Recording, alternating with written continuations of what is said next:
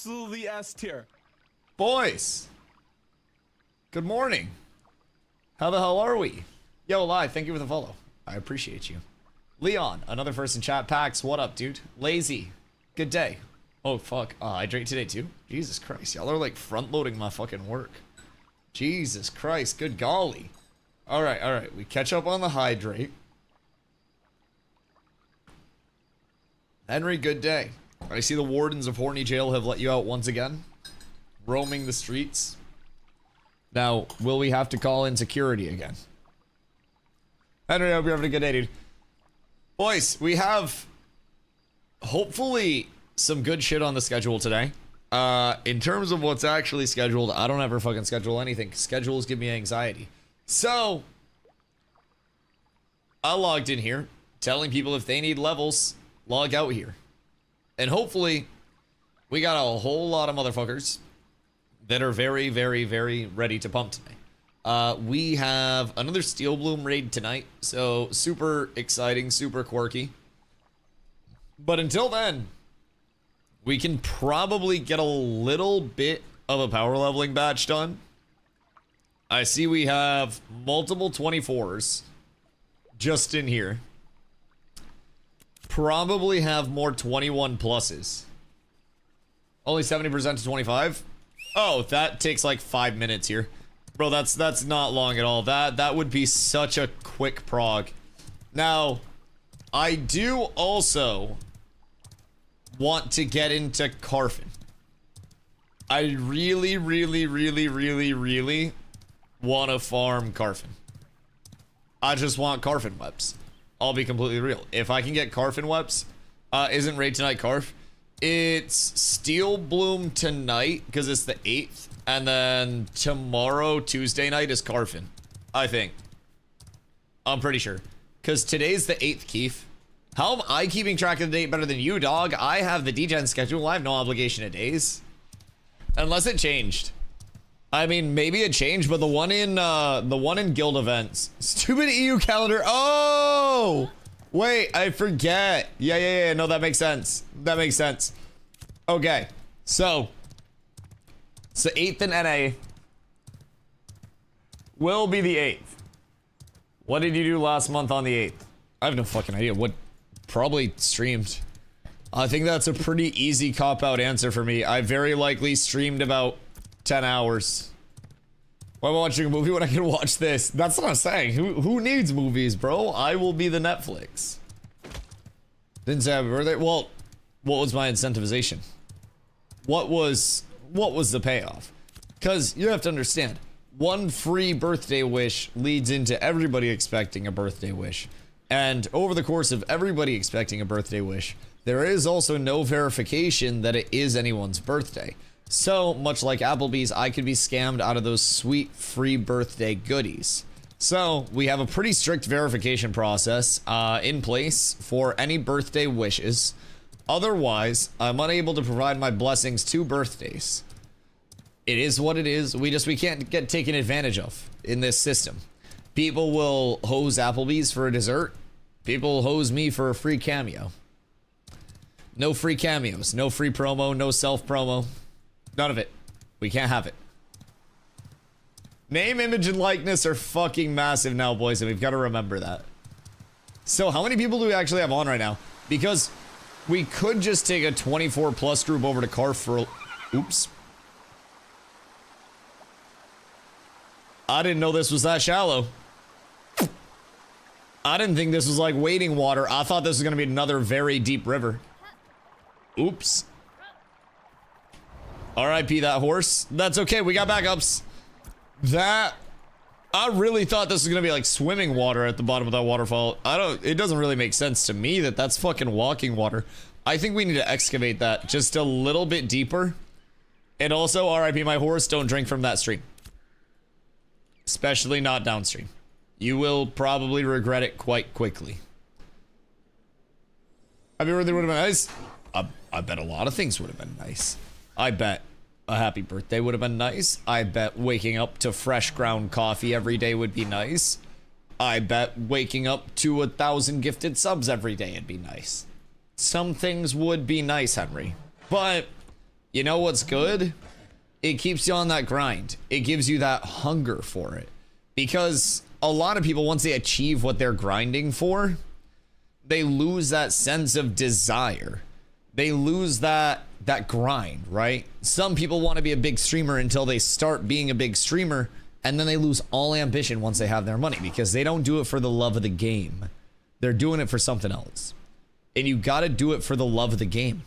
Maybe next year. Exactly. See, that's the mentality. That's the mentality.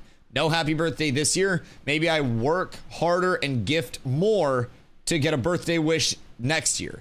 Exactly, Henry. Yes, you're learning the grinder mentality. This is the American dream. This is what it's all about. I'm just here to provide opportunities to people. Wood, what up, my goat? I hope you're having a beautiful day, dude. What are you up to on this fine Monday morning? I didn't know what day it was. I knew the date, but not the day. Where are my unemployed lads at that would like free levels and gear? Head up and keep moving. Yes, Sirski, 1 foot in front of the other, and you gotta keep grinding. For me. For me. It'll be a happy birthday when I'm also happy about it. Until then, it's just a goddamn birthday, if you ask me. Do I need to repair and or sell? Yes, and probably yes, if I'm being honest. Now, we were here for like less than an hour yesterday, and I still ended up pulling a decent amount of clams. Excuse me. And honestly, the moolah is getting there. If we had everybody in the community with as much gold as I have, we'd be able to get a siege. Very easy. Very easy, actually. It's really not difficult to get them in the slightest. Just waiting for Carfin since I need 8 fucking pieces of Blood Runner. Why 8 pieces of Blood Runner? What the Hellington? What the fuck? I mean, I would break off and do Carfin if we want to try to get into that with a group. I don't know, like, if you're around right now, but we could try to get a group because I also need a long sight bow. As nice as it is to have these bad boys, I do need Carfin weapons. So, I'm down to go over. I don't have shit to lose. We can do third floor. Third floor seems to have good weapon drops. Seems fine to me. If people don't need power levels right now, then people don't need power levels right now. I'm not gonna like force motherfuckers to get out here. It will take me just a jiffy to get over there, but I'll go wherever. I just want 25. So we have 2 options then. You can come down here and I can power level a group of people if we have supports in place. I can power level to 25 in the course of an hour. Or I can run all the way up here. Because like right now I have my home set out here. So I can always just death warp back out to Hakriba. So that's not a big thing. If people want a power level, that's going to be here. If people want a slower level, but also a chance at Carfin loot, that's obviously not going to be here. There is 0 fucking drop, like anything. 0 drop rate, 0 drop density, 0 anything out here. So I'm sure we could probably get a group together to go fuck around and carf a little bit. We probably have good enough numbers for that. Merc is on. Emu's on. Maybe. Henry, you're working your way back to horny jail. Thogley. Hail. Arn, thank you for the 5-day streak, dude. I appreciate you. All right, let's see what the boys are on. Who want Carfin Farm? Whomst in general. Because if I'm being completely honest, any amount of Carfin Farm is better than no Carfin Farm. That's going to be, I think, where most people are getting a lot of their solid loot right now. Zop's instantly in. Wood's in. Massive. I'm assuming Keef is going to be in. So then we need our clerics and our Bardingtons. What are the odds that I get through here with my mount still alive, chat? I think legitimately fucking 0.0001%. This is an awful set of circumstances for me. Savo, what up, my goat? 1 out of 80? Maybe we are training just perfectly enough to get through, but this shit is, what the fuck? Was that just water? I can't turn back and look now. I can't file the bug report or I'm dead.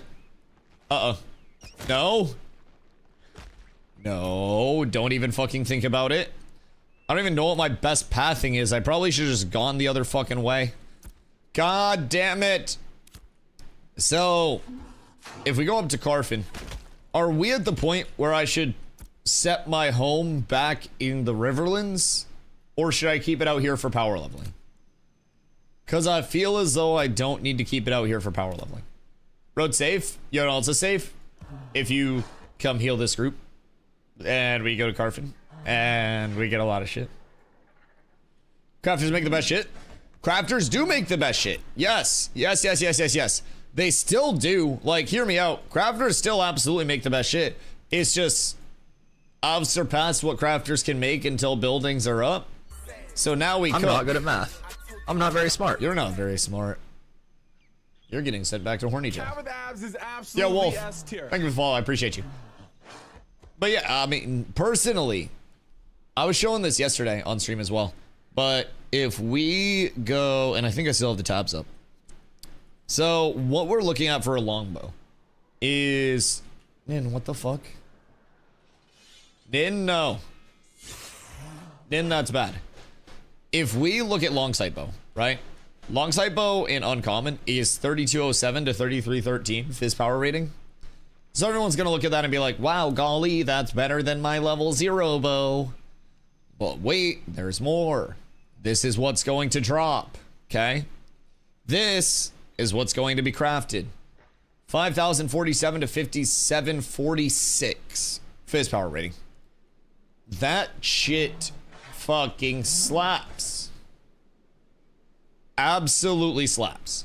So, definitely keep that in mind. I think while people may be farming up like temporary bits right now, as soon as crafting is supportive of these things being made, yes, they're going to be very expensive to craft, but they're also going to be very, very, very lucrative to sell. These are going to be disgustingly bis weapons. So, at that point, if you're... I hate this fucking game. I swear to fucking God. I have 1 minute on another revive. It's okay, it's not the end of the world. It just has to live until the other mount's up. We're fine. The third ram might be all that we need, boys. Everything's fucking wonderful. We're blessed up. Need a bard? We do, yes. We are not going directly to the power level area yet. Yo, Maceless, thank you for the follow. I appreciate you. We're not going directly to the power level area yet. We're gonna sneak our way over to Carfin to start out and do a little bit of gear grind over there. So I don't know what level you're sitting at, but 22 plus is bis for Carfin. You can come at like 21-ish. You'll just get hit really fucking hard by stuff. But as a bard should also be fine as well. So we definitely need a bard for it. So shoot me a DM in game. We also could use Emu and Merc. That would be quite nice. Because if we get 2 cleric, 2 bard, then we'll clear super smooth, super safe, super cushy. And then from there, we ball. Culty, thank you for the follow as well, dude. Much love. So, from there, all it takes is a decent pull rate, not literally fucking dying, and then we're good. What doing? Your mom.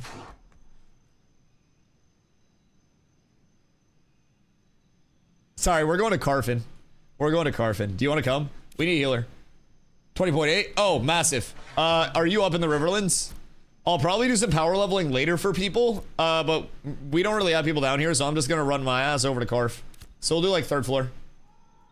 Z, you wanna come Carf? Massive. Invite Z. What the frick? What's your note at? Visually, nobody can fucking tell if I'm being real. Valganim is at 6%, the other V word. And we're at 5%, but we had a few percent lead before the, like, progress wipe. So we also have had a lot of people not in KT. I mean, myself included. I haven't really done shit out there yet. because we're trying to get the gearing squared away, get the progression squared away for people. So once we just go out there and honestly, if we take a few hours to just hit birds and shit and position people sporadically throughout the fucking node, we'll be absolutely fine. We just go out there, have people hit stuff, have people kill mobs, have people hit trees, and it should be pretty brute forcible. I'm in jungle. Where's your home set to? Like if you... I fucking hate this game. I hate this game so much. I despise everything about Ashes of Creation. I swear to God. I swear to fucking God. I swear to God I will go back to Hello Kitty Island Adventure so fucking fast. I will go play goddamn Helldivers. I don't want to do it right now.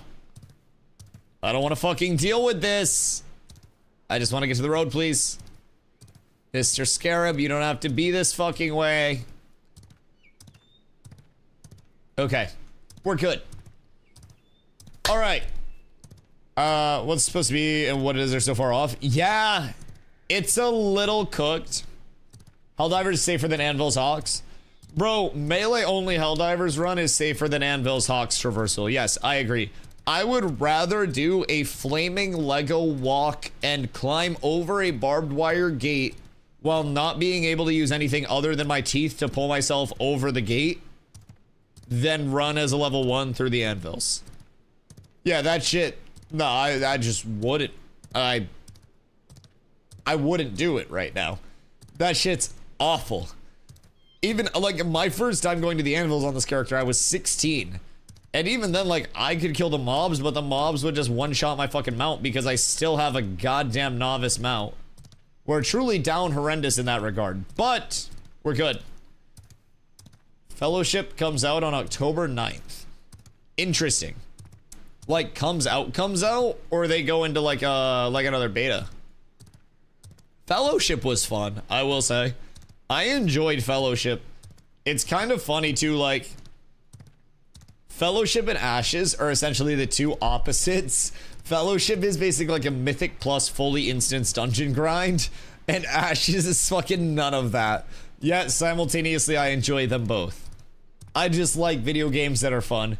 The beta got boring fast. Yeah. I streamed a decent bit of it. Like, I pushed up and did a pretty solid grind, had Carla playing, like, but I agree, like, it definitely was not. I just did a hoofsy. Oh no, cyborgs, no.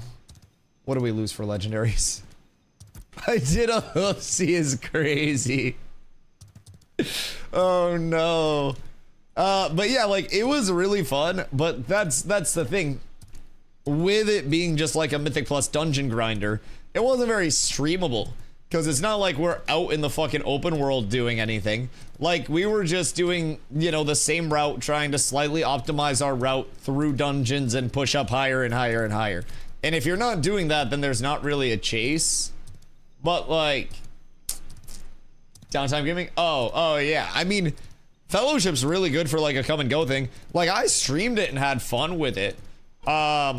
I mean, shit, they tweeted out a clip from my stream that I didn't even know they had. So apparently they were lurking in here. But it was a really fun game to play. X for car, massive. It's just like, I don't know if I could do like thousands of hours of that, right? Like, could I just... Yeah, I'm in the same boat. See, it's fine. I'm also down here.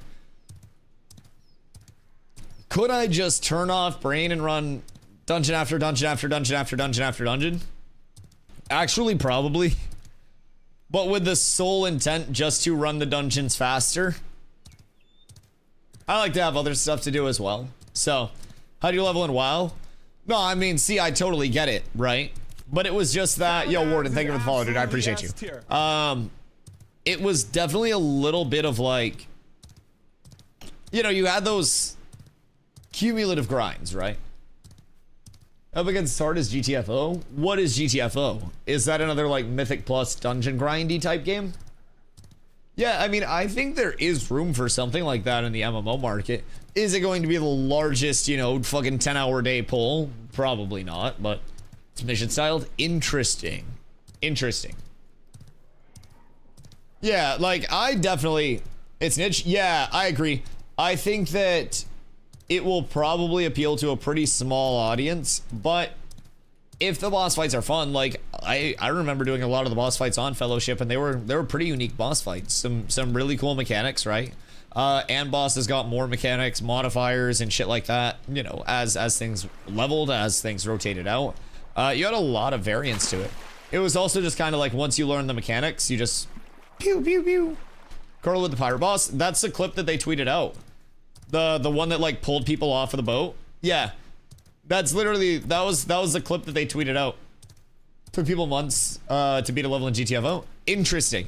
Yeah, I think the age of difficult games has definitely been cooked for a while. Yo, Warden. Thank you for the prime, dude. I appreciate you. Much love. Thank you, thank you, thank you, thank you. Boys, anybody else that's lurking, check out your primers. Avoids ads, mid-yap, gets you Dusty W Booty, which is the finest emote on Twitch, and many others. And helps support the channel. Warden, I appreciate you, dog. Much love. So, like, I think, personally, difficulty in gaming has been nuked so much, and there's no longer a level of, like, oh, you can't do this? Well, get better. It's always like a level of, oh, you can't do this? Well, we'll put it in easier mode. We'll dumb it down. And I miss the days, and keep in mind, I grew up as a kid playing these games, where the games just said, fuck you, get better. I really fucking enjoy that. If you're not good enough, then just get better. I don't think every mode needs to be completely accessible to every player in the world, and I think people should have things to shoot for without having such a watered down version that people interact with that. Look at different difficulties of raids with different mechanics. You'll have casual players that never do the raid in its entirety, which is that highest level of completion with all of the pieces put together. And not necessarily in Ashes, because Ashes, of course, doesn't have raids. But you'll have very casual players who speak as if they are very not casual about the raids because they have done any form of raid. Oh no, Z, are you dead?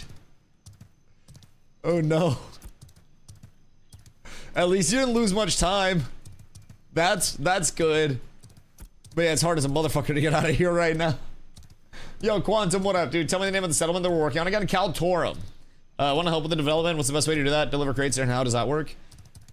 So, funny enough, delivering crates, crafting in the area, all of that stuff doesn't level the node at all. The only way to actually level the town is brute forcing it by killing mobs or hitting gatherables. So we've literally just got to like go out there and blanket all of Kaltorum with people and just have everybody smacking shit and killing shit all at once. I think that's legitimately like our best bet. Because otherwise we're probably pretty fucking cooked. Probably not going to be getting too much prog with it. So I think that'll be easy for us to do once we actually get ourselves, you know, squared away. We have a lot of people that have been trying to finish up their leveling prog, that have been trying to get geared out, so I'm pretty confident that I'll be all set. Hopefully. Do these areas have a level range so a person like me who's gonna ding 10 shortly will have a place to grind and gather? Probably yes. Probably yes. Like there is a level range about it. Now, some areas can definitely be higher level within Kaltorum. But Kaltorum being a starter-friendly node as well does have a lot of lower levels there. Just be fucking careful. Just be very fucking careful. Because you will get absolutely insta-gibbed by some of those birds, dog. Like, you'll get very insta-gibbed. So, which they made crafting harder but not grindier, if that makes sense. Skill versus time. Yeah, I mean, I think that a lot of the crafting grind, instead of it being skill versus time, your skill is your time management, right? So you could use different parts of the world for storage, knowing where tendencies of certain spawns are, being able to have everything running simultaneously, right? Like no machines, no tables that are not running. And as long as you're doing that, yo, Primal, What up, dude? Thank you for the 2 months. Much love. Much love. Thank you. Booyah.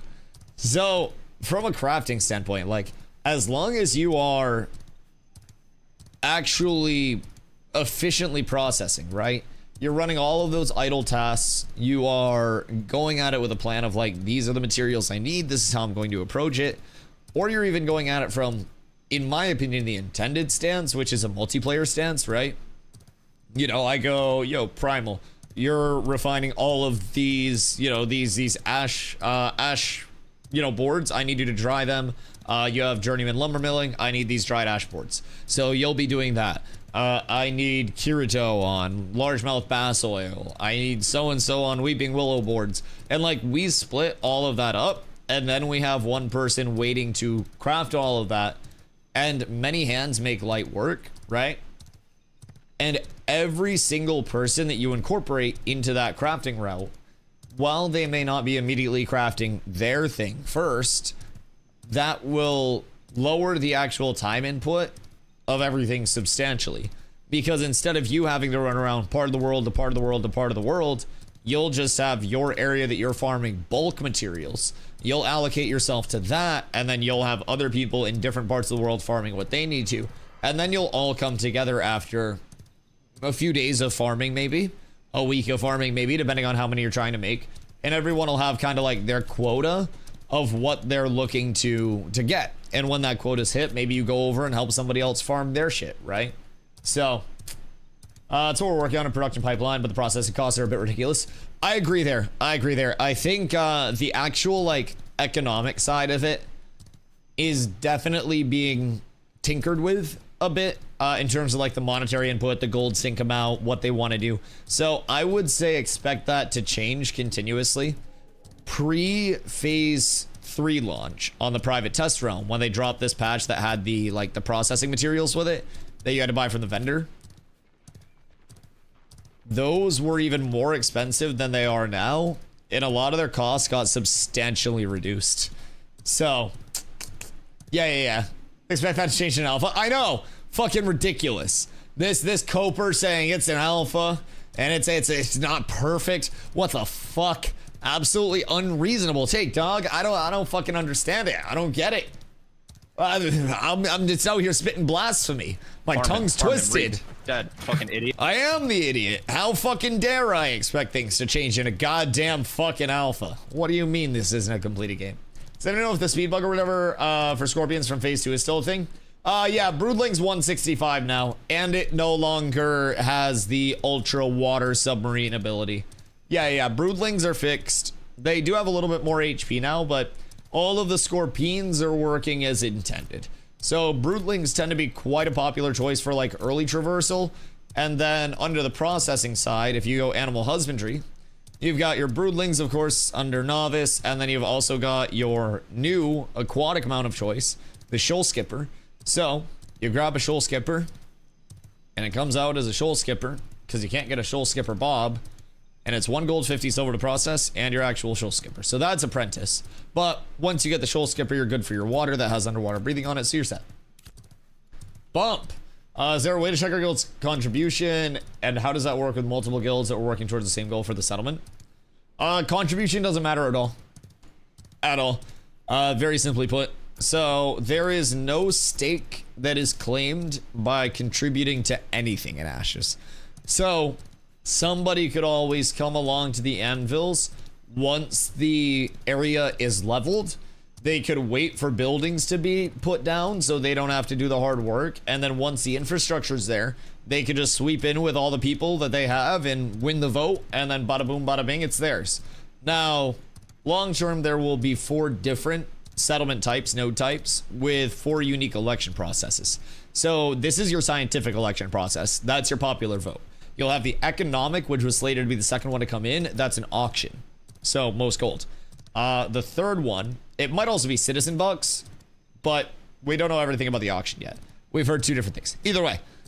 Then you'll have military. Military are going to be like a PvP based mayoral process. So during the mayoral period, you'll have 1 hour battleground times that open up in the entire node, where you get points for player kills and holding objectives at the end of the election process, like the multiple day one, the 5-day one. That's where your mayor is crowned. Then you have religious nodes. Religious nodes are going to be the people who complete. Carfan, I see you. I'm coming to you. That's a lot of distance that you can see, by the way. That's a very fucking far render. Jesus Christ. Anyways, like, chat, who the fuck says this game doesn't look cool? Like, this shit's dope. You can literally see fucking Carfan. You can see everything. But yeah, so every node also has its unique benefits if it does hit the highest tier. And that'll all be in there more. But what if you grew a curly mustache? It would probably take me legitimately years. I am quite possibly like the slowest facial hair grower in human history. Like really, really, really slow. My neck beard is like a 3-to-1 shave comparatively to my face beard. Now, maybe that actually, you know, is just an indicator that my face beard grows out and looks better than my neck beard when it grows out. But yeah. The neck beard definitely requires more love.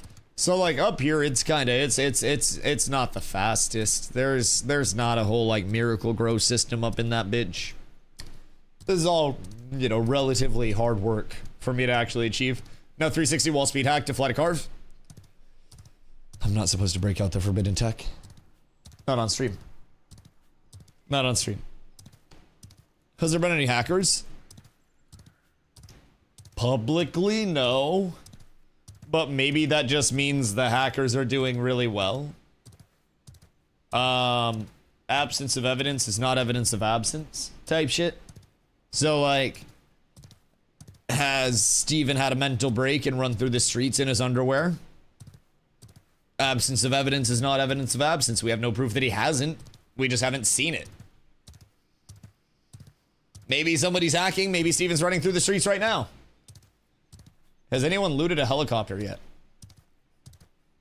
Looted a helicopter? Excuse me? Like the attack helicopters? You're not supposed to know about that story arc. That was in the streamer only meeting. People weren't supposed to leak that. That wasn't supposed to be a thing. That's not even in the November patch. That's like 2 patches out. What the fuck do you mean the Call of Duty crossover? Wait, oh shit, I've said too much. Oh fuck. God fucking damn it, Nick Merckx is coming over to do a sponsored stream. Oh god fucking damn it. Oh, we weren't supposed to say this. Yo, Set, what up, dude? Hope you're having a beautiful day. Karka, there's millions of gold available for RMT apparently. I just don't get it how that's available when I get excited to get a full gold. I'd say dupes. But also, hear me out. I think Intrepid should have a task force. And they go to all of the RMT sites. And they buy gold from the gold sellers just to ban them. It's like pretending to be a prostitute to arrest somebody for prostitution.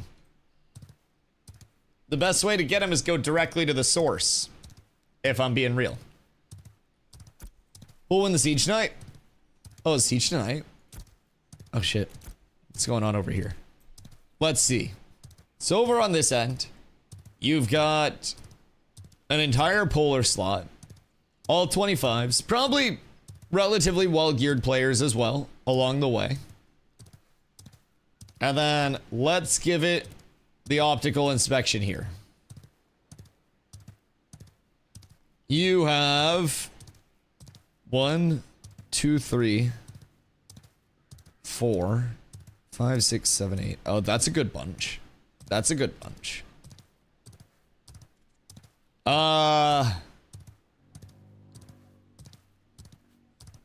Well,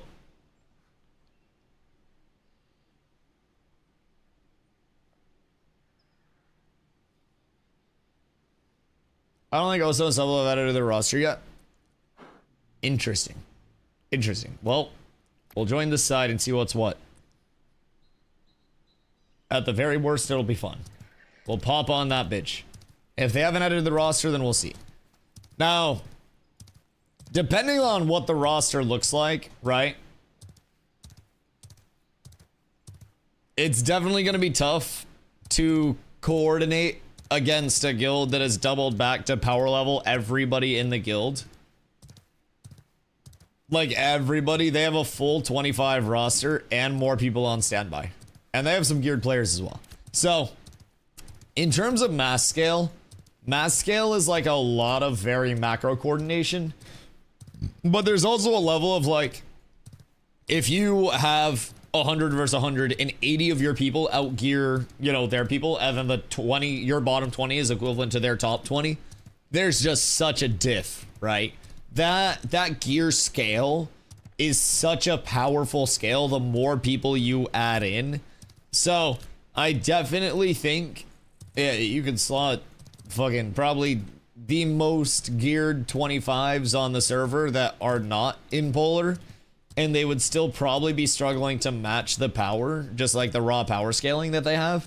They have a lot of gear. They've had a lot of accessibility to Carfin event and shit like that. They've got a lot. So it's definitely an uphill battle for anybody trying to match like that level of scaling. But yo, Michael over on YouTube, what up, dude? Hope you're having a beautiful day. What time is it? Free tomorrow, so maybe I'll stay to see. Let's see. It is 7 hours from now. 7.5 hours. So at the very least, we'll pop in and like, even if they're doing like a supple Oso roster, then we'll probably find a stream and do a little watch party for it. Because it'll be cool to see it actually slotted against like a level 25 roster. So that'll be cool. How are the attackers able to do that though? I assumed supple would win. Assumed supple would win? So for perspective, Polar declared guild versus guild war on supple and beat them 100 kills to 3 kills and then 100 kills to 8 kills. Just for perspective. Supple is doing very well given the amount of time that they have in the game, but they are far from like the level that like the guilds that have been here for a very long time are at. In terms of the new guilds, Supple's doing very, very, very well because it does take a long time to learn Ashes. But like Polar has a lot of very, very, very like, you know, knowledgeable people that have played multiple phases. They had the world first level 25 group, so then they doubled back to level all of their people. So Supple has dopamine veterans. There are a lot of new players though, and a lot of their leadership, I don't know if their leadership played with Dopa previously, but as far as I know, a lot of their leadership didn't play previously. So like, yes, they have some veteran presence, but it's a pretty steep learning curve, I will say. And if you have a few veterans versus an entire leadership core, like it does go deep. There are plenty of levels to it. But yeah, I will say like in terms of the whole Polar versus Supple thing, it hasn't even been like close. Right now it's probably like realistically like us and Supple being pretty evenly leveled, which is really good for Supple being like very new.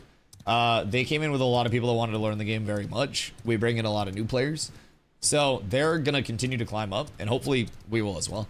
But like they're still doing very well in all regards for like what's expected from a new community, right?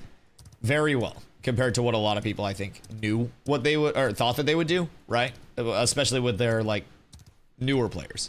So they're doing well, but I don't necessarily think that they're quite on the level of like Polar is quite yet, just because Polar has so many players. Is it knowledge gap or is it Polar actually that much better?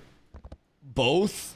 Like Ashes is very knowledge based, gear based, everything, right? Then you have a level of, you know, time investment. So you've got more max level people in Polar that have been max level for longer. You've got people with a lot more gear, so they're able to scrim against higher level, you know, more geared players. So they then get into the echo chamber earlier of getting better PvP reps. Instead of fighting at 120 power, they're fighting at 220. So their progression leads to them being able to have free reign of doing whatever they want. Realistically, if they show up for the Tower of Carfin event right now, and a smaller guild's there, that other guild just clears the fuck out. Like you're not going to contest that. So there is definitely a gap of a lot. They got a lot of players. They have a lot of people that did not sleep for fucking 50 hours to hit 50 plus hours to hit 25 off rip. Like, they are going hard and it's showing, right? They're putting in a level of effort that I don't think a lot of other communities are putting in right now. And they're also like requiring that level of effort from everyone. It's real records. I mean, I don't really think it's a bad thing to try to be your best at things. I think the mentality of like people wanting to be really good at stuff so they're weird is a really weird mentality personally. I think accepting mediocrity for some people is really weird in the sense that they do, but I also am someone that wants to be really good at things. I'm also not going to, you know, kill my sleep schedule past doing the 24-hour stream, but that's a stream thing, right? I don't think there's anything wrong with people wanting to be really good at things, whether it's flying a kite, whether it's putting puzzles together really quick, whether it's video games, whether it's running marathons. I don't really judge in that regard. I think there are way worse things that they could be putting their time into. But where'd Polar come from? They were originally a WoW community, but they've been over here since like I think P1. They've been here for a while. What does Polar want though? Because they want comp, it doesn't seem that way. I mean, I don't speak for Polar. I'm not even in Polar. I'm basically just an unbiased source. When they're doing weird shit, I say they're doing weird shit. But when people are also being like, I don't know, unjustly weird, then I also call that out, like one way or the other, right? I tend to be pretty neutral. But yeah, their whole like, the biggest complaint about them, right now is that they're going back to low level areas in the PvP zones and low levels are staying there. Well, it's Polar bad guy that they're going into force flag PvP areas. Let's not forget that those were added as something to encourage PvP in the open world, and people going to a rotating PvP zone to look for PvP is not the bad thing, especially when everybody is notified that it's going to be a PvP zone. And then also, realistically, I think people need to look at the system design itself. And instead of saying Polar bad guy for showing up to the PvP zone, let's look at it and say PvP zones maybe shouldn't be in low level areas, or maybe should like up level the area to current max level. So say Highwayman Hills turned to a PvP zone and then upscaled to level 25 mobs or level 30 mobs. That'd be kind of cool because then low level players would get flushed out anyways. I think part of it, in terms of like the showing up to PvP areas and killing people, which has been a lot of people's complaints, I think unfortunately that's just system design. That's a system that was brought in to encourage PvP in the open world, and Intrepid putting in PvP in the open world and then people saying you guys are bad for showing up to that. I'll be real, I don't think that's too fair. But it's just a game, not mad at them for it. Yeah. That's where I'm at with that whole argument. Like, I don't think they're the bad guy for showing up and killing low-level players when the PvP zone literally forces them to go show up to the low-level zone, and it gives them a lot of prior notice. Like, it's not like you're sitting there and, oh, PvP zone, oh, Polar already knew it was PvP, they're here already. Like, in the time that that zone goes PvP, you have time to be like, all right, let's finish our poll and get out. Like, you can vacate that, right? I spent so much money on this game just to deny content and stop people from gearing, which I understand, but at some point, you have to want to actually have good PvP content. So, like, I guess, what do you mean by that, deny content? Is that the whole, like, going into the PvP zones? Because, again, I don't think that's a Polar at fault thing. Realistically, I think that's exposing a flaw in the system itself, and I don't think they're the bad people for playing the system. Realistically. Bugging the Carf event. What do you mean bugging the Carf event? I haven't heard anything about that, but the Carf event's been buggy as fuck. I was one of the first people in the world to do the Carfin event when it was added to the game. Posted on my YouTube and everything. That shit has always been buggy to the point where sometimes it doesn't respond. We've done it 8 times to have it respawn and not work the 9th. Like, that event's always been borked in all fairness. I don't necessarily know, like, what the accusations are there, but I can say from my personal experience doing that event a lot, you can check my YouTube. I have a video from way back when it was first added and we did it. That shit's been hella buggy. Sometimes it resets, sometimes the stage doesn't advance, sometimes the event doesn't end, sometimes you get all of the petitions and it doesn't let you interact with the lectern. That's something that we've been as a community trying to figure out for a while, like if it's a replicatable bug, what it actually is. But that event has been not always up, consistent, or predictable. Yo, T-Boy, thank you for the follow, I appreciate you. So like that event has not always been up and active consistently, and then it's also been a little bit rough in terms of even having it work when it is up. How do I get to play this? Looks awesome. Exclamation Ashes, my friend.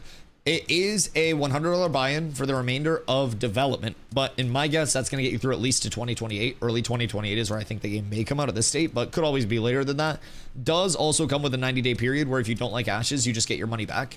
So 90-day period, no hours limit, nothing like that. You are able to play as much as you want for 90 days. If you hop into the alpha and you're like, it's a little bit early, a little bit, underdeveloped for me, whatever it may be, then you just get your money back and you say, all right, I'll join up on launch. So exclamation Ashes, I'll get you a link to head over that way. Casey, thank you for the follow. I appreciate you. Would definitely recommend checking it out if you guys haven't. Like, at the end of the day, it's buggy, it's an alpha, it's not a published, finished MMO. It's not going to be for everybody in this current state. It's not going to be for everybody when it launches. But it is accessible to everybody in the sense that you have that refund period completely covering you. So you're not in a spot where it's like, oh fuck, I bought into this and now my money's gone and I don't like it a week in. You get to stay for 90 whole days, see if the updates hit, see what the content cadence is, really be a part of the community. So I updated the Bardcore playlist, but I put in a lot of pop classical music. I hope that's okay. We shall see. I'm in the algorithm right now, I think. I don't know. I don't even know what we're in right now. But I know this is kind of a hot take, but running around the world should be dangerous. Yeah, and hear me out. It's not even necessarily running around the world and getting ganked that people are upset about. It's a PvP lawless area spinning up in the world. And then people staying in that PvP lawless area, knowingly PvP flagged, and then going, oh fuck, why is Polar doing this? Like, people are sitting in a lawless area, flagged up for PvP, just hitting mobs. And then they're like, oh no, why did somebody PvP me? I will criticize any guild as much as the next, but I think there's a system design flaw with the lawless areas. And I think there needs to be either something to pseudo-vacate low levels out of those areas, or doing that. Like, as this is switching high levels into further content, I think is an issue. It's not really an issue because systems are planned to push higher levels into higher content, but you need to realize level 25 isn't the planned level cap. Level 25 is level 25. The level cap is 50, and we'll be getting that before Alpha 2 Phase 3 ends. That's where the point of like an actual late game system will come in. Replayable gameplay loops that do force you into the end game more will always be there, but you also have to understand, this is supposed to push people into further content, but it's just kind of, in my opinion, a system flaw, like you said. I think this system is fine if there's some way to pseudo-vacate low levels. Say it takes Highwayman Hills or Oakenbane Keep and is modifying that. This area will be upscaled to level 30 and will turn PvP in 1 hour. Everybody vacate the premises and get the fuck out of here, right? Then low levels would get out of there. Low levels wouldn't be sticking around and getting got by PvPers. But that would also take away a low-level grinding area. So then, somewhere out there, somebody in the casual community that has Reddit on their phone would type out a post while they were shitting that says, "Rah, I want to grind Oakenbane Keep, but I can't grind Oakenbane Keep 3 hours out of the day, and I can only play 2 hours a day." And somebody will always have an issue with it. Somebody will.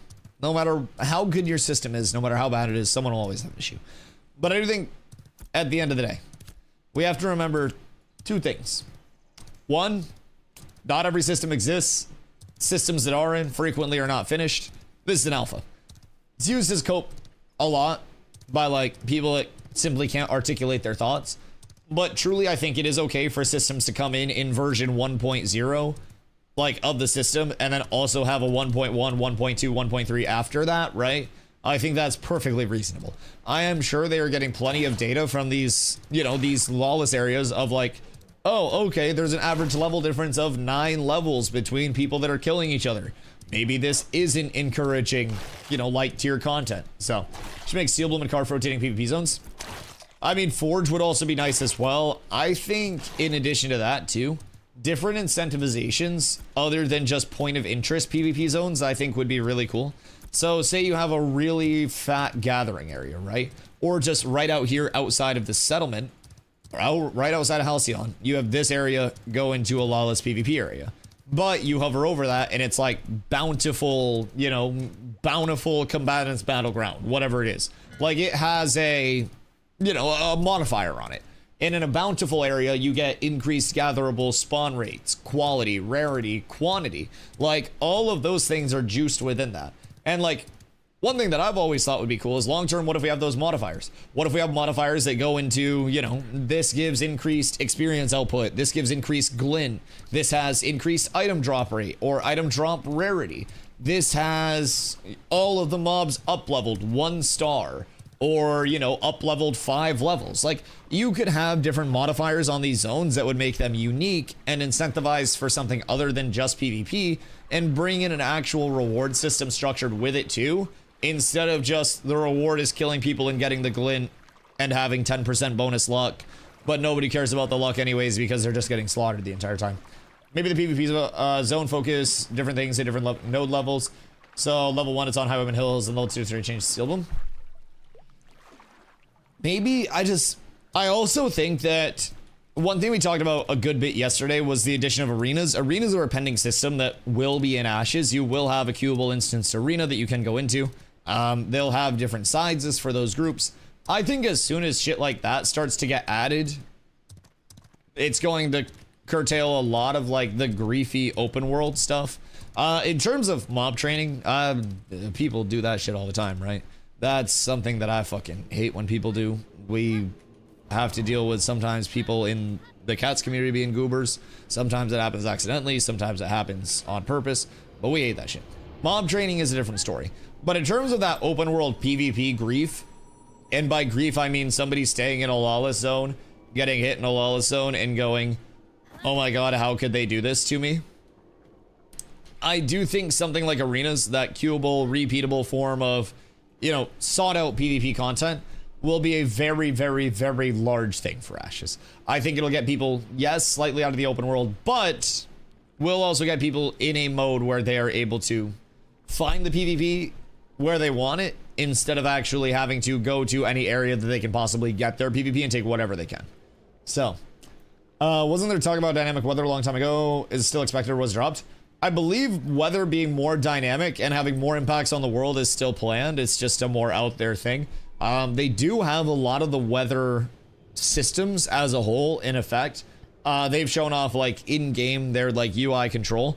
They do have the capability for like the large storms and like the wind and all of that stuff.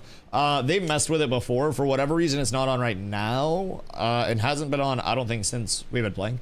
But they do still have like rainstorms and shit. Just a lot of the like larger storm systems, a lot of the unique weather effects, those are not in currently right now. So, what if y'all take a break and twerk? DustyW Booty has that covered for you. Viral, what up, dude? Is AOC worth getting as a 21-year WoW veteran in both Mythic rating and 3K Mythic Plus experience, in your opinion?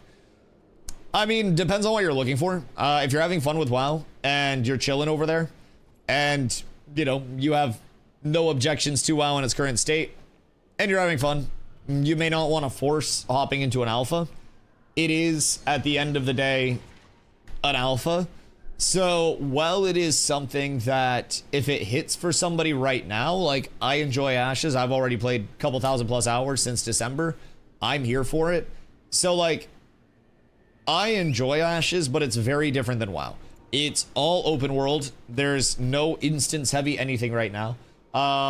More things will be added as development continues, but Forge an open world raid? Yes, but a lot different than like a WoW raid in a sense.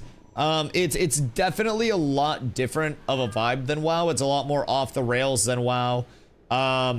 It's very open world based. We're getting ready to go into a dungeon. We're gonna go up to, like 3rd floor of this tower probably and just sit here and hope for weapon drops and shit. Just need a replacement for that wowage. I mean, so like, if you're looking for an MMO that could potentially grow on you, and you're looking for something that's gonna be way less polished and put together than WoW, then maybe. But realistically, this is an alpha, and WoW is a 20+ year, live service title that was developed by like the titans of the MMO industry. Ashes is technically a small indie game. So like, we're going to have bugs, we're going to have balance issues. There are going to be systems that are missing that aren't quite there yet. Just thinking long run. See, that's the play with Ashes long run. If you're willing to be like, well, spend 20 years in WoW, what's spending 4 years here waiting for things to shape up? My guess is that Ashes launches in 2028. My hope is earlier 2028. So if you're there with like the intent of, well, spent all this time fucking around to this point, might as well fuck around with something else. Ashes does have the potential for that. Systems wise, a lot will be there for people that do want to push content on a higher level. There's not really plan wise right now going to be that like M+ rating experience over here where you just go into an instance and then just try to cook. Everything heavy competition wise is going to be open world. Now there will be arenas in the game. Those will be instance PvP arenas, but those aren't going to have any real like semblance on what happens out there. Now, one thing that makes Ashes very unique comparatively to WoW is the living tile set of the world. Picture like a fucking Catan board or something, right? So you essentially have all of these different settlements. Every area that you see, all of these borders, these are player owned settlements or player ownable at a certain point. There are different tiers and these can level up and grow through player actions. So right now, tier 4 is the highest that we have. So once something levels to tier 4, it controls 2 tier 3s. So it's a T4 at the top, 2 T3s, and then each T3 has a T2. So it's like a little 1, 2, 2. It's like New World City based. Yes, New World was what I streamed before this. I played a shitload of hours of New World. So yeah, it's kind of like New World City based instead of everything being determined by war in terms of who owns it. It's based on different election processes. So right now there's only one of the 4 election processes. So your mayor is actually like, your mayor for that month during that election. So the world building is also very unique in the sense that not every town can have everything. New World, you just eventually level everything to T5 and then you're set. When something actually levels to T3 or T4, you have these empty plots. So empty plots need to have buildings placed in those, and you have to coordinate with other towns in your area. So we've got a shitload of playable space already within the world. For perspective, if you did play New World, the entire New World map is about the size of the Riverlands, and we have no fast travel. So you are running place to place, you are planning everything that you want to do, making sure that your route is what you want that route to be. And you can post up wherever you want in the world. Now, this keeps growing. The map will be absolutely fucking huge. But really, it's a true world builder. There is also a kind of like a New World War type mode, but that's called sieges. So there's actually a siege tonight, and basically long term, this part isn't in yet. But if the defending node loses a siege, then they become completely destroyed. Down to level 0, all of their buildings cooked. It has implications on the living world as well, because if they were a part of that like vassal chain, basically, where it's the T4, 2 T3s, and then 2 T2s, then that could free up a spot for another town to become T4. So if Winstead got completely de-leveled to 0, then Mirleth or Jova would very likely push up to become the next tier 4, and then they would level and fill its place. And then the world would actively restructure based on that new vassal network, it's called. So it's a pretty cool world building system. You can have networks that are expansive across continents and stuff like that. Something WoW isn't doing, which would be interesting. Yeah, there's like that whole mayor system, that whole world building system. The professions are tied to that too, right? So instead of like going into fucking Stormwind and having all of your, all of your crafting there, like going into the Dwarven district for, all of your fucking engineering, your mining, stuff like that, right? You actually have a town that's kind of like your Dwarven district, right? So you will have node plans that are kept up to date, and this is the size of like a tier 4 node. So you can see how it has the city walls and all of that playable space. So this is called a town. Over here, you've got a village. So you see it has way less wall area, way fewer actual plots, way less playable space. So once a node is tier 5, it'll probably, if I had to guess, grow it around this I'm not way. good at math. I'm not very smart. You're not very smart. And then at tier 6 long term, unless they restructured it, it would probably be like this, because it is supposed to eventually occupy the entire node cork. Tier 6 has been scrapped for now, but I think tier 6 will come in at some point. So, well said. If you didn't own the game yet, give them the information you just gave me. Would you invest $100? Yeah, I mean, simply put, I have the $375 pack. For any player that's interested in Ashes right now, it comes with a 90-day period where you just get all of your money back with no hours limit. So this server is a little over a week old at this point. Still a very new server. Areas are still leveling. People are still leveling. So you won't have any issue like finding players or anything. You bought the 375 pack? Yes. And then got reimbursed by my sugar mama. Actually, you only got the 250 pack for me. I'm just saying. But yeah, 90 days, no hour limit, nothing like that. You can play literally as much as you want. And if you don't like Ashes, you can just fucking get your money back. It tends to be the most accessible thing in gaming at the moment, just from that, like, insurance level. I thought you upgraded? Oh, well, I have to. Because the 250 doesn't include name reservation or the skin. The 250 only includes the mount. So, yeah, 250 is poverty pack. Yeah.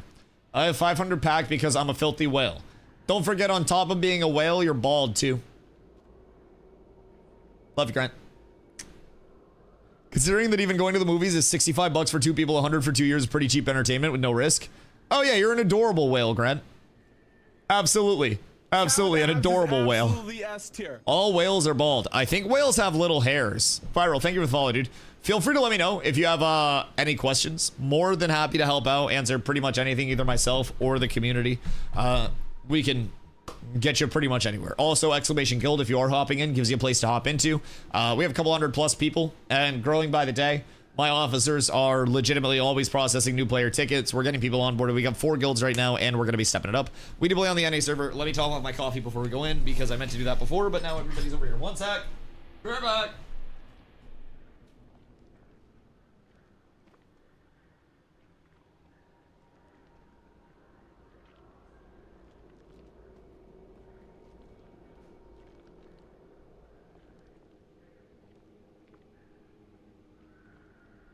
Cat with abs is absolutely S tier.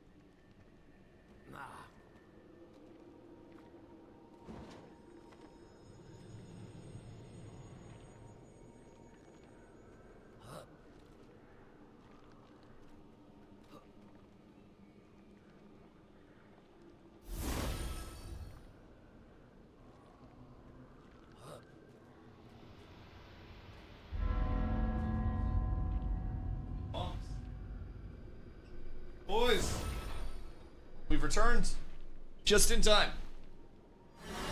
EU here? Hear me out.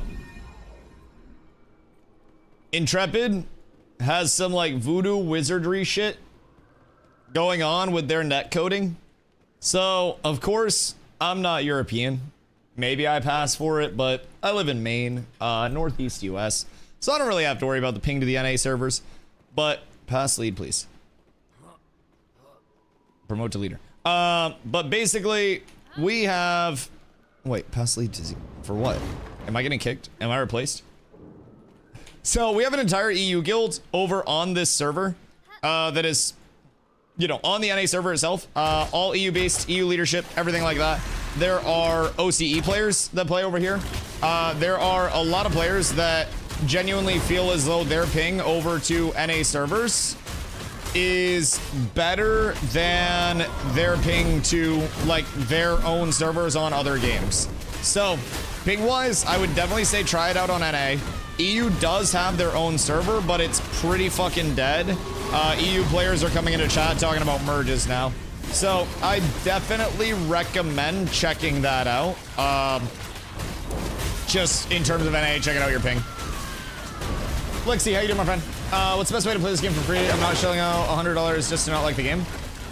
I would say, like, in terms of playing it for free, Intrepid does give some giveaways sometimes throughout their socials.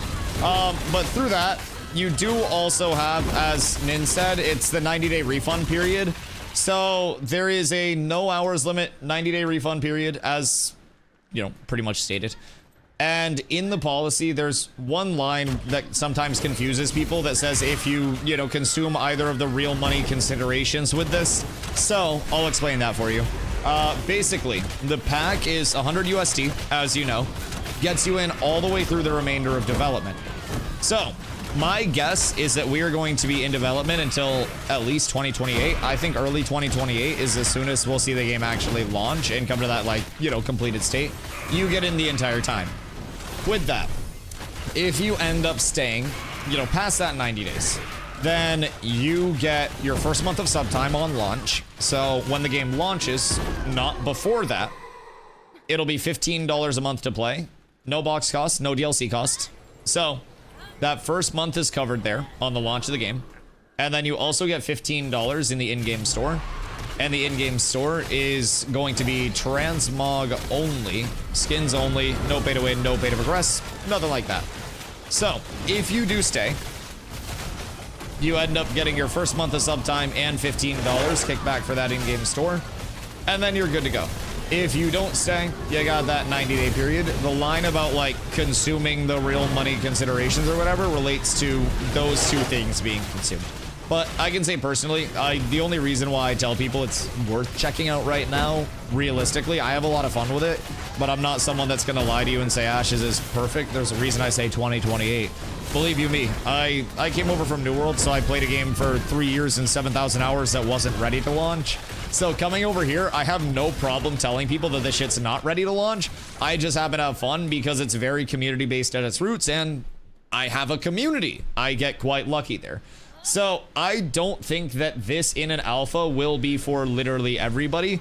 I think it takes a special breed of player to play this entire time and not burn out, if I'm being honest. What the fuck is going on over there? So definitely think that that is something important to keep in mind. Anybody that tells you Ashes is perfect, Ashes is finished, Ashes is ready to launch, it's not. It's not going to be for a while. We're paying $100 on finished game.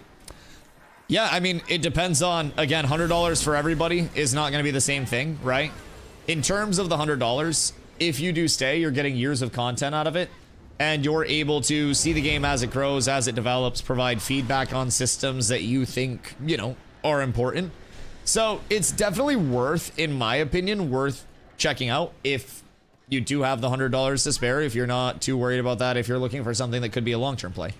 If you're looking for something that's ready right now and is definitely going to be in its finished, polished form, I will honestly inform you that's not Ashes. That's not going to be Ashes for quite some time yet. So it's just about gauging your expectations. There's nothing that you're losing by not hopping in right now. Maybe we should go to 4th floor and check that. 3rd, but Aura raid here may go 4th. Yeah, because they have, I think they have like a fucking 4 p.m. gear farm going here. There's a group over here and some spawns are bugged. So we can check 4th and see what's up on that side of things. I'm assuming this is still going to be pretty con, but they're probably trying to target weapons in that boss. Oh yeah, we're already set up here. Yeah, this is great. Is that just a 2-person group? I respect that. I think that's just a 2-person group. Okay. So, in terms of worth, right? I think it just breaks down to what your expectations are, man. If you are in a spot where you're like, this needs to be finished, this needs to be done, or my entire experience is ruined, then just wait for launch. There's no problem in doing that. Everything's going to be wiped. Everything's going to be nuked. Your characters don't carry over. None of the progression carries over. Everything is going to be nuked. Isn't this where the ocular was pulled?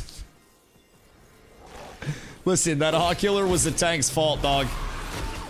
It was the tank's fault. If the tank hadn't positioned the mobs there in the first place, then everything would have been perfectly fine. There was nothing else he could have done. He played it fucking perfectly. I've seen the leaves, this is why I'm leaning into the game. Yeah, exactly. So, I personally, just my experience, right? As I mentioned, I came over from New World. I played New World for 3 years post-launch. I came over here in December. So you may assume Dusty bought his pack in December. Dusty has the January 2024 pack. I've had my pack for a while now before playing. Carla tried to convince me for a good amount of time to check out Ashes. I did not see it in a state where there was like enough there for me to be excited about. Do we just want to get a small raid going? I'm not leader, but I wasn't seeing enough where I was ready to give up New World. My channel was growing. Like, this is my full-time job. I'm unemployed.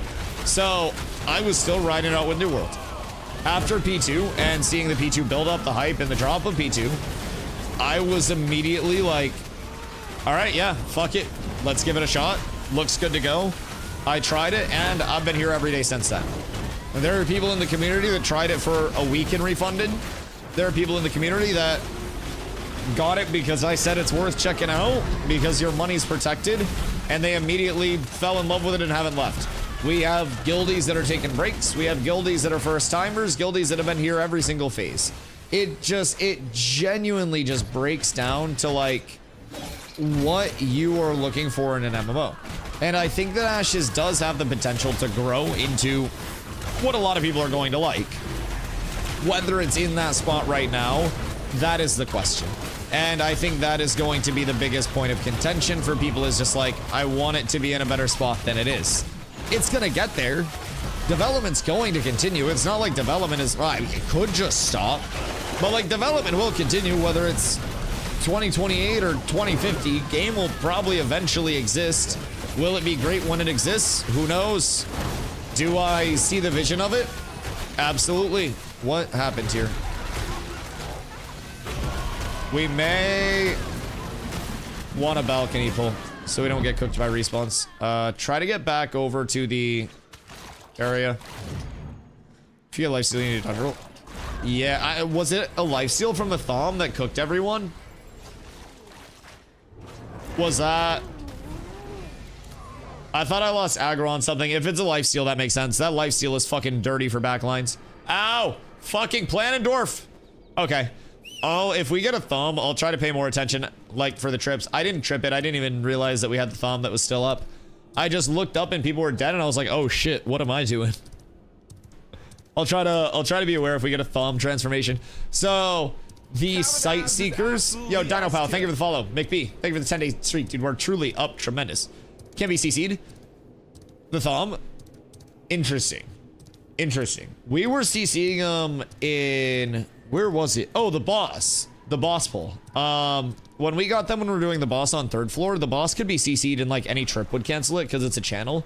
But if they're like locked out of the CC, like if we trip spam too much or anything like that, then they get their 10-second lockout. So I'll try to be aware of it. But yeah, try to not stand and stuff. That shit hurts a lot. Silence his channel and it did nothing. Oh no. Oh no. Okay, yeah, I'll try to trip. I'll see what I can do. Will it be 24/7 servers? It is 24/7 servers. Now, keep in mind, 24/7 with downtimes for updates. There can be patches that come in. They've also been having some weird like DDoS-y type shit happen from time to time. So just come in knowing that as well. But as close to 24/7 as they possibly can keep servers, they are going to keep servers up. So their goal is at like long-term concurrent. So the only one who thinks the visual effect of spells are a bit too much. They're cool, but when 10 people stack, it's kind of disco. Kind of disco is fucking insane. Feels like every spell is a bit too flashy. I mean, to a certain extent, yeah, I totally see that. I think that's also a certain level of like, you know, when I played New World and I played Wars, those were 50 versus 50. People would come in there and they'd say, Dusty, what the fuck is going on? What are you doing? Why are you whipping your camera around so fast? I can't see. In Ashes, people come in and they go, Dusty, what the fuck are you doing? What's going on? I played Melee in New World too. Melee is always going to look the most chaotic because all of the abilities are in your ass and in your eyes at the same time. Everything's constantly, everything's constantly going to be stacked on top of you no matter what you're doing, where you're going, right? So we tend to have a whole lot of particle effects and shit on us at all times, but it also does help knowing what each of those are, right? So there is a pretty valid like animation for everything. Some things have audio indicators as well that can help. I thought those were hitting my cleric. There's a good mix of indicators between like visual and audio, cast bars, like context clues that you can pick up on. Part of the reason why I don't notice it a lot is because I'm very frequently playing off of my peripherals. So like I'm not really looking at my character that much. I'm looking around my character. I'm looking at, you know, mob cast bars. I'm looking at what I have targeted up here. I'm trying to figure out the most information that I can without directly looking at my character. Because I know if I have somebody targeted and I have my longbow out and I hear the pew pew pew, that means I'm shooting that target. I can see who I have targeted. I can know that I'm shooting my longbow because I press to attack. So like, I'm set. Other than that, I think that when I do look into like, you know, abilities and stuff, there are certain things that are just immediately cleric abilities, certain things that are buff based, certain things that are scary. There are definitely a lot of particle effects, but playing a shitload, you do kind of get to discern, like, I guess what's eye blow and what's actually worthwhile. So you can kind of like pick it out of a crowd a little bit more, if that makes sense, once you're familiar with everything. Divine flares, if there are a lot of divine flares, it may just look like a whole lot of stacked up golden circles, right? So that's a divine flare. But if two of those are stacked up, I try to get myself into the Venn diagram where they overlap, so that way I get hit by them both. So there is a lot of like valid stuff coming from the, you know, coming from the visuals, coming from the audio cues, coming from everything. It's just a matter of getting to the point where you can kind of like discern it all. But yeah, I think that's probably a commonality for Melee players in general. I think a lot of Melee players, or honestly like people that watch Melee players, if they don't play Melee, or, you know, they may be newer to the game or whatever, right? I'm sure there are a whole lot of people in chat that see the fights happening, especially once we start PvPing a lot, and they're just like, what the fuck is going on? Right? I get that. Melee is always going to look more chaotic, but everything in Melee also has a reason. So I think more settings will probably come in to like de-glitterize it a little bit. Log out if you can't interact with it, and then just character select and back in. Should fix it. It's an old bug. I think things will come in that bring down a lot of like the visual bloat, as I said, a good bit, but that'll probably be like future settings related and shit like that, if I had to guess. Someone asked about my GPU earlier, by the way. Exclamation Specs is the play for that. I run a 4080 Super and a 7800X 3D, and I put the build together myself. So if it's gonna fuck up, it's gonna fuck up. Oh, what the fuck? This kind of looks sick, actually. I unironically have no complaints. This is kind of dope. I don't know if this is clearly. Ooh, wait, nom noms. Oh, nothing good. Now the teleporter's gone. I think I fucked up. Maybe I shouldn't have relogged. Wood, did you relog as well? I might have fucked up. I might have broke my game. Maybe we just give it a sec. Just to Jiffington. Surely it'll come out of it. So, chat, how's your guys' day? What were y'all doing before you came in? You guys get outside. It's a pretty nice 70-degree day in Maine.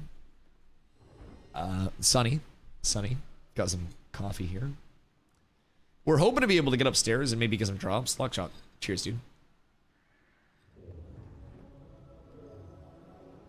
We're hoping we can get upstairs and get some good drops. A lot of good weapon drops, armor drops, everything. Do you want to raid? If not, pass back lead. Oh, wait, what does lead do? Does it let you, like, move the group around? I don't know if anyone is coming over. If it's Steel Bloom, kick a DPS. Min, just... Wait, what the fuck? Why would you go over to Steel Bloom? Just... Ow! The fuck, Planendorf?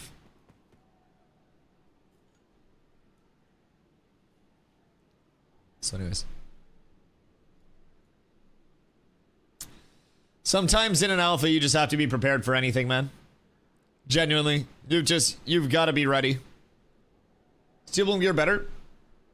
We're safe. I guarantee Steel Bloom weapons are not better. I'd be willing to bet. Colorblind mode? Well, honestly, after that mode activating, you're blind to fucking everything. It's not just certain colors, you're just full cooked. Now, good news is the flashbang did bring back my ability to interact with the teleport and the teleporter. Anyone in your group need an XP scroll? I don't think they make XP where we're going. We might need some later, though, if we go down to the power level area. Weapons, no. Armor, yes.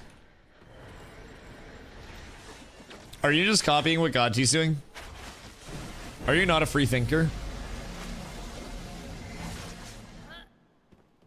Disgusting. Disgusting. Are you even... Fuck no. I think you're lying. I think you're a Gotchi fan. Doing Rose Thorn. Interesting. Interesting. What's the difference between the two? Is it like a set bonus thing or what? I feel like we just need to get into a spot where the respawns aren't going to eat our ass. Maybe like back around this corner or like back in these parts would be safe. If we have people come back here. We just have to be really fucking cautious of what we're pulling and where we're pulling to. Especially since there is so much clutter here. But we should be fine. Why is my armor turning off so much now? Mostly copying your build for real, just a tanky fighter. Listen, this build is solid to start, but I also feel like this shit leaves us way too skewed towards Fizzmit. Like, you need Magic Mitt in PvP, and I'm real low on Magic Mitt at this point in time, so. Do you know static nodes are still a thing? I've gotten over 100 legendary materials today and want to make sure it's not a bug. It's gone back and forth because there was a patch that came in that supposedly fixed static nodes, but there was a bug with the repopulation of rarity of nodes. So that was, if I remember correctly, one of the patches that was rolled back. So I don't think the static node fix ever came in. So if my timeline is correct, you had statics fixed, and then that patch rolled back, and statics in again, but they should be taking them out, I think, in the near future. It's a little bit of a mess right now, but I believe that statics might be in.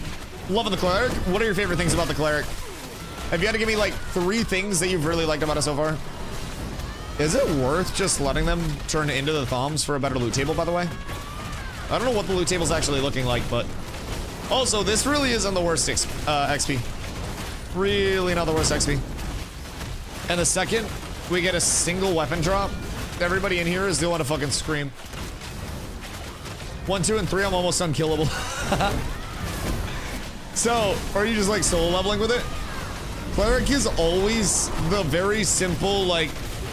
I say it in a loving way, brain dead solo level class. It is mace meets face more than a tank even is. Because you're gonna sit there, close your eyes, and swing your weapon at shit, and then just self-heal and bail yourself out of whatever you need to. It's pretty solid.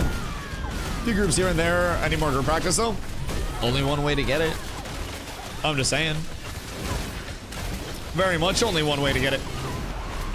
Also remember, The guild Discord is always super, super, super active. There are always people that are looking for groups. I think Bad Dad asked if anybody... Bad Dad, what level are you? 15 to 20? I don't know if Busty's on yet, but we're going back to Steel Bloom tonight with the guild group for the raid. So that should be a good chance for a couple of our groups to also sneak in maybe for XP purposes. I think last night Busty was running an XP group in there while we were simultaneously in there. Yo, Mirror Torta, what up? Appreciate you. Thank you for the follow. Much love, much love. Putting our Ursine group together. Ursine goes hard as fuck. Ursine is, I think, very slept on. Ever since they added the beast drops as well. I love that shit. How's the Busty yesterday? How'd you guys do out there? You gonna drop some shit? I'll be 10 tonight.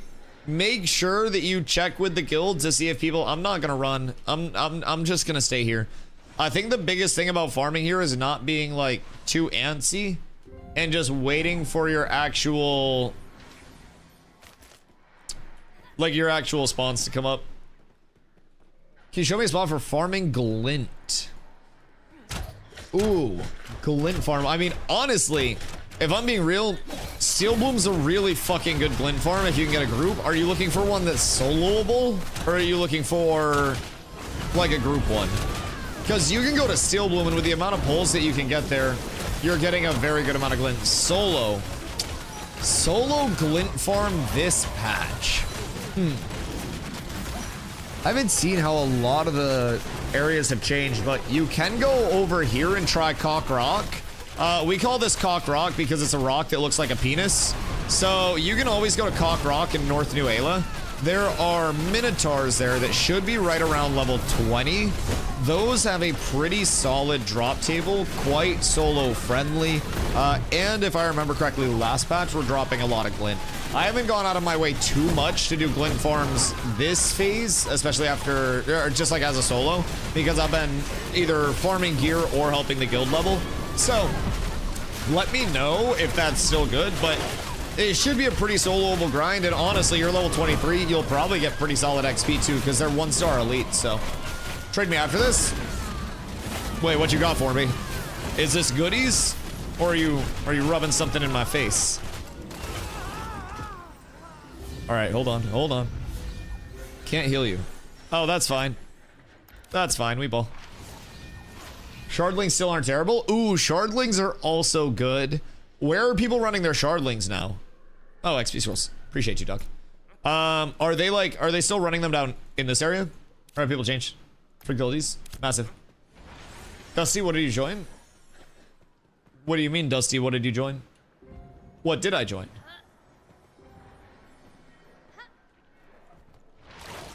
What the fuck do you mean, what did I join? You're in an event. Me?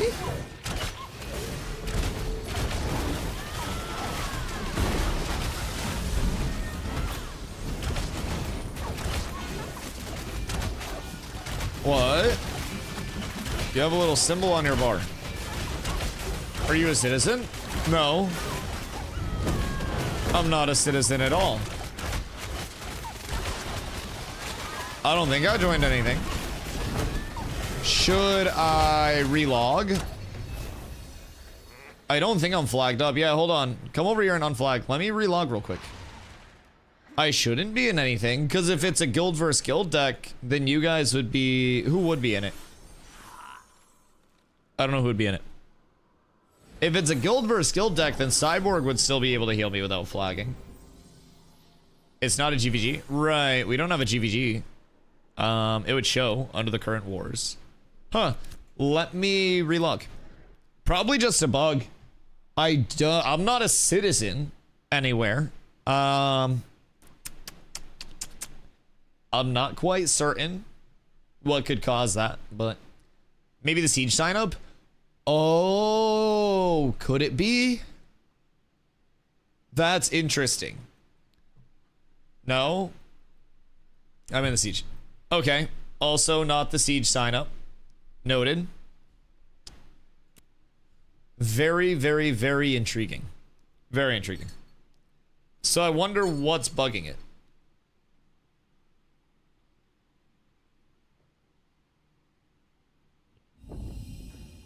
We'll see if this fixed it, I guess. Are crates good for making gold?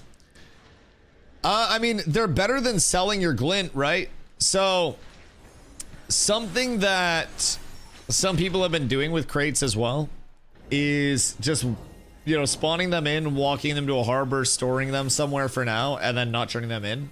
Crates don't need glint. You're gonna with citizen bucks too, right? It's city ticks. Yeah, isn't it the commodities for either city ticks or glint?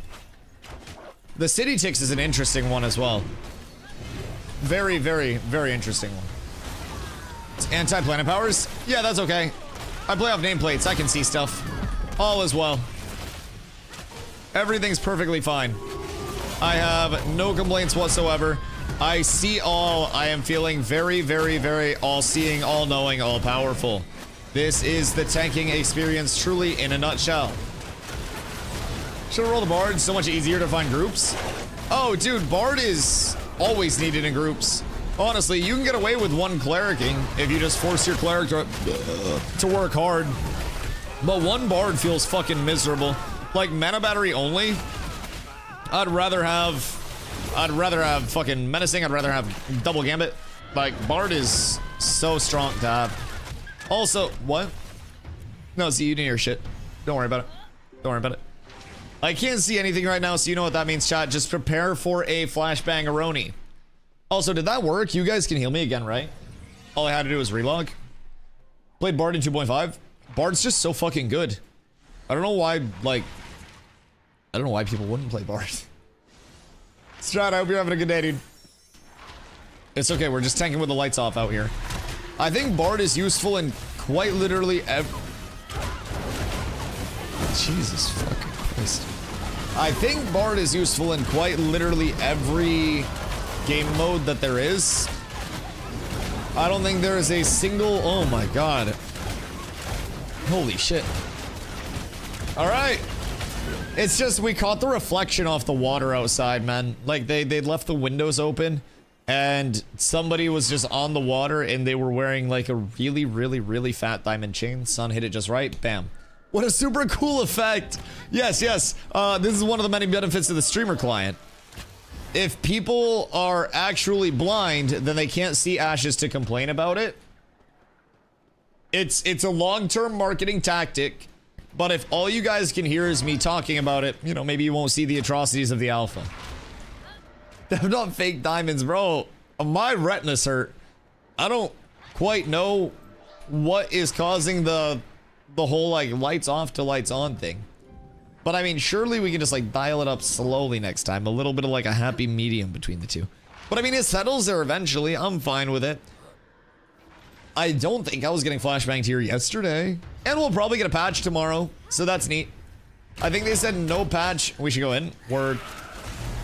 I'm down. As long as we can live in there, I'm fine with that. They said no patch yesterday or today. But I would not be shocked if we did see a patch tomorrow. What is laughing switching on and off? Dude, my eyes actually hurt. That shit's bright as a motherfucker.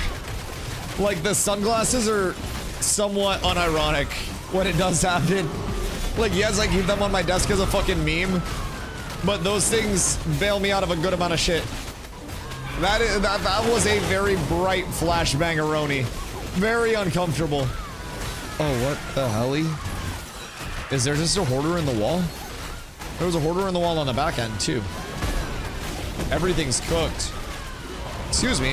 Let me combo, please. I would like to actually get a combo off. Could they fix the node percentage, please? No, it's a surprise. Why do you need to know the percentage that the node's at? Zop, I'm so sorry. I would have got that off you sooner, but I literally can't see anymore. My retinas are fucking singed. All I see is Carfin. Oh, not again. Oh. Oh, wow. Oh, fucking wow. Shit, fuck, wow. Oh, my God. And I'm gonna roll an 8. I rolled a 92! Streamer loot's a real thing! Oh my god!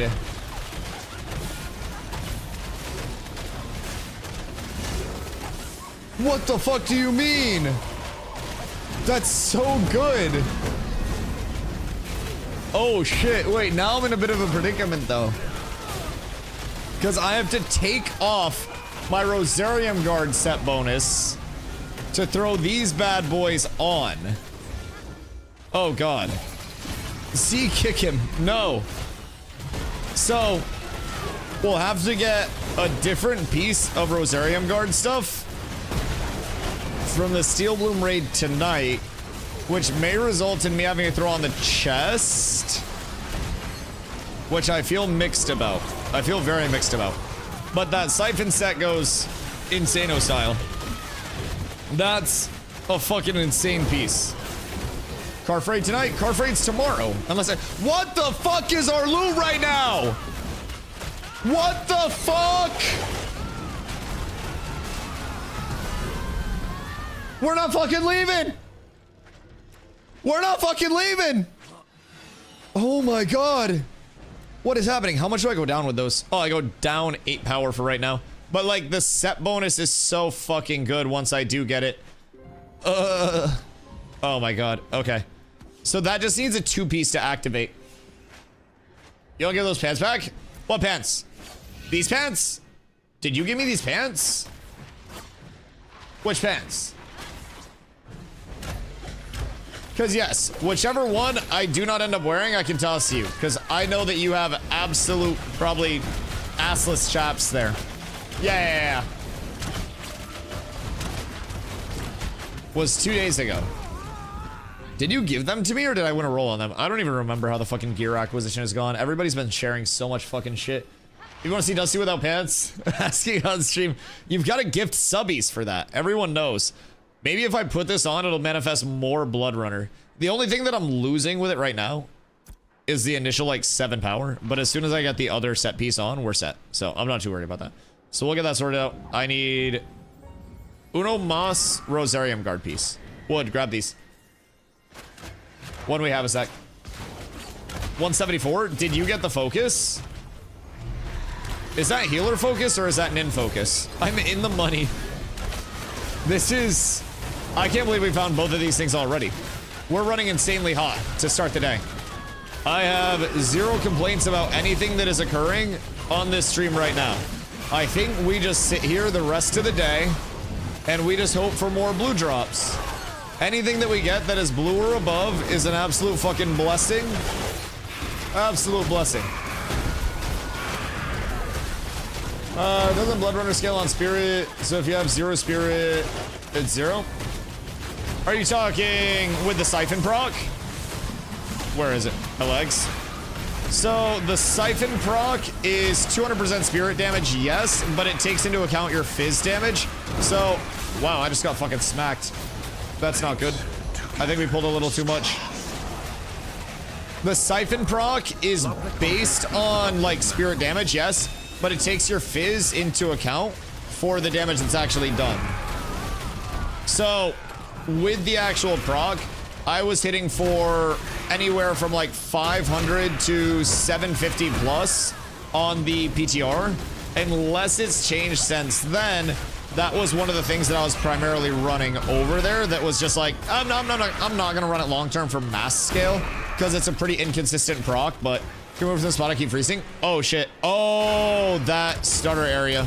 Yep, no, I just got hit by that. Yeah. Let's go in a little more once we get people up. We can even go back this way. Yeah. Nope, I wasn't taking on that. I didn't see that. Absolutely. Let's try to get people up, maybe, if we can. We're in a really bad spawn area as well. I mean, honestly, this farm's already been worth it. If we find nothing else the rest of today, this farm's been beyond worth it. I'm gonna be completely real. Yo, Wally. Thank you for the 2 months, dude. I appreciate you. Legend. I have 0 complaints whatsoever. Do we have uppies? Because if we have uppies, we can just jump down. Yeah, some descriptions are bugged, so... Also, Intimidating Aura is currently bugged. It used to scale around your... Can you respect uppies real quick, and then we can jump down? Sorry, I'm not trying to mob train on you guys. That's not my intent. Takes a minute and a half. Oh, that's tragic. But yeah, so, I know, I'm fucking ridiculous. So, Intimidating Aura used to be off of your magic damage, like, actually. Mob training streamer is the worst.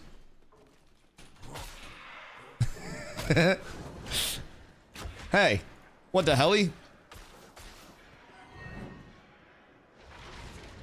What the heckington? What's going on here? And who the fuck is Tropa? Everybody's jacking my swag over here. What does this mean? I don't even know how I'd pronounce that. Great wall. Great wall.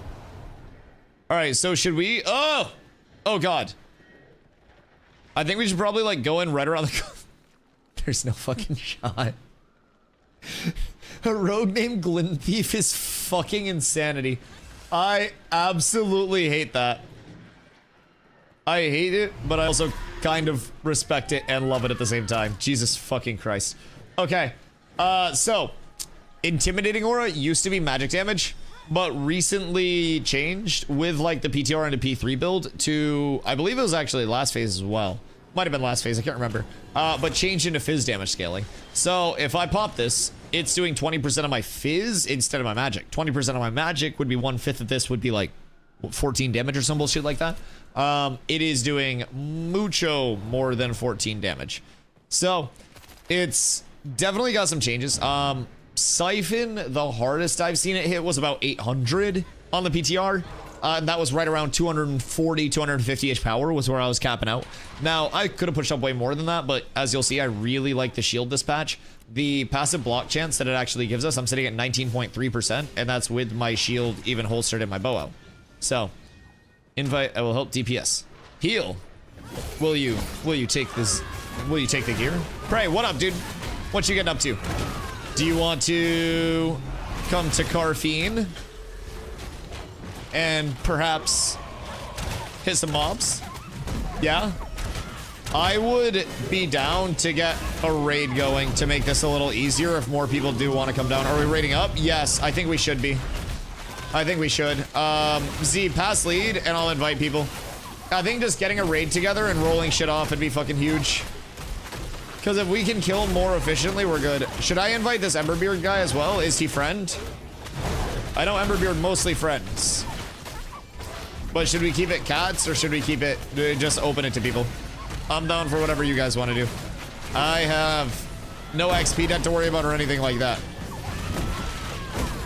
Yo, Crows. Thank you for 5 days streak, dude. I appreciate you.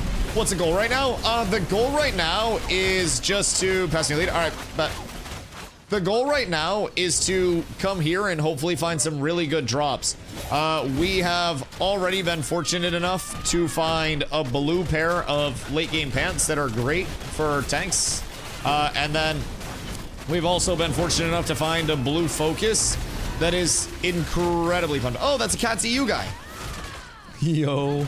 So yeah, we've found a focus and a pair of pants that are both absolutely Insano style. So very happy about how the drops have been even this early. So we're gonna try to get more people out here. If you guys are in Cats and you want to come out, please let me know. Because we're just trying to kill as much as we can as safely as possible. And hopefully get some gear out in the first place. I prefer Cats, so we're starting right later in Carf. Am I tripping or is it not Carf today on the schedule? Unless it changed. But the schedule says Steel Bloom for the 8th. I don't know if I can't read, but today's the 8th. And Steel Bloom is the 8th. Unless there was a revised version that went out somewhere. It's that stupid calendar. No, that's what I'm saying. Like, am I tripping or is the calendar wrong? Steel Bloom today, Carf tomorrow. In what world am I the organized one? The other 8th? I'll give you the other 8th, baby. Sorry. Good morning, boy. No, you're right. Welcome to today's pinned message. Unpin, manually unpinned. That shit's up there forever. That's never fucking leaving. Thank you, Keith. That is all of the satisfaction that I need for about a month, dog. About a month. That is definitely today's... Ooh, Savo. Thank you for the pulse, dog. I appreciate you. Hey. All right, fine. I'll just tax one of them. Glad help, dude. You're an actual legend. I hope someday you find an equally powerful main hand to your focus. Poor Keith got a focus drop before he had like a good main hand melee weapon. So his focus was better than his two-handed weapon. And for a lot of his leveling progression, he was going around with like a focus in his offhand and no melee weapon because he just didn't have one. And it was more efficient than using his two-hander. He was truly down bad and pimp slapping the shit out of people at the same time. Down bad and up horrendous. Are you the GM of Cats or an officer? I cosplay the GM. So basically, my role as CEO, I am the Chief Embezzlement Officer. So I created the Cats community and brought them over here, and then essentially brought in a lot of people to actually do the hard work that requires a brain, and I get to sit here and stream and claim all the glory and recruit everyone. So yes, I am Big Cat. Big Cat. But we have a lot of people in leadership that work on like different functional aspects of it. I by no means do, honestly, really any of the heavy lifting at this point, other than just trying to funnel as many people into the community as we can. So, while I am like, you know, the person who started Cats, we have so many people that work hard to actually make it successful, other than just me. And realistically, most of the officers work much harder than I do, and I get to do all the fun stuff. So, if you have any questions, I can help out with quite literally anything, direct you where you need to go, but we have so many people that are committed to, you know, making the community what it is, and we could not fucking do it without them over here. So, it is truly a very large community effort. You'll see a lot of officers, you'll see the council. The council's like the big leadership core up at the top. The officers tend to have more specialized roles, and the council is more of like a, you know, like an overview type role. So we have a pretty good structure to it. We've got our entire gathering, refining, crafting core as well, with Zop leading the crafting side of things. So hoping to get even deeper this phase into class leads and all of the infrastructural setup that we actually need once, you know, everything's all established and we see who's going to be here, who's going to be going elsewhere, who's going to be doing what this phase. But nothing special. Well, yeah, whatever you need to tell yourself. Whatever you need to tell yourself. I meant the rest of the officers, but sure. What'd you die to? Did you stand in the goopy poopy? Because if you stand in the goop, you're gonna have a bad time. This is Laggy Alley. How far in should we push? Because there is like, we can go in here and here if we want to, and then pull to the middle. We just have to be cautious of the respawns in here. But I mean, I'm down for, we can take a room. Okay. Don't go mid. Okay. Let me know where to go. I'm down to go wherever. Just let me know. I just don't want to get us into a bad spot. I haven't farmed 4th floor since the changes, so I don't know, like, if we go in too far, if we're gonna get insta-cooked or what we're looking at, so just keep that in mind. I'm gonna switch a couple things real quick, just so we actually have our other cleric getting mana, because our clerics don't have mana right now. Everything's fine. Everything's fine. Yeah, Nin, dodge the poop. If the poop is on you, you're gonna have a bad time. Dip my toes. Get back out of that. And we're good. Alright, the Thoms are dead. So we can just rest up and then we can walk in. I think the Thoms are the only annoying part. They have the lifesteal and then they have like the fucking poop throw. Other than that, like the Ashen guys are actually really easy to kill. So even if we just like fucking sat here and sat on the Ashen mobs, this could be solid. It crit you? Oh, you got critically pooped? Yeah, that's no fun. That's no fun at all. Oh. Yep. There are those AoEs. This is gonna fucking hurt. As soon as lifesteal goes out, we're cooked. Alright, let's come back out here. I'm gonna drag these into the corner. We'll just deal with the lag for a sec. And then we'll push in once everybody's all set up. Because I really would like us to avoid getting full cooked by every single thaumaturge in that room. If at all possible. We just have to be cautious. Lifesteal hurts like a bitch. There's one more coming. Ashen respawns are through the wall, so just be cautious. Comms are not lifestealing yet. Try to nimble right now, by the way. I have a weird theory. I want to see what'll happen. Ooh. Loot. Yum, yum, yum, yum, yum. Delicioso. Yum, yum, yum, yum, yum, yum. Hey, dude, I love shinies. I don't know what it is, but I got an eye for seeing loot. Wait, where the fuck is that Thom going? You know what? Let him have it. Fuck it. Where is that going? Creepy. What up? I hope you're having a beautiful day. Downloading now, which starting zone do you recommend? I would personally recommend the Riverlands. So we as a community are trying to get out into the anvils and help, you know, build that up and start the infrastructure there. It's hard as fuck. The Anvils is a very punishing start. It lacks a lot of the infrastructural development that the Riverlands has. Riverlands has more points of interest, more things to do, more experience opportunities. It's more developed. The Riverlands is like the Alien Divine Gate. That is the OG biome.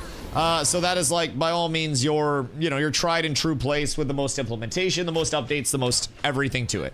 So I would definitely recommend going to the Alien Divine Gate for your first character at least. I think it's just a smoother spot.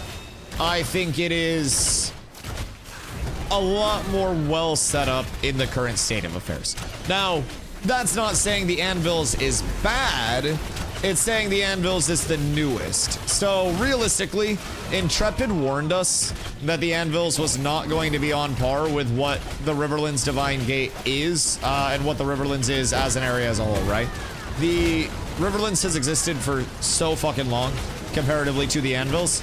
So they said, you know, at the start, you're not going to see that parity, that equity, but long term, you will most definitely see that coming into much more of a place, right? And it'll get a lot better. So I would say right now, airing towards the Riverlands, just giving yourself that smoother start, more experience opportunities, a smoother transition as well. Like, you can go 1 to about 20 in the Anvils, but you're gonna hate birds by the time you're done. You're gonna hate a lot of things. So I would definitely go Riverlands. Is there a trick to treasure maps? I got an epic one, so I purchased an excavation kit. I click the map and nothing happens. Do you have an epic, like, Riverlands treasure map, or do you have the material one? So, like, it has to be the restored map and not the, like, material one that's in this bag.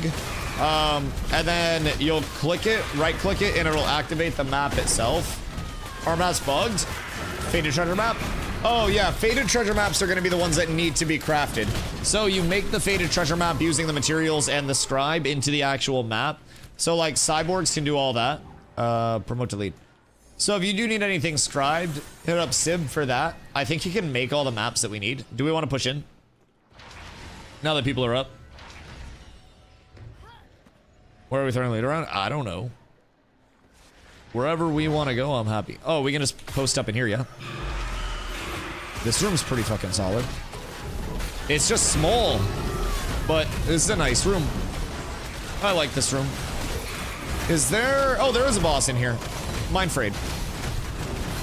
Just gotta be cautious. Because the Thoms are going to do a fuckload of damage to just about everyone. Just about everyone. I'm gonna try to pull him, like, into this little corner here if I can, and stack him up. I should have the LOS on everything. And then we should just be fine to stack right on top of them. And just be careful of the, careful of the puke. I'm fine here. I don't know about you guys. I can't see shit, but I'm living La Vida Loca. I can't see. I can't do anything. Want to buy Historian Hood if you guys can kill him and not wipe. I'm feeling good. Now, is everybody else feeling good? That's the question. That, my friends, is the $1 million question. But right now, we're doing pretty well. Hiya! Actually, there might be poops going out. There might be poops going out. Your cleric didn't res the other cleric. Yep, we got 2 clerics that are dead. At this point, it may be in our best interest to hit the Digidash, if I do say so myself. May very well be the Gigingtons. Hold on, watch this. I got friends in high places, boys. I got friends in high places, baby. We're up tremendous. I don't know them, Savo says. I'm staying over here, but we're good, I think. We're trying so hard. No! No! Maybe they get the actual mob credit? Dude, not being able to jump is so scary. There's a named mob there for you, Savo. Tell your group to get the named mob. The named mob is the play. Oh, get it. Get it. I believe in you all. Can they do it? Dude, I believe in these guys. They might be the ones. They may be fucking chosen. Oh, no, it's resetting. That's tragic. Dude, why 2 raids? They shouldn't have been standing there. That's my exit strategy. That's our way out. Ow! Fuck. Onana. Hi. I think if we didn't pull all of that at the same time, and if we did like Ashen mobs and then the back portion of that room, then we can get posted up there and stagger the 2 spawns. I think trying to big dick all of that with all of the AoE going out is a little rough. I'll be honest, it's my fault. I blame Z. Was the name of your guild inspired by the old original EverQuest guild named Cats and Hats? It actually wasn't. Funny enough, it was a community-inspired name. Basically, in New World, we went through a series of like server merges and shifts and everything like that. So originally, we were on a server called Metnal, and we went by Metnal Institute. And then our server merged, and we were like, well, now this just looks like a fucking typo. So we were at that point like, all right. So we put up a guild vote, and we decided to, you know, just leave it up to the people. Democratic affairs, so to say. The top 2 choices were dudes with abs and stray cats. I don't know why, but they were. We then used our executive decision-making power to say, you know, due to this tie between the 2, it was legitimately dead even tie, by the way. After everybody had voted, we said, you know what? The only fair way to handle this is combine them. So, cats with abs and stray dudes were the choice, and we decided to go with cats with abs. Now, stray dudes is always in the pipeline, as Leon said, the alt guild. Stray dudes could make an appearance at any point, but it was born back in the early New World days. As, you know, the great New World player Exodus happened, naturally a lot of my friends stopped playing and cats died, and then we brought it back towards the end of me being on New World. And it was a fun time. It was all built around getting every type of player access to whatever type of content they wanted to get. And it went quite well. It takes a lot of building, a lot of very dedicated people to run, but yeah, it was an original concept at the time that was inspired by popular vote more than anything else. I don't think I'd be here if it was dudes with abs. What if it was stray dudes? If we clear out the front of the room and then the back? Yeah, we'll be perfectly fine if we do that. We'll be perfectly Gucci. As long as we don't pull all of them. That's fine. Stray dudes is good. All right, bet. Maybe we pop that up as one of our, like, undercover guilds soon. Processing times for Journeyman is so much worse. So, what can we do to impact processing speed rating and stuff? Question. Because that could be a very large consideration. Town buffs. Town buffs. Can you have food processing speed and gear processing speed? Didn't even know Dusty streamed at the time, and I knew this lore in New World. Wait, that's fucking insane. That's absolutely insane. I have no idea how that lore even got around. I think it's just crafting and general speed. Interesting. That makes sense. Or aren't they just upgrades to the buildings? Oh, that is true. Each of the buildings now has their, like, building table that they can throw together. Yeah.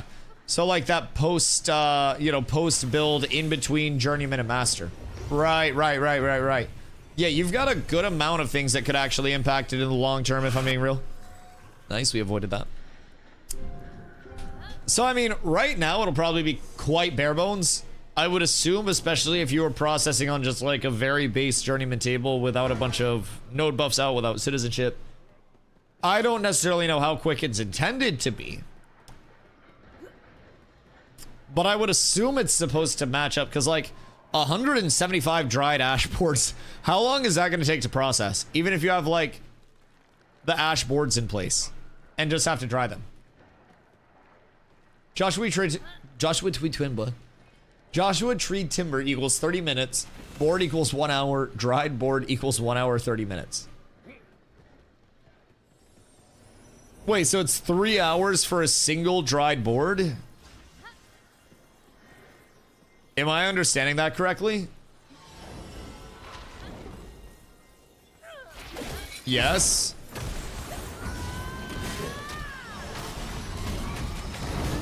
And we need 175 dried ash boards.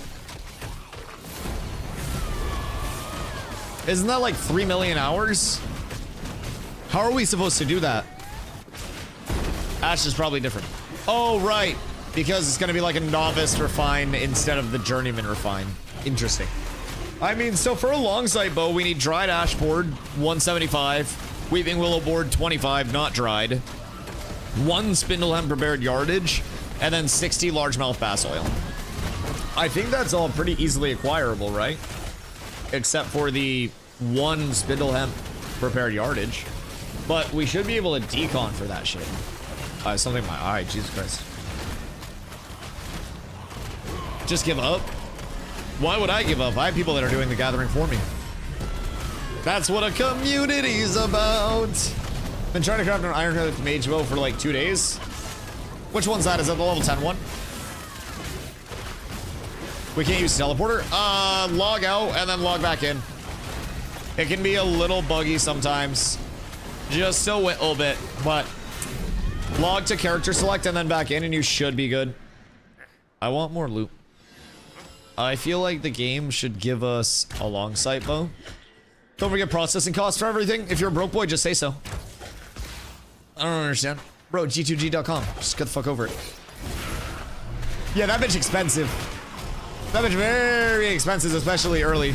Before people have their glint, before you're able to solidify. Just run a crate? I'll run your crate. Bitch. Yeah, crates also aren't bad. Crates with scorpions, like the little broodlings, look so fucking cute. They're so adorable. They just scamper across. Oh. Good day, sir. Hiya. And we're back. Processing the dried Joshua board is 1 gold, 7 silver. Processing costs without factoring in the vendor reagent. What's your vendor reagent at?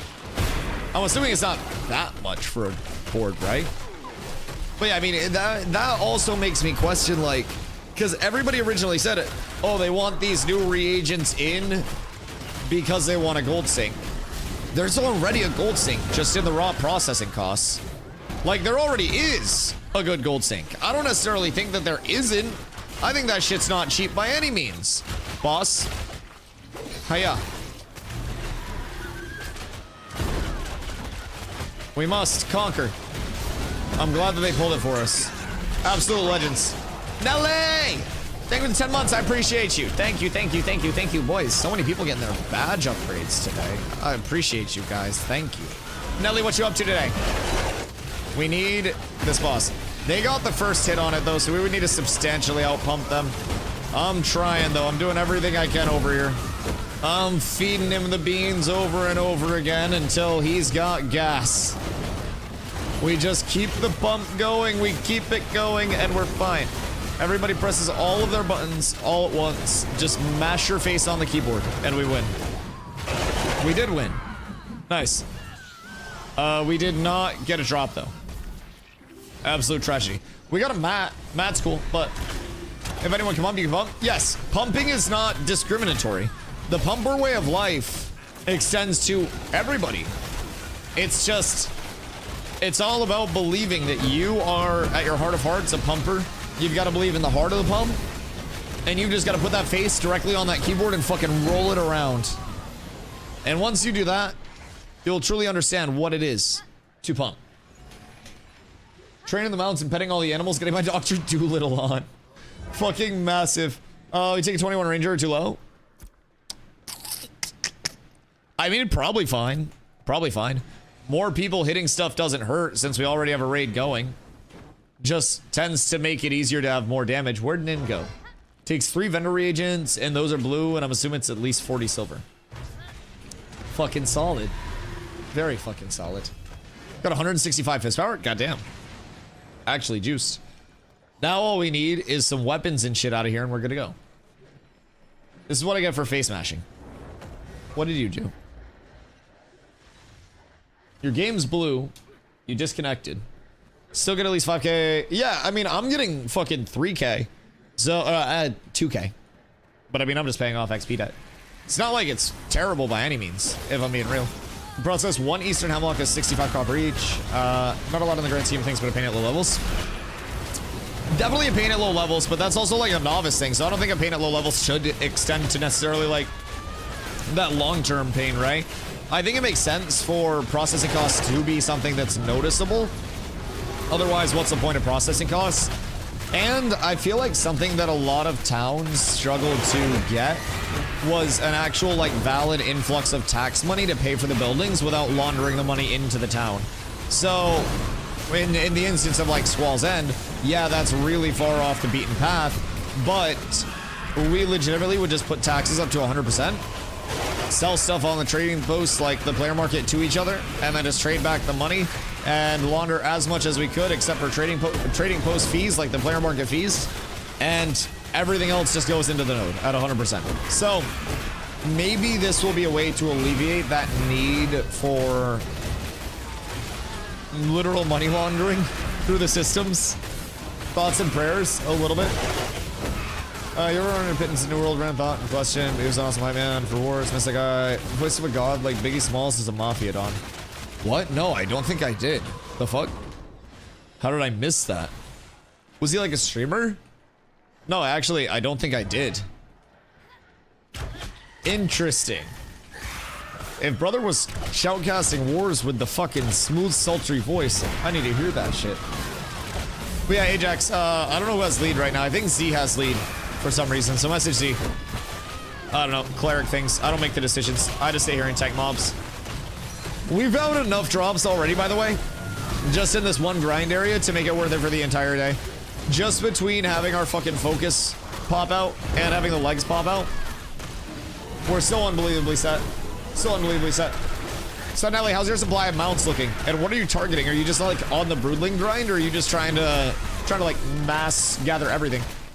Top floor? Yeah, fourth floor. And then we're trying to get into one of these rooms so that way we do not you know, just pull everything. I'm gonna try to tank mobs in a relatively friendly spot, but we might need to switch it up. I'm not quite sure where the best spot to pull all of this is, and I think people are getting absolutely cooked by AoEs. We got no mana. Oh, let me switch Cats and Prey. Oh wait, try switching Cats and Prey real quick. If Cats is dead, that might help. But yeah, I also have very little mana right now. We'll be fine though. All we need to do is get this Thumb over here and then get a little bit of juice pumping. I can't do shit, but it's okay. I just stay here. Ow. Jesus fucking Christ, the ethereal shift just bopped my shit. All right, I'm gonna try to pull them around here. We might not have enough here right now. Might need to wait and group up a little bit more, maybe. I'm hoping, but lock in. I am locked in. I need my casters to lock in. I got all the aggro. I don't know what else to do. We're truly down horrendous. Here, let me give Cats my protect. That should help. Maybe slightly. We're locked the frick in at all times, dog. Self. Hope you're having a beautiful day. If anybody is like 20, I'd like people to be 22 plus realistically. I think that would be phenomenal. But Carfin, Gear Farm up until our Steel Bloom raid later tonight. Both will be happening. Oh, someone just pirate software. Both will be happening, but good chance to get some gear. We have already got one piece of the Blood Runner set.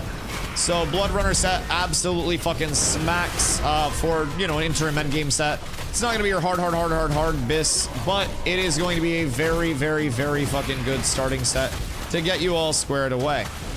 So we're doing everything we can to get some of that out. On top of that, we have already got a focus out too. So it's a good farm. Been a very good farm. If anybody wants to join, please feel free to come through. I'm anti-healed because I'm a goober. All is well. Should I just pull them out around the corner? Nope. That's bad. Out around the corner is even worse. Maybe I just stay right the fuck here. Maybe. I mean, we have 2 clerics. Yeah, I mean, I think time to jump. We can't jump. There is no jumping. And if we go out, we're pulling more of the mobs. This is hard. Yeah, this content's supposed to require a brain. That's the point of the new content. Maybe I could tank stuff back here. Like all the way back up in here and pull them into the doorway. Did anyone get a soulstone out? Do we have white protection? The spit's everywhere? Well, so the spit on the thaumaturges doesn't happen if everybody stacks up on them. So we're supposed to stack up in melee on the thaumaturges, and then we're also supposed to interrupt their life drain. So that's the big 1-2 with the thoms that we just have to worry about. If we do that, then the thoms aren't hard at all. They're pretty normative mob. They just have 2 abilities that will absolutely nuke people. That lifesteal, which I just tried to trip and can't interrupt. So as you see, that lifesteal hits fucking hard. Very hard. So I wasn't able to interrupt that. So it just absolutely gave me the cookies. Absolutely almost sent my ship packing. So you've got to be cautious of that. If you don't interrupt it, that and the spit's like, the worst part about the spit is it's going to anti-heal you. And it's not let any of those heals come through if you stand in it. Like, yes, it does some damage as well, but... Wait, did people actually have time to get back? No, there's no fucking shot. Maybe this is where we tank them. Bardials for the win. Listen, man, it ain't much, but it's honest work. Uh-oh. I stood in the goop. We got some bad goopies coming up over here. Okay, we're fine. Ultra, I will not die. I don't think I can die, but I also don't think I can kill these mobs at this current pace. I think we're kind of fucked. It's just an awkward standoff between us and the thaumaturges.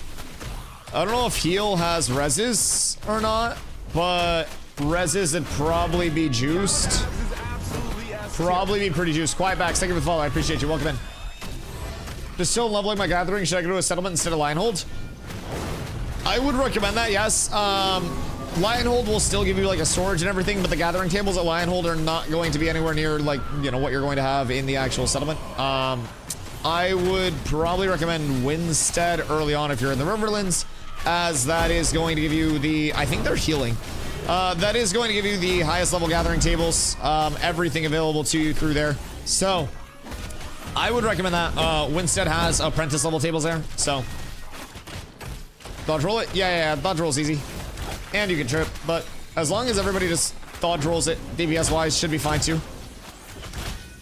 This mob has gained HP since this fight started. Yeah, it actually just breaks on dodge roll.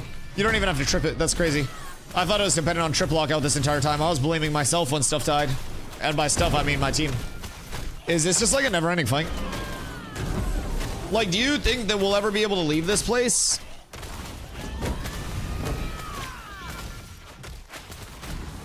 Hiya! Hiya! Wait, I dodge rolled it twice and it didn't end. Dodge roll myth debunked. Dodge roll myth debunked. I will say, I dodge rolled that bitch twice and it did not break. I think they're just making it look like lifesteal's OP. Yeah, absolutely. Target someone with lifesteal. That person needs to dodge. Wait, doesn't it target a lot of people with lifesteal? I thought it was just an AoE ability. Or is it just one person that can dodge the entire thing? Interesting. Yeah, I've always just tripped it. And like, trip has interrupted the cast, in my experience. But everyone dodge rolling is easy. It's everyone the main person needs to dodge. Is that target of target shown? Or is that just like everybody getting hit has to dodge and then it just breaks it? I would just say everybody... target of target is it? Okay, cool. Yeah, I would just say as soon as you're getting hit by a lifesteal, for the love of God, please make sure you dodge. And also, maybe if we try to trip it. The animation is a hand movement in the right hand. Yeah, it's trippable. I think as a channel, so it should be interruptible. But, I mean, one thing that Intrepid said was that they wanted to make elite mobs feel like elite mobs. They wanted to make endgame dungeons and raids feel like endgame dungeons and raids. Welcome, dog. You actually have scaling of shit. And keep in mind, part of the reason why I'm, like, able to tank this is because I'm relatively tanky. Like, I've got good gear, good mitigation, good HP. I've got solid fizz power as well. I did also drop some fizz power because I dropped my Rosarium Guard legs to throw on my Blood Runner legs. I'm actually happy as shit about that. I'm thrilled. That is 8 power I'm willing to lose in the short term because I'm dropping the 579 fizz power set bonus. But as soon as I get a second piece of Blood Runner, I have 104 strength coming in, which is going to give me that strength times 3 fizz power. So that'll make up for a lot of that. As we transition back into medium armor, that's going to be a huge benefit as well, because that's going to keep my mitigation nice and even and will allow me to compete with all of those casters. So I'm fucking excited. Another piece of Blood Runner will be truly up tremendous. Why are you stacking fizz power? You need fizz as main tank.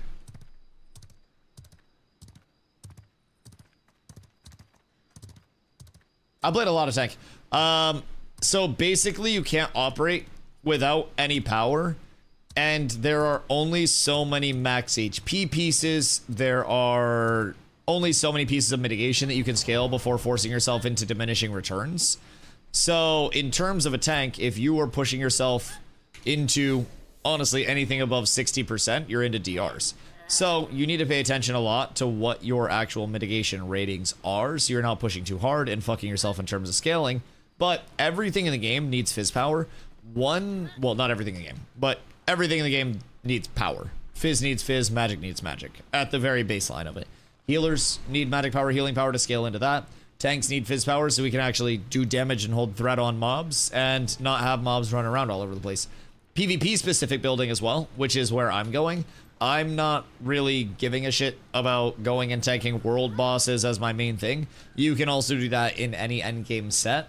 PvP, you most definitely need a lot of power scaling, because defense doesn't matter in PvP if no one's forced to hit you, and no one's forced to hit you in the first place. So you could scale up to 11,000 HP and 80% of both mitigations. You could have a mitigation bug that makes you invulnerable. No one's gonna notice because nobody hits a tank anyways. So if tanks are not building a decent amount of power to the point where they're not, you know, just completely ignorable, then they get just left alone. Tanks don't really have much of an impact. So the way that I build tank for PvP, and honestly PvE as well, is tanky enough for my survival, but also putting in enough power to actually make things A, focus on you aggro-wise, but B, in PvP, be like tanky enough to force them to have to ignore you because they can't kill you, but do enough damage to make it so they can't ignore you because you're going to kill them. Sombler, 25-day streak. 07, brother. I appreciate you. Do you have any of the Blood Runner set? Because I'm trying to find myself one piece. What level are the minnows in the desert? Level 12, 2 stars. 12, 2 stars. At the North River. Should be. Full set. Cap. Cap. Just one of your officers, check my application on Discord. Officers! Officers, security! I had to work too much last night. Not on the leveling curve. Nah, you're fine. We have so many people that are going to be leveling. I will say, I mean, just in terms of like main guild right now, we probably have in that level range, we got Steezy, who's a tank. I don't know if he's in a group right now, but you could probably make one with him. Coffee's a rogue, Scaper's a cleric, Blight's level 13 on a ranger. You guys could definitely do that. Staying over 3rd floor at 7, maybe 4th. Are we doing Carf instead of Steel Bloom today? Because the calendar says Steel Bloom. But everybody keeps saying... Ow! Everybody keeps saying Carfin. But the calendar says Steel Bloom. I don't know. Oh my god. Hold on. Surely we get brought up soon. Hold on. We need like a dev out here just teleporting people up to the 4th floor that want to go. What the fuck? Wait, what? What the fuck? Did that... What? What the fuck is that? Wait, what? What the hell just caused that?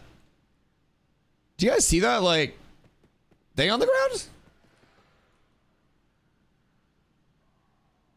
What the fuck? I'm so confused. I can't teleport up. There's just like a fucking crop circle on the ground.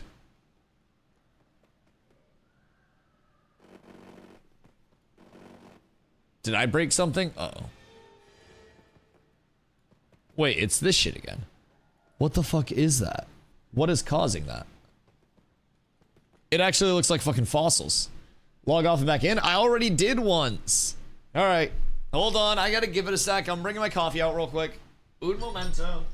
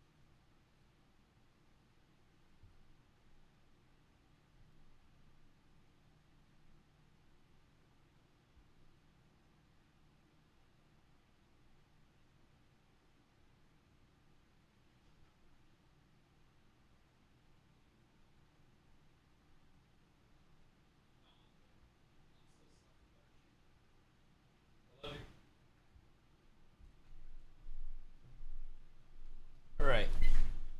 Surely we're good. Think it's on out to lunch sign. It's okay. We're back in now. Everything's good. I brought my coffee out. We hit a quick mental hydrate. Definitely the bongiest of the rips. And first teleport, boom.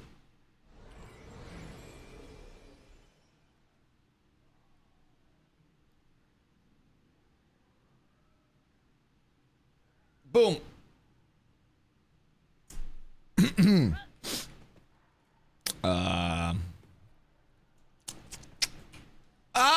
What the fuck, man? God fucking damn it, man. Swear to God, everybody hates me. You're up here on my screen. Oh, that's not good. Wait, so what am I doing right now? Am I moving? Or am I not moving on your screen? Walking into a wall. Wait, hold on. Okay, guide me. Guide me. Hold on. Pull me over to the mobs, and we'll see if I can hold thread on them. Hold on. I'm gonna hop into Discord real quick. Oh, wait. Whoa!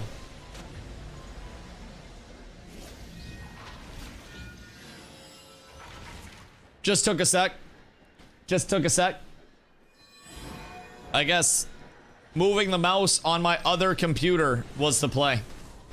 Hacks confirmed. All right, we're back at it. Sorry about that, guys. I guess I just didn't know how to teleport. It's something that, like, I haven't spent a lot of time working on, especially considering how the whole teleportation with Tower of Carfin and everything went. Like, that was most definitely less than ideal, if I do say so myself. So we try to limit teleportation, at least on my interaction with it. I try to keep myself out of trouble as much as humanly possible. Why don't we all just group up? And then we all split gear. Be careful with that heal guy in your group. Wait, why? Who the heal guy in the group? Is he a Dusty hater? Because that would be absolutely tragic, but also very reasonable. I don't blame him a single bit. I too hate DustyWhy. Should we... I don't want to like just go on to one of the balconies and like pull on top of people. That's rude as fuck. He healed for use before and said he was a... Oh, he healed for us before and said he was a DPS healer. Oh, wait, what? Like a Shadow Priest? Warlock has epic mount. You know who else would have an epic mount? You, if you were actually playing Ashes instead of a dumb dead game. I'm just saying, CDOS. I hope you're having a good day, Bongiorno, but also you're playing a dumb dead game. Ashes is the wave. You know how you're investing in Hank Trill because you know that one day Hank Trill will be the next Kendrick Lamar? That too is the state of Ashes of Creation. Ashes of Creation is currently Hank Trill. People don't see the vision. They don't see the lyrical genius. They don't see it. They will though. They'll be forced to. My PC can't handle the Ashes. Were you running on low? If you have to jump, just mount up and jump. Oh, wait, why am I not used to that yet? God fucking damn it. I have to get myself into the muscle memory of sacrificing my mounts. Yeah, the anvils made people strong. Yep, no, that's totally true. I'm not in the habit of sacrificing my fucking mount. I need to get used to that. Honestly, everyone will probably keep a horse or some shit on their bar just to have as their sacrificial mount, if I had to guess. It makes sense to. I don't see why you fucking wouldn't. Because standing out there and just like not being able to jump versus having a mount to sacrifice, yeah, day and night. I'm just sacrificing the mount. I just need to get into the habit of it. So Doss, what's happening on Ashes? It's like cooking your PC. Do you think it's settings related or is it just like specs? Or have you not cleaned that bitch in a while? When was the last time you smoked sticks inside? Who's trying to put me inside of a wall? What the hell-y? Rangers need a talent that stops fall damage? Ooh, like a safe landing type thing? That would kind of be cool. But make it like a... Ooh, like a Strider augment? Where you almost had like a little bit of a glide. That's stutter spot. Is this a pub raid? Because that's going to be less than ideal. Axiom. What is Suxin? Sounds made up. Could we fix groups? I'm not leader. But I would love to fix groups. Honestly, past Cyborg leader. Let him fix them up. I run out of video memory very fast. Interesting. Like memory leak, you think? Where it's, you know, over time it gets worse, but it gets worse incredibly quickly and it's not necessarily a slow thing. Because memory leaks are something that Ashes has dealt with for a little bit. Now, they go through periods of fixing them, but having the same in Winstead, if I move to fast game crashes. Interesting. And is that like a very quick thing? Where you just instantaneously crash, like just gonna kill us? I know. The lag is unfortunate. But we need to be able to push in and like stagger the pulls and go somewhere. Or we need to go elsewhere. Either way. Done adding music. Word. Is it a banger? Logging in or after 5 minutes. Interesting. So it's not really like a long-term thing. Like you get it very, very, very, very, very quickly. That's definitely peculiar. Because typically the memory leak is going to be more of like a long-term thing. Like the longer you're in your session, the more it's going to hit. But that's strange. What are you guys running for settings? Like, are you trying to run like epic and shit? Or is it all low for the most part?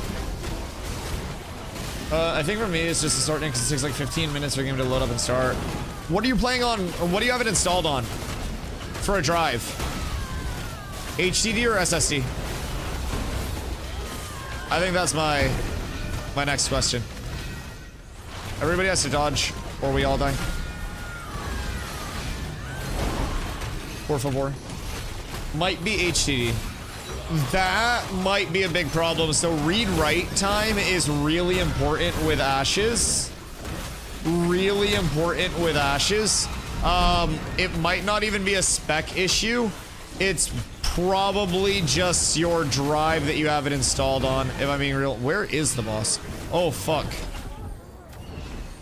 Bro, we just need somebody silencing and interrupting the thumbs. The boss is one hit somewhere. I don't even know where it is. I think it's in the wall. Bro, it's in the wall. Make sure we go over and get the loot on this, guys. If anybody's here. I think it's... Oh, no, it's actually healing. They can't interrupt the silence. Alright. Well... Oh, no, it's out of there. They could have interrupted it. That's so fucking unfortunate. So... What do we think the play is? Because if we're trying to go here, we need people interrupting this. I don't even think it's a matter of, like, relying on somebody to dodge. I think people just need to use abilities on all the thumbs.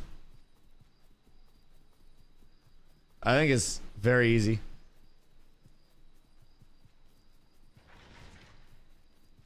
Calm the lifesteal. I mean, even if we have it stacked up, we should have so much AoE going out that lifesteals are getting interrupted. I think that we are not looking for it. I don't even think it's a matter of calming it. I don't think we should have to be like fucking calming out every single mob ability that goes out, even with like we had like 12 people in there. I don't really think we should be dying that. Dodge rolling lifesteal is very inconsistent. Yeah. I think it just needs to be like a trip or a silence or a sun or anything. Like we have plenty of things that we can do, but on one mob you very frequently force a lockout on like trips and shit. So it can be tough to do that if people aren't all just doing it, and if everyone's assuming like, oh, somebody else will get that lifesteal. That is probably what's cooking it. Everyone just needs to like go through the motion of hitting like a CC, hitting lifesteal, stuff like that. Can I change PvP flag button from hold to toggle? So, according to some people, there is... What's it under? Is it under, like, targeting? What's it actually under? PvP force flag. So, according to some people, if you change this from just left alt to, like, alt and F, then you can do, like, alt plus F and then let go of F and then let go of alt, I think it is. And then from there, it will, like, perma keep your flag on. But I think that that's bugged. I don't think you're intended to be able to toggle it, but it is able to be like pseudo toggled, I think. It's a specific key order input though. It's like if you make it alt F, it's like press alt and then press F and then let off of F and then let off of alt. And then it keeps your flag up until you do it again, but my group just killed the thing, but don't see the thing's body. Weird. Like the body itself poofed. Not being able to toggle is weird because how are you supposed to press alt, then shift, and then your skills? What do you press alt with? I press alt with my thumb. I tuck thumb to press alt. I can press alt and shift right now. Alt, shift, shift 1. What do you mean? Wait.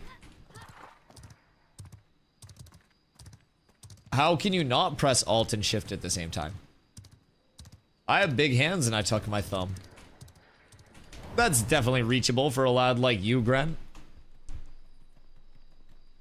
You do your entire rotation in PvP while holding shift? While holding alt? You don't have to hold alt in PvP unless you're like hitting somebody that's unflagged. So like you don't have to force flag with it. That's what the settings are for. Now, if I'm doing my entire rotation on somebody that's not flagged, then I'll have to hold that. But like under the combat settings, you have your PvP settings. This is the PvE setup where you're not gonna be able to hit anybody unless you hold alt. But the second you go here, you don't have force PvP, that alt modifier being required to hit combatants, people that are purple. And then turning this on allows your AoE to hit people if they're not targeted. So like, There are a couple differences to that, but if you're having to hold Alt to hit other combatants, then it just means settings are cooked. I would have one of those two settings active at all times. So this is a PvE setup. This would require you to tab to somebody and be holding Alt for your stuff to actually hit them. And then you would have to have that Alt on all the time, even if they're flagged. And then the second you go here, if somebody flags up near me, even if I'm not targeting them, then I can just pump. Let's play. I mean, we could just go fucking third floor or not try to go giga deep into fourth. I think realistically anything is fine. It's just going into the room with all the thaumaturges. If I'm being honest, I think we just avoid thaumaturges until people are here, until we have more people and shit. Do we have guild storage somewhere? Material storage, not yet. Every guild has one material storage voucher at this point. Guild storage in terms of recipes, yes. Guild storage is active for an items tab that's available globally. So you can go to any settlement, tier 3 or above, and find the guild storage vendor there, or any of the harbors throughout the world. You can put stuff there. Once KT hits level 3, we'll be going to that material storage in Kaltorum. So that way we'll be able to have people dump stuff there. What's the level requirement again for 4th floor? I mean, honestly, if you want to come over and farm, I think the raid's probably going to be 20 plus, if I had to guess. So anybody 20 plus, just come over. More people are good if we can actually kill shit. And I think we're coming over with even more people for like the gear farm tonight to try to get some good gear rolls out. So if you want to come over before then, 20 plus, I think we're just going to try to find a spot to post up and chill. Slash invite Metakrowski. All right, +1. So we'll start sorting this out. Does anybody else want to come through? I have 18 silver. You have 18 silver? Like for repairs? Do you need money for repairs? It didn't have to be like that. What didn't have to be like what? I didn't do anything. It wasn't me. I just repaired it. Oh, word. Level 7 bard with a cool bow. Oh. Do you know how to use your abilities? Can you press buttons? I also have recipes for donation. I've been making other people take my recipes. I had a storage full of recipes and an inventory full of recipes the first like day that we were grinding Steel Bloom. It instantly said, nah, fuck that. I'm giving this away and passing on every recipe that comes up. They will exist. They will exist. I was told to level. What level are you?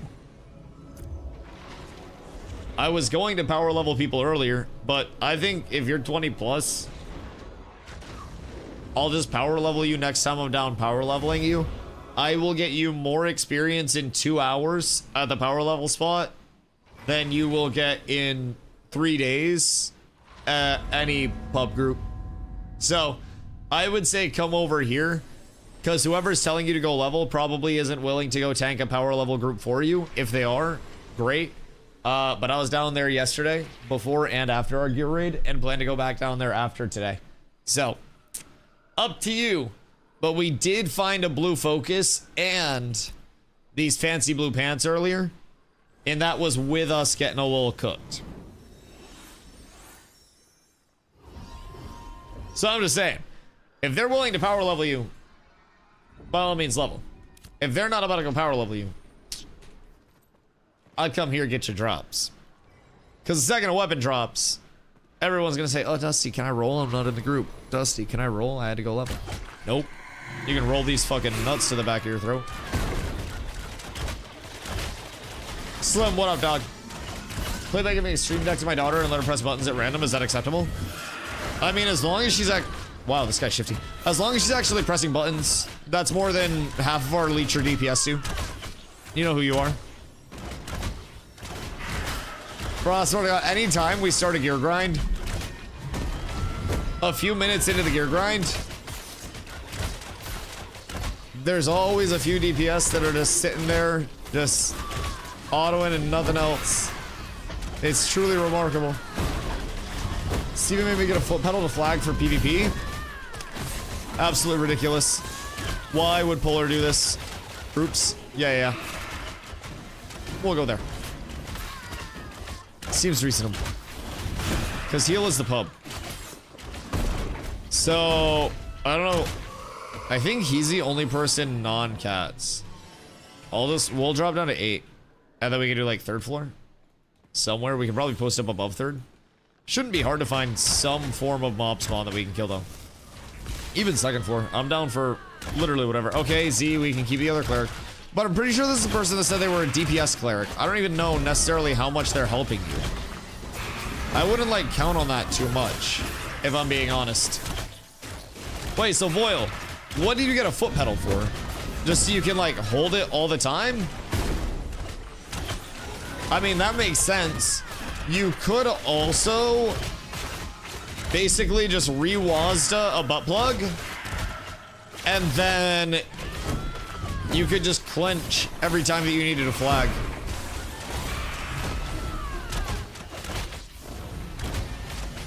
I'm just saying. That might be a much more optimal scenario, because that's reaction based too. Or I just have to change my settings to get grieved. Yeah, no, that is fair. The settings, I think right now, while they do help prevent corruption baiting, I think are a little bit rough for everybody that doesn't want to sit there having to worry about constantly reflagging, constantly changing their settings. Like, it's a very large inconvenience. Just bring back alt-tab flags. Yeah, like the perma-flag opt-in. I mean, even if they had these fail-safes in the settings, I think having the opt-in flag would be pretty simple. If I'm being real, because you could still have your settings preventing you from hitting, I don't know, people's horses and shit. Now, is corruption baiting always going to be a thing? Probably. You could still just require, like, if you could flag up for PvP, then you wouldn't need the setting to say, like, require force flag to attack combatants.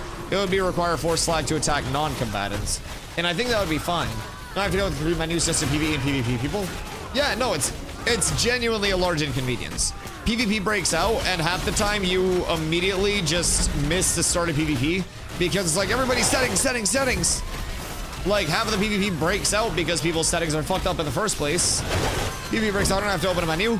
Bro, imagine my inconvenience always getting fucking hit. Because, like, you have to escape through all of the all of the menus. You have to get actually out to the menu without getting hit. Then you have to get into it. Then you have to get your settings. Bro, it flicking sucks.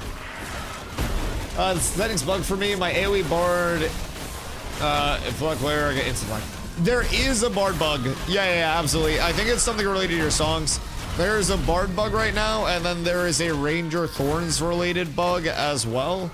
So, a couple quirky little interactions. So, yeah, heal, we're gonna drop to 8 since all guild. Thank you for coming through. Okay, we appreciate him. What's the bard bug? What's the ranger bug? You sweet summer children. What's the tank bug? What's the polar bug? Jesus fucking Christ. Alright, we're up tremendous. But I'm doing good DPS. Wait, I think that might be a meme. Surely he's actually healing and he's just like saying, but I'm doing good damage, right? Surely that's an actual, like, meme.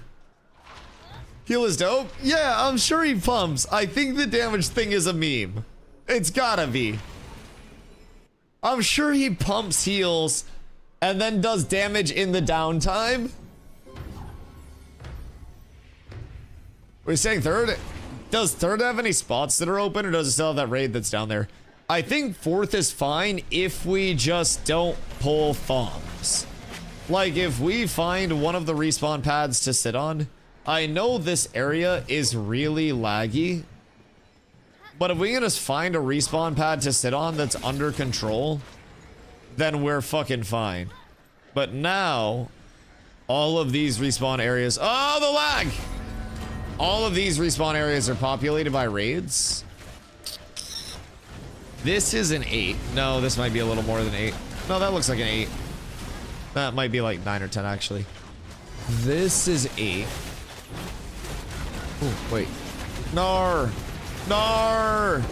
I wanted the loot. I was slow to it. That's an 8. Oh, God. Oh, fucking God. Oh, lordy. The lag is rough here. Can we get up, maybe? And pull from petition room? Hold on. Let me see something real quick. Hiya.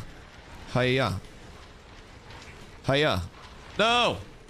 Hold on. Hold on, chat. I'll be right with you. This requires all of the lock-in. I am absolutely fucking terrible at jumping puzzles. Notoriously bad. No! We had it, but I overshot it. I hit a goddamn flip and it sent my momentum. It actually changed my momentum. Absolutely none, by the way. Absolutely fucking none. I'm just selling the bag right now. Alright. First person shooter mode. First try. Super easy. Huh. We're up. We're up. Alright, cool. We're up. What's going on in here? Jesus Christ. Alright, thank God. Broken link? Oh, fuck me. Yeah, I have to fix that. We lost the custom link to the personal Discord. Guild Discord is exclamation guild, though. Discord.gg/cats with abs for that bad boy. This is Zomblers. You've got the Invoker here for Invoker Ring. You've got Oculars. But you do also have a couple spawns out here that we could kill. There's a raid right outside here. Bongies. Well, I found Supple. So they're over on this side. God damn, everybody's got their raids early as fuck on them one day. I did not expect to see so many people on a goddamn Monday out here. That shit's insane. That's a lot of people. Master Tao, good day, sir. Jumping puzzle, what is the skill wars too? There's no reward for the jumping puzzle. But it's just a little workaround to get up here. So there is a world event that pops up here called Petition of Challenge. You can get these little petition pieces from the fanatic mobs. And then you can bring those up here, interact with the lectern. And then it kind of like seals off this room. So, kind of cool. Kind of cool. We get to sneak up this way. I don't know if this is the farm though. I mean, we could probably pull the mobs out here relatively easily. One at a time. We would just have to pull them around the corner. The zombies are kind of assholes. But shouldn't be that bad. And I can just taunt. And then I can just like pull around the corner with taunt. Should be fine. Should be fine. Okay, what did Bard call before he cast Saga? Saga, like Crazy said, mana restore. So when Saga goes out, if you were just pumping auto attacks, like you just go through a combo, you'll notice your mana just chunk, chunk, chunk, chunk, chunk. So that's like the big cooldown in the rotation that bards want to communicate for people. If that's not being communicated and you're like using Saga and people aren't auto attacking to make the most out of that Saga, then it's not going to be very high value at all. And you want to always be getting the most out of your cooldowns, out of your abilities. You don't want to be wasting big things. So making sure that everybody in the group is staying sustained through that Saga use, it's incredibly easy. You don't have to do much else other than that, if I'm being completely real. If you're pressing your buttons and you call out when you Saga, congratulations. You can bard in any pub group at any time. People will be more than happy to have you. So bards, like they can near single-handedly sustain, well, they can actually single-handedly sustain a group's mana. We call them a mana battery for a reason. Are people struggling with the jumping puzzle? I can show the steps for it if people have never come up here before. It can be a bitch if people haven't made it up. Uppies does help too. I don't think, wait, I can't grapple people up anymore, can I? Last phase I could grapple people up. It made it so easy. So easy. Do you change your settings in this phase? I run right now. I'm gonna update some commands as well. But I run no super res, no ray tracing, no lumen hardware. Then I run medium global loom, epic view distance, low, low, low, medium, medium, medium for my current settings. They nerfed Dusty confirmed? Listen, they just don't want me helping people, man. Ashes of Creation is built on hatred and negativity. And Intrepid doesn't want to see new struggling players getting helped with anything. They want to see them fail. Intrepid wants to cook their own population before they even bring it in, god damn it. Not a fucking clue what they're doing. I wonder how people are fighting over materials in the open world. Like, if you run up to a tree that you're fighting over, do you just smack somebody and wait for them to smack you back? Is that the option? Slid it, like actually just a bop and wait?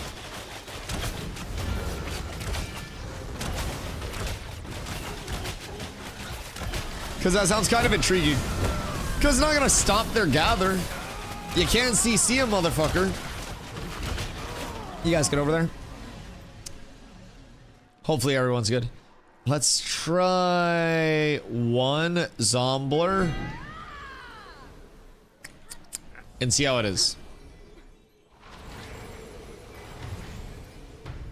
We'll see how it is. Going about my roots of cooking dinner while watching stream. Ooh, wait, take me through it. What's for din-dins? Ow! You motherfucking rat. That shit hurts. They talk about doing like a damage threshold. I have to see how that goes. Could also be pretty cool. Could also be pretty cool. I definitely think that it's far from finished in terms of these current sets of changes, right? And I try to tell people a lot, don't get too attached to the things that you do really like and don't hold the things that you don't like too far against Ashes in its current state. Literally everything is going to change. At some point, your favorite system will switch up. Your least favorite system will probably switch up. Hopefully. Hopefully. But we see so much change and so much progression over here. I think it's crazy to think that, you know, a system right now, even if it's not immediately vibing with the player base, like, I don't think there's much risk of that system being like a long-term thing that's always going to be here. Love how they removed the PvP flag toggle just for us to find a bug that lets me toggle because it feels better. I mean, I wouldn't be surprised if they brought the toggle back in the long term, right? But I also think the settings right now are a good step towards people not getting corruption baited. And corruption baited when you did flag. Oh, wait. People gotta loot their shit. We just got bracers, you goobers. What the helly? Y'all are throwing. I mean, it's not BIS, but like, we already got a piece of gear. Oh, should I switch the settings over? I probably should. Because right now it's still on this. Need or greed, safe. What bracers? Max HP, heavy finesse bracers. No? Well, what? That's easier than saying what bracers? It fucks loot. What do you mean it fucks loot? It does not fuck loot. That's absolute malarkey. That's made up. That's Copington. Well, like, so you have one? I have the Blood Runner ones on right now, and then these are Woodingtons. So I'm gonna toss these back to wood, and then I'm gonna try to slowly phase out Rosarium Guard for the Blood Runner set. That's one of like the late gamey ones that I want to run. Pass lead, got you, dog. So that's what we found here earlier today. So I am fucking excited. This is what I was running on the PTR as well for like my 5-piece. So if I can get up to that, just the 5-piece, it's got medium, it's got fortitude. The siphon also works pretty well for tank early. Not a late gameplay, but Spaghetti, what up, dude? Linguine pasta with zucchini and a tomato paste sauce thing. Zucchini goes hard. I have 2 very large zucchinis from my mom's garden. Those things are like actual fucking clubs in terms of zucchini size. Zombler. What's that Goobington doing over here? Wait, does Zombie know the jumping puzzle? Go, Zombie, go. Go, Zombie, go. I believe in him so much. Love a good Zook. How do you guys do your Zook? My most recent, I just sliced him into discs and then grilled him with some just basic SPG. But I also like cubing and then putting it in like a saute pan and doing like Parmesan cheese and egg in with it and kind of like frying it all together. That shit goes hard. That shit goes hard. When is Steel Bloom raid tonight? Hour and a half, but I think we might be transitioning over to Carfin. But I also think Carfin might be fucking lit tonight. So we gotta be ready. We gotta be very, very, very ready. Zucchini's so slept on, though. It really is. I feel like you can do so much with it. And motherfuckers just don't. Caprese. Isn't that like the mozzarella and tomato and fucking basil type shit? And then you have like the... Are you talking about caprese? Zucchini. Yeah. I mean, caprese goes fucking hard. I don't even know if I'm saying that right. I'm just guessing. But, like, zucchini can be done in so many different ways. We're talking about zucchini. But caprese goes fucking sicko mode. Got any blue wand drops? 12 of them. Yes. Oh, no, maybe even 14. I lost count. It's been so many. We're up to our ears in wands. Truly. Too many to count. Love me some zook sticks and zucchini rounds. Zucchini rounds on a grill, salt, pepper, garlic, and then you just get those nice grill marks on those bad boys. Oh. Oh, fuck yes. Yes. Where are the zombie going? Ah, there he is. There he is. But no, no blue wand drops yet. We did get a blue focus, though. I'm just saying, we got a blue focus, and we got these blue legs. So these are very, very, very sexy. These are what I want to get the 5-piece of. So any Blood Runner pieces, that's how you get on my good side, right? One more Blood Runner piece has me up tremendous. I can drop one more piece of my Rosarium Guard set as well. So if somebody needs a Rosarium Guard piece, I got you. I got you. Faria, what you doing? Oi. Are we waiting on the boss spawn? What's the dealio there? Now, I feel as though something intriguing is happening. I need Rosarium Guard gloves or bracers. I have bracers. My gloves are actually the Academus monitor set. So those are the ones that come from Carfin, but it's also the heavy set. So I don't really want like heavy as my main 5-piece. I want medium as my main 5-piece. And then just build off of that, right? Medium just giving that balance mitigation tends to be so fucking strong. So that's just a big point of preference for me as a tank. I don't want to dip my magic mitt too low. On PTR, I was even going as far as testing a 5 light set and then building off of that.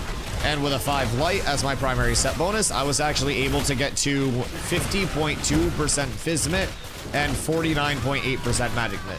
That was the closest I got to a straight 50-50.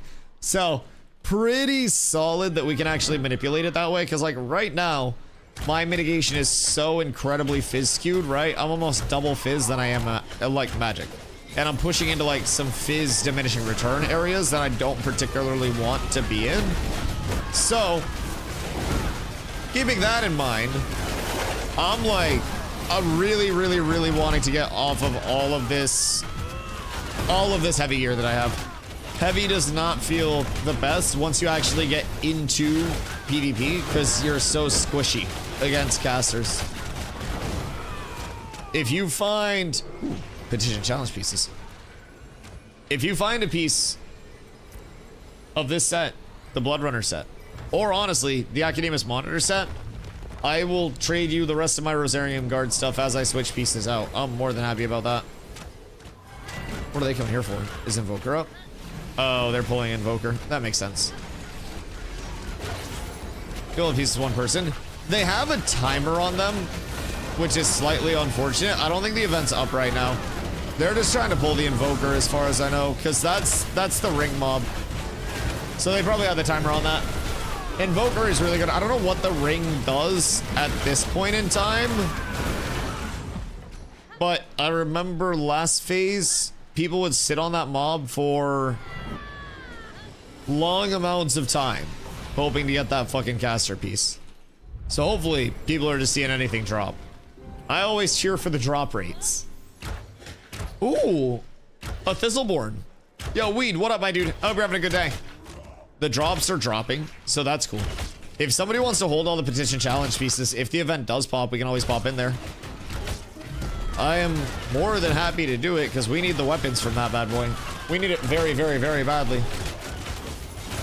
Fried zucchini medallions. Wait, so fried zucchini medallions would be like, you talking like battered and fried? Like you want those bitches like a little crispy, like an onion ring, but a zucchini? Because that also sounds kind of hard. That sounds really good. Zucchini cut in half moons. See with spug and fry up on the Blackstone. Oh, dude. My parents have a Blackstone. I do not. Anytime I go up to my parents, it is constant cooking on the Blackstone. I will take any opportunity to go out there and cook. Like, I like cooking for my parents anyways, but battered and fried, crisp outside, soft center. Oh. Asking for a Blackstone for Christmas? Yeah, I mean, I can literally make everything on that bad boy. Realistically, we could replace the stove in the kitchen with a Blackstone. We could just sell it. Thug would never know. Be the perfect crime. I don't need an oven. I don't bake. I got an air fryer. Yeah, Blackstones go fucking hard. Any meal, you can make it on a Blackstone. You can get one of the dome covers, and then you can make, like, melts. You can make grilled cheeses. You can make fucking anything. Can't really use it in the winter, though, without burning through a shitload of propane. Can't use it in the winter if you're a pussy. Just put up a little hut around your Blackstone, and then block the wind. Air fryers are fully goated. Oh, dude, I have a Ninja Foodie. So, like, it can, like, air bake, air fry, air broil, air roast. Pretty sure it could give me an air job if I found the secret settings. That shit does things that I never thought I would see a piece of technology do. And it swivels, so it goes up and stores itself. That's also quite nice to have as a feature. Don't care about the cold, it just takes a stupid long time to heat up. Yeah, that's fair. That's fair. But, like, once it's hot, so that's nice. It's not the same company as Shark Ninja. What do you mean Shark Ninja? Like, is Shark owned by Ninja? Because I have a Shark vacuum, like the Ninja kitchen stuff, like the blenders and like the air fryers and shit like that, yeah. Wild? Why, what's up? Did you make that brand? I mean, that shit goes fucking hard, I will say. Ninja Foodie Grill is nice. I just have the regular Foodie. I do QA for it. Like, they just send you a bunch of shit? I thought you did biology. Do you do QA for them on the side? Do you put leftover pizza in... I work in a lab. We plate the drinks. What do you mean plate the drinks? What drink? Interesting. Like any drinks that people are making and shit? Like pre-made drinks? Or what? That's intriguing. So you're literally just like sipping on stuff all day. Edible biology? Yeah, if it's sterile, you just like bottoms up it. We take samples from the batch of product and put it on Petrofilm plates. And then you just look for little swimmers. How can you determine that it didn't get contaminated on the way? Like, what if you were transporting it and then contaminated it? I feel like that's not too far out of the picture. Shit would grow. That quickly? Like from you putting it on it. Yeah, I mean, I guess cells probably don't have an 80-year lifespan, huh? Nor do I, most likely. I have the 36-inch one, and I got to release a tank a month with cooking on it 3 or 4 times a week. That is pretty heavy.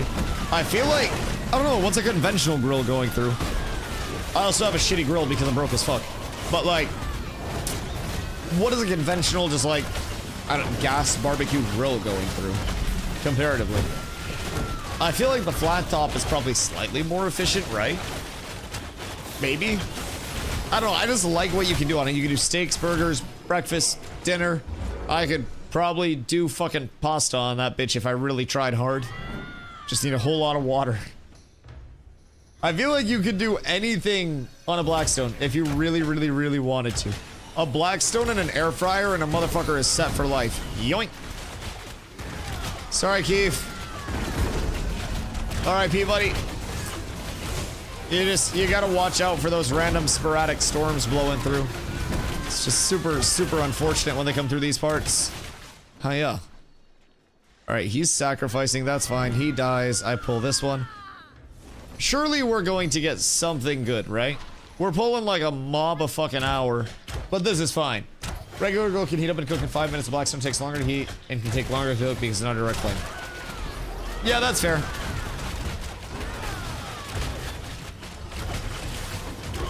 Hey, yo, Strag, I'm coming for you next, buddy. Every ranger's getting it one at a time.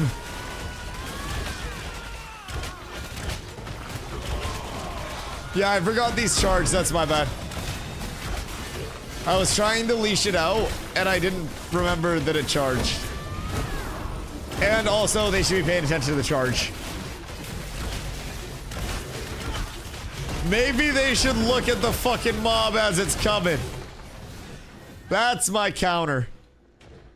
We can probably pull a couple of these mobs here. If I go you, and then you. Excuse me. Pardon me. Fucking idiot. Everything's fine. Everything's fine. I know how LOS works. We do this.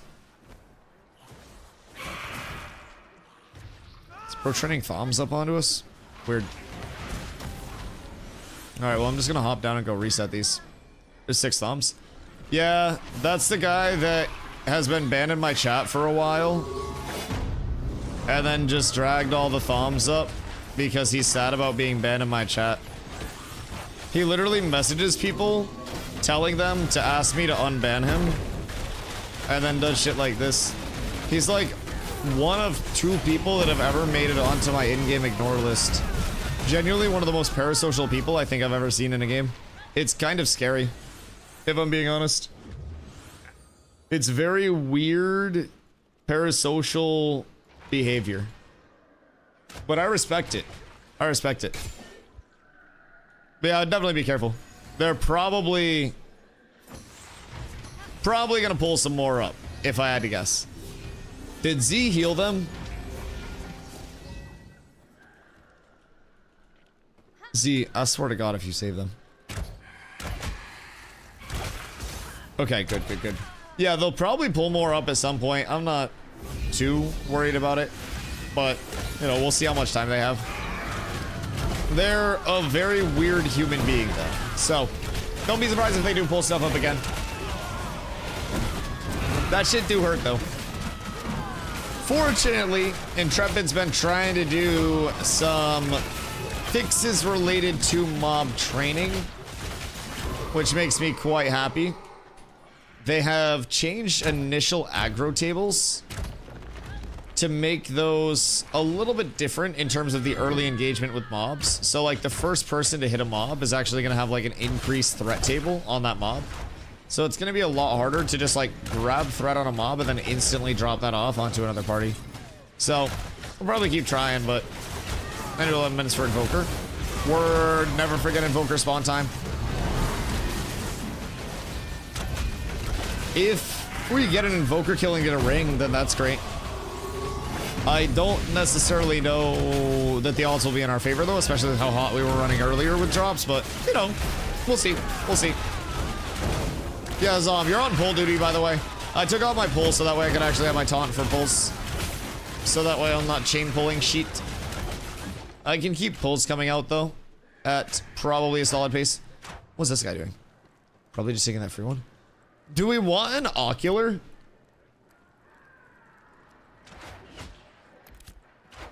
I have heard that oculars are now way less punishing. Oh. Somebody got fucking nuked. Alright, I'll grab this fanatic for now. I'm not gonna fuck with the ocular at this point in time. I'm not that intrigued. Not that worried. Is brother mob training through supple? What is going on over there? Wait. Is he just training onto that raid? I'm so confused. What the fuck? Is brother just trying to come here and train on everyone? This is very fucking weird.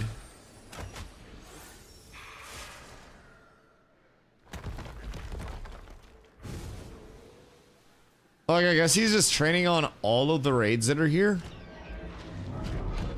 Such weird creature behavior. Yeah, this is a person that I banned in my chat a while ago, and then was like messaging me in game after I banned them in my chat. Like, still yapping. And then I ended up having to ignore them in game as well. They're actually a weird person. Like, genuinely a weird person. I don't know how else to describe it, but... Yo, Ravages, what up, dude? What game pumping your HP up right now?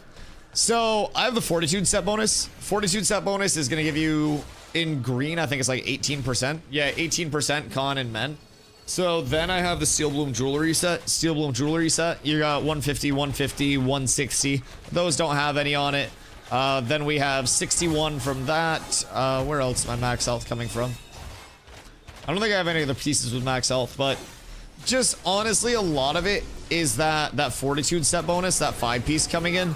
It adds a lot of early HP. Not necessarily a ton, but it's like 200 bonus. And then factoring in what I'm getting from the Steel Bloom set and shit like that, it definitely does help out. My goal from Carfin is to get the long sight bow. That's the longbow that's out here. If we can get that bad boy, then that is another 350-ish max health, just straight up. So that's another very huge piece, and it's massive, massive, massive fizz power scaling. Fortitude set bonus from where? Fortitude is coming from my Rosarium Guard pieces. So it's heavy Fortitude to start, and then as I transition out of that, I'm going into the Blood Runner set. So, where's Wood, by the way? Wood, take your pants. So, as I transition out of these Rosarium Guard pieces, I'm going to get back into medium, and then I'll give these Rosarium Guard pieces out. So, I was using 6 of these, so that way I had the bonus 579 fizz power. I dropped the 579 bonus because I can just go into the strength if I get another piece of this, so. Does the max health on your bow still apply when your shield is out? It does indeed, yes. And another cool thing about, like, shield and bow and weapon swaps and stuff, too. PvP. What's happening down here? Who's PvP? Another cool thing that happens, though, in terms of, like, your bow and your shield and interactions there, you have block chance from your shield passively, right? So, with my shield out, I have 19.6% block chance. Sorry, 19.3. Jeez. With my bow out, I have 19.3. So, it's a nice fizz and magic block chance passive from having a shield equipped in any manner. It doesn't even have to actively be out. So, pretty cool system there. I find it to be pretty rewarding to use a shield now. As a tank, PvE, PvP wise, I'll probably always use one. PvP especially, just having that passive block chance, if people do focus you, that's also going to, on each of your blocks, keep in mind that's going to give you 30% off of the physical damage that you take, and 25% off the magic defense, the magic damage that you take. So that block is just an extra, basically, percent mitigation that you get on top of the rest of your mitigation. So it goes pretty hard if you do simply have that up. Using a Flame Heart Shield. What are the stats on that? I'm using a Scepter. Flame Heart Shield is a nice level 20 bump, though, before you get into names. I don't know what the stats are on it, but, like, mine right now, the Thornbound, is just defense. It's not too crazy. So I'm assuming you may even have, like, a little bit higher passive block chance than I do, and maybe a little bit more block hit, but having better shields only makes shit easier for us. But yeah, PvP wise, I really like the concept of shields. I have been using it lately, using a shield since P2.5. They juice steel shields. It made them really strong. But even past that, I really liked where shields were at, you know, on the PTR build, primarily because of that additional block chance. It was a really big passive game. So we got more crit chance, we get more passive block chance, and all is well there. Should be pretty easy. See the Thornbound Hand Axe. Steel Shield was OP last phase. Dude, it was so strong. It was so fucking strong.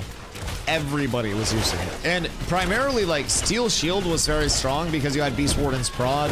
And then before Beast Warden's Prod, you had other high max HP alternatives. But, like, any Beast Wardens above green was giving you 1,000 plus HP.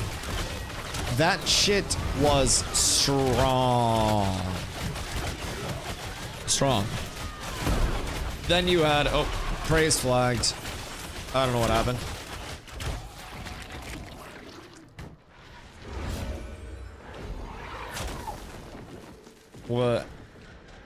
What happened over there?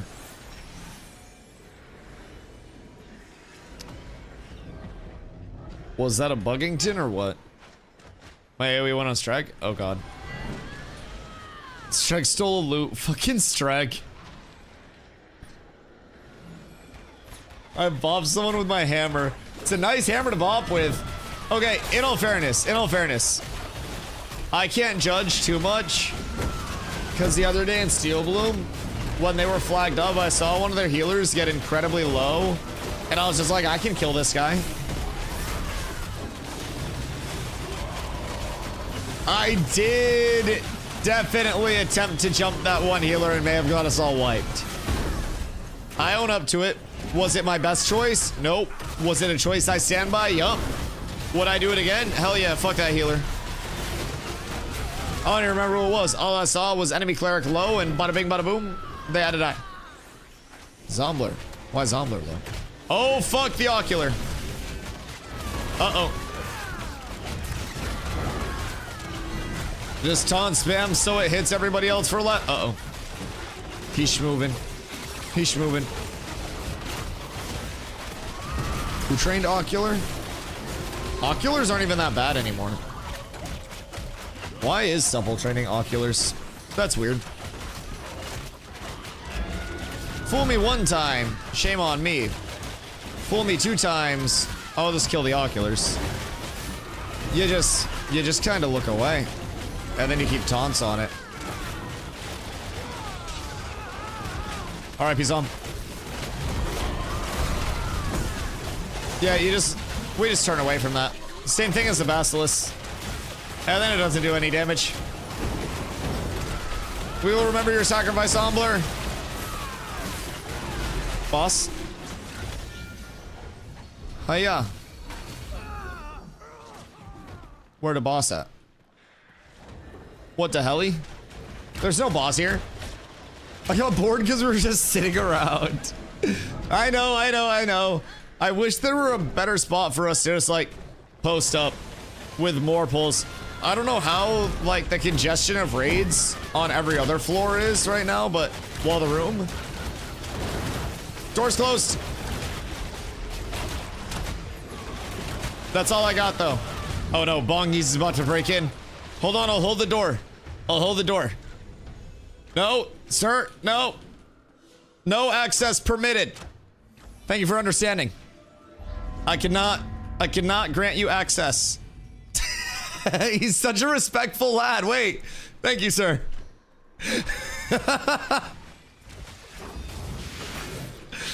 What a kind sir. He respects everything over here. +1 for Bongies. I like that guy. They call me the human wall in these parts, man. You can't get through. I hold the line.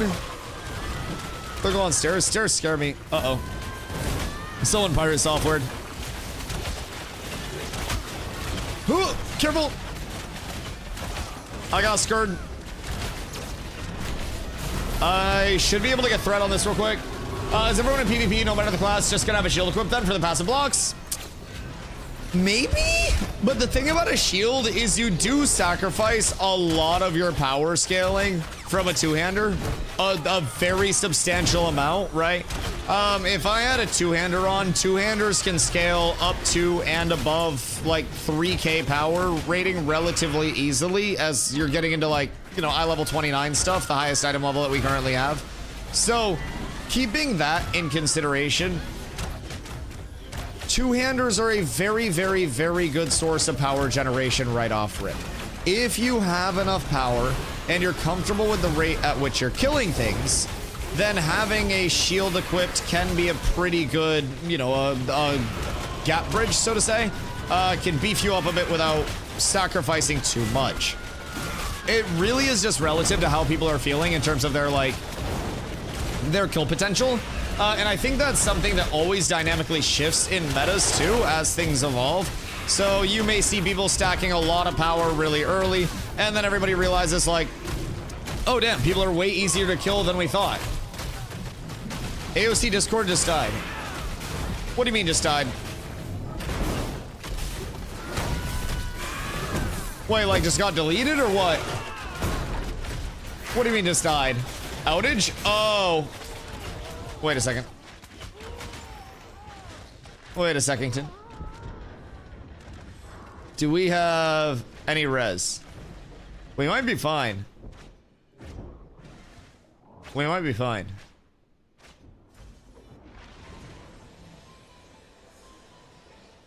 They're not fine.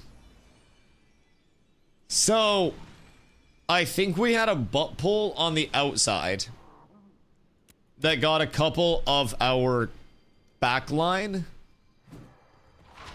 that killed a couple, like, clerics off rip. Or at least, like, a cleric and a bard. I don't know what else happened there, but I think the butt pull didn't help. Oh, I think we only have one cleric. That probably doesn't help. I think Z got gibbed by something that got butt pulled. And then it went downhill from there. If I had to guess. Doesn't help that a lot of additional stuff got pulled, but that's also the life we live over here. That's also how it goes. Okay, so Ash's Discord outage. Is there... Oh, was it Plague Vomit? Wonderful. Wonderful. Yeah, Plague Vomit do be a bitch. I interrupted the first one. Yeah, I mean, so that's like the catch-22 with those mobs, right? Is if you keep the thaumaturges far away from the clump, then it's gonna Plague Vomit. If you bring the thaumaturges into the clump, then you have to be really on the interrupts on the lifesteal. So if people died to Plague Vomit, that's unfortunate. That just means that one got through and, like, range got hit and then got uked on. Not ideal, but is the way of the world. There was also an ad that we had to pick up there. It's probably easier to try to pull it outside around the corner and then just stack up on it. And then just interrupt the lifesteal with as many people as we have instead of tanking it there and having a Plague Vom. But I think we're not really used to just, like, stuff actually hitting this hard, if I'm being real. I think it's been a while since things were difficult in this game. So I think it's pretty cool that we actually have to coordinate a little bit for this PvE stuff. And we can't just face roll it because we have a little bit of gear. Kind of cool. It'll be a lot easier when we have a raid in. Or more people will die to the Plague Vomit when we have a raid in. It all depends on what people's brains are doing, boys. If they're functioning, they're set. If they're not functioning, then it might be a little rough. It may be just a smidge tough. Killed a healer and a bard in Steel Bloom. They res the bard. I killed him again, then found out 2 of my guildies were in their group. Fucking shameful. Were you mob training onto them? Or was it Bloodblade that spawned behind? Yeah. That was the bubble I was talking about. Because we had the boss, we had another zombie, and then we had the Thom. Not the Thom, the Bloodblade, the Sightseeker that spawned in behind. That definitely didn't help. Should have been fine, but it is what it is. That is okay. I think it's probably some, like, a lot of people's first time in Carf in this phase. So have to realize that people might be a bit under-geared. I think we also only have one cleric. So that has a certain element of riskiness to it. If Z gets bopped, then we're just kind of cooked. So if we can get a second cleric over here, that probably makes things way easier. So we actually have a res chain. But nobody's on because it's a fucking Monday. Which does make perfect sense. But maybe if we can get people in the alliance over here, whatever it may be, that would free up a little bit of farming for us. I think right now we're probably just having people get cooked by things in the backline, abilities, mob shit, whatever it may be. Although, oh wait, what's going on over here? Oh, they just moved over to this side. Are they just sitting on top of this? Like this other group? That's funny.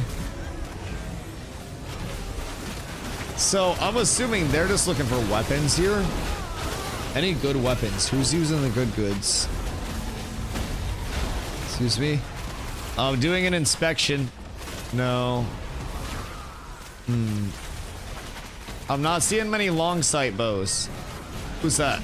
Sulos. Hi, Sulos. Rick. Hi, Rick. I'm not seeing any long sight bows. Discouraging amounts of long sight bows. If you need a juice bar hauler, I mean, shit. We have the, like, Alliance, the Alliance gear farm or whatever, the planned event, today at 7. So that's in a little under an hour. We've been trying to get drops going. I mean, we hit really, really, really well our first couple of mobs over here. We got on the 4th floor and instantly just shit out 2 blue drops. So, really excited about that. Since then, it's been a cold, dry, lonely farm. So we're trying to cycle as many people in and out as we can without dying. We're down to get a raid in here and just kind of post up on an area. We're not really worried about XP because anybody that's 21 plus, I can just get them to 25 in a second anyways. So if you want to come through, feel free, I think at this point. I don't know if we have enough people to like effectively farm this with like just the cats people anymore. Because people keep like ducking out to get ready. Ow. People keep ducking out to get ready for the guild farm as well in an hour, but that's gonna be here too. So, excuse me. Wait, I thought I was for sure getting teleported there. This teleport has been one of the weirdest things in my interaction today. I don't know what it is, but my game does not like this teleport. The teleport doesn't like me. It's delayed for me as well. Okay, I'm getting an Arizona iced tea. I'll be right back 1 second. And then no more deaths.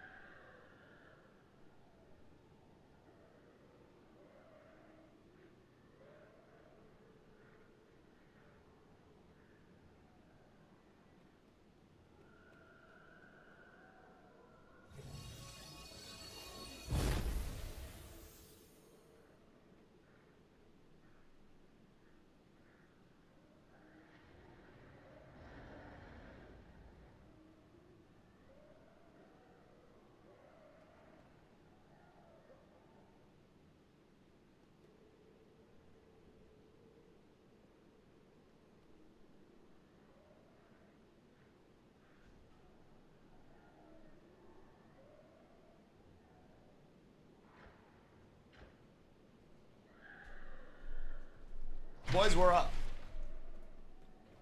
We got a nice crisp cold can of Arizona iced tea. And that's gonna power us for probably the remainder of the grind. Feeling very blessed. Are we going up again? Cause like, we were not getting many mobs up there. Why is everybody fucking grunting like that?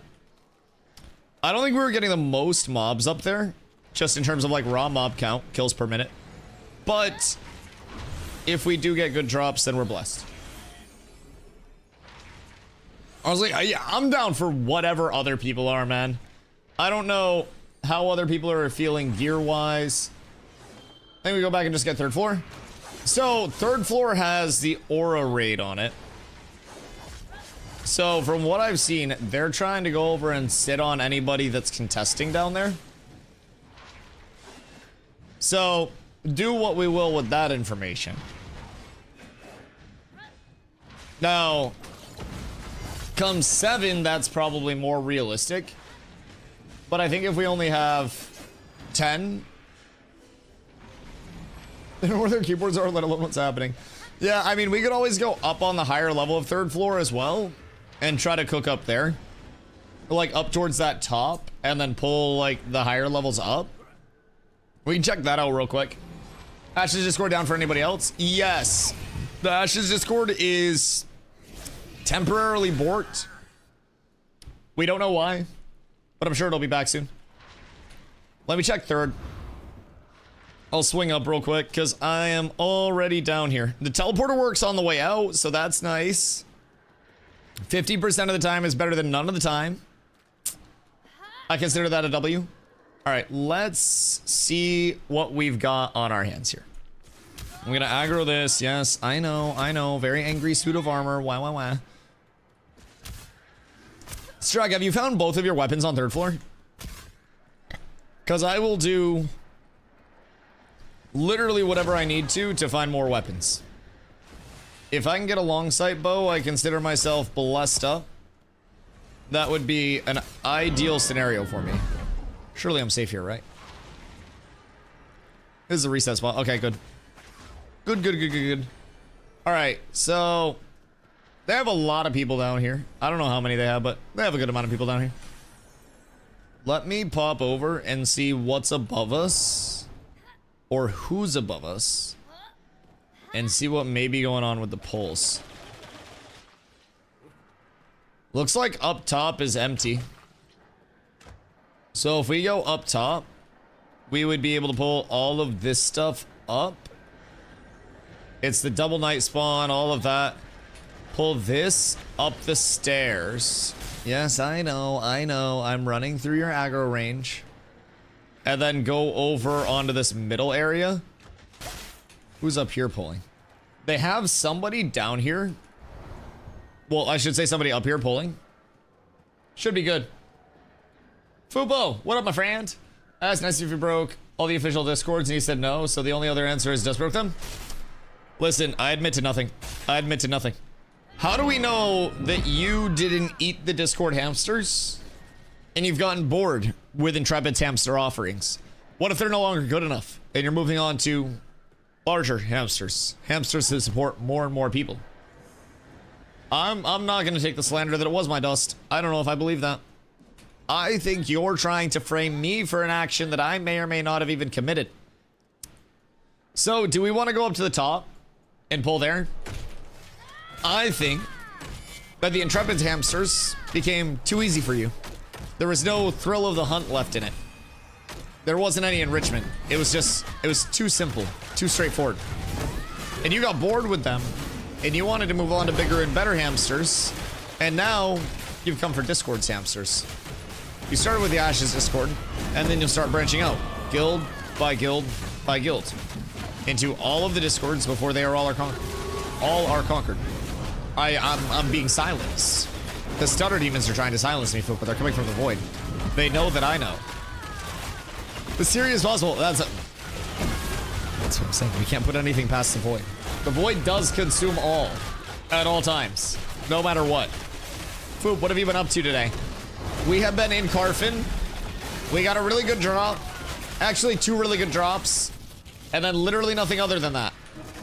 The interact over here, as always, has been a little wacky. But what dropped? So, we got Blood Runner leggings. So that is one of the 5 pieces that I would like to run from that set early, just because it is accessible from this area, right? Really nice medium fortitude set. Siphon is okay. It's definitely not the worst thing to have proc in the middle of a fight, right? So that'd be a cool set to get. I'd be very happy about that as well on the way. You've got good set bonuses on the way. You've got strength and you've got con, and then you get your 621 fizz power with the 6 piece. And then you can also just throw in 2 other pieces, mitigation related, whatever it may be, eventually break off into a second 3 piece. So the goal is to get 5 or 6 pieces of that. That's going to give me a good medium base to build around. Do we want to go up? I feel like going up is the most reasonable thing. You guys have a rogue inside of you. Oh, it's bongies. Never mind. I think we should go up to the layer above and then pull up above. Would probably be easier. Simplicity, what up, my friend? Can anyone join your raid? So right now, it is all guild. Sometimes I will open it up, like if we're doing stuff that's more like pub accessible. But we have all guild in right now, and then we have like our official like alliance farm tonight at 7. So we typically do our scheduled stuff around 7 p.m. EST each night. So that'll be starting up in like 45 minutes. And then after that, I usually break off into more like pub stuff. So I definitely try to open it up to the community whenever I can. This early stage though, where gear is so imperative, if people aren't in the immediate like guild or, you know, alliance, typically a lot of the full guild stuff tends to be closed off. But the guild is open to everybody. So joining the guild is the best way to make sure that you are getting into the raids, and anybody can hop in. So inherently anybody can join the raid, just takes a couple steps. But we are always more than happy to get anybody here within the community as much as we can. We just need to make sure, at least for now, as much gearing as possible stays within the cats. So hopefully we can make that happen and then get all juiced up and then open it up to literally everybody in the future. But also, join cats. Large join cats. Sup, RIP that 10K. Lost on a lot of things. Did you see an inviting game? Nin sees, where'd all the mages go? Wait, where did all the mages go? One focus dropped and they're just like, nah, I'm out. Yep, so this is the downside of the whole one cleric meta. Didn't grab the loot and dipped. Wait, did Nin win the focus? No, there's no shot. Like, I'll believe that some of Nin's friends are raging alcoholics, but not all of them. Nin's used that excuse one too many times. It's like, how many dead grandfathers do you actually have, man? How many family members' funerals do you have to attend? I don't know if it's happening. Brother just goes with the, hey, I got a drunk friend going to scoop him. I'll be back soon. And then just dips after getting the gear. Just relishes all of that gear. Loves it, holds it tight. And then never uses it again. It's okay though. I think he said he was like, what, 150 power or something off of that. So he's catching up. He's catching up. Stop. You need to have somebody to 1v1 against. So you gotta give him a little head start. Get him comfortable. Crimson, what up, dude? I'm almost level 9. I still have starter gear. Should I just go to a city new missions from there? Level 9. So if you can get a group at level 9 to do church, if you do want to do like a group grind, church is a very good early grind to get. Good day, lads. Church is a really good early grind to get. Can take you up to like 10 or 11. And then from there, rude. And then from there, you can, fuck it, CWA. Motherfucker, that's us. What do you mean, Sid? But do church until like 11-ish, and then I would go over to Oakenbane Keep. You can do the upper part of Oakenbane Keep. That'll take you to like 13-ish, and then you can do the lower part of Oakenbane Keep with a group. And that's all if you're into the group-based mob grind stuff. If you're not interested in that and you're looking for something solo-based, Check this dock. This dock might fuck right now for gear, actually. this might get you some really good some really good gear. Outside of Highwayman Hills, this dock by the water, just be careful, because if this goes lawless, I don't know if this is included in that or not. I don't quite remember. How many do they have here? I feel like it's not that many.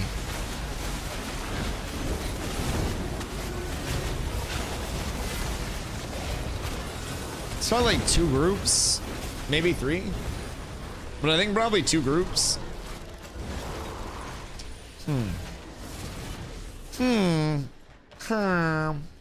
Mostly solo. Okay, yeah, I would definitely say check that dock area for now then. That should be some humanoids too. Humanoids traditionally have some really good like drop opportunities for you. Really good drop tables, good drop chances, all of that. So I would probably encourage that. Hopefully it's not too contested. There are a lot of alternative grind spots too for people. So I don't necessarily think it's in a spot where it's too overly con. Good day, lads. Oh, what the fuck? Did I fail the settings check? What the hell? Or did I get bugged? Oh my fucking god, I'm on the wrong settings. I'm so sorry. I was showing my settings earlier. That's on me. That's on me. Yep. Nope, that's on me. I was showing my settings to fucking chat earlier and didn't switch them back. I take the blame there. That one's entirely on me. I had my settings wrong because I was talking to chat. Yep. There's literally nothing else I can say about that one. That one's just on me. Oops. That's it. I fucked up. Who do I give handy down gear to? Handy down? Wait a minute. Yep, nope, I failed the settings check. So chat, let that be used as an example of what happens when you don't have your settings correct. And you know what's crazy? I saw them running up and I'm like, thinking to myself, I'm like, really hope that I turned my settings back after I was explaining to chat what would happen. And you know what? In the most dusty fashion, I did not. I didn't change my settings back at all. I fucked up on this day. Skills aren't gonna deny mobs if we move and stop turning your toes. Yeah, that's my bad. That's my bad. I legitimately, I forgot to change my settings back, dude. I'm so sorry. I fucking cooked this there. That's on me. Doug, thank you for the follow, dude. I appreciate you. Bake, what up, dude? I'm level 5 right now. You're fucking pumping. Absolutely fucking pumping. God damn these stupid fucking settings. What's the fastest way to level 9? Fastest way is through a questing loop that I don't have memorized yet. In terms of a fast way to 9, Second Sword Outpost probably juices you a good majority of the way there. You could also mob grind like anywhere really in like this region. If you can get out here and kill some of these humanoids, that can get you a couple levels. You could go north and check out some Corlock mobs. Baineswood has bears you can probably kill. But yeah. So I would say try to get into, if you're looking for group stuff, try to get into church around like 7 or 8, as Crows said. Church can be punishing if you're there too early, but like if you can get there 8 and then do that like 8 to 11 with a group, then you should be good to go over to Oakenbane, and then from Oakenbane you do that up top until like 13, go down to the bottom until like 16ish, and then from there you can just rotate to other places. So that's what I would recommend. Other than that, like the early grind to 7 is so fucking fast. You could even go check like Titan's Ring if you really wanted to. Titan's Ring will have like level 9 minnows, so I wouldn't necessarily go there too solo too early, but that was so tragic. Okay, my bad. But yeah, so I was saying earlier that we should probably just go up top and pull like the top half of the mobs. I feel like that would probably be like, I don't think they're gonna deviate that far to come up there. And if they do, then we just pull from the bottom. So yeah, it's a big area. I fucked up though. All right, well, good reminder. Everybody check your settings. I checked mine. Slightly too late. But I did check them. Everybody check your settings. There's always a good opportunity to learn from our oopsies. And I fucked up.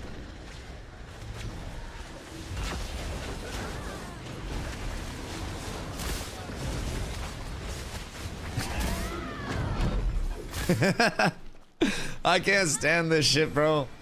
It's fine. Someday our glorious flagging system will be restored. Surely I just get up here and then we're fine, right? I'm perfectly safe. This is my little dwarf cradle. Okay, if someone joined your guild and got in your raid, can people not roll on drops unless you're higher up? Asking for a friend that's in a guild? Oh no, everybody can drop. Or everybody can roll on drops. So basically, with the way the, sanctioned guild runs work, essentially everything is compiled onto one person called the Master Looter. So that's usually Zombie. We make him do the annoying work.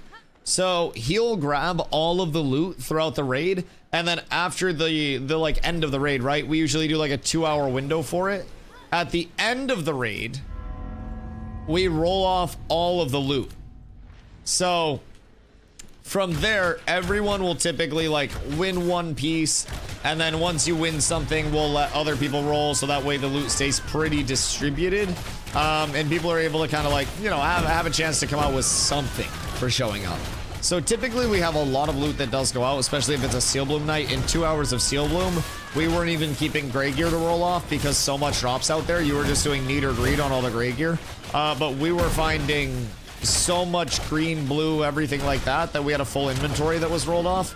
So it's definitely very fruitful to show up to. Most people will end up leaving with at least one piece, sometimes even more than that, depending on, of course, how the drops are feeling. So look at my dinner pic and tell me how proud you are of me. What are we looking at here? Hold on. Is it an IRL pics?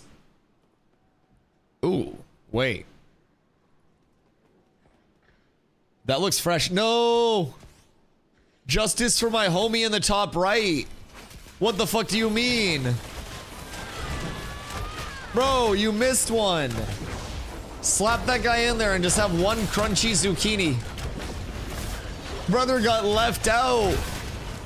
I feel so sad for him. That looks delicious though. That looks very fresh. Poor guy got left alone? Yeah. He had to watch all of his friends die a vicious, horrible death. Drowning, sauteing. Brother, it's fucking brutal out there. What do you mean? No, that looks good. Would eat. Who chopped up snake?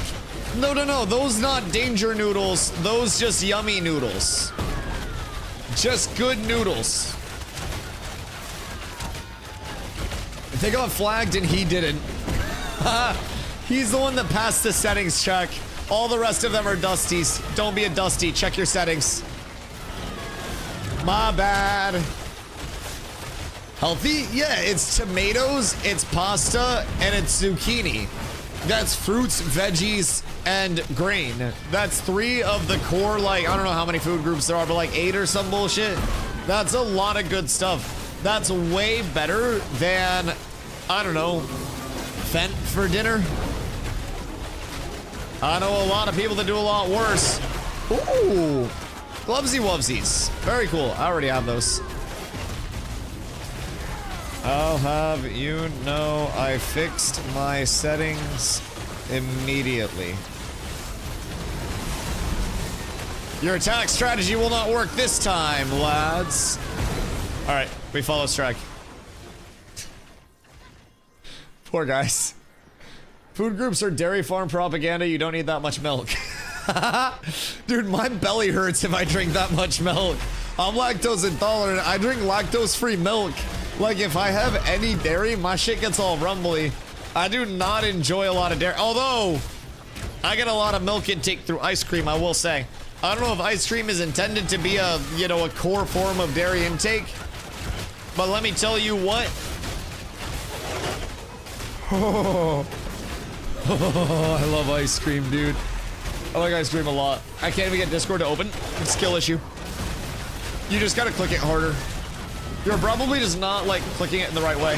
Food groups are made up by big food. I mean, sure, but categorizations of food are still there. I'm sure fruits and veggies and shit are still healthier for you than, like, Little Debbie's. I know Little Debbie isn't a food group, but, like, I'd say that's a pretty healthy meal overall, if I'm being real. I don't think, like, what's the unhealthy part of that? Is it the tomatoes, the pasta, or the zucchini?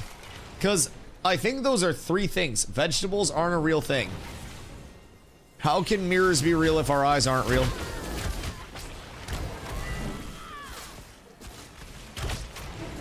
Depends on if the pasta used enriched flour.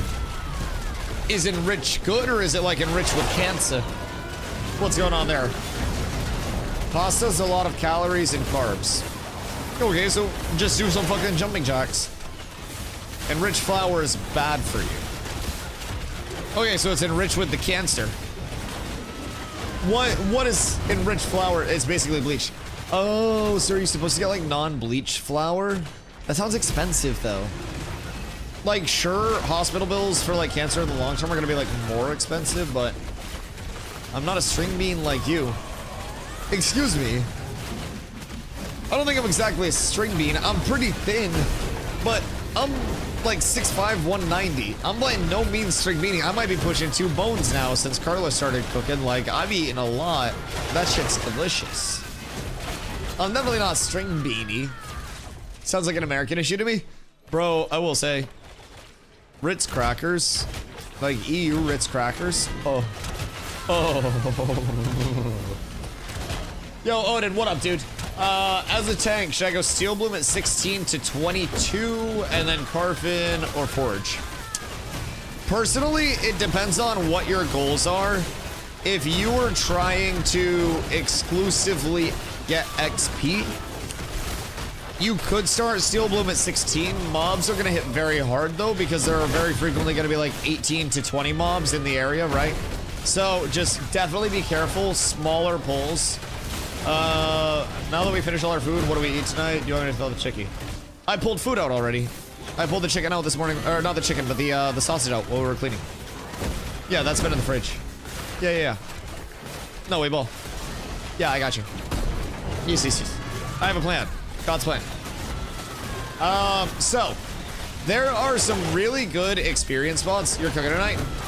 Yeah, I guess. I mean, it'll be a late dinner, but I can chef it up. I'm more than happy to put on for the city. But grind spots. If you're trying to get gear along the way, Steel Bloom can be really good. I play. Don't pull Golem.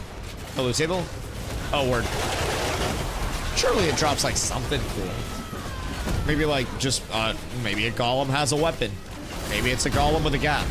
What strike just died to?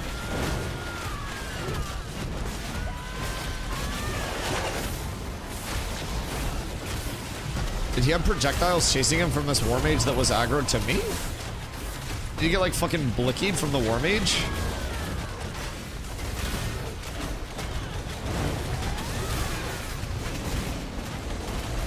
Wait, I don't think you died to anything that I pulled.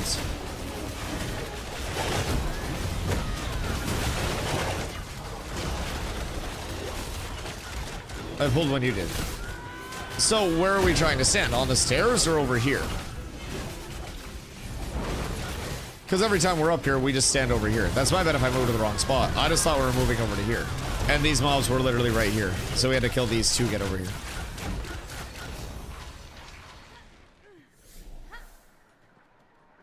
That's my bad, but we always just kind of sit here. I figured once we got here, we were chilling, but I didn't know what the plan was. So over to the other side? Okay. I will follow. When you died, though, that was targeting me. Either way, my bad if I stood in the wrong spot. Happy to be here. Playing tank is awesome. Stacks provided by Smack and Sunflower Seeds. Always. Big shout out Smackin'. They always cater to the events. They always pull up. Snacks before? Yeah, always snacks before. Discord done being broke. At least it works a little bit. Fucking Dusty, I know. How dare I? I've gotta look at where I'm standing. I need my X on the stage so that way I can chill in the right spot. As long as we have this, we're good. Odin, thank you for the follow. Sorry, we got distracted. So, Steel Bloom's good for a lot of your gear, a lot of your XP as well, as kind of like a hybrid. I have a lot of Steel Bloom jewelry. That's still very valid. I'm using a lot of the Rosarium Guard set as well. I had 6 pieces of that on previously, just so that way I was able to, you know, push up that extra fizz power bonus. Really nice set to get early. So, can't go wrong with Steel Bloom if you can actually farm it, but not always the easiest to farm at a low level, especially with pups. Things in there can hit very hard, and it's very easy to overpull because there is so much that you can actually pull. And I would say err on the side of caution there. Just because it is going to be so incredibly easy for you to get cooked. A lot of people bring mobs to you, make you die all the time. Yeah. Yeah. Mob training is a very big thing in Steel Bloom. So there is an area where you can go that's out in the tropics. It's the Brine Barrel Node Cork. So you can go there, and over on like this tip, there are some goblins that you can kill. I always recommend going there at 17 for the best experience, but going there at 16 definitely wouldn't be the worst if you have a good group. So you can do those until about level 20 if you're really trying to. And those have a great loot table, really good XP. And then there are also some different like just raw XP grinds that you can hit that are always going to be like higher XP per hour output. But it all depends on what you're trying to get. Some people will want, you know, a little bit of gear and a little bit of XP on the way up. Some people will say, fuck it, I'll get gear when I'm maxed, and they'll just try to get the raw XP. Some people will even have a power level on the way up. So one thing I'm doing for guildies a lot is power leveling in my spare time.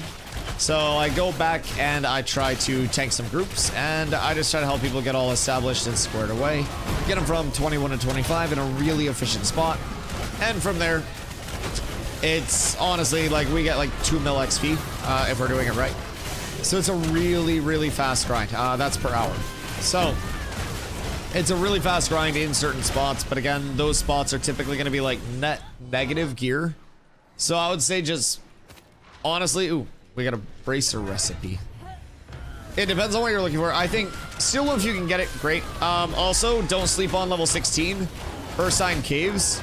Ursine can be a really, really, really solid spot that's, you know, right in the Riverlands as well.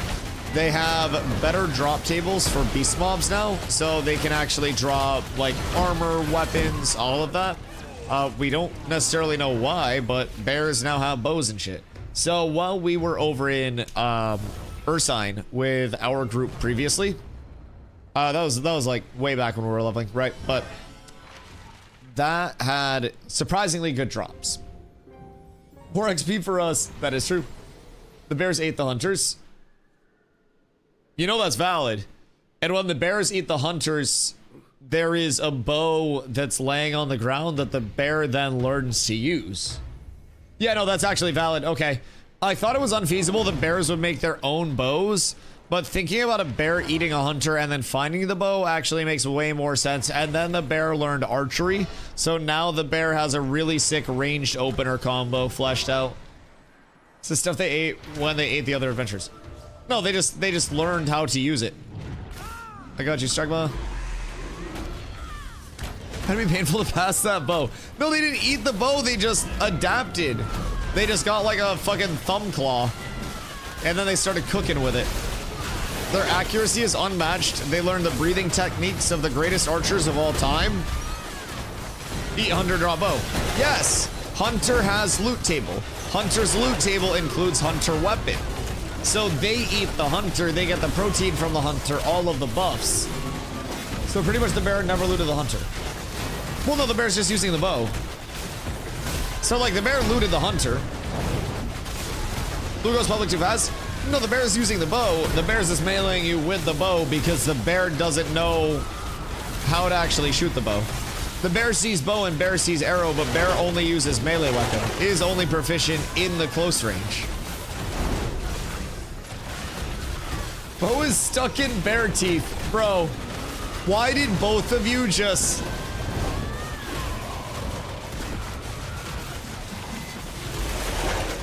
The simultaneous is slightly concerning from you guys. Slightly concerning.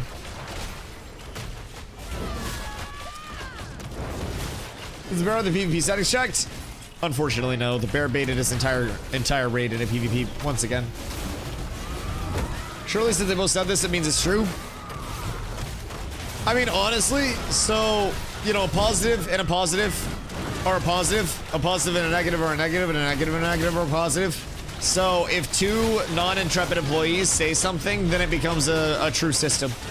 So yes, there will be bears with bows in their teeth coming soon. Confirmed update from my chat. It was said in Dusty's chat, so it has to be true. Bro, I swear to God. One day someone came in and they were like, yo, Dusty, when are fresh starts coming out? And I'm like, what do you mean fresh starts coming out? And they're like, oh, another streamer said that you said fresh starts were gonna happen. I was like, brother, what do you mean? I was just fucking theory crafting. I was just saying they probably will. I don't know when they're going to. I don't know if they're going to. I said they may. Now, what if the bear with the bow took cocaine? Then it becomes a bard. How many gorillas would you need to deal with that? I feel like not that many. I feel like gorilla versus bear. Gorilla probably wins. Didn't Fresh Start just come out like 3 weeks ago? Less than that. Yeah. Came out like a fucking week and change ago, I think. I don't even think it's been, I think it's 2 weeks tomorrow. Polar bear destroys gorilla. Polar bears are the violent ones, right? Because all they know is scavenge and pillage. They're basically the Vikings of bears, if I remember correctly. Like, they'll fuck you up just for existing in the general vicinity. A bear destroys a gorilla.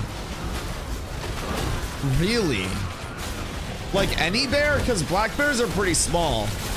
Because, like, we have black bears in Maine, and they're basically like bear dogs. Like, if a black bear's running at you, you're supposed to just go like, rah, and scare it off because they're very tiny. Most bears. Right, right. The cocaine bear used to be owned by Hank Williams Jr.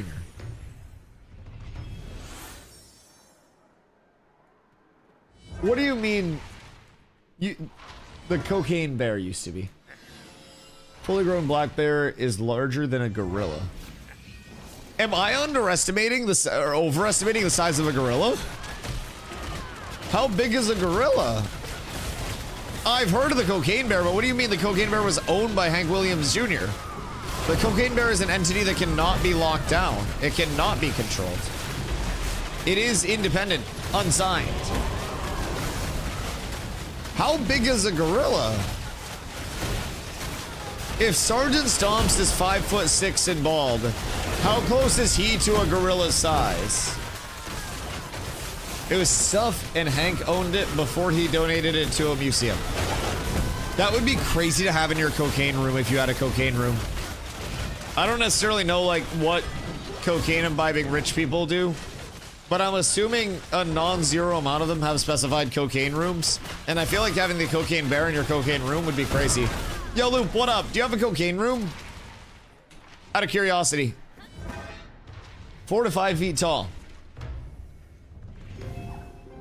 Well, I guess I didn't expect gorilla to be like King Kong. 4 to 5 feet tall, really? I guess I thought it'd be squaring up at like 7 feet. I don't know, I pictured like somewhere in between Shaq and Yao Ming. Male gorillas are like 6 feet, 500 pounds of pure muscle. I used to be described as that back when I was 6 feet, actually. Gorilla weighs like 600 pounds, though. So are they just like thick? Oh, yeah! I hate the goblin noises. No, those are awful. We never want to hear that again. No goblin mass pulse. Oh my fucking god. Epstein Island. Grave Peak. Not Grave Peak, fucking Oakenbane. It's awful everywhere. I want no goblins ever. I farmed Oakenbane for so long on 2 characters because it was like a comfort spot for me. And the sound of goblins became almost like background noise. I like the goblin's catchphrase. It's like a fucking kobold in WoW. Who's putting the raid group together for Steel Bloom? I believe it would be Zombie putting it together. I am not. I can't be tasked with staying organized on things. I deviate too much. But I think it may also be Karf tonight. I don't know where we're going. I'm awaiting further information. I simply show up.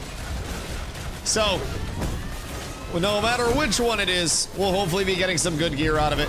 Thoughts and prayers. Oh, is this the boss one? I think only the boss one ground sims. For the schedule of Steel Bloom? Well, that's what I've been saying all day. But then people have been coming in being like, oh, it's Karf raid tonight. Karf raid. So I don't fucking know. I'm over here at Karf though until people tell me to leave. And if people tell me to go Steel Bloom, I'll go Steel Bloom. I don't know. Multiple people have been like, oh, it's definitely Carf tonight. So I don't know. Thoughts and prayers. I think Steel Bloom should be the move. Yeah, but what if we did Carf just long enough for me to get one more piece of the Blood Runner set? A? Zombie effed up the dates? Dude, it's hard. It's hard. It was supposed to be Carf. That makes sense. Okay. So, is tomorrow Carf or is tomorrow Steel Bloom?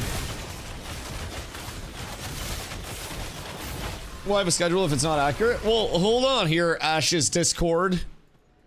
Sometimes mistakes happen. Sometimes things change.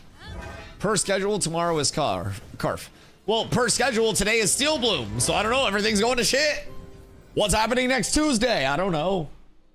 How can I trust anything now? How can I trust anything at all?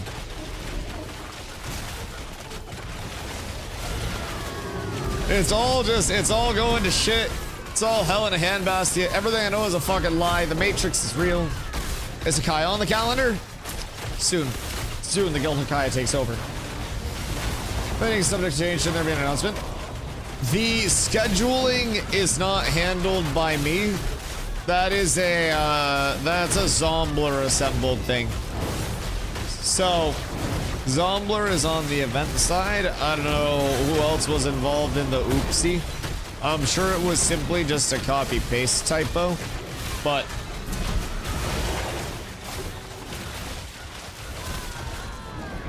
yeah, I think, like, communication-wise, typos, we forgot what day it is. Yeah, that's fine. Yeah. That, in the real world, we forgot the outer net day. The translation from gamer day. Ooh, I hit for 420. The translation from gamer days to real person days was a little lost. Yeah. I mean, I'm sure they plan to put it out there. I don't know, man. I just try to spread the word about it. I also thought it was Steel Bloom, and then people came in like 30 times to tell me it was Carf, and I was like, oh, shit. Shit happens. It's an alpha. We're in an alpha. What are the 15 plus groups? I'm not sure. Which one is it? Carf. I do believe. In reality, we sat down and said, let's mess with people and tell them the wrong place to be. Yes, they actually scheduled everything backwards as an anti-stream snipe mechanism. So they're actually playing 3D chess, and you're playing fucking backgammon, bro. So they say that we're going to fucking Epstein Island tonight, and then all of the millions of stream snipers show up to Epstein Island anticipating our arrival. And then once we get there, well, we're not actually there at all. Boom, we're in Forge. Nobody's there because the server doesn't function unless cats are there. It's all planned out. So there's something polar routine. That's just called confusion. It's okay though. I also am not good at making schedules. I don't even schedule on my streams because I can't keep a schedule. It's not an ideal scenario if I'm doing anything scheduling related. I try to stay far away from anything that has numbers involved. Oh, excuse me. Sorry about that. I went to grab the knight and motherfucker decided to start blasting down here. Bro, relax with the blasting, please. That is enough blasting. We do not need even more. I don't even know what the new drop tables look like from these guys. Go start in Carf, or do I stay similar? I believe we are doing Carf. As far as I am aware, we are doing Carf. That is what I have been told as of late. And I haven't been told to leave yet. I figure I probably would have been told to leave by now if I were in the wrong place. So that way, we got over to the right spot. Usually Zombie yells at me a little bit prior to the start of the farms if I'm in the wrong place. Yoink. So we haven't been yelled at yet. That would indicate that we are indeed in the right place over here. Keeper doesn't have any loot table, right? I'm headed to Carf then? Yeah. I would be willing to say Carf. I think it's either going to be 3rd or 4th floor, depending on what, it's shaping up to be with our numbers versus other numbers that are over here. Probably we'll end up with some PvP tonight. So just pull up ready for that. Carf is always very contested. So I would assume we're gonna have to compete for some spots. It's fine with me. XP dat doesn't concern me. Make sure you repair. Make sure you come over fully ready. But it should be good. We were on 4th floor. I think if we can get 4th floor, we take that. Just in case the event pops as well. But we were on 4th floor, and within about 5 mobs, shit out blue set legs and the blue focus. So we had really good luck for a second, and then really bad luck the rest of the day to balance it out. But even those 2 drops that we found earlier were fucking more than enough for us to be pretty excited about this. James, what up, dude? What's the level for this? I have to sneeze.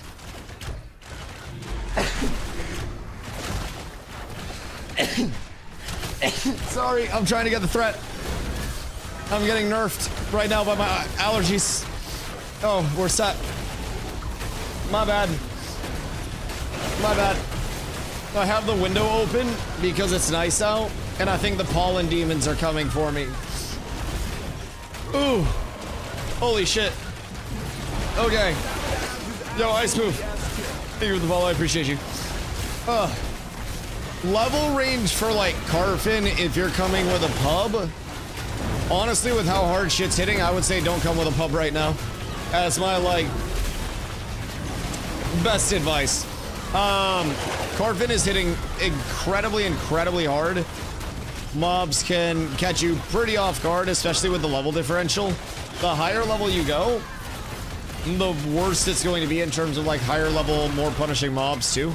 So if you go into 4th floor, that's going to be mobs that you probably don't want to fuck with if you're like level 22. So I would say for Carfin and Forge, don't waste your time here until you actually have a good gear set and you're near level 25. This is okay XP per hour if you're in an 8-person group and not dying, but you're probably gonna be dying. Especially if you're lower level, especially if you don't have good gear.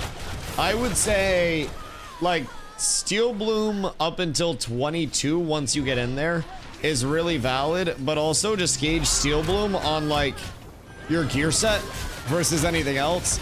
If you don't have full Steel Bloom jewelry, then you're probably doing it wrong early on in progression. Steel Bloom jewelry has power rating on it on every piece, so that means that it is, you know, just very viable for every single archetype, whether you are Fizz, healing, magic, whatever it may be. Very viable. You got max HP on the ring and the necklace, so that's another huge piece. Brings a lot of good in for a lot of classes. So outside of that, your Steel Bloom armor set, that's typically going to be like Rosarium Guard if you're Fizz. That has some good set bonuses on it, gets you transitioned out into your Blood Runner eventually. So Steven mentioned something in Discord. What did Steven mention in Discord? Wait a second. Wait a second. Chat! I need somebody on it. What the heckington did Steven mention in Discord? Where is the Steven in Discord? Is he in general? Oh. Hold on. Oh, wait. What the fuck is this? Dusty does a phenomenal job at onboarding non-development centric players to Ashes. I'm consistently impressed by his constructive attitude and good vibes he delivers for both the community and the developers. It's also a testament to his channel's growth and positive atmosphere. Aw, thanks, dude. I appreciate that. That's good. Where's Strag? Wait. Don't let the glaze kill Strag. Keep Strag alive, everybody. Hold on. Please. Don't kill Strag. He'll yell at me again. It's not my fault this time. It's Steven's. Thank you. That means a lot. That's always the goal. I mean, this is my first development game. I mean, honestly, that was supposed to be in development. But this is my first, like, true development experience, and I think it's been really fun. I'm very happy to be here, and that honestly means the world, man. Like, I don't really stream the way that I stream so anybody will see it or anything. I just naturally am this way. But the fact that, you know, people see it and realize what we're trying to do over here and just give people the realistic outlook while still letting people know they can have fun along the way, it's cool. Feels really rewarding. It's even better when you realize he's replying to a TMX compliment. I know, that's fucking crazy. Somehow I'll be the bad guy in this. I will be. Somewhere along the way. Streamer client or something. Yo, Janji, how are you, my friend? Steelbloom looking fuego. Yo, what is the daily key? The key to more success is to have a lot of pillows. Boys, what pillows you run on your sleep setup? I got some juicer pillows. I will say, I run 2 Tempur-Pedic and 2 purple pillows. And I am a big fan of those bad boys. I got 4 different pillows all along the way, though. Started my fall allergy meds yesterday. Bro, I keep that thing on me at all times. You will not catch me slacking. And by that thing on me, I mean my seasonal allergy nasal spray. It sits on my desk as well as my inhaler. Pretty chill setup overall, but you know, I got the whole arsenal here, dog. You really don't want to come through the armory here during allergy season. You'll be sniffling and I'll have the upper hand. The allergy meds truly are the cooking tin. Exclamation ashes for the referral. What do we need that bad boy for? That's the displays for staying above all the drama. I just don't like drama. I think drama's stupid. I won't lie, I just like playing video games. Like, Steven asked for it. What? For what? Wait, can I have creator code DustyWhy? He asked if you have it. I want creator code DustyWhy. That would be so sick. It would make it so easy. Yeah, I have my referral code. I do indeed. Excuse me. I always leave it as an option, but never try to like bug people too much on it. That's why we did the exclamation ashes. Dude, this is, wait, are people just yapping about me in Discord? I'm kind of concerned. I'm not important. I promise. You always make us link in the chat. If you don't join the game using my fucking link, I will find you. I will refund the game on your account, and then I will buy it using my fucking link the second time. Just use the goddamn link. Bless up. Egg whites, turkey bacon, hash brown, water. Oh, you throw a cappuccino in that mix, baby? Steven was asking if you used one. I did, yes. I used Carla's referral code. Yes.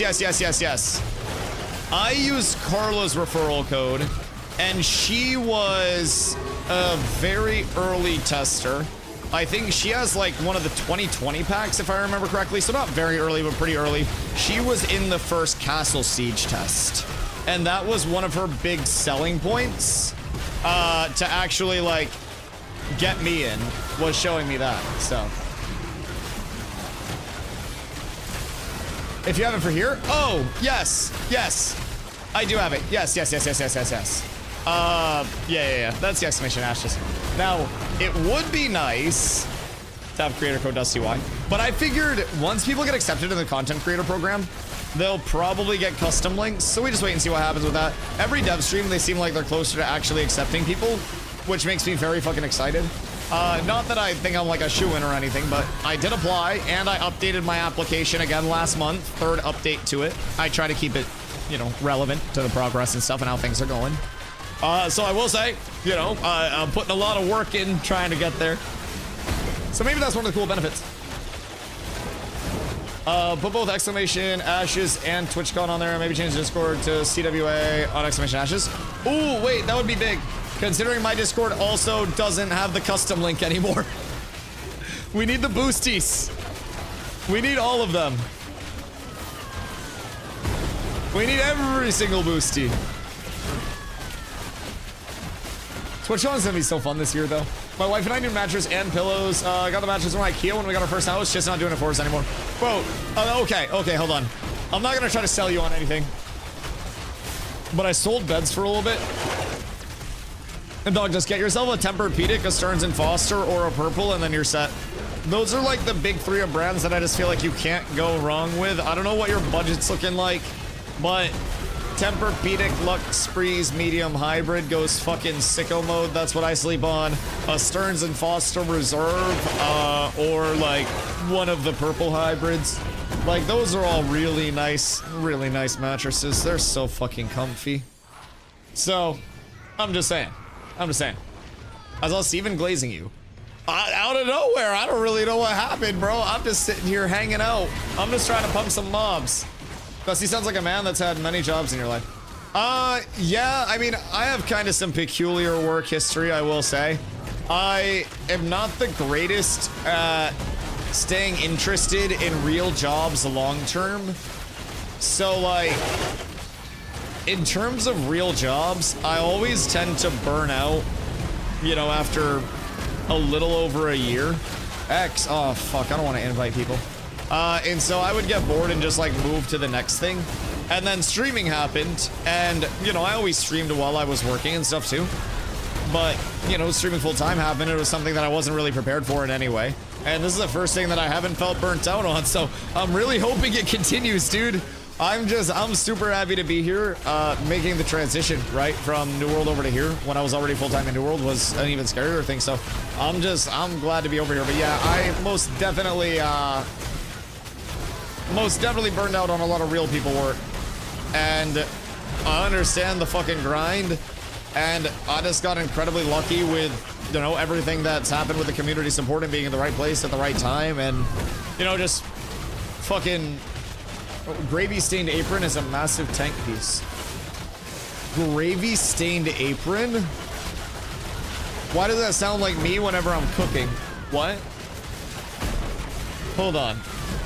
Previously it was stated that crafting does not contribute to settlement growth. I've asked systems to correct this moving forward. That change will be included at some point in the next couple of weeks. Oh, shit! Wait, crafting's gonna contribute to settlement growth now? Yo, we're so up. Where the night going? What the Heckington? Sir, please come back. I miss you. Wait, that's fucking huge. Okay, so they listened? They always listen. This is why I say, don't hold the things that you don't like too much against the game. Everything's gonna fucking change. Every change is gonna change. Every good change is gonna change. Every bad change is gonna change. Change is gonna change. Brothers, we lock it the fuck in. I always tell people, please, for the love of God, we just need to have a long-term approach in all of our mindsets. And we need to realize that there's a lot of time left for Ashes to improve. If only Duty listened. You can't even spell. You're Duty. You're the Duty. Makes it cost more to craft. I mean, I just think it's gonna be absolutely fucking massive to have that extra level of experience outside of just brute forcing mobs, right? Because right now we're just gonna have to go brute force experience opportunities in KT, which is fine because we can pull a lot of people out there. Now we have step 2 of this, and this will be how you can tell if they're listening here. So we have a little bit of a parity problem with the opportunities that are available through the starting area if crafting is going to contribute, because you have Avon's End and you have Briarmore over here, and these are parts of the actual nodes, like actually the actual settlements. So you do not have that up in the anvils. These are in the neutral areas still. So unless they reallocate the boundaries of those settlements to include those trade areas, I think that would probably be the most ideal thing if crafting is going to contribute. Otherwise, you're still gonna have that lack of parity between Riverlands and anvils. So hopefully they'll see that as well. But like I have Intrepid's back, Dusty, I'm with you on this. There's so much criticism and lack of balance. Game's pretty damn great in a lot of ways. It's one of the reasons I wanted to join this guild during development. Well, hear me out. If Intrepid makes a change that I don't like, I still say that I don't like the change. When they put in the vendor change that got rolled back, servers went up and I got on and I said, oh no, what the fuck are they thinking? If something is bad, I say it's bad. I'm not just here to glaze Intrepid. I just like the fucking game. I know that's a crazy concept for a lot of people, but I kind of just enjoy being over here, and I know not everybody's going to have that same thing, right? But yeah, no, I feel that, and I appreciate that. I think, like, the biggest thing that I like about being here as a community, as a content creator, as anything, right, is that we can have our voices heard, and since I've come over here, I've worked very hard to try to voice my opinions in ways that aren't... I'm being attacked by Aura. What floor are we on? We're on the 3rd floor. Go up to the top of the stairs. Are you flagged? Check your settings. We're on the 3rd floor, so run up the stairs here and then up this way. And then you should be good. What the fuck was hitting me inside the rock? Oh, is it strike taking damage? Get a bar in a second group. Who should I pass lead to if we're gonna start shaping that up? Because if we're gonna start going there, I can pass somebody else lead. Is it guild farm time? Yeah, 7:05. It should be. I don't know where Zombler and everyone are, but I believe the plan is to try to get over here and just farm everything that we can. So, if we can. I wish people are wrong when they say Ashes is a huge map of empty space. I mean, we also have to realize that with Ashes being a large map of empty space, one of the emphases for like the November patch is going back and implementing on that empty space, right? So we have a lot of playable area. A lot of that playable area is not up to where it could be, you know, at peak. Of course, after receiving like multiple rounds of development, implementation, all of that, right? The playable area is definitely going to get much better. I think right now we have a very large canvas and they just need to paint on that canvas. That's been one thing that I've been saying I really hope they do as well, is prioritize, like, we have so much more playable space than so many MMOs already do.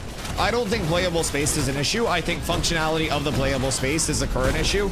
And with us having such a great canvas to paint on, they just gotta add... Oh, fuck me.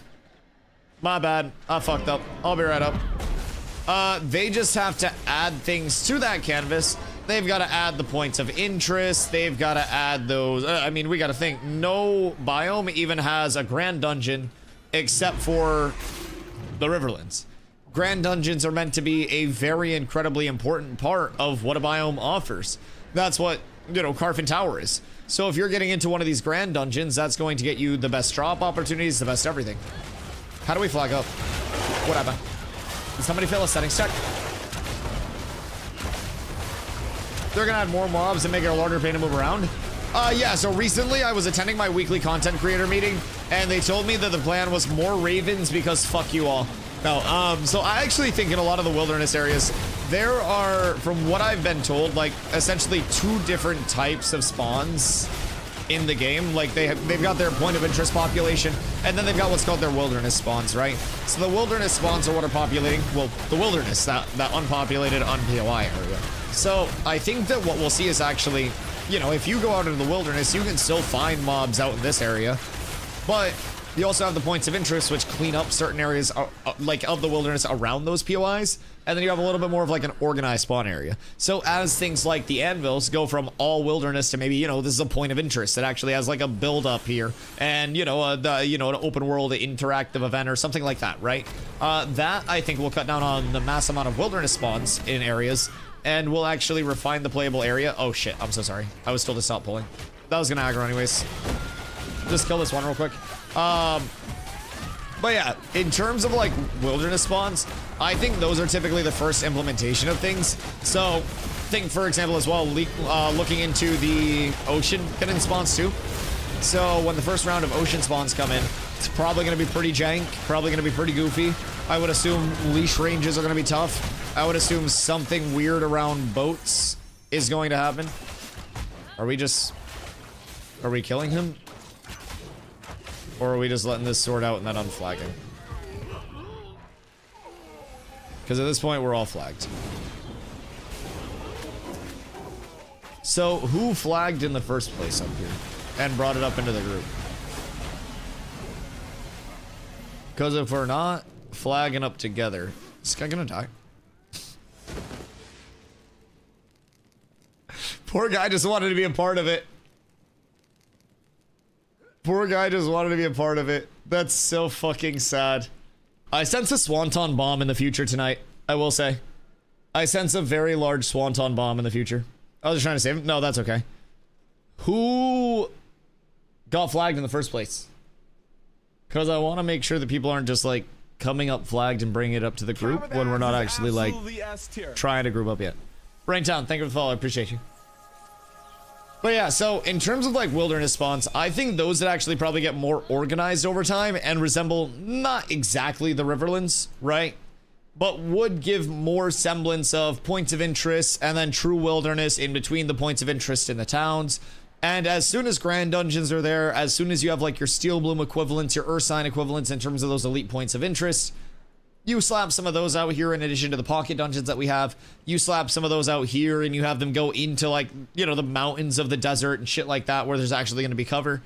I think there is still a lot of life to be had even in this playable area. We have, like I said, more playable space than a lot of MMOs do. it is not a matter of the map being too small. As you guys said, it's a matter of the map not having things to pull people out of the Riverlands. But hopefully they've reached the point where they're like, all right, we got enough space. We can juice the populace on this. We can get a lot of people out here. And now they start implementing on that. The 18th patch is going to be hopefully very good for the map. One of the things that they talked about in that was actually implementing on... was actually implementing on the existing map a bit more. And so through that, hopefully we'll see, you know, between those ocean spawns, between more of, you know, a round of polish to the areas that we have, should be pretty solid. But I definitely agree. As of right now, the map, like, when we started this phase, for example, I was telling new players, like, definitely, you know, pop out to the anvils, check it out. It's a great first-time user experience. Because in PTR testing, like, we were doing early loops, and, like, the wilderness spawns weren't that terrible. And then realizing over here that with, like, level 1 mounts, with the traversal that we had available to us, Riverlands was actually kind of rough. And the fall off of the Riverlands once you got out of that first-time user experience was pretty drastic right now. So, I definitely don't know that they'll add more mobs, but big-ass pizza with no toppings. Yes, very accurately a big-ass pizza with no toppings. Yes, 1,000,000%. Need to go plus Raven damage. Dude, I need like an anti-bird suit to go up there. Honestly, just on my mount, like I need a big-ass mount cage and then we're fine. Then we're perfectly fine. Is TZ in Cats with Abs? He's in Cats with Abs. He's a main. There should be a group somewhere though. I don't know where Steez is planning on going, but definitely hit him up in game. Busty was doing a group yesterday as well. So we'll see how that goes. But yeah, I mean, this is the thing about Ashes. Like, I don't sit here and tell people like, oh, your critiques are dog shit, your complaints are dog shit. Like, people have valid critiques and complaints. Ashes isn't in a perfect state. It's not in a finished state. I never try to bullshit and tell people that it is either, right? Questing is gonna come a long way. Questing has already come a long way. It's still got a long way to go. I think very simply put, Ashes is on its way to being a lot better than it is, and that's how it's consistently been. So I'm not the person to sit here and just tell people like you're wrong for critiquing Ashes. I'll tell a motherfucker they're right. Like, I get it. It's just all how you say stuff, right? There's that baseless empty bitching about things where it's like, wah, this is bad because I think it's bad. Or like, oh, I don't like how the graphics look. This game's gonna be DOA. Like that's just flapping your gums to flap your gums, right? But people do have valid critiques, you know? The questing experience doesn't support you at higher levels simply because of that mass amount of experience required. And, you know, how far you have to travel. The availability of quests hasn't gone that deep yet. In terms of the evolution past the questing hubs, chains aren't that deep. There's a lot of world to explore. So a lot of reasons why questing isn't the greatest. You can either just say it like that, or you can take some super controversial take of like, Ashes has no idea how to build out questing in the world. It's all going to shit. It's all cooked. How are they ever gonna build out a world if they can't build out quest in the goddamn alpha? And motherfuckers just won't slap a line of best fit to it, right? And that's what I've been telling people to do. Look at the progress over the past 8 months. If you guys have been here, you know, since I came over, you've been in stream since December. We've come a long way since December. The things we bitch about now are not the things we bitched about back then. And let me tell you, the problems that we have now are far less than the problems we had back then in terms of disruptions to the actual gameplay loop for most players. It is quite nice to see the overall growth of everything. It's still not done, but in P1 the servers were cooked. You couldn't even play in P1. Why do you think I didn't play in P1? You couldn't. Everyone that I talked to said Ashes was pee-pee poo-poo in P1. Like, Ashes, systems-wise, was always something that I was really interested in. But the systems weren't supportive of, like, what the actual gameplay was looking like at that point, right? So, I believed in the project. I liked what it was going to be. It just wasn't there for me yet, so I waited. Do they fix the infinite event that Polaris has been farming in Carfin level 4, or does it still restart immediately after it ends? That's functional like that. So that's worked that way for a very long time. That's not just like a polar farming thing. That's been in the game that way since phase 2. I have a video up on my YouTube of us farming that event. It's basically a loop in a consistent state, and world events will typically stay active for some time, like during their window, and then they deactivate and rotate to a different world event throughout the world. So I don't necessarily think that that one's bugged just because it completes and then restarts. At least not that they've addressed. That's nothing new that Polar's exploiting or anything. I quite literally have a video on my YouTube of us, you know, when we were legitimately one of the first like groups in the world to actually do that event because I love world events. So I brought people up, and the first day we were dying to it, the second day, or like the first day we were dying to it, then we came back with the group a little bit later, and then ended up getting it down and seeing the drops and stuff. Did the disciplinary and went up to the higher levels. So it was really fun. But the old loop before fall damage, you were able to go up to the top level, and then there was a spot that you could drop down, and it would take you right to the top of the stairs when you landed. So before fall damage, we would farm it, and then we would just go to that top level, that little drop down, drop right back down to the start, and then run it again. So I don't know that it's like broken or anything, or that it will necessarily be fixed. I think fixed implies that it's broken. To my knowledge, it's never been described as bugged or anything. The thing that's been bugged about it actually more is that the shit doesn't work a lot of the time. Believe it or not, that shit just, it literally refuses to work from time to time. So, there are definitely bugs associated with many things. As I always say, something could be bugged and we don't know it. Something could be bugged and they're like, hey, I kind of like how that bug's working, and they just roll with it. It's a wild world of development that we're living in, and anything can change at any point. There'll always be issues and always be iteration. Even after launch, it's never a perfect live service game. It's expanding and adding new content. It's ever evolving, moving forward. Yeah, absolutely agree. Absolutely agree. Everything is going to be in an imperfect state at all points, and I don't think any game other than Diablo 2 Lord of Destruction ever reaches a perfect state of gameplay. It is very hard to actually reach that. To a point where, like, you could just run the same seasonal launch over and over and over and over again. D2 Perfect, gang gang. Dude, it's so good. It's so fucking good. But other than that, dude, can you imagine being Diablo 3 trying to follow up Diablo 2 Lord of Destruction? Like, that must be what Bronny James feels on a daily basis. And I don't envy that shit. I really don't envy that shit. Silksong is good. I know a lot of people were really excited for Silksong. I've heard good things about it. I never played Hollow Knight before at all, but I've seen that people are just having a fucking joyous time over there. Absolutely joyous. So, I'm happy. I'm happy that games are dropping that people enjoy. How do I turn in the buy orders? You go to the requisition agent that's down by the storage, interact with them. You have the materials in your, like, person in your bag, and then you interact with the buy order you want to fulfill, drop your sliders as far as you can, and then turn those bad boys in. How's the loot? The loot was the best within the first 30 minutes of getting over here. We killed like 5 mobs and found a blue focus and these blue pants, and then we haven't found a single thing since then. We haven't found a single goddamn thing. So, definitely a little unfortunate. A little unfortunate, but I'm sure it kicks up. I'm sure it kicks up very soon. We find all of the weapons. We find everything. Zombler following Zep with a mace out. I'm assuming they're just harassing the shit out of each other. I have no idea what they're doing. But yes, hopefully the loot will kick up. It's been slightly inconsistent. But I mean, the first 2 drops that we got, I might have jinxed us by saying if we don't find a single other piece the rest of the time that we're here, it's okay.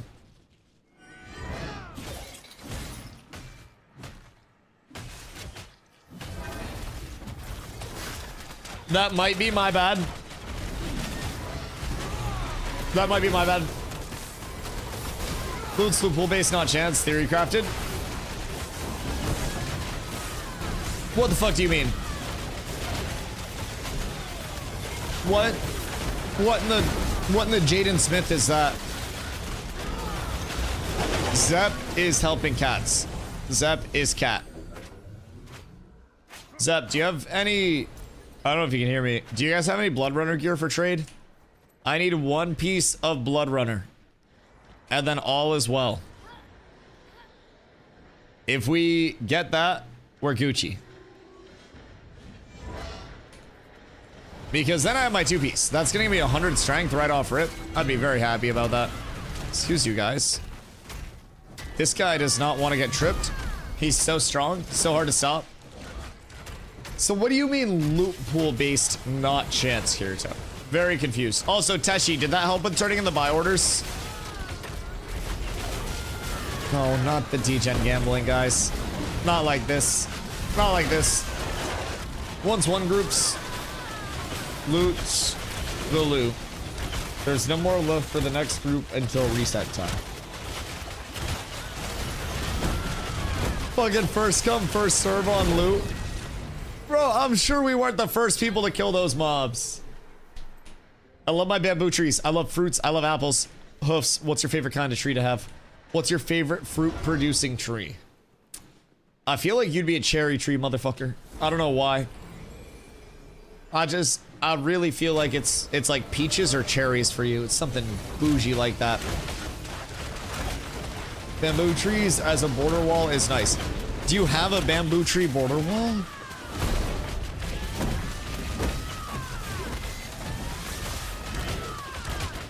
What the fuck do you mean, bamboo tree border wall? Sounds so fucking cool. I do not have a bamboo border. Well, don't wish upon it, just do it. Is bamboo more resistant to those stupid fucking wormy things? How long do you think it'd take you to get 1 to 25 if you did it again? Depends. Depends. Do I have a static group? Or do I have to pug? Like, with a static group with the current drop tables, probably wouldn't take long. But, like, it's also a matter of how contested spots are. If you're going just 1 to 25, like, pure XP per hour,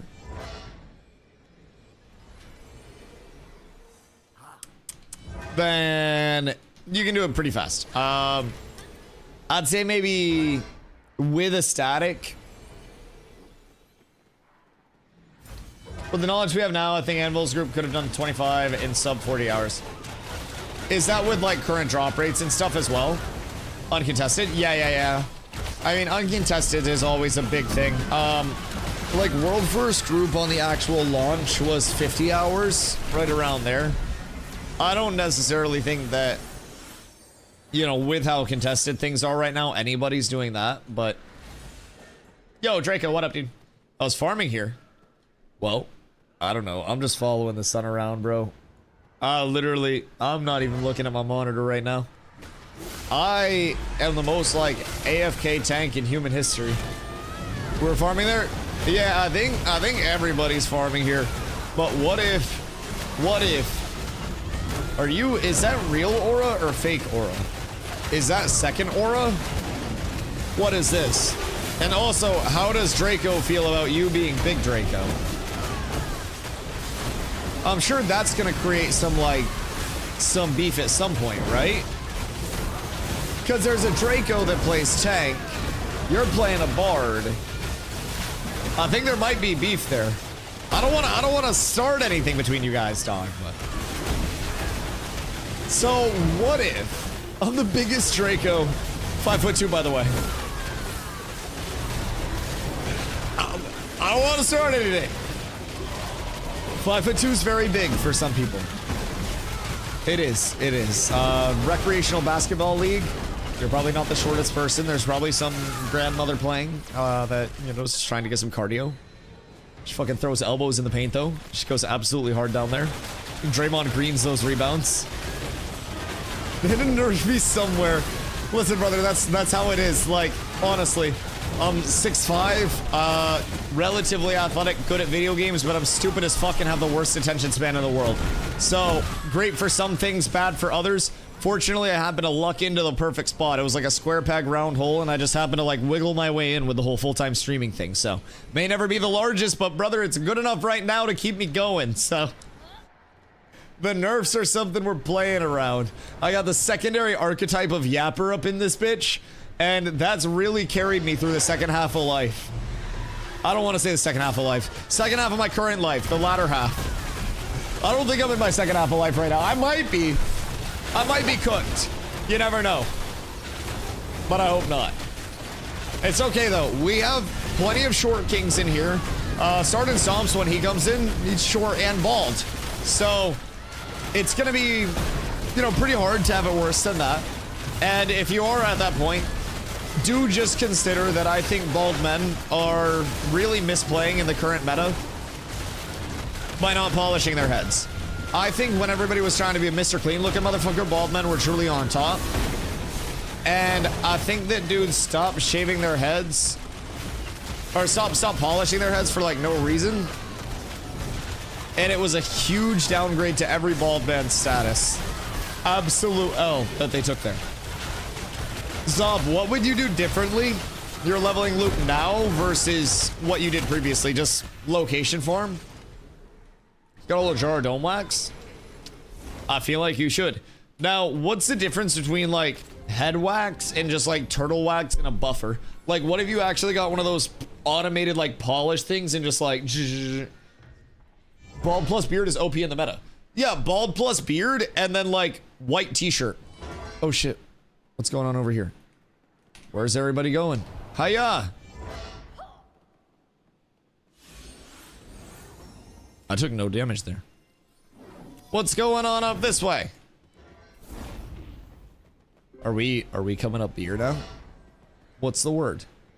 I mean, I'm down with fourth floor. Fourth floor drops go fucking sicko mode. Someone's got to give me the cue if we're switching our PvP settings over. Chat. Pumpernickel is the word for when the PvP settings need to be switched over. If we're getting ready for PvP, somebody hit me with a pumpernickel and then we're good. Shiny head helps with the breakdancing. It really does. And like, if you were bald, beard, like relatively yoked, all you have to do is wear a t-shirt. You don't even have to wear pants at that point. You just look dope as shit. I don't know, there's like a certain elegance to a clean-cut beard on a very shiny-headed bald man. What the fuck is going on over here? Brothers have the high ground. Wait.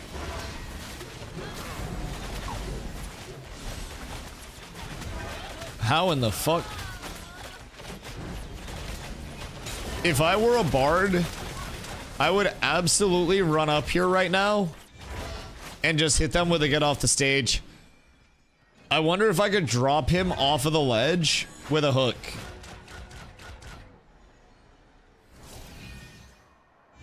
Yo, can I borrow one of our bards real quick? I want to test something. I feel like I might... Oh, fuck.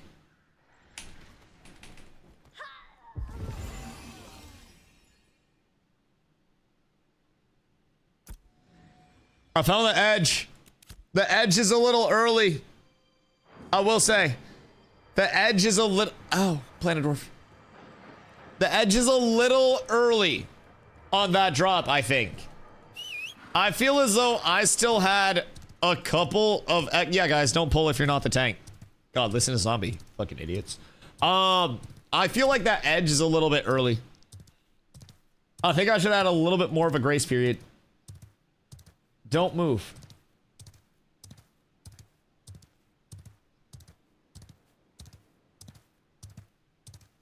Why? Is there someone behind me? What? This place is such a clusterfuck. Yes, this place is a clusterfuck.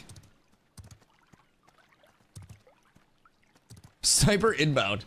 Why don't move? What are Intrepid planning to release tomorrow since every Tuesday is a major patch thingy?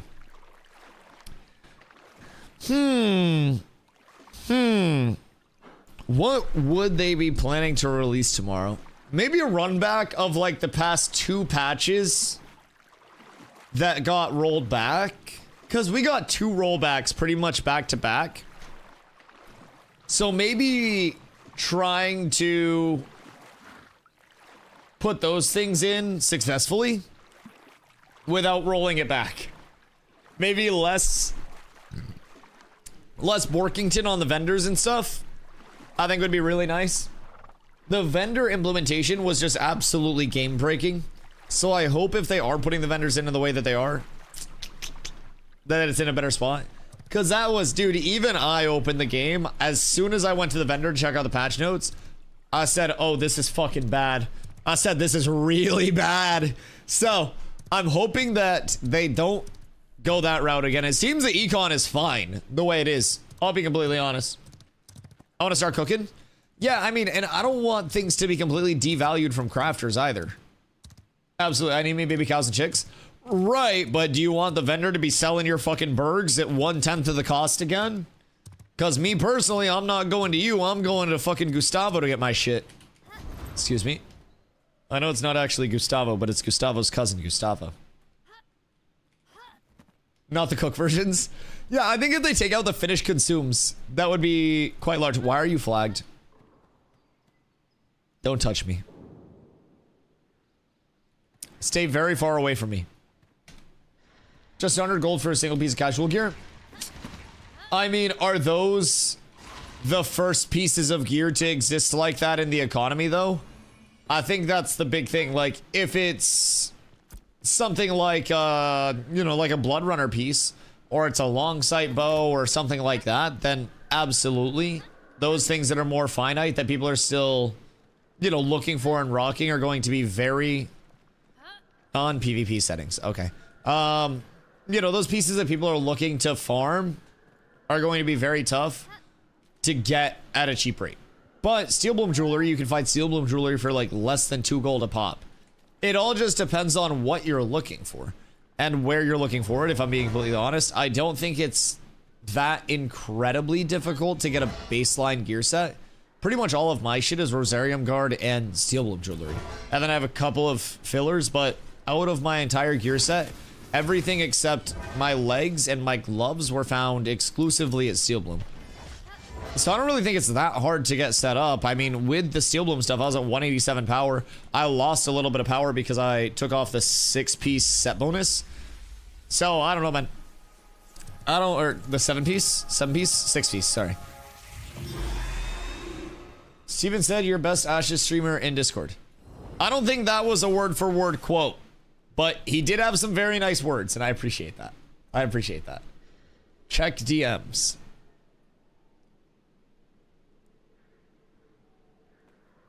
Okay, maybe. That's still not confirmed. That's still not confirmed. I will say. That's not confirmed as a favorite. You know that? Ooh, iron poop earring. That's not a confirmed favorite. Why do I feel like I know Lavitz from somewhere? Why do I know your name from somewhere? I swear to God I know this guy from somewhere. I have no idea why. Legend of Dragoon. Wait. Yep. Nope. I didn't play it, but I watched my brother play it. Yep. Okay. That checks out. Legend of the Dragoon reference. Okay. I knew that it was somewhere. Are we back up on 4th floor? Emu, don't follow me. I'm lost as fuck. I don't know where we're going. Okay, maybe I follow you. Hold on. Do you know where we're going? This isn't our raid. Hold on. Are we in here? Oh, wait. Follow the red line. All right, cool. We're good. Wait, that's actually OP. I'm not good at math. I'm not very smart. Wait. Poop. I can't even say you're not very smart. You're a genius of a cat. Look. They added a Dusty tracker. I can always find my group through Protect, because Protect is globally bugged right now, so it keeps refreshing. So I always know where my group is. Help, where do you need help? Oh, bro, just follow me. Just come this way. Help what? Just fucking run. You have more healing than I do. All I have is a shield. Help what? You just run right there. Help you with what? You've arrived. What do I need to help you with? I need you to help me. I don't know where to go. I'm not gonna aggro or anything. Bro, I'm just gonna let zombie aggro shit so I don't get yelled at. I swear to God, I'll go to pull one thing, it'll result in a fucking pirate software, and then I'll get yelled at, and then I'll get sad again. I don't like getting yelled at. I didn't do anything wrong. I'm gonna just sit back here. I'm just gonna auto attack. I'm not using a goddamn ability until other people do. I'll slowly move in, auto attacking. And all is well. I can't get in trouble if I don't throw the first fucked up punch. Everything's beautiful. And thankfully, I think we have this room now. It's a lot easier to take with people actually working it slowly. This sorcerer, I can pull back. We just have to LOS it. I'm assuming we're LOSing around this corner. And just gonna sit here. Alright, people. Maybe not that easy. Maybe not that easy. Dusty is an undercover Stevenson. Me? I like Steven. I think he's a very entertaining person. I wouldn't say Sam. I don't know everything about his life. I definitely like him more than I liked the AGS people over there.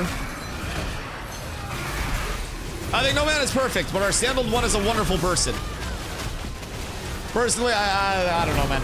I actually, like, unironically, I like a lot of the Intrepid, like, development team that's here. I feel like they're very rooted in being an actual, like, gamer and person, outside of just being an incredibly, like, corporate-minded, yappy, talky dev.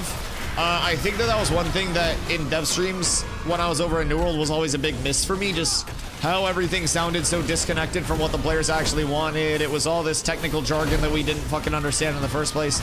Like, dev streams and stuff like that, definitely for me, are extremely relatable, I think is the best way that I would put it. I feel like I very clearly understand what their communications are. So, that's nice. Very nice. Is there a stream delay? Testing 1, 2, 3. What do you mean a stream delay? Why? Try refreshing if there's a delay. Sometimes you get little micro stutters along the way. Yeah, refresh. Sometimes Twitch will have like micro stutters throughout the day with like longer sessions. And so some people will get on a few second delay. Erie, what up, my friend? If we buy wave 3 right now, we can play. Yes, not only can you play right now, it is as close to 24/7 uptime as possible in the current state of affairs. So they do have the game down for, you know, updates and stuff like that. They communicate all of those in the Ashes Discord, though, through the Alpha 2 news channel. You do also get a 90-day period where you can get a full refund with Ashes if you're not happy about it. So, exclamation Ashes if you haven't made your account. Dusty, help me with chains when you can. Swag. I can take taunt back off. I'm on Aegis. Okay, cool. I'll take my taunt off. I'm back on chain duty, boys. All right, so yeah. It's mostly 100%. Yeah, pretty close. Obviously, there are going to be downtimes for updates and stuff like that. All of those downtimes are typically communicated pretty ahead of time. Sometimes there's like an oh shit, gotta poop real quick, and the servers run to the bathroom, but then they come back. So tends to be pretty short in terms of like the unintended disruptions, as I call them. But maintenance stuff, I mean, Tuesdays, Wednesdays tend to be pretty straightforward days for when those things happen. But again, everything's communicated in the Discord quite frequently. Oh, this seems bad. I don't want to say this seems bad, but this seems bad. Sneak around this corner, I think, and like LOS everything around this corner. Uh-oh. All right, I'm following everyone. Uh-oh. Look out, Overlord! Choo-choo! Look out, guys! I'm ready. I got the tech. I'm ready to sacrifice this fucking horse. Oh shit, I didn't mean to actually sacrifice a horse!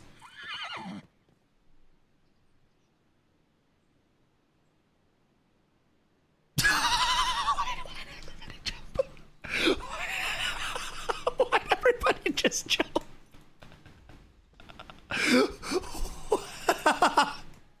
What just happened?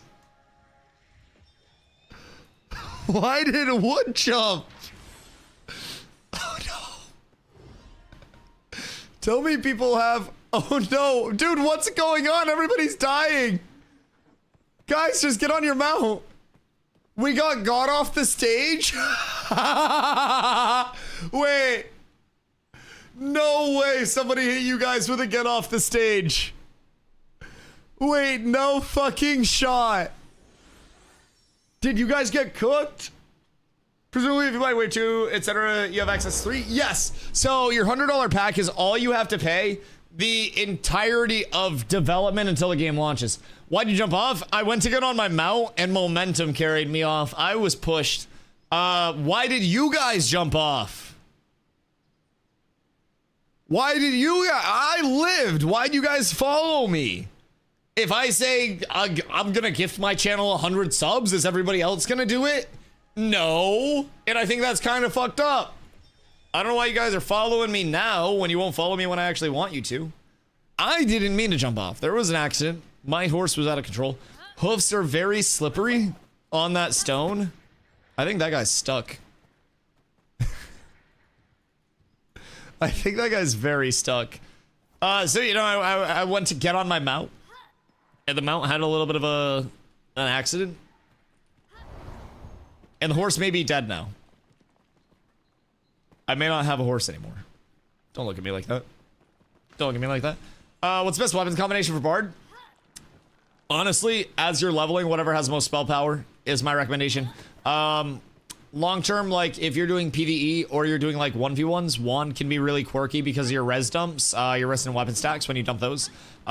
If you're doing anything mass scale PvP, you're always pretty much going to want a longbow. It's got the longest range on it, typically the safest option, just because it allows you to get your auto attacks out without being in that like dangerous range where other things are trading with you.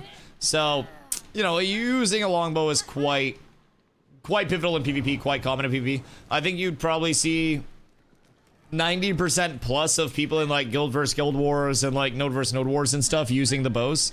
Hello, sir. It's a really popular, safe option, provides a whole lot of benefit with not a whole lot of negative at all. In terms of this wave ending, this server just started. So this server is like, about 2 weeks old, if that. I think it started, what, like 2 Tuesdays ago? Yeah, 2 Tuesdays ago. So this is still an incredibly new server. We still have towns that are leveling. We still have areas of the world that are, you know, completely unleveled. The Riverlands is kind of well developed at this point with a tier 4 node, 2 tier 3 nodes. But you look off into the tropics, into the anvils, into the desert, into the June Dark, and nothing has even reached tier 3 at that point. So we don't have a lot of civilization, so to say, in that area, simply because of the lack of player base that's out there grinding it. Not that there aren't a lot of players, but there's so much more incentivization for people to simply be out and about in the Riverlands.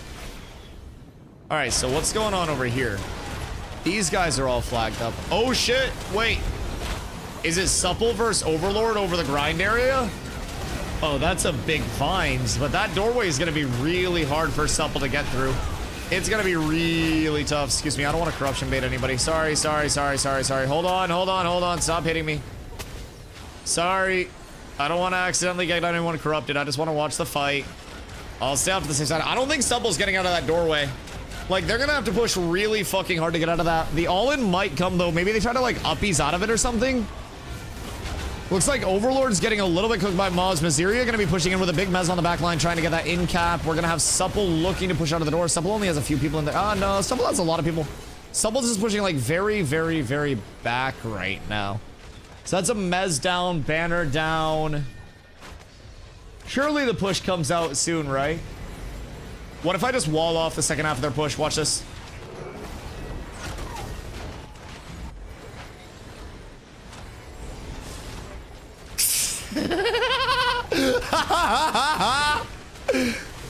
I did nothing. I did absolutely nothing. I didn't do a single thing. I don't want to see it. I don't want to hear it. I did not influence that fight whatsoever. I don't know. I think Overlord's just S-keying. I actually think Supple's just gonna push out and wipe him. Even with the wall from nowhere. Oh, sorry. Excuse me. Sorry. Pardon me. Pardon me. Yeah, Supple just keeps pouring out. I think Supple wins that even with the assist. Overlord just kind of like let that happen. Excuse me. Pardon me. Squad wipe. Huh. I don't know why Overlord didn't like control that doorway more.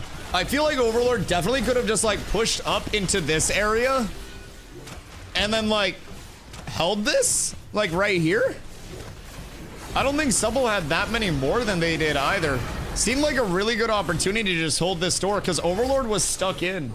Not Overlord, Supple was stuck in here with the respawns too. That wall. Boyle, did you notice a wall right in this general area? I don't know a thing about that. I don't know a thing about that. I saw the push start to come out and may have oopsied. I was in there. Dude, you guys started to push in, and I was like, maybe I could wall this off a little bit. And I just wall it, and half of the back line was trying to run back into this. And then once the wall went down, everyone from Supple flooded out. I don't really know. Overlord didn't really do anything. Hey, sorry. Overlord didn't really do anything. They just like let it happen. I don't know what that felt like on your guys' end, but it looked like they just sat in the corner while you guys ran out and didn't cast stuff. I call it as I see it. They went into a corner. Yeah, you never go into a corner. I saw some motherfucker on the front line hitting a nasty Pris beam. So if there was a mage that was freaking out about how many people they hit with a prismatic beam, I know which mage that was. I just don't remember who it was. Pool is closed. Red into a mysterious wall. No idea where that came from.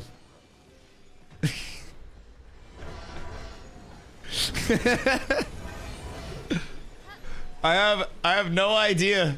Very, very mysterious wall. These doorways are ever changing. Yeah, chat. So if you guys ever have a doorway pinch like that, don't give up the doorway area. So I don't know if TNL had gates and stuff. Hello, Mr. Griefer, sir. I've heard this guy's a very nice lad. Who is this? Is someone I know? Look out! But this is like a kill funnel, right? And you need to basically bait them into this area, and then as they start to come in, you need to jump on that and like get them in the funnel.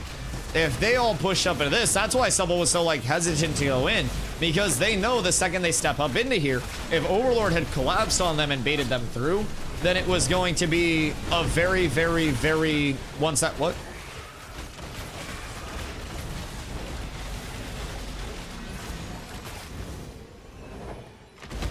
What the? Hey! What the fuck is going on? Who flagged up this time? God fucking damn it. I was trying to talk about the fight. I don't know if I was supposed to get the memo on that. No one said pumpernickel. I don't know what happened. I missed the memo.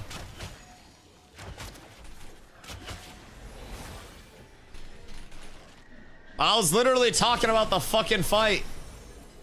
I don't think people meant to flag. I'm not convinced. This place is a fucking shit show tonight. I kind of love it. I have missed this about Ashes. It can be so like, I don't know, sloppy in the open world, but fun at the same time. It's such a beautiful thing to not have everything. Oh, sorry if I'm mob training. It's such a beautiful thing to not have everything be just like run off into an instance, chill in an instance.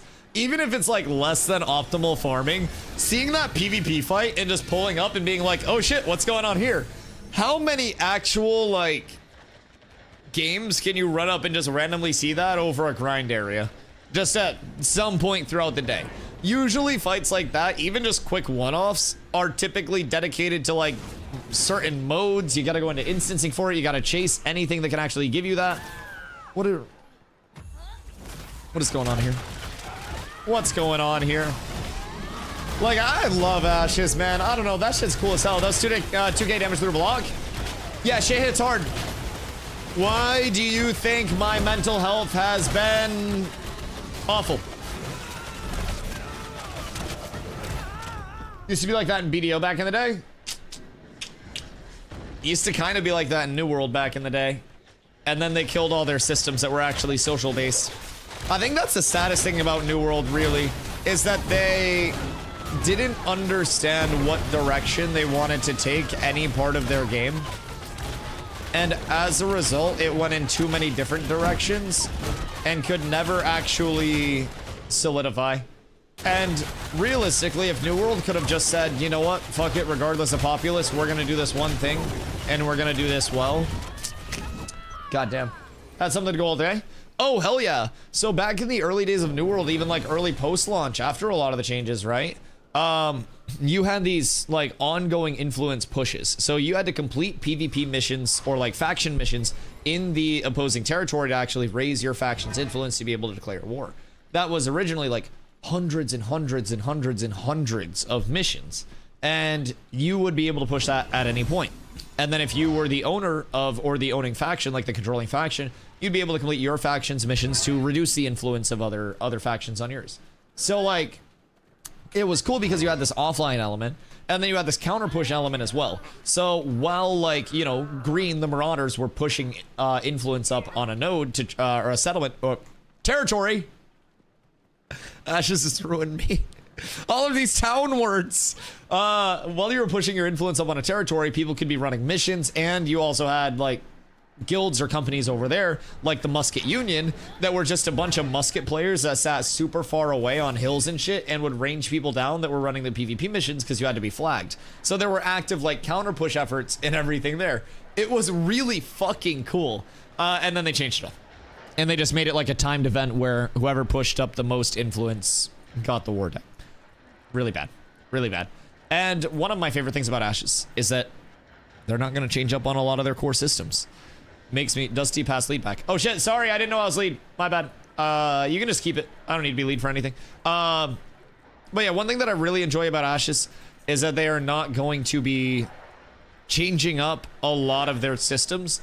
It's going to stay very true to what Ashes wants to be at its core. And I think it's going to be incredibly consistent for us. Worried about the player-driven towns. Feel like that shit never goes well unless there are caps on things. Caps on things like what? So like in terms of caps on player-driven towns, there are systems that prevent every town from having everything, right? And then also there's no pass-through of like gold made from the town to the actual players. So it's like player-driven town, yes, but players aren't actually receiving a dedicated benefit or anything like that from the town. Being like one of the mayors is actually more of like a public servant position. So there is a system called Vassling Online where a T4 town up at the top then controls 2 T3 nodes, and then each T3 node controls 1 T2 node, or up to T2. So if you hover over this, you see this entire vassal network. You've got Winstead, basically your capital or your T4. Then you have Miraleth and Jova as your T3s. Then you have your T2s with Halcyon and 8th working its way up. So these nodes, or these towns, cannot advance anymore in terms of their leveling progression unless tier 5 were to be added in as, you know, the new node tier. So that's not something that is going to be added at any point. Come tank for us, Mr. Tank. Where the fuck's Zombie? What the hell? Doesn't Zombie always say he's the main tank and I just yap? I just want to fucking yap. What the hell do you mean? So basically, there's not a lot of like player benefit to owning all the towns. The progression on things is different for every single town as well, right? So not every town can have every building supporting every single gather refined craft. There is a lot of variance between like the tile set, so to say. And with taxes, picture basically just like the town coffer. That's not a player coffer. That's not passed through to anybody in particular. The mayor doesn't control those. That is just in the town UI. So say I'm the mayor of the most, you know, the biggest player-owned town, and we've got 1 million gold in taxes. Even if I get voted out as mayor, I don't take any portion of those taxes with me. I never make any money off of that. Like, it's truly like honestly a public service position. You are sacrificing a lot of time without necessarily getting much out of it to be a mayor. And you are dedicating a lot of your time to building up that town, organizing that town, simply so the server does have accessibility to that. So there will be some systems that I think could potentially power scale and be a kingmaker system a little bit, but also Ashes, in a little bit of its pure sense, is a bit of a kingmaker with like the strong getting stronger, the rich getting richer, and everybody else having to like, you know, group up against that if they do want to stop the big oppressive force. But the social systems do exist for that to happen in a very meaningful sense as well. So it is social MMO. It's always going to be intriguing to see how things do play out with the long term of Ashes, but I definitely think there are a good amount of checks and balances. So basically becoming a flying 18-wheeler moving mats everywhere. Oh yeah, when I got mayor of Shorefoot last phase, the next 2 streams, 20 hours of time on stream, was spent just moving mats back and forth with my flyer. Yep. It's real intrusive to the gameplay loop. There were a lot of PvP events that I couldn't go to, a lot of PvP farms, PvE farms that I couldn't go to, because I was doing mayor shit. Don't forget NPC Van's gonna come into play. Yeah, I mean, that's also gonna be for the guild castles. So like guild castles will be that system that does have the potential to be a little bit of that kingmaker system. NPC Vans having to be escorted to your guild castle for your taxes each week from those nodes that are in your purview. So that'll be very intriguing. I think even in raid I'm gonna hit 25 here. The XP's not that bad from what I've seen. Isn't it still like 2k or something per kill? Like, it's really not that fucking terrible to XP farm in a raid given the kills for a minute. 1k? Oh, that's pretty bad. That's not the best. Not the greatest. Quick question when using processing scroll. Do you pop it before processing or pop it right before you pick it up? I think you pop it before, by the way. Sorry, I missed that. I think you pop it before the processing. I also used to think it was upon pickup, but I guess all of the modifiers are rolled like at the time of processing, which also would make sense because that would take into account your processing speed and everything like that beforehand. So yeah, logically makes sense there, because that would determine like any plus rarity, plus quality, processing speed, processing yield, all that stuff would probably be determined at that point. You get up a crafting calculator on like Ashes Codex and plug it in and see what you get. Oh, are you talking about mixed rarities? Yes, Codex has a phenomenal crafting calculator that will help with like mixed rarity outputs for actual crafted goods as well. If you're looking to craft a bow and you have some heroic, some blue, whatever it may be, crafting calculator on Codex is a fucking huge tool. I don't know if that works for refining as well right now in terms of refining qualities, but that would be really interesting. Teshi, do you know if that works for refining qualities? Or I guess quantities? Where it's like, I am looking to make, I don't know, these dried ash boards, but I only have this many heroic. Because that'd be a really nice system to have for it if it doesn't. Give you 99% epic mats and 1% heroic mats. The item will roll down to heroic unless you have quality upgrades. Yes. Pretty sure it does. Right. I'm talking about like, if I do 2 partial stacks. So say I have like, I'm trying to do a 250 job of wood, and I do 120 heroic, 130 epic. Oh. Why would Aura do this?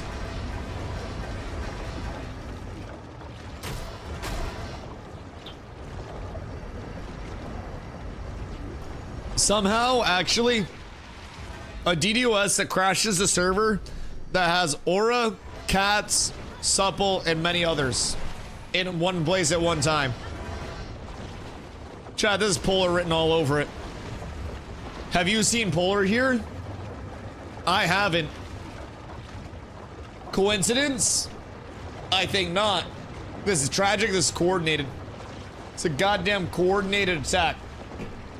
And I think Polar's at the forefront. They've deployed their hackers. They recruited Pirate Software's community when he stopped streaming the second time. This is a goddamn affront to everything's Ashes and everything fucking American. We're not gonna stand for it. And I'll tell you what, to show you how I'm not gonna stand for it, I'm gonna go take a bong rip. 2 big reasons New World failed was territory ownership and server size. Yeah, no, absolutely. New World, I played a lot of New World before I came over to Ashes. New World was my mainstream for 3 years. So I played a fuckload of New World. Yeah, there are many reasons why New World failed between accessibility to modes, everything.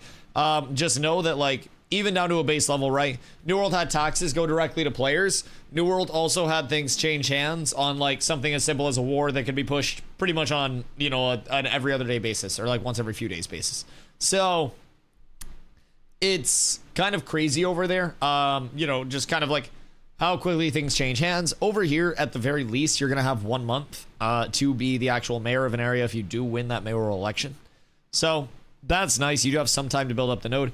Wars and sieges do exist. Wars are more like open world PvP being enabled between citizens of two areas. Sieges are the large risk, large reward. So think New World War in terms of like the functionality of the mode, break down the gates, get inside, control a point inside.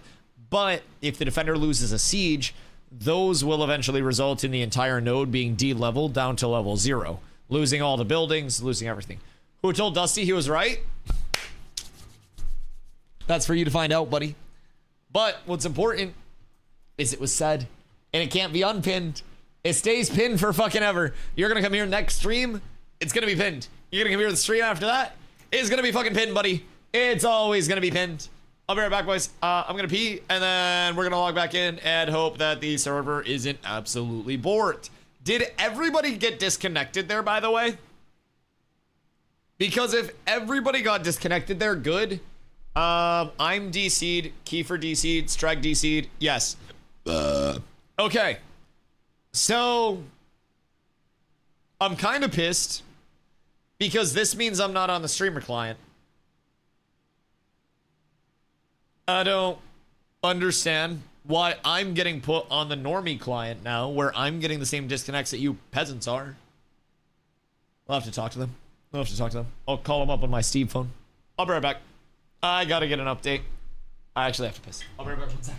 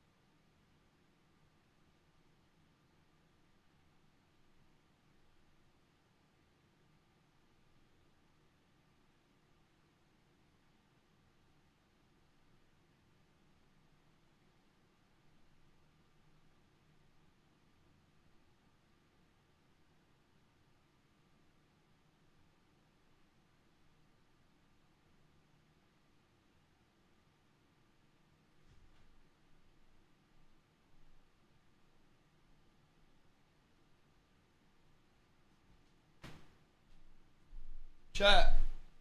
Do you guys wash your hands when you pee at home? Like, say you're home alone. Nobody's there to check you. Nobody's there to hold you accountable. You pee. Are you washing your hands? Nah, I got a clean dick. How clean? And like, if you have a clean dick, your hands probably aren't clean. So, what the fuck? What? Cats, you gotta check your PvP settings. You want them like this. You want them to be check, check, uncheck. Mathing. Yeah, something's wrong here. Oh, fuck! God fucking damn it, Blandendorf. Jesus Christ, cut his pay. Oh, fuck. Oh, do not let that guy go home tonight. Jesus. Holy shit. Oh, fuck me. Jesus fucking Christ, fuck me running. Oh, wow. I never knew that I could feel specifically my retinas burning.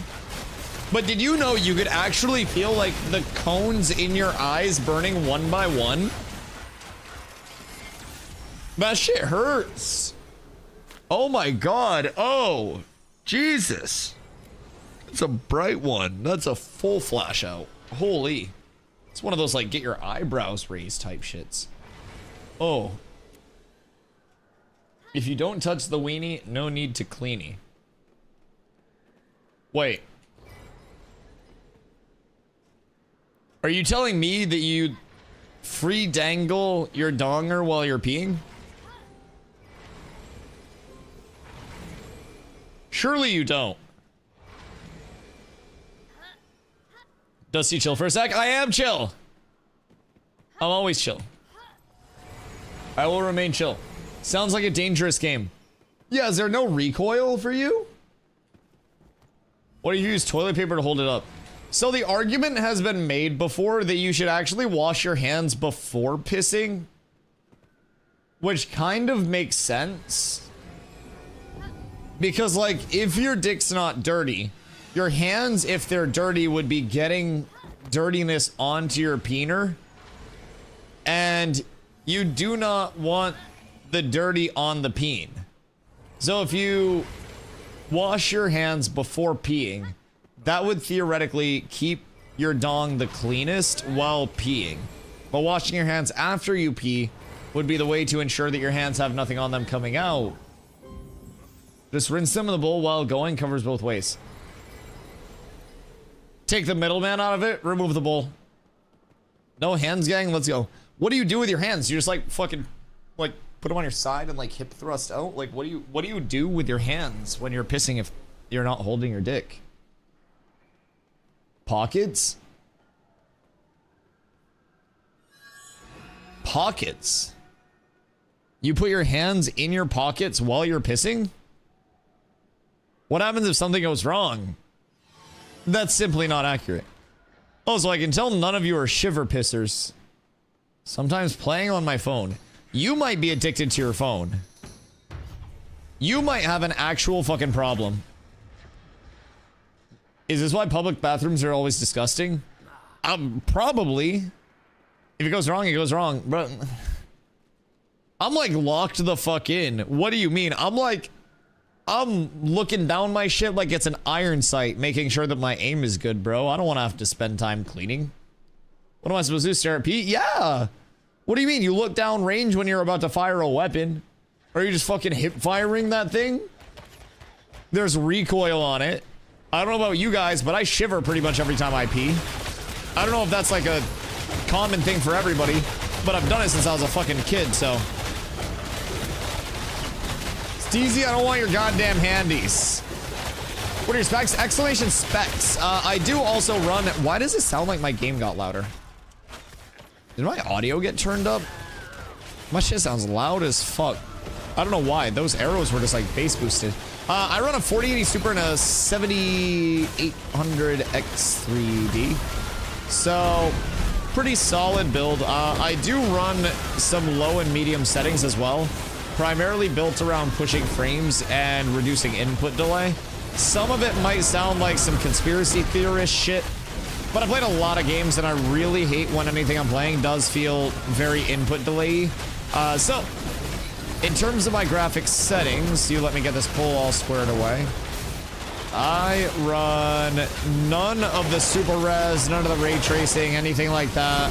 People want to say Ash is a scam. I think those settings are a scam. I think they do nothing and make the game more input delay.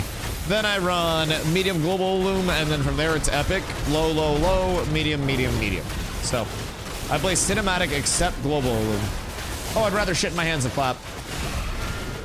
Yeah, I don't know. Fubo always makes fun of me. He's like, why have nice build if play on bad settings? Calls me one of the sweats. I am. I would rather have high frames than visual fidelity. And I say that on record. Is there a raid tonight? 20 plus only?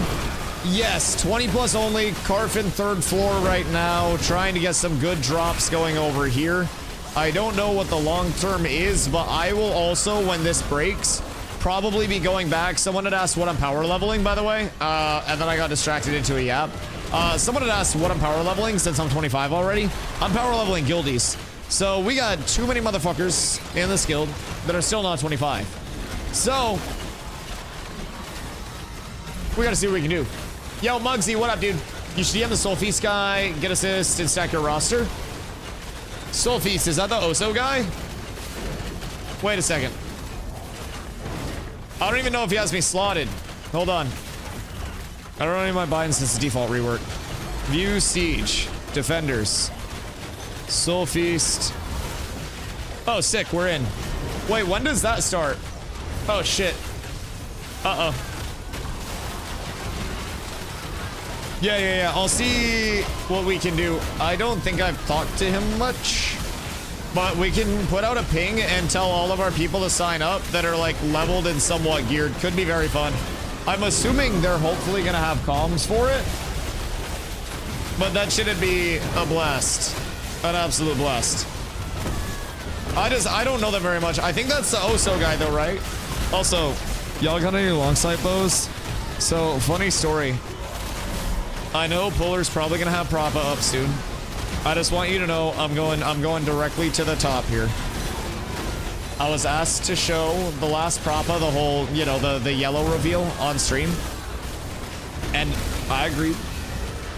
On the condition I got a Bissington for it. Now, that was never delivered. Godchi been dodging me. Godchi changed his whole sleep schedule just to avoid me.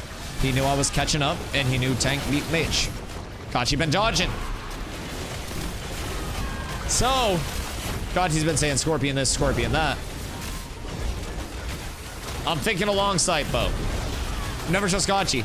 I know, Godchi a snake. Oh goddamn, good drops. It's not a long sight bow, and it's actually a caster drop, so it's realistically a dog shit drop if you think about it. But, you know, that's cool. Notice how when something drops for casters, casters just stop casting. Greedy fuckers, I will say. It's like everybody just stops moving for a second. Yeah, got you a goddamn snake. Although, check out my pants. I bet you can see yourself in these bad boys, Team Muxie. These bad boys, these are slapping. They're doing real well. Now, we need to find one more piece of the set, and then I'll be happy, because then I get my strength bonus. It'll be wonderful. Also, tell your mages not to look at me. I'm definitely not rocking heavy because that's all that drops early and super susceptible to magic damage. I have a lot of magic mitigation. A lot of magic What's the stat on that? These, their mentality, which is super for the main stat, but it's fizz power, fizz crit chance, defense. What's going on over here? People get baited into flagging up again. Who's the Tropa guy? So then they're split fizz defense, magic defense, fortitude, medium, which I'd rather be medium than the heavy that I am right now. I fucking hate heavy. Saw a magic piece, I just figured you won it.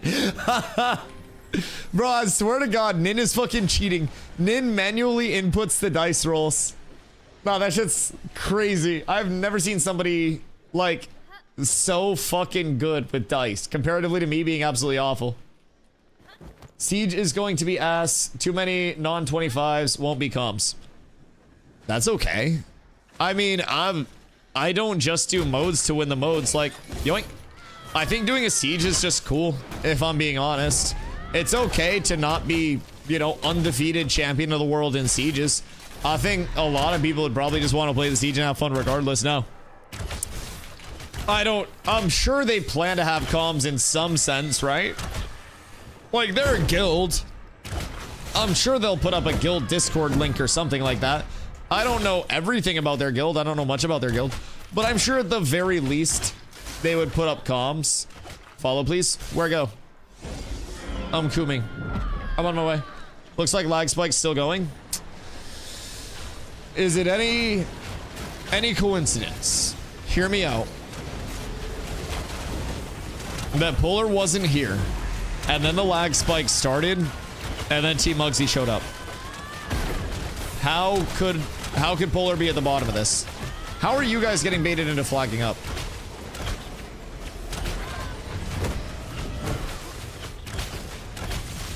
Brother, we got like a third of their people over here. It wasn't me. It wasn't me. Somebody's PvP settings are borked. Probably board buff bug. Oh. That could also be it. Bard buff bug could be it. Yeah. Yeah, that doesn't exactly help. Couple things are indeed Borkington. Rosarium Guard Helm and Sabatons. Oh no, not like this. Lemon. You find me another Blood Runner piece. I need one more Blood Runner piece. That's an easy sell. You get me that, we're good. They didn't change default PvP settings. Make sure top 2 are checked. Yeah, a couple people don't have their shit checked. I mean, I'm sure that's a big part of it. A lot of people will fall victim to certain bard bugs. It can be pretty rough out here right now. The good news is most people aren't getting hit by it anymore, I think. We're trying to spread awareness of it. It's definitely in progress. Definitely in progress. These settings are not the most polished. I think, like, I see the vision of where they're going with it, trying to prevent corruption baiting and shit like that. And I feel as though it's been effective for that purpose, but I feel as though anything other than that has been pretty rough because of that. We got a drop for casters. I'm looking for the positives. Up big. Yeah, I mean, hear me out. I got a blue pair of Blood Runner pants today, and we got a blue Focus today. I would consider that past up big, bordering on up tremendous. That's 2 really big pieces. 2 very big pieces. So, like, I'm here for all of that. Literally all of it. Winstead's unplayable. It tells you to character selects over and over. Do you think it's player population on the server workers, or do you think it's TDOS? Because somebody had said they were fine in a different part of the world, right? Chat. Stay in tropics is what I'm hearing. Are you smooth in the tropics right now? What are the road closures right now, chat? I need my boots on the ground. I need my reporters in Vera giving me that live feed. You're tuned in now to the DNN, the Dusty News Network. We're covering all the server worker outages, all of your daily commute disruptions. It appears that Jova is clean for your transporting goods, crates, and all of that. Jova seem to be solid. Miraleth outside of Oakenbane is looking clear. So at this point in time, I would primarily try to avoid I-83, taking you through the greater part of Winstead, maybe down into Steelbloom and through through Carfin in North Miraleth. There may be some outages there. I don't want to know what's going on in Highwayman Hills with lag and a PvP zone right now. There's probably some level 12 about to refund their game, but we'll pay for them. So outside of Oak Clear, Carfin spotty. Winstead is the heart of it right now. Winstead's been hit with an EMP. Do we have boots on the ground in Steelbloom? Anybody in Steelbloom willing to tell us how it's looking? What the Heckington? Why are you hitting to Z? Good day, sir. I just acquired my submarine. Hey, yo. How much you pay for that bad boy? Did you get one of the good ones? You get one of your Bezos yachts? I made it in the castle 5 times and still really far from it. Oh no. That's less than ideal. That's very less than ideal. Also, the question was asked if I like energy spell books. Leveling and PvE wise, yes. I think fucking Planendorf, god damn it. Fuck. Oh my god, my retinas. Jesus Christ. Fine, I won't talk about the fucking energy spell book. Oh my Jesus Christ. Bro, that shit hurts. Oh, fuck me. Oh, I can't even tell who I'm swinging at anymore. I hope everybody's awake, because if you weren't, you are now. Jesus fucking Christ. Looks like there's a mild risk of flashbangs out here today, chat. Keep your sunglasses on standby and stay tuned. The construction crews are surely going to be working late tonight. They've got the nets on the windows, the bars on the doors, and Planendorf in team have one Little Caesars pizza to split between each other before they have to start cannibalizing. So let's hope that these flashbangs are resolved soon. Are we moving somewhere, or should I help these guys? I just want to be contributing to someone's success. I don't mind. I'm not much of a hater. As long as someone's getting stuff, I think it's good for the server. I think we're all winning. At the end of the day, it's us versus everyone.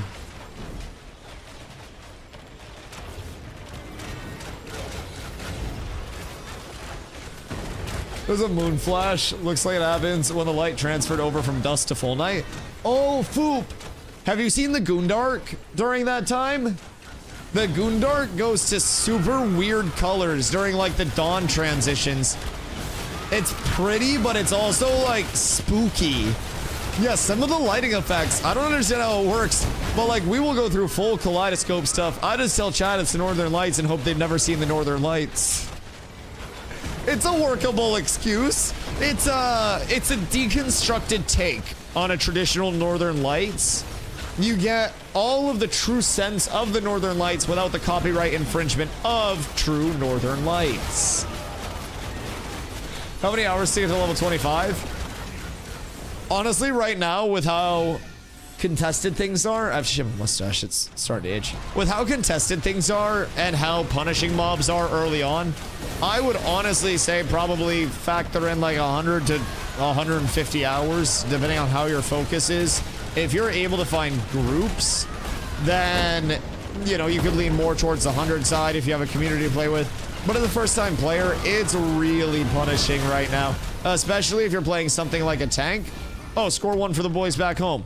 Especially if you're playing something like a tank, things hit real hard. Real hard. Global chat is saying people are duping during these strange crashes and they think rollbacks. Oh, really? Wait a second. Who's saying they're duping? People duplicated inventories during these last weird crashes. Interesting. I mean, there was a really popular dupe in New World where you would just force a disconnect state. Voil. There was a popular dupe in New World. Don't worry about why I'm yelling to Voil. There was a popular dupe in New World where you could force a disconnect state while like trading something or doing something like that.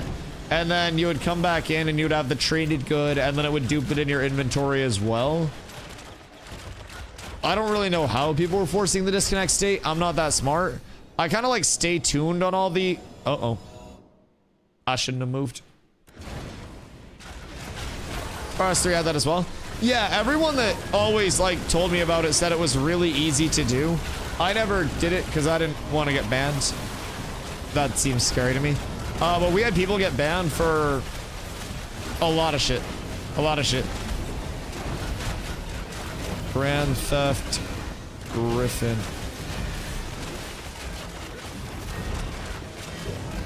I wish I could just hop on and like fly it away if he left it out. This is my Griffin now. Hiya! Ow. Wait, did I just protect the Griffin?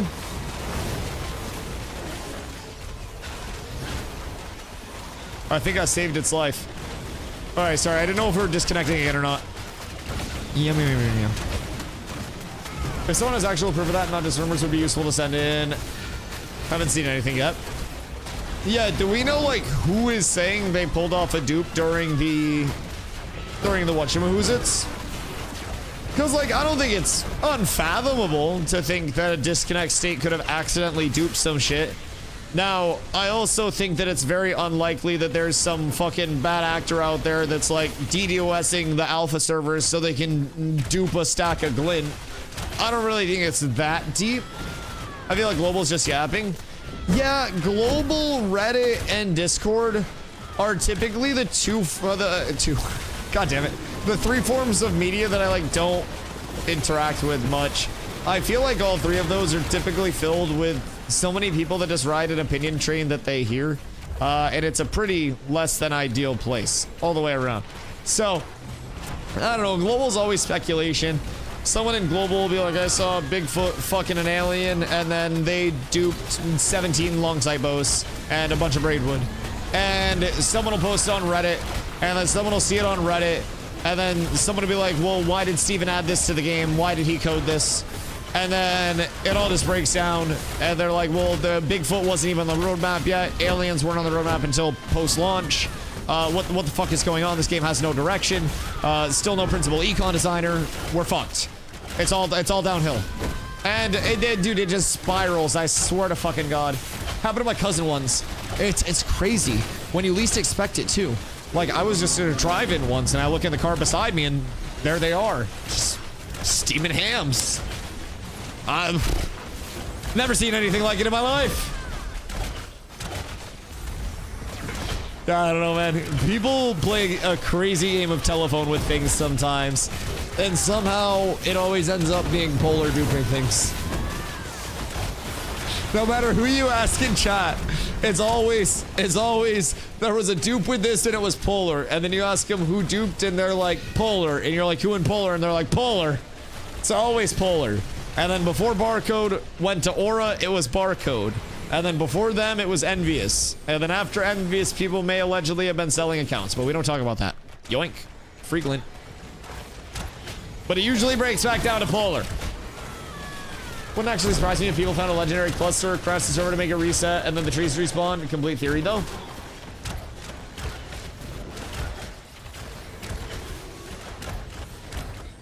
When a server worker crashes and resets, does that repopulate all of the nodes?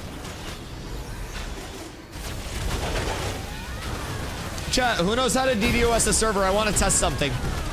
And Steven always says if we test it and then report it, we're not going to get in trouble. I need a little bit of help here. Oh, should I help? I feel as though I should help. Yoink! I got us one, guys. Everybody get it? Get, guys. Cats. I fought hard for this. I pulled this over here with my goddamn bare hands. Guys, please. Giving it everything I fucking got out here. Tempered, custom, no. I'm mob training now. I'm the worst. I fucked up. The good news is it's giving me plenty of time to consider my decisions. All right, we're fine. I win this. Wait, during that frame drop, my entire group left. What the fuck? What is that timing? Oh, wait. Gameplay. Combat. I can't do anything. I'm just gonna be done.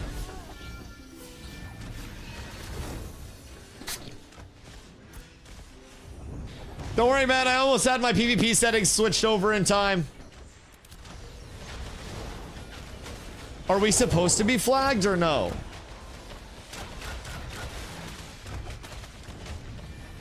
Ew, can I have a res?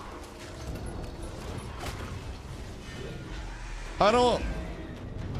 Unflag, don't invite yet. Are we trying to unflag or are we trying to be flagged? What is the goal? Wait. Do not commit federal crimes, please. Steven said I wouldn't get in trouble if I reported it. Wait, what? I don't... What's the problem with a little testing? What is the problem with a little testing?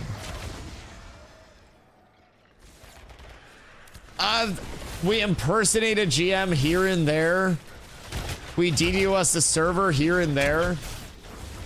Communication or something, I don't know if this is flag or not. Well, people are in the Discord for that. Like, that's... I also sit in the Discord in case PvP does break out. But, like, this shouldn't be used. Zombie shot calls for our PvP, not me, typically.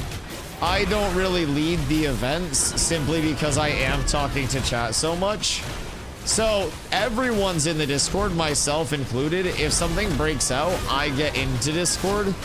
In terms of communication, that's where most of that's going to be. So I usually just wait for something to happen, talk to chat as like, you know, that's kind of work, right? And you know, what I do. So yeah. Everyone should be in Discord right now. Should be. Not saying anything about that. Yeah, I mean, keep in mind, a lot of people are accidentally flagging right now, too. Just because there are some bugs. Sometimes people's settings get a little borked up. I don't necessarily think that everyone is intentionally flagging at this point in time. I think it's a whole lot of oopsies. So, just keep that in mind. Hopefully, we get it all squared away. I'm just trying to tank these guys. Comes about where I can hear go. Well, I just said the Discord, yeah. Like if you want comms, that's the Discord. My yapping is separate from like the raid comms and stuff. And part of the reason why I'm not just sitting in Discord calming for everybody and why we have shot callers is because I, you know, yap unrelated to what we're actually doing so much. So, Breton, don't. I can't help because I have all those mobs. Yeah. But yeah, comms-wise, I would just always say, like, aim for the Discord. That's... Did something change? Am I crazy? I don't know why we're just sitting flagged for so long with all the mobs on us. I don't really understand what people are doing. Check video on Discord. They can't unflag. Wait, they can't? Like it's bugged and they can't? Or were you asking if they can't unflag? Like, I actually don't know why people aren't. I was genuinely asking. They reflags them? Oh, yeah. So people are just like, is it Bard song procking the flag and then procking heals off of the Bard song? Yep. The death cycle. Yep. Nope, that's unfortunate. And I don't think they can really change that either. Because then you'd be able to impact non-combatants. There's no setting where I can cast Divine Flare? Right.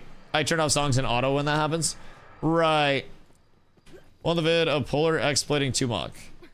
I'll look at it. What is it? Excuse me.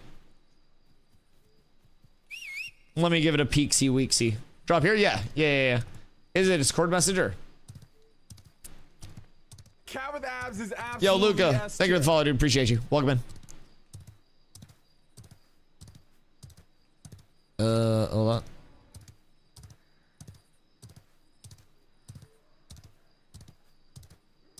What is?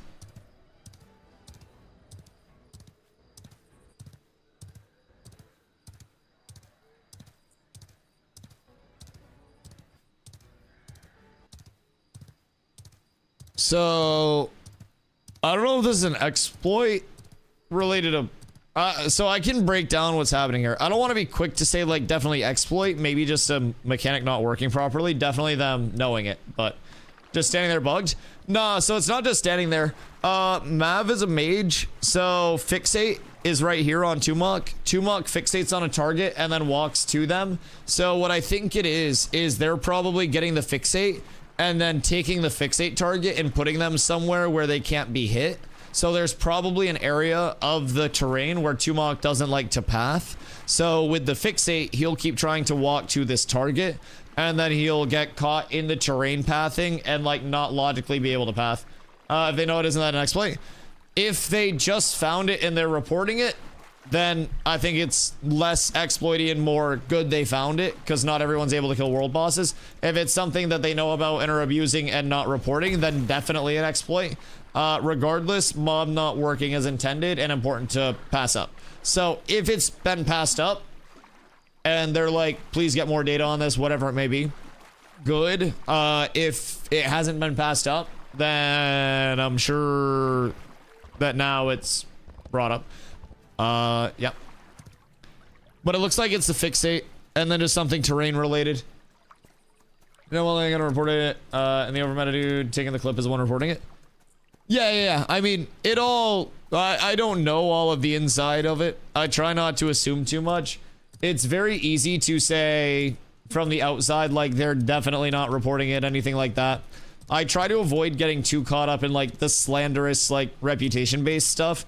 Because at the end of the day, there is only one person or one group of people that can get the kill on a world boss each time it comes up. So it's not like there's the most data around the bosses as well. So it could also just be something that didn't like, and I'm playing devil's advocate here, right? But if it's something that, you know, they post videos of in the Discord and then other people see it and then other people replicate it, then that's going to be really easy. We don't know if they've been doing this the entire phase. We don't know if they've been doing this for 2 phases. We don't know if it's something new. So they build this reputation for themselves. Sure, but just because somebody builds a reputation doesn't mean that you have to assume about it. Now, again, I'm not defending them by any means. I'm just looking at it from a what is actually bugged about the mob. The fact that something is broken and getting down to the basis of that, I feel like is more important. I don't really care who's exploiting it, what's exploiting it. My people aren't exploiting it, so I'm not at risk of getting punished. But I look at this and I instantly go not necessarily to the slanderous approach of like, who's breaking what, but I just say what's broken and then try to go from there, right? I don't really care much for the drama takes of like, Dusty says these guys are exploiting. Like, I care more about Dusty says fixate's not working properly with something pathing related. So then they can reach out and honestly, maybe Intrepid sees this and then reaches out because of the post in the Discord and they're like, hey, do you know what's causing Tumok to be in that weird state? Could you replicate it for us? Walk us through it. Even if it didn't get passed out or passed up, then they can reach out, give them a chance to kind of like, you know, go good on it, so to say. Maybe I just assume positive intent too much. Maybe I'm too much of a golden retriever of a person. I'm not trying to defend any actions. If they are exploiting stuff, then obviously punishment should be in place for anybody exploiting. But I'm not going to see a 6-second video and be like, they've been doing this the whole phase. I haven't seen them doing that, so I'm not in place to assume that they're doing that. So, just a group of 25s killing 10 to 14 at Highland Hills. Not an exploit, but shitty behavior. So, I have a take on that as well. I don't think that it's inherently terrible, unfathomable behavior for someone to go to an area that is publicly labeled as lawless PvP when that area gives a heads up advance notice and says this will be turning Yosha. It wasn't lawless. Oh. Oh, my bad. Well, that's slightly different. Never mind. I thought it was a lawless area. Not lawless. Yeah, that's ready. Yeah, so we were talking about the lawless stuff earlier. Because some people are like mad that 25s are going to lawless areas and killing low levels when the low levels are staying there. I think that's more shitty design than anything else. I think there should be some form of upscaling, some form of like soft gating out of players that are lower level, or honestly taking lower level POIs out of those areas and incentivizing the higher level POIs. But those rotating lawless areas during leveling also could have been used for good leveling if PvP wasn't breaking out. But PvP is pretty much always going to break out there and people are going to be, you know, net XP dead. So, I don't know. I think the PvP battlegrounds need a little bit more love, but I think this is also, we have to remember, the first real... Excuse me? Who the fuck made these stairs? Emu, can you get up those stairs? What the fuck is this? What in the Heckington? Slash bug. Someone put oil on my stairs again. I would say probably world. Functional. The stairs aren't staring. The stars aren't starring. And nothing is aligned anymore. There is no direction. This is unacceptable. I can't go up these stairs.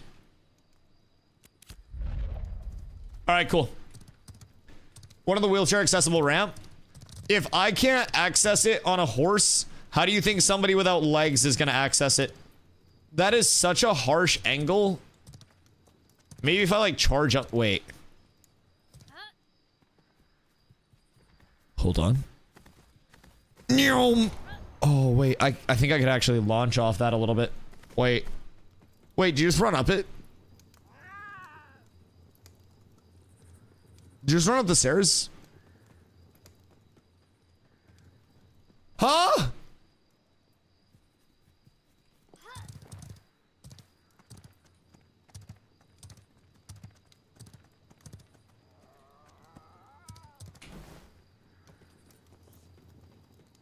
What? Huh? You can do it, buddy. Come on. Come on. You can do it. Hold on.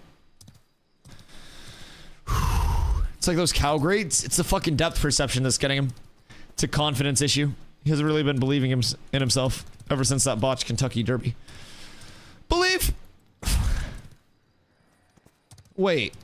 So, is it all stairs? Is it just a horse thing? Is it just this horse? Okay.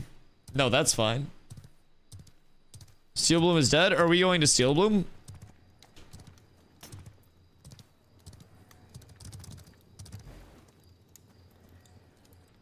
It doesn't even stand on it. Wait, what? Oh, wait. Steel Bloom, like the server, is dead. Oh. Wait, check this out. Ready? I slide down it. It's like the hooves can't hold on.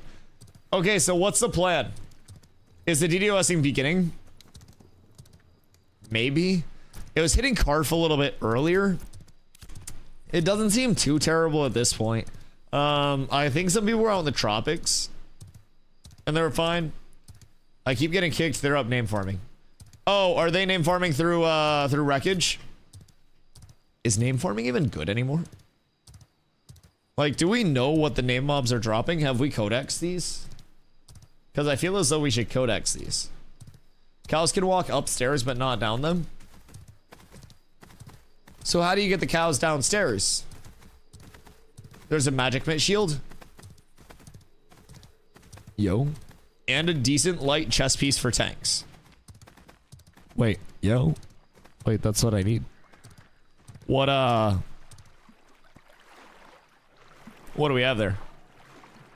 Gravy stained apron. Yeah, I saw you mention that earlier. What's that happening for sats? Way to pick her up with an excavator. Fuck me, man. Absolutely S tier. Yo, El Brujo, thank you for the follow. I appreciate you. Welcome in, dude. My fucking mountain just got absolutely cooked. Oh, the shield last server. Didn't it have magic power on it last server? Last phase. Because you had your iron shield and your steel shield that were fizz power. Those were fucking busted, by the way. And then you had your lens, which was magic power. Now, I think lens magic mint, right? Let's peep gravy stained apron. Also, where is Tumok looking at this? Because I've been watching this a little bit. It looks like when the fixate happens, they go somewhere in here to cook it. Seems like it's right around there. I don't quite know exactly where based off that, but seems like it's somewhere in that crevice. And it's a mage, so it could also just be like a blink play. It's almost 9, I'm off to bed. Oh no. Bad dad. That is such a boomer thing to say.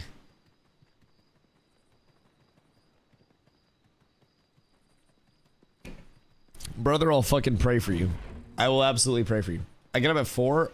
I also get up at 4. It's usually to take a midnight shit from the copious amount of food and ice cream that I eat before bed.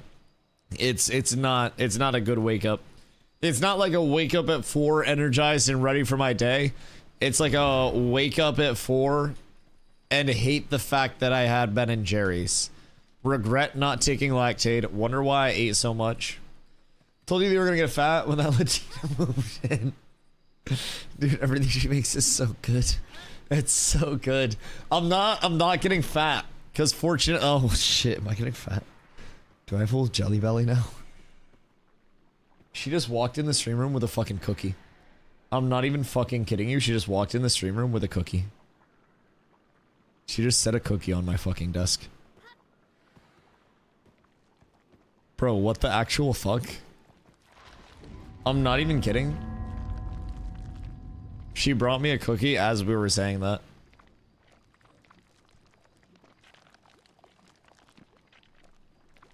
Fubo.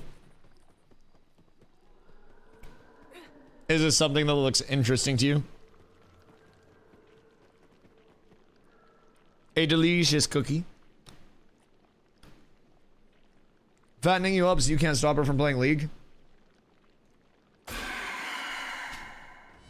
don't know what's happening. I don't know what's happening. Everything's laggy as shit. Why did I just hear about a Discord thing? Oh god, I don't want that at all. Excuse me. Oh, Jesus Christ. This lag is not good. The spikes near Garfin are awful. Really bad. Really bad. Hopefully those get fixed. Those are cooked. Okay. I think we're out of that. I'm gonna get... Nope. We might be down horrendous. They need to nerf Rogue. This shit's so broken. Yeah, I mean, all you do is off balance, and then backstab, backstab, backstab, backstab, backstab, backstab, backstab, backstab, backstab, and then somebody dies. Yeah, GG. Very GG. Yo, Matre, what up, dude? Might give Ashton another shot. What's the play right now when you start quest, leveling at 1, just do quests or grind specific mobs? I mean, honestly, you can do anything that you want to right now. It's really, really well balanced. 1 to kind of like 12-ish. At level 12, questing falls off a little bit. And then, you know, your gathering, refining, crafting route also falls off in terms of like the XP gain from it around that level. But you can gather, refine, craft up to like 15-ish pretty comfortably. With that, they did add in... Wow, I'm getting big chunks right now. They did add in, like I mentioned, a lot of adventuring experience, like your character experience, from hitting trees, hitting minables, picking flowers, refining those things, crafting. So that's even a pretty viable way to get your early prog started. I would almost recommend, for most players, engaging with that loop pretty heavily early. Crafting your first starter set would be massive. But it's definitely a lot better in terms of the very early prog. You also have 2 different starting areas now between the Riverlands and the Anvils.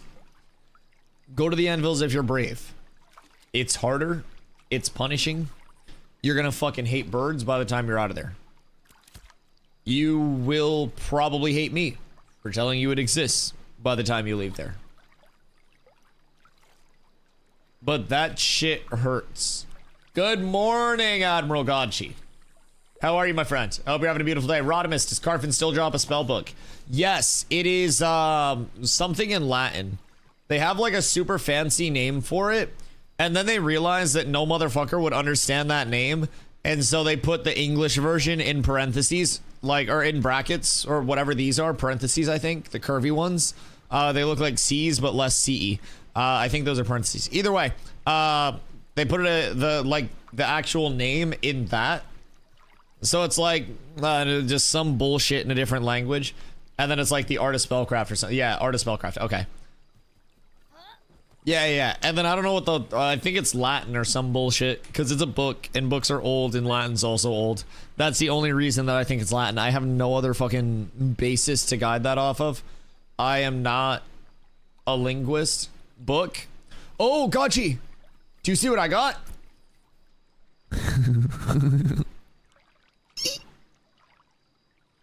is pretty good. Is pretty good. I just need a couple more pieces and then we're up. We also saw Blue Focus today. We saw those bad boys within 5 minutes of each other and then didn't get a single other drop. Games down and Ash's Codex is down too. Games down? Wait, what do you mean games down? I'm not down right now. I'm here right... Wait. What do you mean games down? Perma code 37. Is it like Winstead's down? Oh, Mira and Winstead are both cooked. All right, chat. Don't go to Mira and Winstead. Fishing, no problem at the moment. Oh, what the fuck? Planet Earth's trying to drown me. Jesus fucking Christ, I can't let him get me. Jesus. Dude, he's out of control. They're plotting on my life.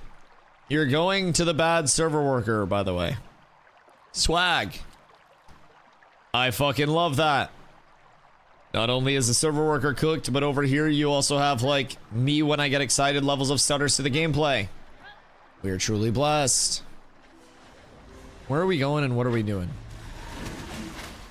Bankai. Where is the rest of the gang? Safe in the tropics? Tropics seems kind of fun. I still think the tropics probably has a few really good level 20 weapon spots. But honestly, I don't think anything's really better than long sight bow for a longbow for me. Weapon wise, I just want Carfin weapons. I want the one-handed mace. And the fuck?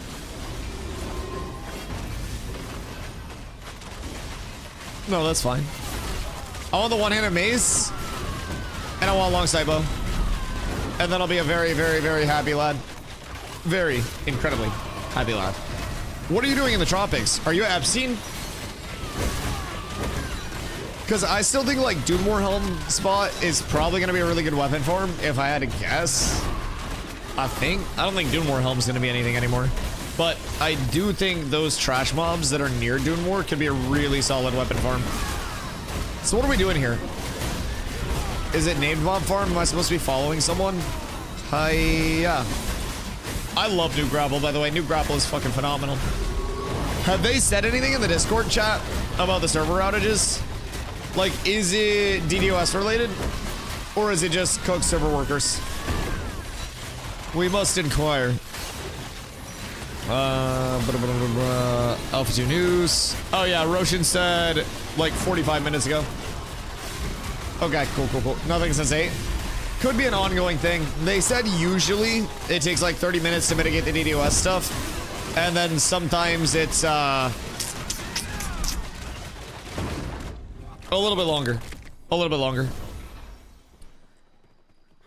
But I'm sure we'll get an update soon if it's gonna be anything extended. I'm sure the Discord is all up in shambles right now. All up in shambles. I went to Winstead when you recommended it. It was so busy. I'm guessing just cooked. Yep. Probably cooked. I think that it's also probably a DDoS right now. If I had to guess, they've been going through some DDoS stuff. So if I had to guess, what's Zombie doing? I'm just gonna stand here. I'm not getting involved. I'll follow everybody else. Okay, nope, we're going. All right, we're bailing Zombie out. But yes, I would assume DDoS. Winstead can get really populated, but there are some other areas that are getting hit outside of just the immediate, like, Winstead area, too. So, I don't think that it's, like, everything is cooked. The Tropics seems to be smooth. Carfin is actually running kind of smooth, like, networking-wise. It's just there are some spots for some reason where, as you can see, my entire game is just, like, blocking. That's a big one. Holy shit. Some of these spots in Carfin are cooked. Be very careful if you're coming over to Carf. These, like, frame drop spots are food. It just froze in Winstead? Oh, did it? Is this something, like, is the freezing that something... is the freezing something that everybody's getting? Or was that just me? If that was like all of us freezing at the same time, that's kind of scary. I'm hoping Fupo's not just eating all of the server workers at once. I've been getting it. Oh, so is it not just Carfin? Oh shit. Well, scramble the fighter jets. Unfortunately, we might be down horrendous. Callus had little ones. Uh-oh. Someone forget to feed Fupo again? I don't think it's any coincidence that it kicked up after I got a cookie. The boy grows hungry to consume cookies, souls, all of it. Yes, yes, Fupo yearns, and Fupo will feast. Yearning is only temporary. Yearning only lasts until the acquisition phase. If you yearn for something, and then you get it, you no longer yearn. And when Fupo yearns for sustenance, Fupo will acquire that sustenance, one way or the other. Now, not only does his power grow, but the amount of server worker consumption also grows to build with that power gain. Fupo is evolving to a state of void that no game has ever seen before. It's really something that NASA, the FBI, CIA, MLB, CBS, NBC, and WNBA have all been investigating independently. And someday we hope to figure it out, a way to deal with him, a way to stop him. But that way hasn't been figured out yet, boys. Where would you level as level 7? You could probably swing church at 7 if you find a group. If you can't find a group for church and you're looking to solo something, where would I send somebody? I try to send people to different spots so I don't overpopulate areas. I tried to do it like a parking attendant. Gavo's? Gavo's good. You can also do Highwayman Hills Dock, but that's gonna be locked down for a little bit. You could probably do Titan's Ring solo pulls as a 7 solo, because those are like level 9 minnows. South of Seth Gobos 7 to 12. Fair. South of Seth Gobos. You do South of Seth Gobos. Yeah, you have some wolf spawns and stuff around there as well. What level are Mirror Shardlings now? I haven't done Mirror Shardlings in a little bit, but the hunger must be satiated. Fupo, no! We need to put Fupo on a diet. He's becoming a little bit of a chonker recently. Fupo, have you had a vet checkup lately? I feel as though they're gonna recommend extra exercise and fewer hamsters. You've been a very, very gluttonous void lately. Servers resetting. God fucking damn piece of shit fucking cat.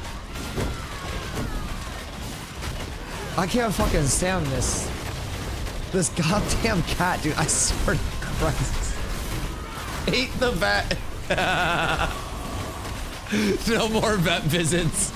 Vet said less food. Ate vet. Now have more food. Fupo, you're out of control, buddy. You're out of control. You must be stopped. Thank you, Pengu. I appreciate you. Biggest DDoS yet. We'll be restarting realms shortly and have some additional provisions against these attacks landing this week. Ooh, hamsters on the front lines with little spears. Someone do like the AI art. Wait, we need the server worker hamsters running on wheels in the background in the Intrepid Studio server worker room, and then we need the hamsters on the front line being commanded by a large black cat named Fupo that's wearing a very colorful tie. Chat, someone AI prompt that shit. Hoofsy, don't use your fucking stupid grok shit. That sucks for AI. Don't even think about it. I know you like Twitter. Don't grok it. Everything that people made in grok look like fucking dog shit for the AI contest. I know you're already thinking about it. No grok. Grok is ass. I don't mean to upset the AI overlords, but no grok. But that is what we need right now. I feel like that's what's landing. We're going to have this front line of just like Spartan hamsters up in that shit. It's going to be beautiful. No DDoS shall prosper here, chat. Except apparently this one. Now, my question still remains the same. Who the fuck would actually DDoS an alpha? this consistently and this heavily? And pourquoi? Imagine DDoSing, thinking it's fun, then going to jail for it. Is it actually a federal offense? I don't know much about DDoSing or hacking in general. Yes? Oh, so I should not DDoS the servers for testing purposes. Understood. Is conspiracy to DDoS a federal offense? Just asking for a friend, because I should change up my wording if it is.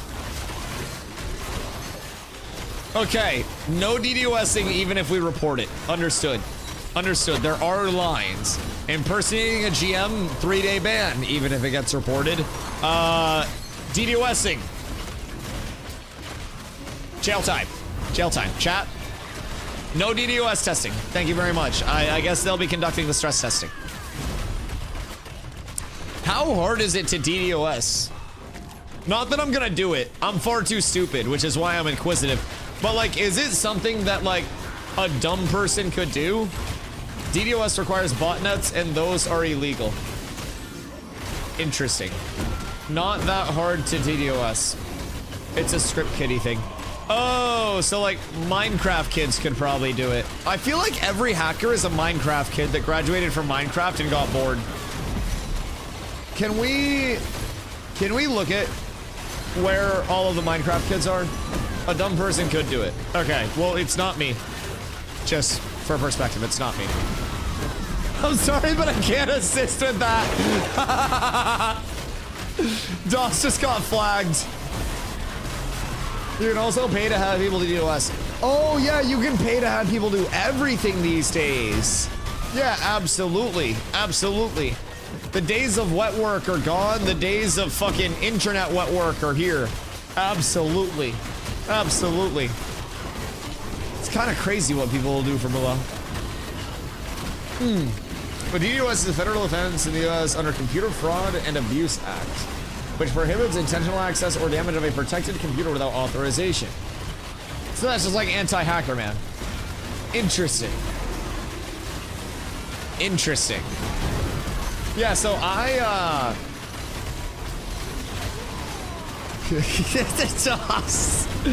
DOS is gonna get the AI taken out of my chat.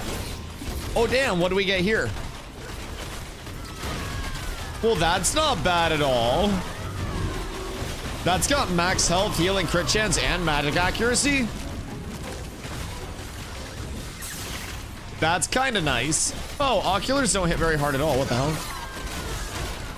Did they lower the ocular damage? No, maybe I just like blocked it or some shit. Wait, what the fuck? I got 5 glowing glint for that.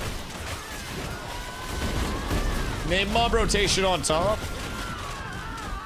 So restart? Yeah, I'm just gonna let everybody else get aggro. I'll just be sitting here and sacrificing them. They are the fodder. I am the important thing to protect. So, as long as they die first, everything's fine. I've got this shiny armor set. I just got these fancy gloves.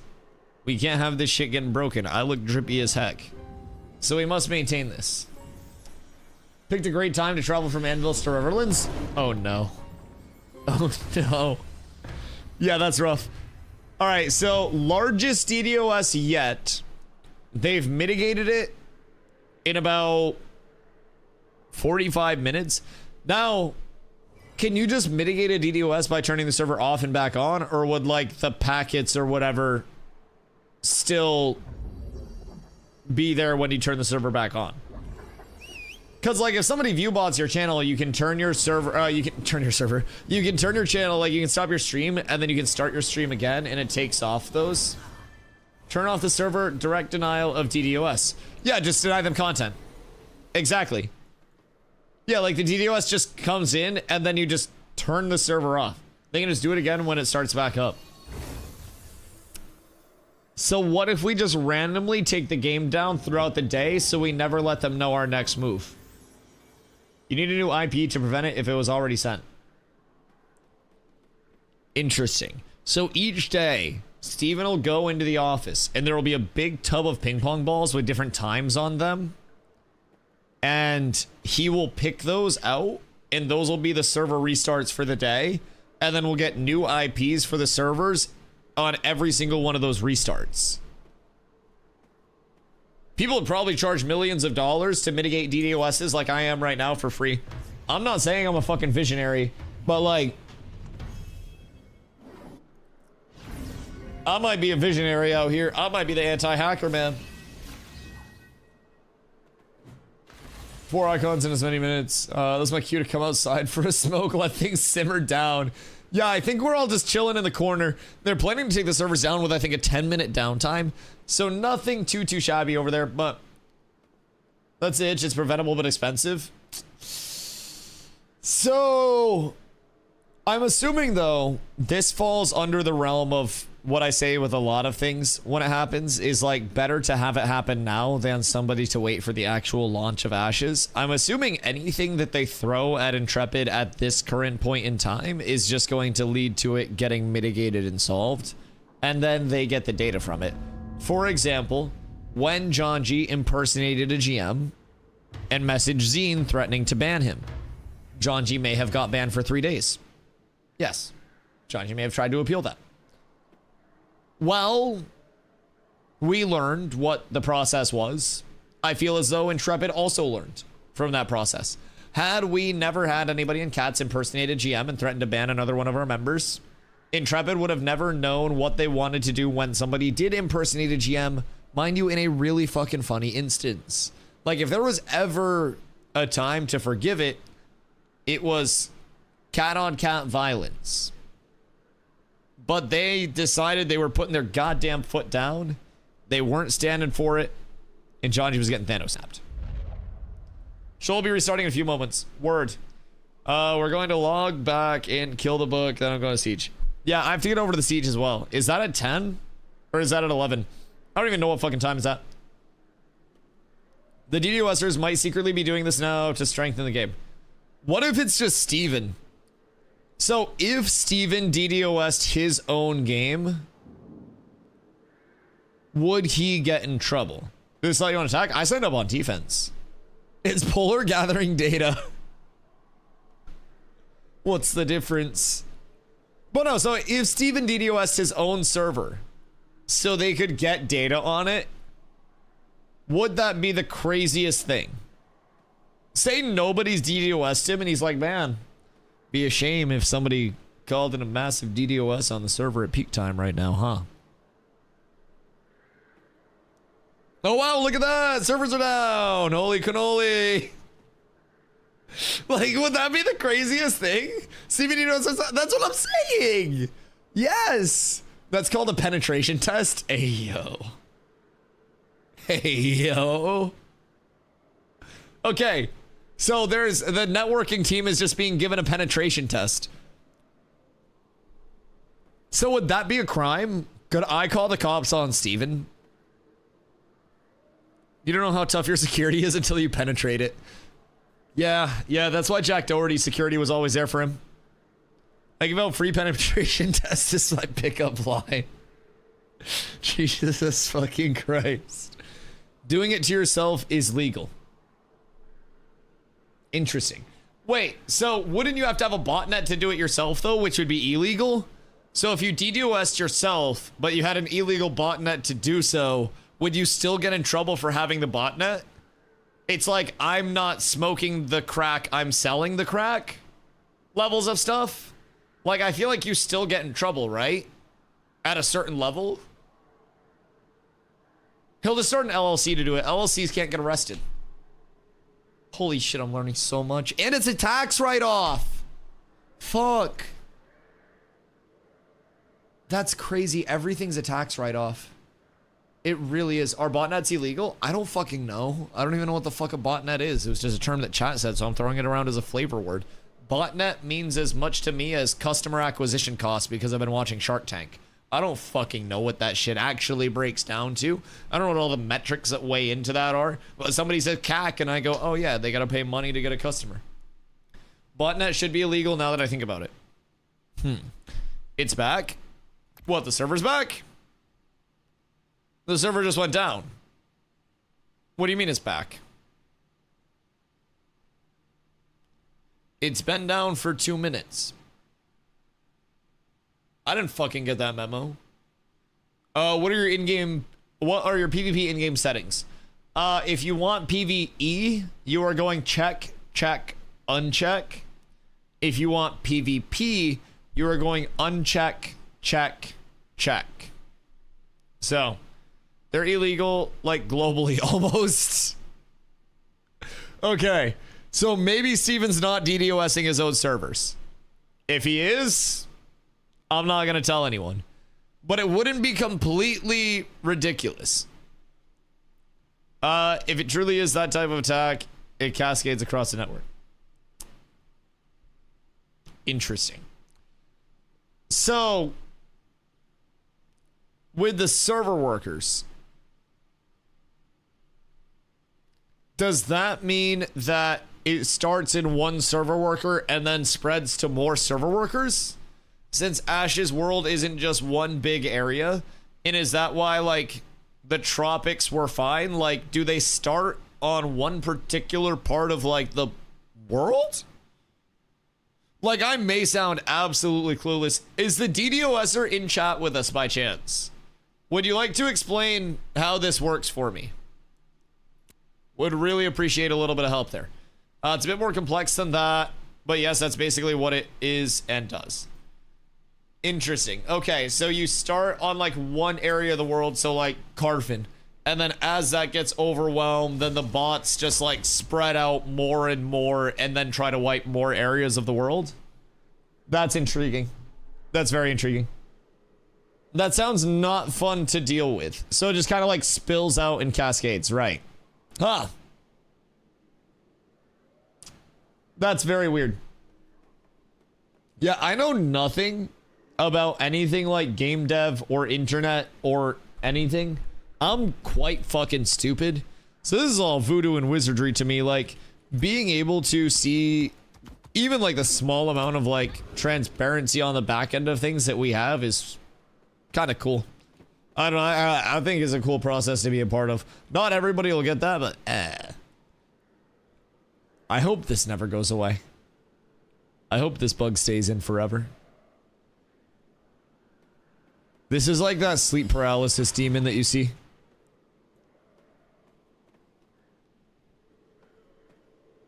I like the attention to detail though.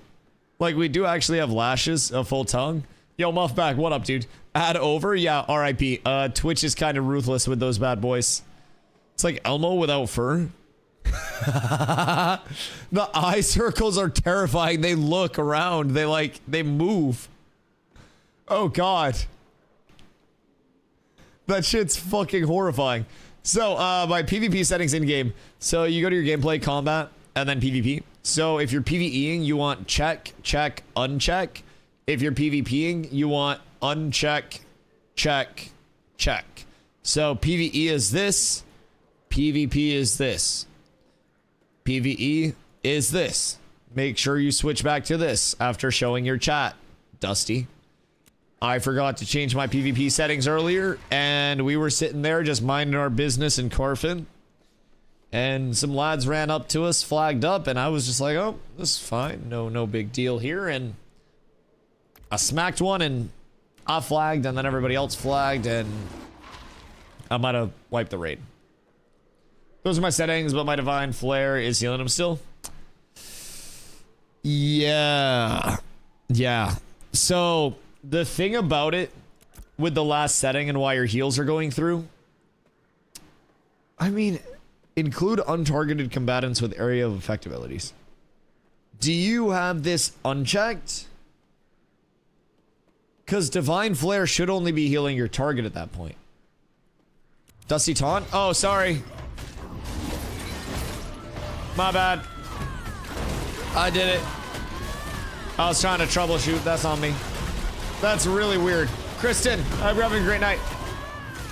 It's very going down like the Titanic with the spilling from one to the next and the next. Right, that makes sense. So what's like the typical mitigation? Do they find where it's coming from? And then I'll pull it out of the clump. It's an easily fixable problem. Things can be repositioned. I wanted to make sure that people were paying attention. I feel as though depending on which mob it is, you have to remember that the spit doesn't go out if everyone stacks up in melee range. You see where traffic's coming from and block it? Interesting. Interesting. Douglas! Dusty Ghost. 2 more months and I help. Is that 67 months at the T3? Brother, thank you. I appreciate you. I appreciate you. I hope everything is well.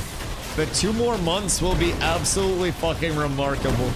The 69-month subiversary will be truly one of the nicest days. Most times, yes, but the internet is smart and it can reroute the traffic when it's detected in most cases. Interesting.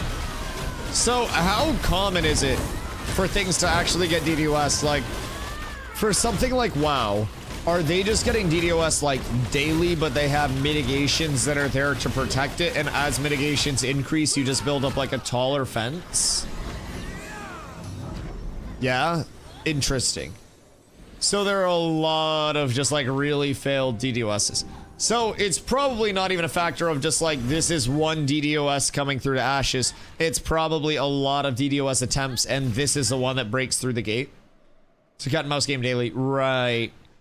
That makes sense. That seems very fucking annoying to deal with. More like a bigger sponge, right?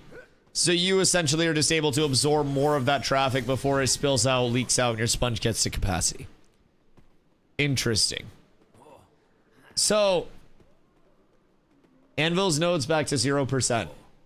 It's just visual, don't worry. Just fucking guess what percent it's at. Everything's fine.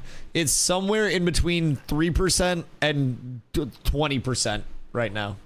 Doodle denial of settlement. Doodle denial of settlement is fucking insane. That is actually so good. Like I said, if you're in the wallet, it's preventable, but most people in companies don't bother with it because you typically have to be targeted.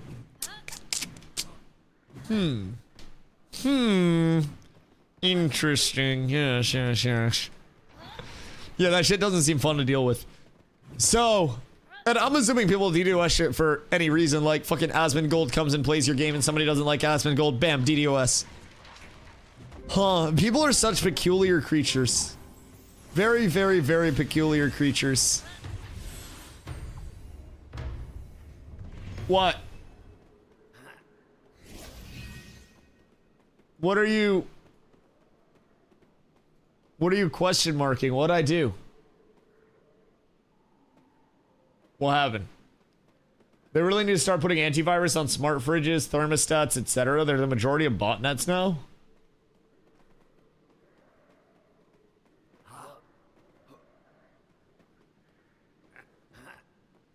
Thermostats? I have one in the room with me right now. Should I be curious about something?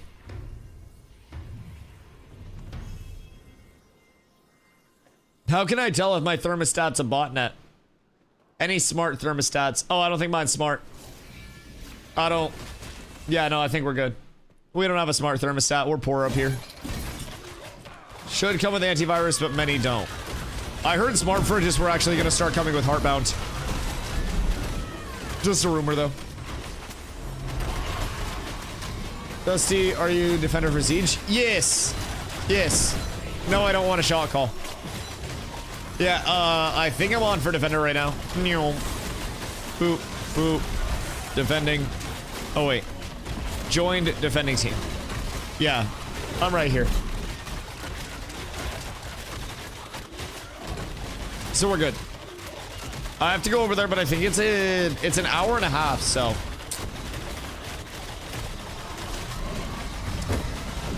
Most of them throw more on their smart items or protect them. Interesting. So somebody just 4chans into the fridge.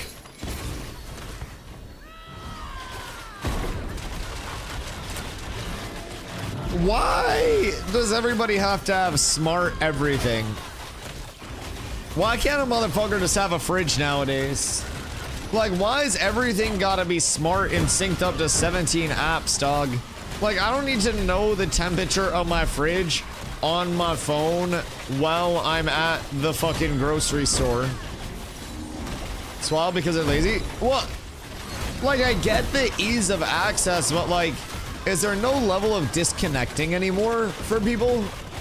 I have nothing smart in my house. I'm a bit paranoid. Ha, and I bet you're in your house right now. Other than my phone, I'm not even paranoid. I don't care at all. I think I'm so unimportant and boring that somebody would hate to hack me in the first place. I'm poor. My credit score is phenomenal. That's good. I have an absolutely amazing credit score because I'm so poor that I can't spend enough money to actually ruin it. I'm sure I could, but I don't. Let's say I'm kind of just unimportant enough. But like, me personally, I like disconnecting. I like being, you know, outside away from my phone sometimes. Because, I mean, I'm on stream 10 hours a day, right? People always ask me, like, what games I play. Planendorf! People always ask me, like, what games I play off stream, and I'm like, I don't. I don't game off stream. I'm always on stream. Discord drama is on fire tonight. Wait, fill me in. What's going on with the Discord drama? Example is if I target my neighbor, they're done, whether it's their Wi-Fi or IoT.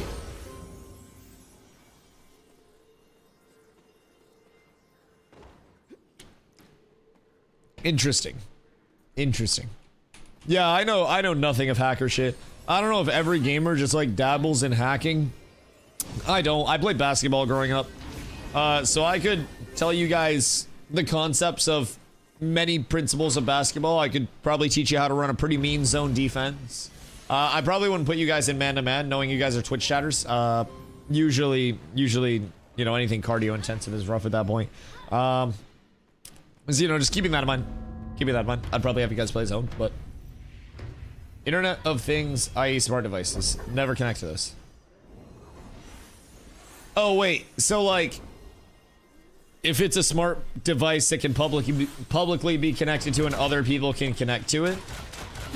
Oh, how many people get hacked off rental cars? Is that easy? Like, if you connect to a rental car, could your shit get yoinked? I wonder if there are hacker men that go over and, like, fucking scrape rental cars for all the information. The general rule in the IT community is to never connect to a network you're not an admin of. Yeah, well, what if you're somewhere and you need Wi-Fi? Never connect to public Wi-Fi. What? Really? Like at an airport and shit, don't use the airport Wi-Fi? You bring your own Wi-Fi. What do you mean bring your own Wi-Fi? What in the rich is this? No, never. Oh, shit. Chat, are we cooked? I don't travel much. Wait, this is good to know before going to TwitchCon. Oh, fuck. I've flown now 3 times in my life. The first time was the last year for TwitchCon. And then I went to Vegas, and then I went to Iceland this year. Oh, shit. Chat sponsored by NordVPN. I got hacked 4 times trying to fly publicly, and then I found NordVPN. Chat, have NordVPN hit me up. I need a lesson. Wait a second. Alright. How do I bring... Yo, Rodimus, thank you for the follow. First rule, never bank on your phone. Only prawn. Alright, no phone banking. Wait, so you guys go into the banks? Use 5G, it can handle gaming and normal phone stuff easily. Right, but what if the 5G service is bad? And like, what if I don't want to use data? I guess unlimited data's thing. But like, who doesn't go into banks? Probably more people than you think right now. I don't think the foot traffic in banks is that high anymore. I don't know. I'm not a banker, but I feel like in my personal experience, I was like, what in the boomer is this? You still writing checks? Well, I go into banks sometimes. I still do. My bank doesn't have actual buildings. I've been into banks before. I think the last time that I was into a bank, what was I doing? It was either when I was getting the down payment for my vehicle when I bought it pre-COVID, or I was getting a checkbook for something. But I don't think I have a checkbook, like, easily accessible. I don't think that was for a while. It might have been the down payment on my civvy.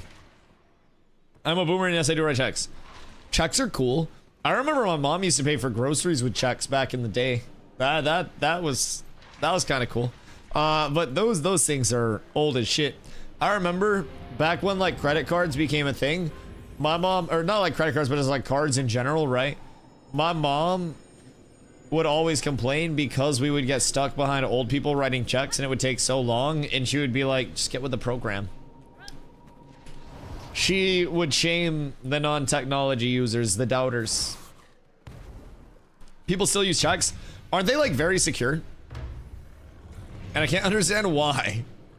I actually feel like they're not secure. I feel like a check could be copied easily, no? Check fraud is rampant. Identity fraud is no joke, Leshrack. Where are we going, chat? Somebody gives me a check anytime soon, I guess I did well in life. Yeah, that's fair. That's fair. Good for you if you're getting checks in general. I feel like even works don't give even jobs don't give checks anymore. I mean, maybe. But like I feel like it's a pay stub and it's all direct deposit now, right? I feel like to get a check you have to do something for somebody very rich, very, very wealthy and well off. Am I supposed to be tanking that, or what are we doing here? Old people try to use checks up here to pay stuff at AT&T. Oh yeah, old people love checks. Old people fuck with checks so heavy. Yes. Yes, absolutely.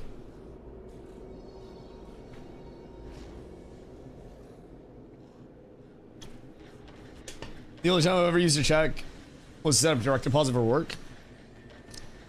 Do you even need a check for that anymore? I never once saw people try to use checks in Arizona. Well, probably because it's so hot the paper catches on fire. If I had to guess. I don't think it's very safe there for checks. Come on. Come on, buddy. Ah, thank you for joining us. I got you in the ring for 2 minutes. 2 minutes of fucking playtime, buddy. See, me personally, I am a huge fan of these new grapple chains. Uh-oh. The anti-heal poopy McDoopy got to me. I gotta be careful, because I'm in it right now. I can grapple him off of this one. And I'll put him back down there. I feel like we got this. I got a good spot for us. We just gotta be very, very, very careful. I can also grapple him back up if we need to. But I'm hoping we don't have to. We should be fine. Ooh, there are a couple of thumbs coming over. I don't want... Where'd everybody else go? I don't understand where everybody is. I'm a cool boomer, though. Okay, boomer. This one, I got my IT degree in cybersecurity. Not really a boomer, just very old Gen X. If you have your degree in cybersecurity, why did we get DDoS'd? They really do say the only thing that can stop a bad guy with a cybersecurity degree is a good guy with a cybersecurity degree. And where were you when we needed you? Nowhere. Excuse me. No corner peeks, please. Oh, fuck me. Uh-oh. Uh-oh. I don't know where to go. I'm so scared. Can I fit through this? I don't think I can. We're down horrendous. Wait, am I the escape master? Oh shit. That block might have saved my life. Oh, and Ah! How the fuck?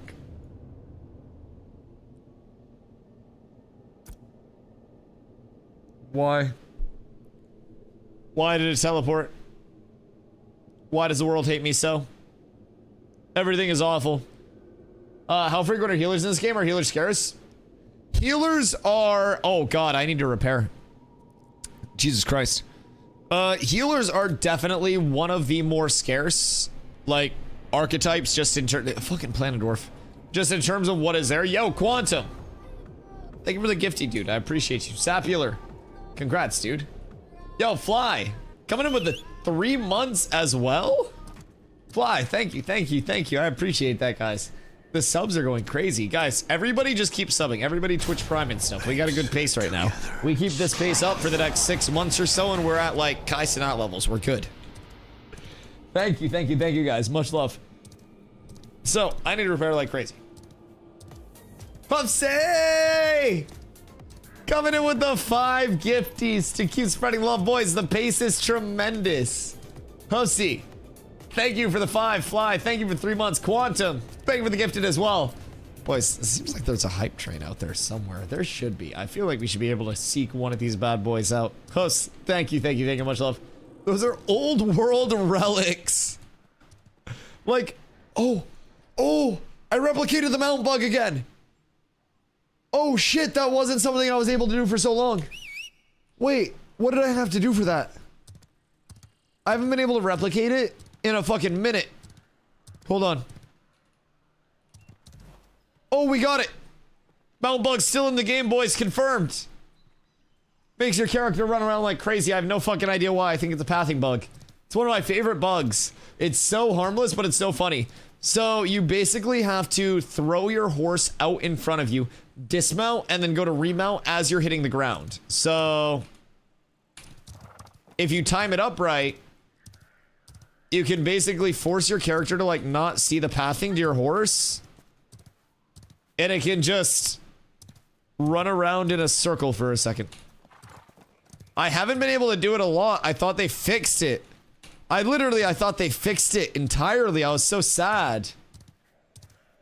BBL, the definition, like how people take the connotation of BBL has changed substantially in the past like 5 years or so. I will say, BBL my entire life meant be back later. And now it just means stinky booty implants. And I don't really know if I like how that meta is shifting. I don't understand why people are okay with their booty implants fucking stinking. I don't think that's something that should really be like made commonplace. But I drank a BBL a couple weeks ago. Now, I don't know if that's just getting Beatbox, Buzzball, and Four Loko. See, back in 2008, that would make you a man, but the world's soft today. I don't drink because it makes my tummy hurt. I'm not booty implants should be a thing. I'm not sure booty implants should be a thing, let alone stinky. Yeah, like, there's like an actual BBL scent, I guess. It's like, you walk into somebody's house and you're like, oh, you know, I recognize this scent. You're about to clap cheeks and you're like, oh, damn. I know it's here. I know it's here. Good God. Thank you for the posture check, Quantum. I appreciate you. Drinking makes me sleep in minutes of narcoleptic. Drinking gives me the craziest belly bubblies. Like, my shit will be an actual percussion section the second I start drinking, dog. It gets so bad. It's not even anything that I'm like trying to control or anything. It's out of hand. It's out of hand. It's really bad. Okay, what are we doing now? Because if we're not doing anything, I can get around to power leveling in for people. I would be more than down. If anybody is not 25 and needs to get 25, I can always shoot back down to the Goondark. We can always get a group together to check something out. Even to sell stuff like vodka. And so I'm literally not like alcohol-y at all.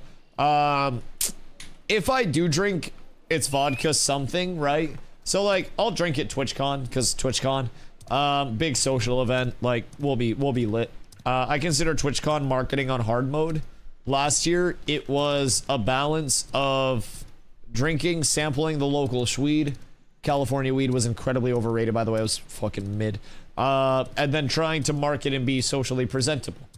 I like challenges. So it's a great weekend. We'll definitely drink again at TwitchCon this year. Might as well. It'll probably be like vodka crayons or whatever people buy me. So, I don't know. I'm not a crazy drinker, I will say. For the horde. Scum. Actual scum. Genuine scum.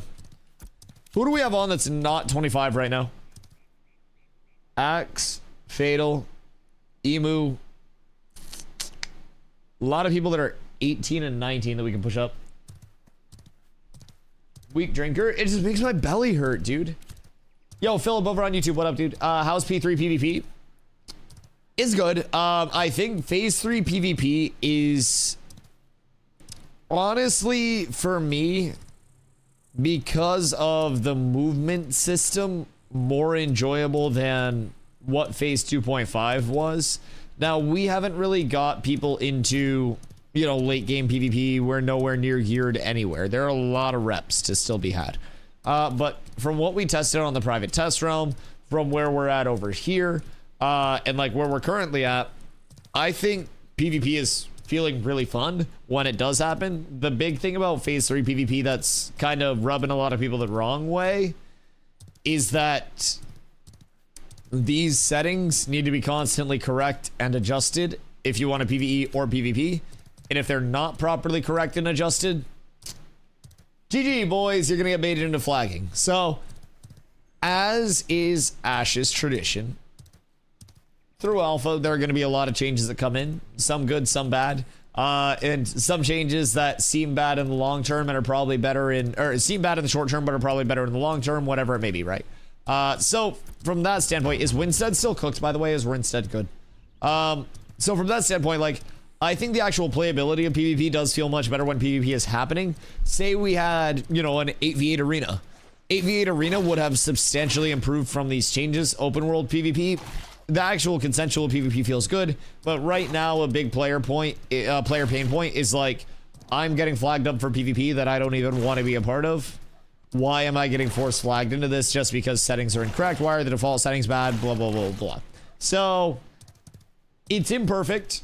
And that is, you know, that's the ever-going state of alpha. As I mentioned, things will come in and you'll see something good. You'll see something that's like, okay, this could be better. We provide feedback on the things that are going well, things that are going poorly, and hopefully they, you know, hear the feedback and are able to take that and improve Ashes with it. So, if it's the actual content you're looking at, fighting feels better. The new movement system with the changes to momentum fall off, I think feel really good. I think it adds an element of like momentum abilities. You have all of your displacement abilities like grapple and shit actually being a bit more meaningful. If you are doing something as simple as charging. Wait, that's weird. They took off the level difference minimum to get XP from stuff. Like, not that 27 XP is a lot, but I'm getting XP debt removal at level 25 from killing level 10 mobs. Am I tripping, or did we get 0 XP from that previously when it was outside of a certain level? Honest space is much better than a lot of the garbage MMOs we've been getting. Yeah, I mean, different strokes for different folks all across the board, right? I never try to say, also, Maceless is your guild recruiting? Exclamation guild, brother, we always are. Yes, Sirski. We have multiple guilds. We've got our PvP focus guilds, casual focus guilds. We've even got an EU guild on the NA server. So we take in every single player. Definitely pop over to the guild Discord, get your perms there, get a ticket created, and then we'll get you in. But yeah, in terms of a lot of modern MMOs, like, I call it modernization through linearization, where they add so much on-rails content, so much linearization, so much, I don't know, over-modernization of shit, right? Not everything needs to be the flashiest, most up-in-lights, you know, modern MMO to hit the market. Sometimes you don't have to reinvent the wheel to have a really cool wheel. And I don't really think that that's a crazy concept. Sometimes you just have to take some things that are proven to do well in certain communities and bring in the good and cut out the bad. And I feel like Ashes is aiming to do that a lot more than it's aiming to be something that's never been seen in the MMO world before. People come into Ashes and watching stream, people will very frequently see a lot of similarities to other titles they played before. And some people may say, wow, Ashes lacks originality. I think them being able to bring so many systems that are comfortable and familiar for people together near seamlessly is their originality. And I think they are implementing things that are unique to Ashes as well. But I think that how they're able to blend things in a new but familiar way for people and make it something, look at all these people just fucking hitting rocks.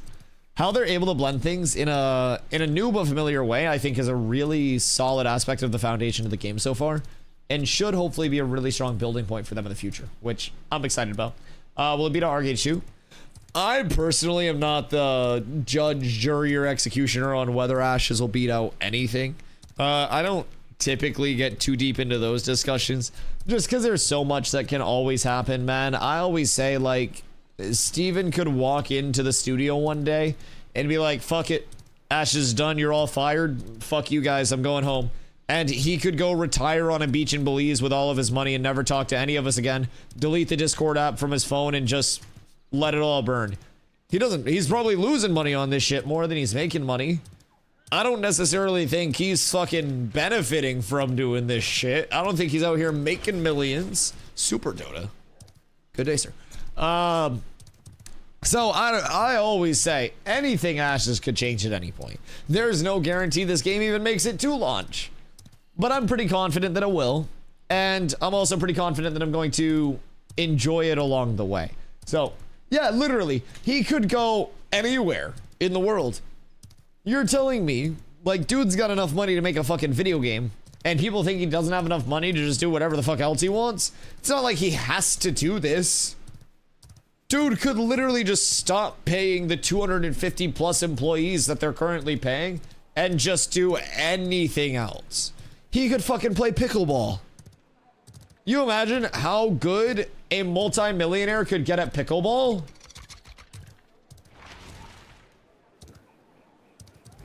Really fucking good. He could have like fucking Reggie Jackson train him for pickleball. I don't know what Reggie Jackson knows about pickleball, but probably something. So I don't know, man. I always say it could change. Ashes may not beat out any other MMOs, but I'm also someone who thinks that there doesn't necessarily need to be that tribalism of like this MMO beating that MMO, beating that MMO. Like, I think that things can exist harmoniously within the scene. I think that the scenes that are the most... Where's the NPC? Excuse me.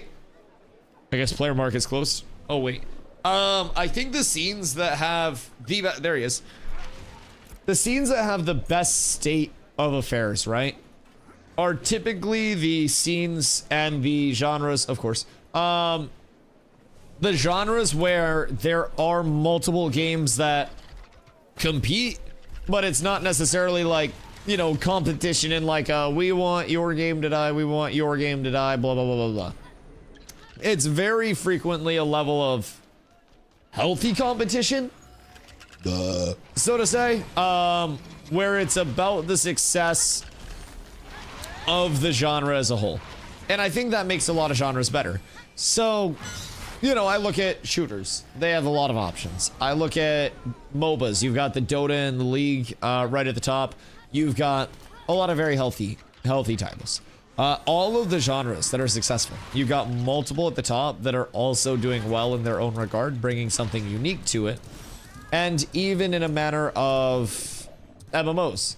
MMOs at their peak, you had multiple MMOs all doing well. You had RuneScape, you had WoW, you had Final Fantasy, like, you had multiple IPs that were doing well, and then you had multiple tiers underneath those massive IPs that were also doing well. Your Albions, your ESOs, your BDOs, like, all of those. Your Arcages, your Lineages, like, all of those things still had life to them. It's just, over time, there hasn't been something new, or many things new with staying power. So, the MMO scene has died out, has died out, has died out, and over time, the people who were more moderate and hoping for something good that did try something new, well, those were the people that got discouraged because they tried new MMO after new MMO after new MMO, and then it died out.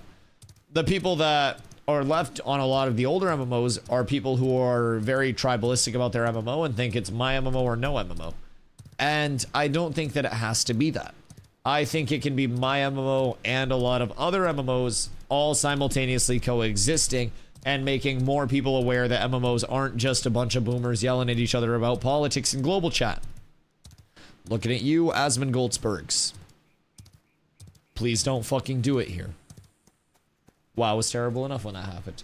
So, you guys have a cleric in DPS that want to do vaults? I got a solid 6 out of 8, good to go. What level are you looking for, Ron? What's the name of the starter quest to get good gear? Safe, fast, sure. You get that from Darlata at the top side of Lionhold. So if you're coming outside of Lionhold here to the north along the path, she'll be somewhere in here on this left side. I don't remember exactly where. I want to say it's like right here before you go out of the town. She'll be right in that general area. You'll talk to her, and that is where you get your safe fast sure. You pick up your parcels on the side of the road there, and then you're good to go. You turn that in. As you're running into a lot of the towns, you'll see a person underneath like a little tent if you're following the path in. I think I might actually pass one up here.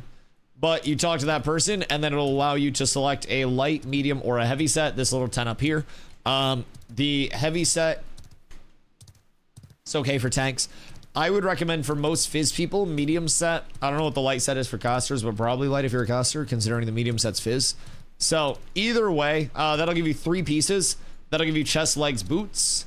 And then you can typically also find a lot of people that have crafted like helm gloves, for instance. Because getting a 5-piece early is going to be incredibly important. You'll notice that I have a couple of set bonuses active. So I have the 5-piece heavy, which gives me more Fizz defense.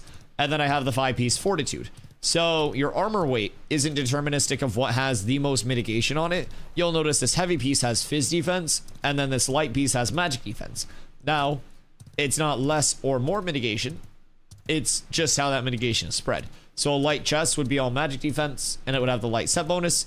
A medium piece is a split between magic and Fizz, and heavy is all Fizz.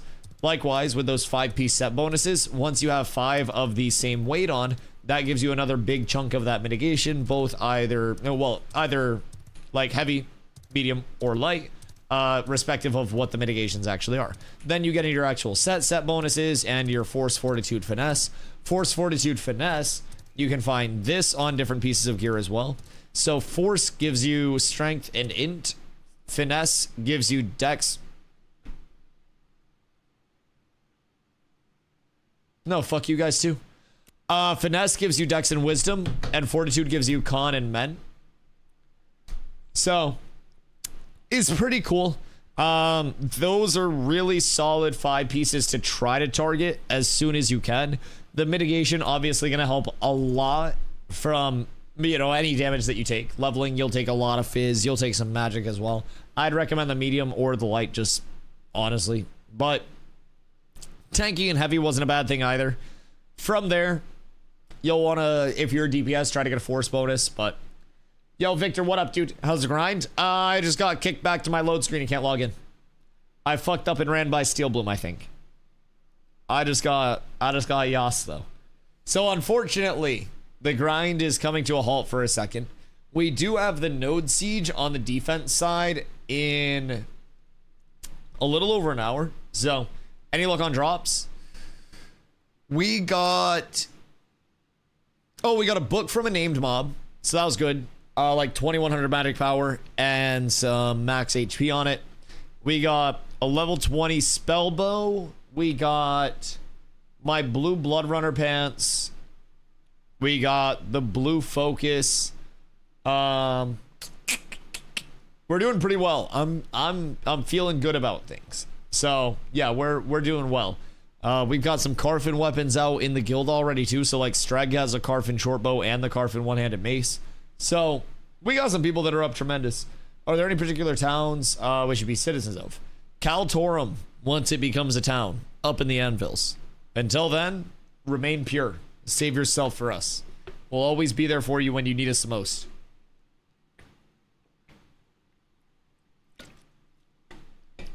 Crit evasion looks strong. Cat with abs is absolutely Yeah, yo, Vitor. Thank you for the follow and the prime, dude. I appreciate you. Much love. User code play request expired message. What if this is a denial Dusty of service? Alright, no, we're good. I'm back in. Okay, yeah, like crit evasion is nice because getting crit less is always good. But personally, there are a lot of things that are really beneficial to stack, especially as a tank. I don't necessarily go like out of my way to stack crit evasion, but I do have some just from like the waterfall passives and the fall off of it. So it is nice to have, you know, I run the fortitude set bonus, so you've got your waterfalls, including your crit evasion, your crit defense there. But the raw mitigation side of it, so just like this Fizz defense, magic defense,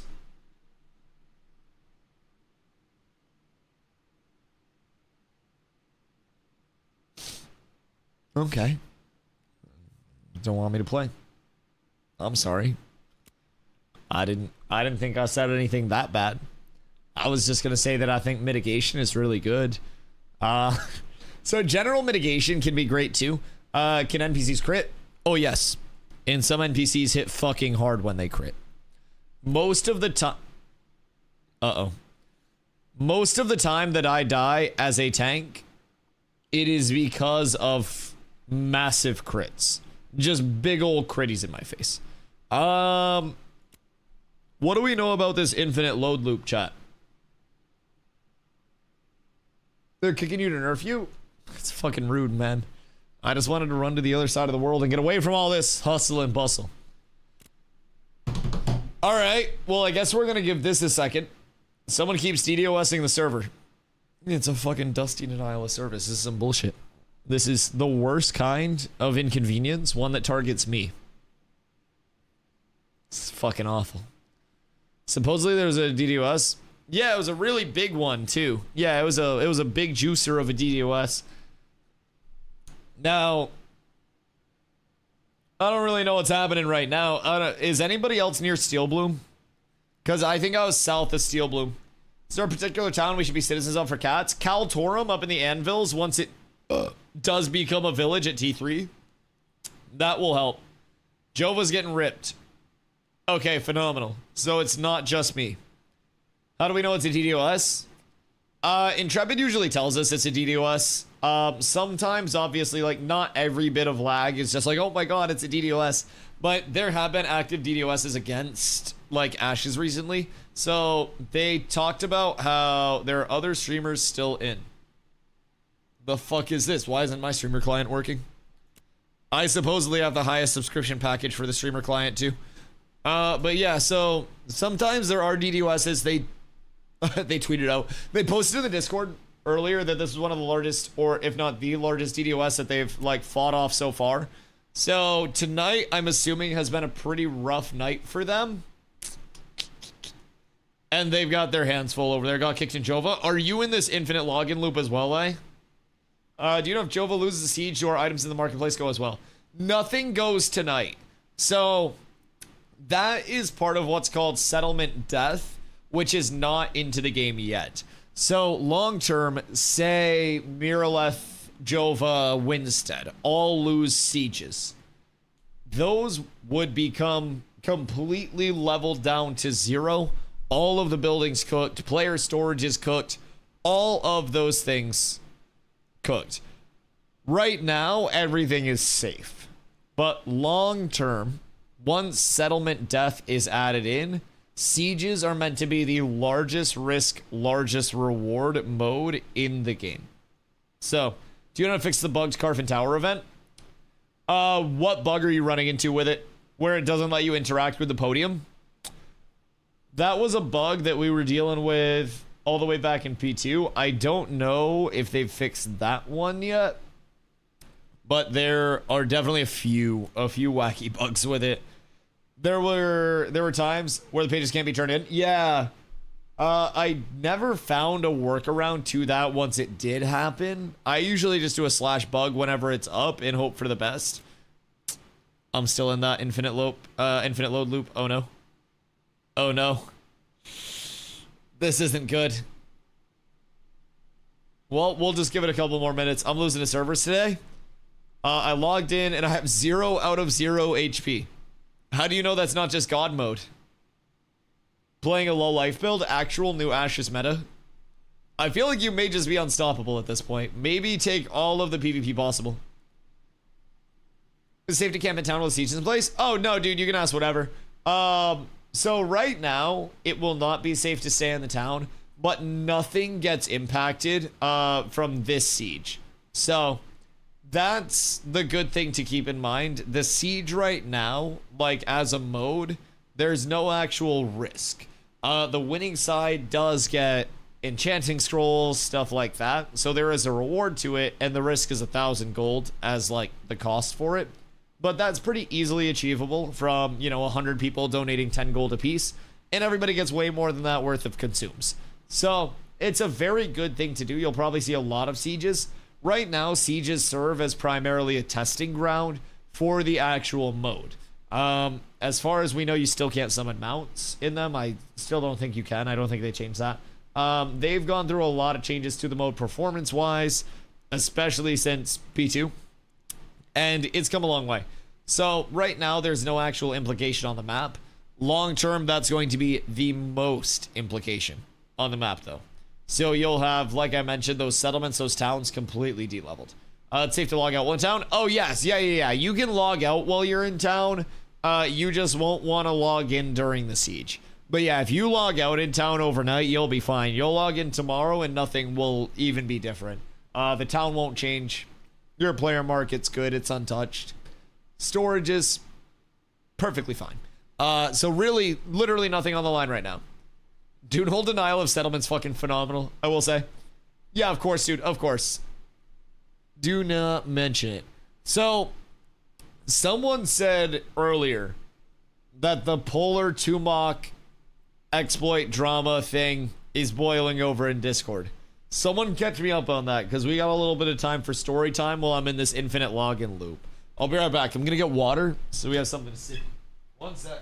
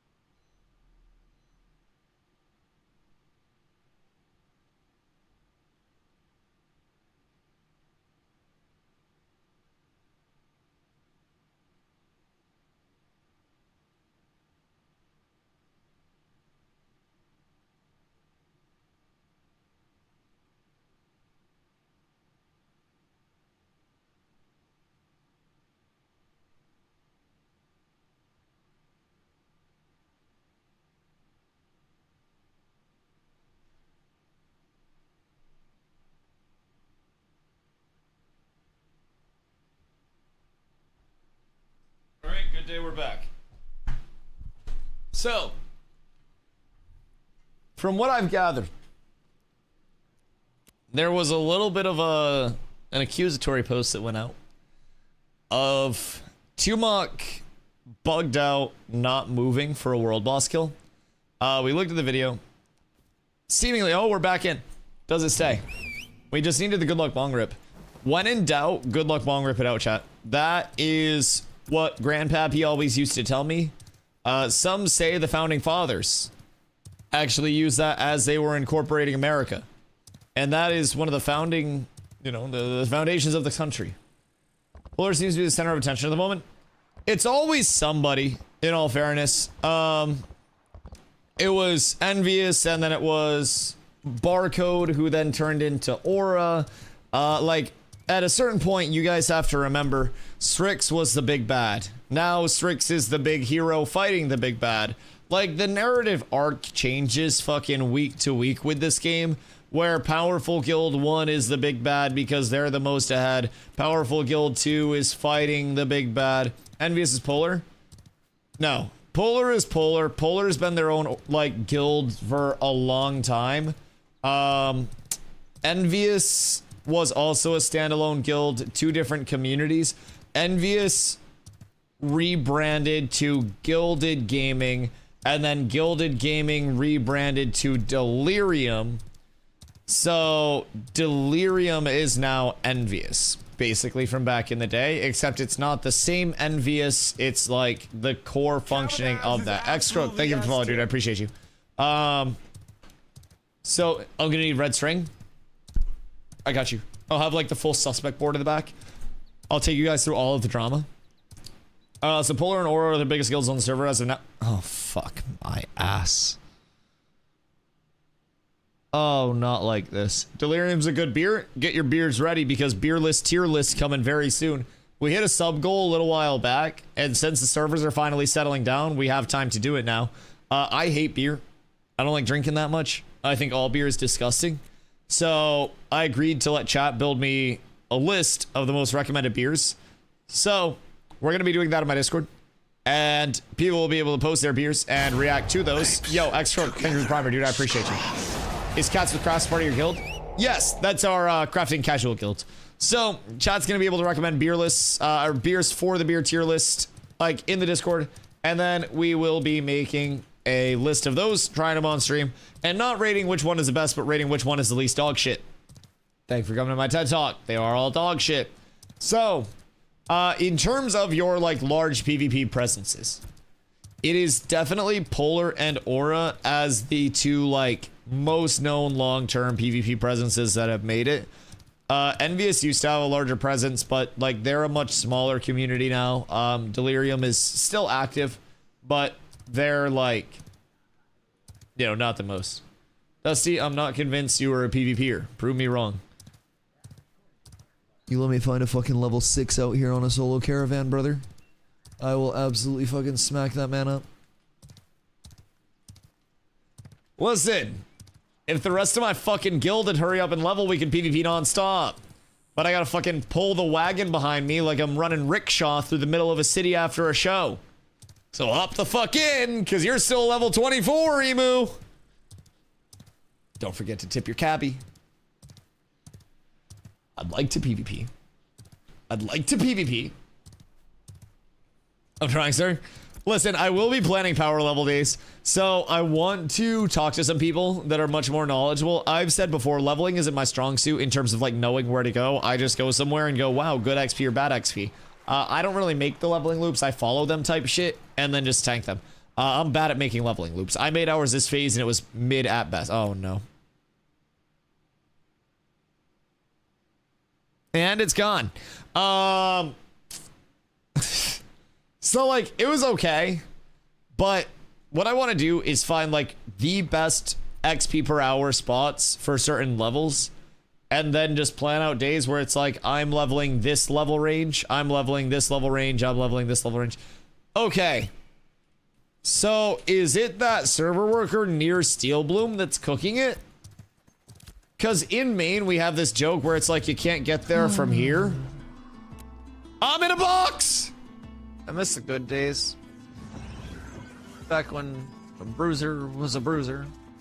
Clumps were clumps. Everything was simple. Everything's not simple right now. The good days are gone. Everything's terrible. Everything's falling apart, Panda. It's all going to shit. How do I get out of this? Maybe I need to go back from whence I came. Oh, fucking God. Oh, hell no. Wait, what do you mean Aura trying to slander the devs is pretty wild, Lesh? Is it... Ah! Is this Discord trauma? What's going on here? Yo, Vader. Together. Thank you for the 3 months, dude. I appreciate you. Yeah, wait. Drop the quotes. Drop the quotes. I mean, I can't fucking run anywhere, so we might as well have a fucking drama-related yap for a change.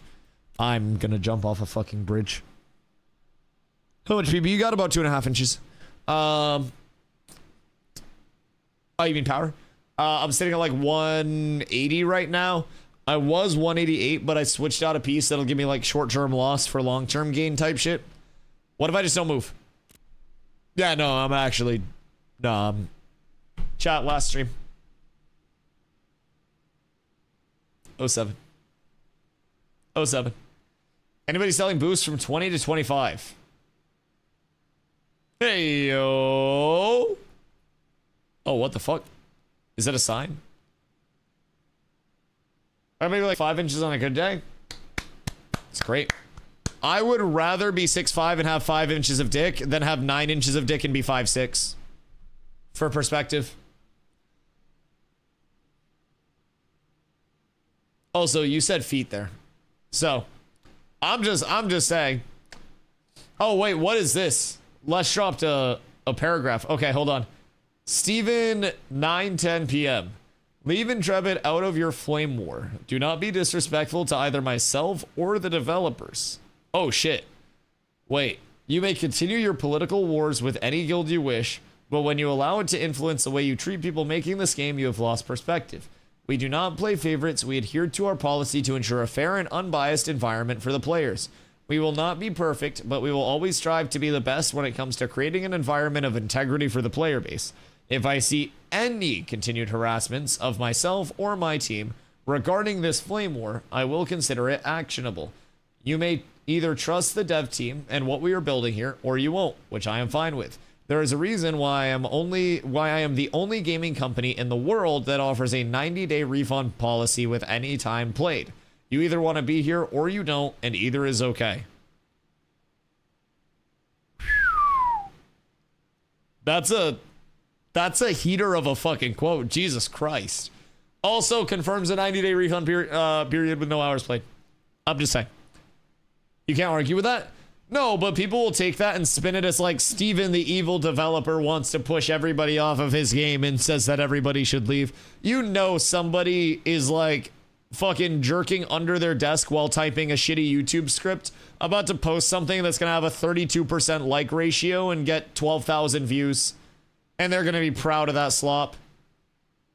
Where did he post that? Discord, I'm assuming. Yo, Friss, what up, dude? Best argument why Ash is not the Star Citizen of MMOs.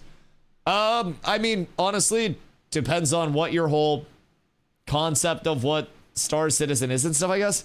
Like, in terms of why Ashes isn't that thing that's going to be forever stuck in an alpha, I think that naturally things take a while to make. If you slap a line of best fit to Ashes over the past year, it most definitely has progressed a lot in a positive manner. It's not, it's a line of best fit, so that's just your average, right? That's your rate of improvement. The good news is it's going in a positive trend. The game's getting better. Some changes come in that are bad. Some changes come in that are good. It's an alpha, right? So it is in development. Something the community uses cope a lot is it's an alpha, it's okay. Like, it truly is okay for some things to not be perfect in this state of development. So in terms of why it's not the Star Citizen, I'm not really here to make comparisons or anything. I can tell you why I don't think Ashes will be forever stuck in an alpha, and that's because there is a very good rate of progression. I played 7,000 hours of New World before I came over here, and New World in a live service state had much slower content cadence, much fewer bug fixes, and much less clean iteration of things than Ashes. So just from like my personal perspective, and I'm not an oracle, I don't see the future, I don't work for Intrepid, I don't have insider information. Game may be permanently stuck in an alpha. I don't know where that other P word came from. Permanently stuck in an alpha. It may be. I don't think it will be. I'm not here to speak in certainties because I don't see the future. But since I've been here, keep in mind I now have over 2,000 hours in Ashes. I've been here since December. I stream every single day. Today's day like 804, I think, in a row on stream. I've seen a lot of progress on my end. Is it perfect? Is every decision the best, most optimal decision in my mind? No. Do I trust the overall vision and, what Ash is going to be? Yeah, absolutely. I'm also a little bit more bought in for the long term than your average bear, right? So I always say we don't have a 3 to 5 week plan here. We have a 3 to 5 year plan here. And I'm okay with things taking longer if when Ashes does launch, it launches with less technical debt than a lot of MMOs. So that's a very big thing. What kind of puts me off is the amount of easy stuff there is to fix and doesn't get fixed though. From what I've experienced spoken with others at this point, you would expect weekly updates on many issues. I mean, we get more than weekly updates, so it's important to realize too. And I don't want to speak for Intrepid. I'm not a game dev. I don't make games. I don't pretend to. But the way that I kind of see it from a consumer list is there's like a triage list, or a consumer side is there's like a triage list of things, right? And you're working a hospital and you've got people in your waiting room who are coughing, who have a cold and they don't feel good and they've got ouchies. And then you have somebody that comes in that's got like their fucking arm in their other hand and they're holding it and they're like, hey, can I get this sewn back on, right? The guy that just came in that has his arm lopped off is going to take a higher priority than the person who has a slight cough and sniffle in the waiting room. So some things may be easier to fix, but sometimes those things that are easier to fix may not be the priority of like what's important, what they deem as that big triage list. They do only have a finite number of hours in the day and people working on the game to actually fix stuff. They do actually have to still like adhere to labor laws.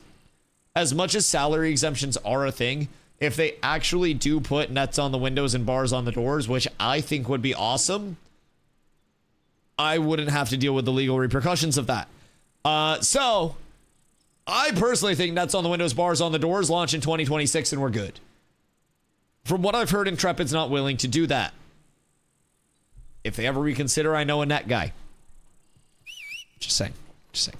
Either way, I think that there is progress in Ashes. I think that it is... I just unsummoned my mount. I think there is progress in Ashes. I mean, at least that I've tangibly seen here.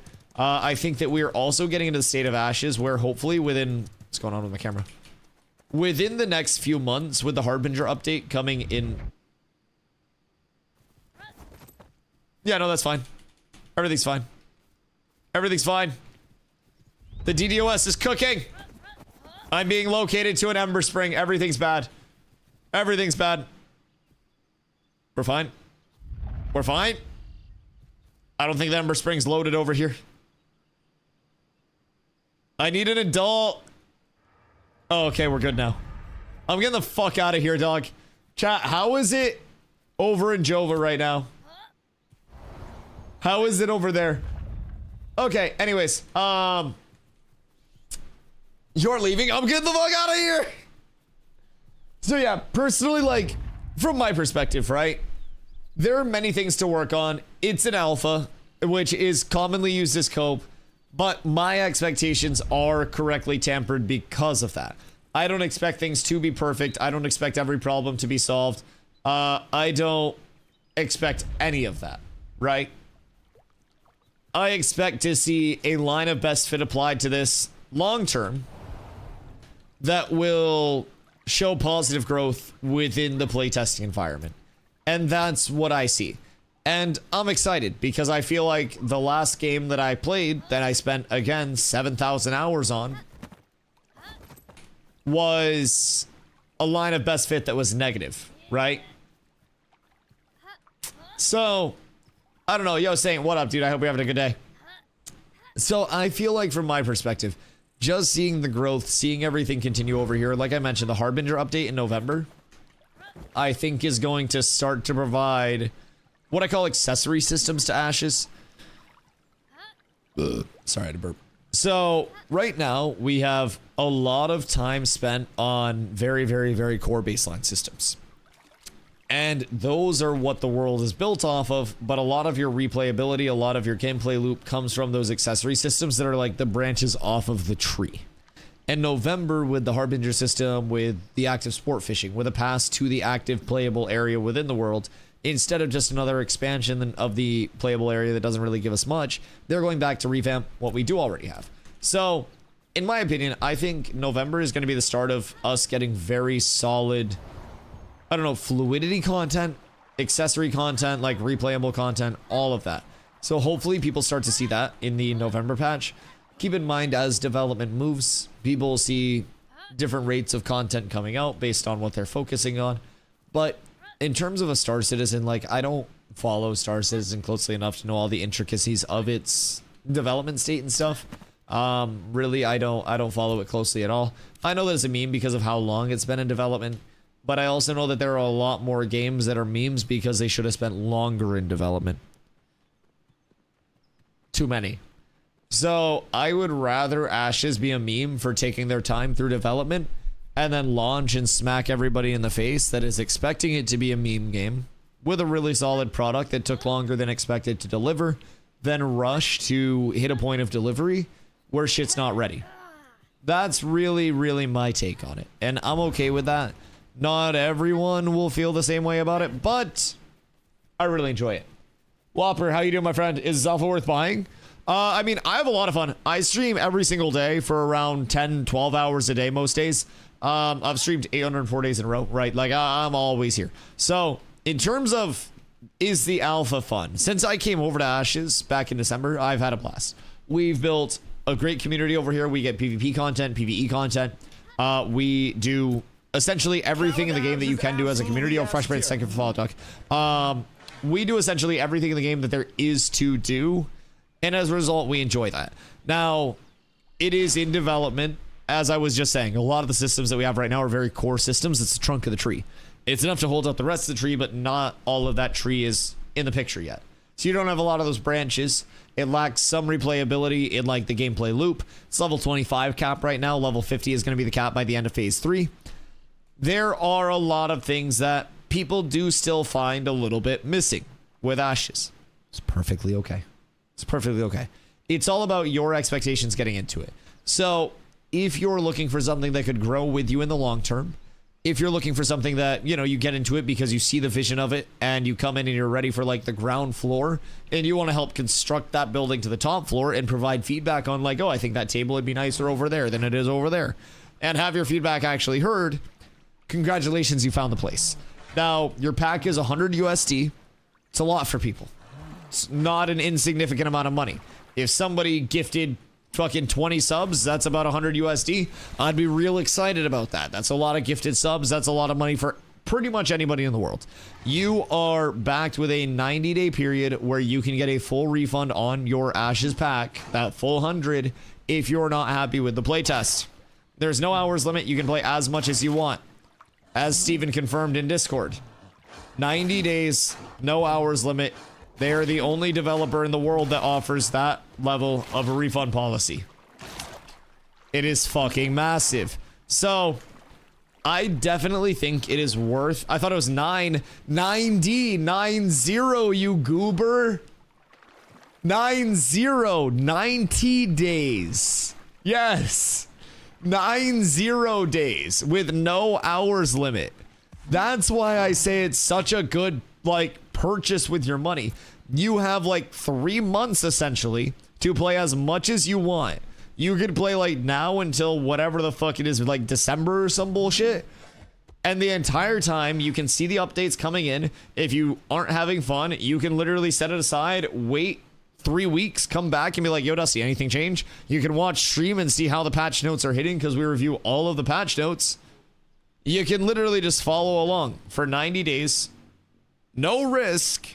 And if you like Ashes, your $100 gets you in for the remainder of development until launch, no matter how long that may be. And if you don't like it, you just get your money back. It's, at the very least, so incredibly safe that I think there's no reason to not check it out if you are somebody who likes MMOs. If you are expecting a fully polished, finished MMO, it's a good chance you may end up refunding. That's perfectly okay. Steven's not going to show up at your house and fucking kick you in the teeth if you refund. The refund is there to protect the consumer, the person who has been burned by alphas, has been burned by post alphas, has been burned by release products. And I think that's really cool.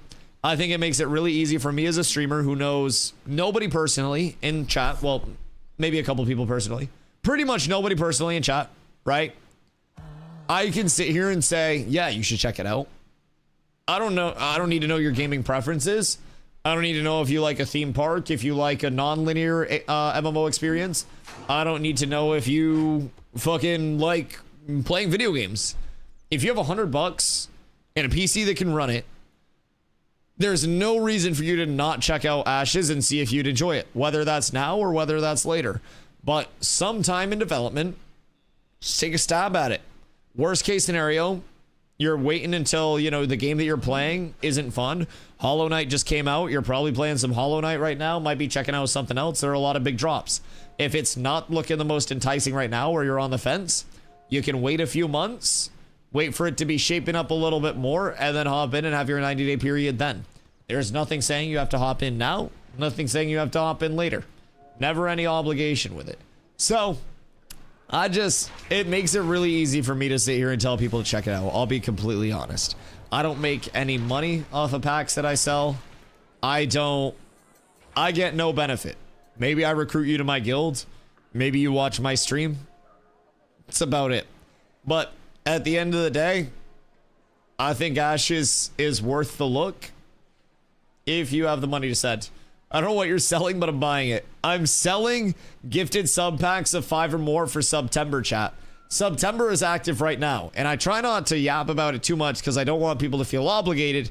But if you ever do feel obligated to give subs to your favorite streamer or me instead, now is a beautiful time to do so because you can save money through all of September. And if we hit the 1,500 subscriber goal, you guys will see me in a maid outfit for an entire stream. It's got a little cat cut out in the chest for cats with abs. It's really adorable. You guys would love it. So, you guys get to save money on that. That's what I'm selling, brother. Other than that, I'm just selling motherfuckers that can play this shit for 90 days, not have to worry. Shit safer than safe sex, and I have kids.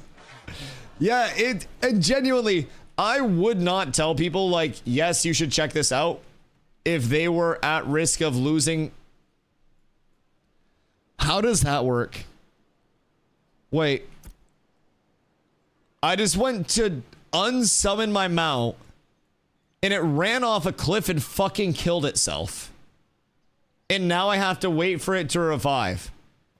What in tarnation? Hold on. What? Is it the RAM that has like a longer put away time? Is that dead too now? What? Justice for Rammy. Gordon Ramsay's down horrendous. Oh no. Well, the sacrifices must be made. Yep, they're all dead. All of the mounts are fucking dead. Every single one of them. So that's interesting. Make sure you don't unsummon your mount on any high grounds, because it will quite literally yas itself to its fucking death. Honestly, do I have the ember? Yeah, fuck it. Do a barrel roll.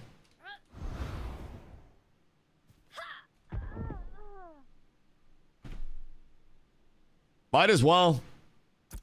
Might as well at this point. I got nothing to lose. Apes together. I ain't got shit left.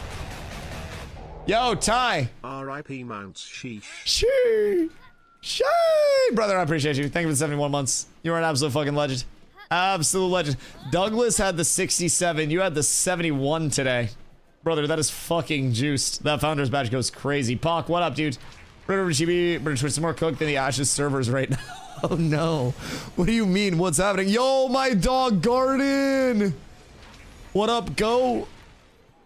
Bro, look at him. He's just a stoned, happy little treant. Look at this guy. He's so derpy. He's just so happy to be a mount and not one of those trees that are like stuck in the ground. They played like 3 seconds of 3 minutes in her stream. Oh, like connectivity issues? Oh, that's rough. That's very rough. Oh wait, Chibi? Oh, that's tough. I hate having connectivity issues. There's a bug sometimes. Oh, am I seeing?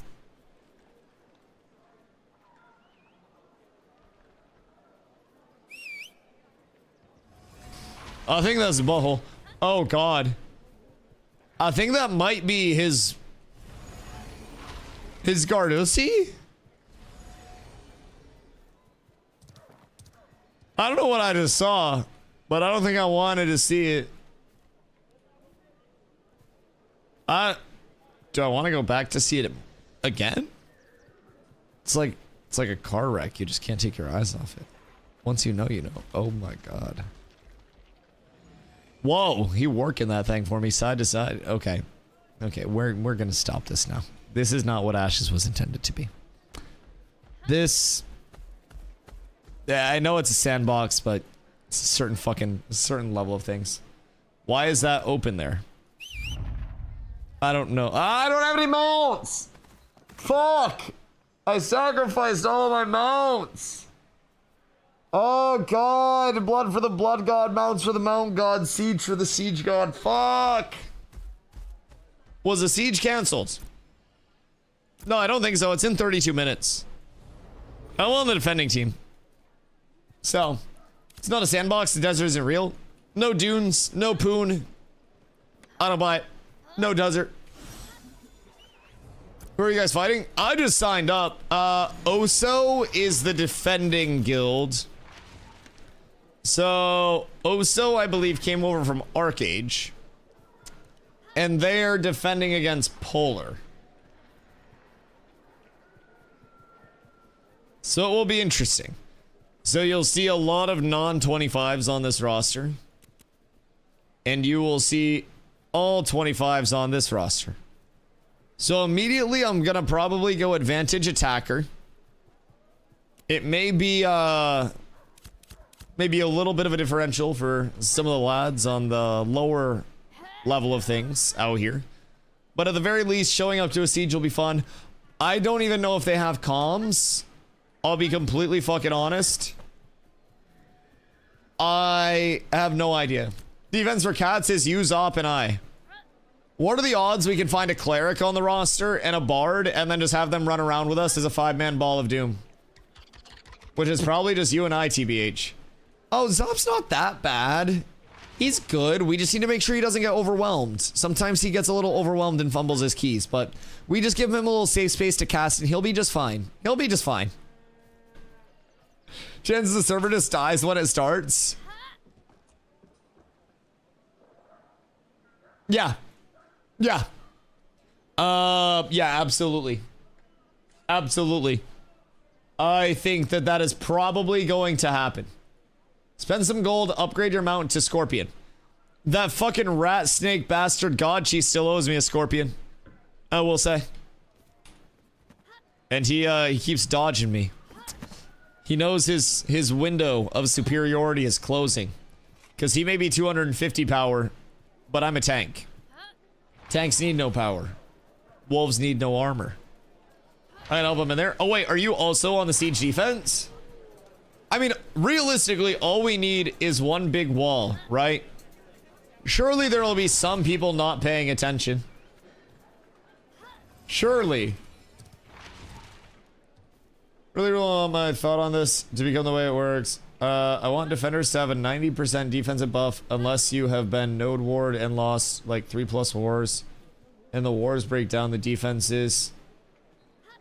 So even level 10s could defend from level 25s without the wars to wear it down. Wouldn't that invalidate anybody that's lower level attacking it though?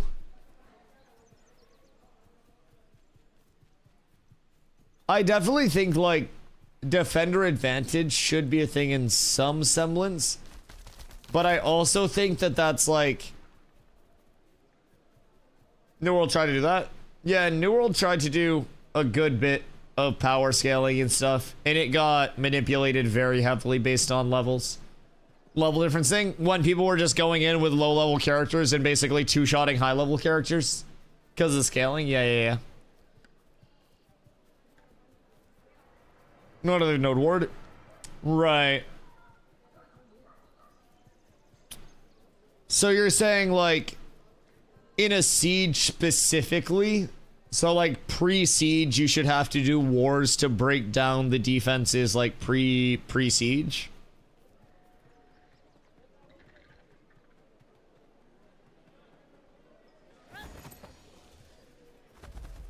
It could be interesting, but does that also devalue more wars occurring against a node than just one?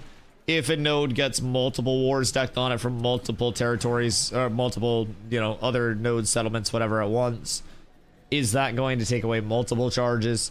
I feel like it's a cool, like, concept, right? To have that kind of, like, whittle down function. It's intriguing. I could almost see it tied into, like... Do you play WoW at all, Pock? I don't know your gaming history. But, like, Alterac Valley, how... You know with Castle Sieges, it's planned to be like the PVX. Kind of like an Alterac Valley setting where you have, you know, your Drek that has all of his, you know, all of his supporting casts there. If you don't kill all of the other NPCs on the way through, then like your final boss has more buffs on it. So maybe something like that where it's relative to in sieges, like holding the respawn points or something too. I like also trying to think of it from just like a siege exclusive mode could be kind of cool because long term, my understanding of sieges is that they don't want to have a player cap on it. The wiki has a couple really interesting lines on it that, again, everything wiki is open to interpretation and it's unverified. Well, not unverified, but like unrealized in the game, right? So the wiki talks about how once the siege period starts, attackers and defenders like won't be able to stop anybody from signing up or anything like that. Now, I don't know how large they want to go with number scaling, but Steven mentions a lot how he wants lower level players to still be useful by like manning AoE areas. You're gonna have your siege vehicles, your siege weapons, potentially gate repairs and stuff like that. So it'll be interesting. Love some sort of also love that summon sort of thing for the PvE engagements as well. Yeah, I think there's plenty of potential for the mode to grow. I also don't necessarily think everything needs to be PvE included into the PvP mode. So I also like, I do recognize that a lot of people in that true PvP mode do want it to be like a PvP purist mode. And like New World Wars were exactly that, like PvP purist mode, and that shit was really fun because there wasn't an PvE with it. Outpost Rush, you had PvE with it. There was never any guarantee that people were focusing on the PvP instead. So I definitely see both sides of it. I think a town being able to do something, maybe it's like if you win a war within a certain time frame, you get like a town fortification buff or something, or like a victor buff. And then that would last a certain amount of time. So, you know, say they plan to add some form of stamina system to like node wars and stuff as well. Maybe a small buff. I don't necessarily think at 90%, because 90% would be unkillable. I still think areas should be siegeable, like without war prep. I think a little bit more noticeably different would be cool, but this also gives a gambit to citizens. If you know your node has only lost 2 wars lately, they know we have a 75% defense buff. So I take my stuff out of storage, but then if a siege happens, 70% isn't enough. They lose their shit. Also, if you lost like 5 node wars, you're like, nah, move my stuff up.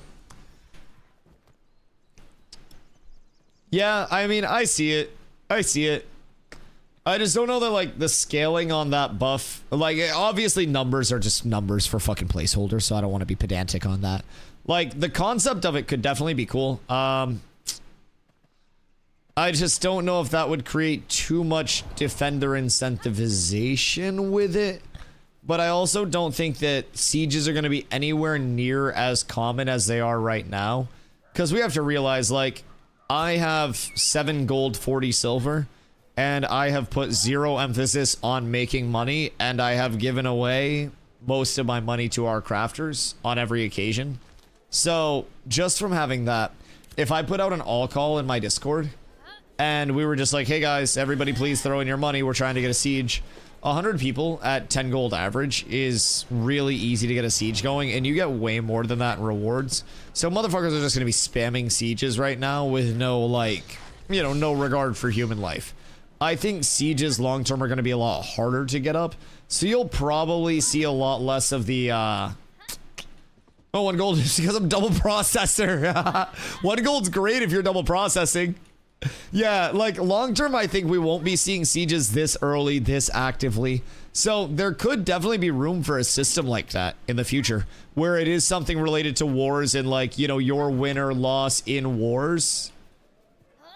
Having some semblance of like, you know, an attacker buff, a defender buff, or even something like that. Like you could even do it related to wars where it's like, you know, a streak related buff that caps at a certain point. So like you said, if you win X amount, but you can make it just a general war streak. So say you have an army that's won 3 defenses in a row because you keep attacking them, and they get a defensive buff that stacks 3 times. That could increase just general stats for people that are actively fighting in PvP for that siege or whatever it may be, right?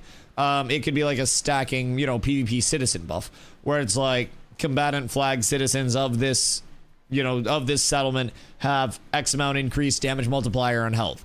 And that stacks up to X amount of times with X consecutive war wins. And then once you lose one, it goes down. You lose multiple wars, it goes on like a cold streak down to a certain amount of like -%. And then you have to try to like fight out of that. So that could also encourage a little bit of like tier content to naturally shape up. Like tier content's a term I throw around a lot, where like if you're able to fight, you know, high tier versus high tier, that's great. Low tier versus low tier, that's great. This would be something where you're incentivized to find something that's within your tier. And if you're stomping out people that are, you know, too far below you just to farm up your shit, I mean, maybe that would be what people use wars for at that point. Maybe it would be anti-like tier content to a certain extent because people would just stomp out really low tier settlements.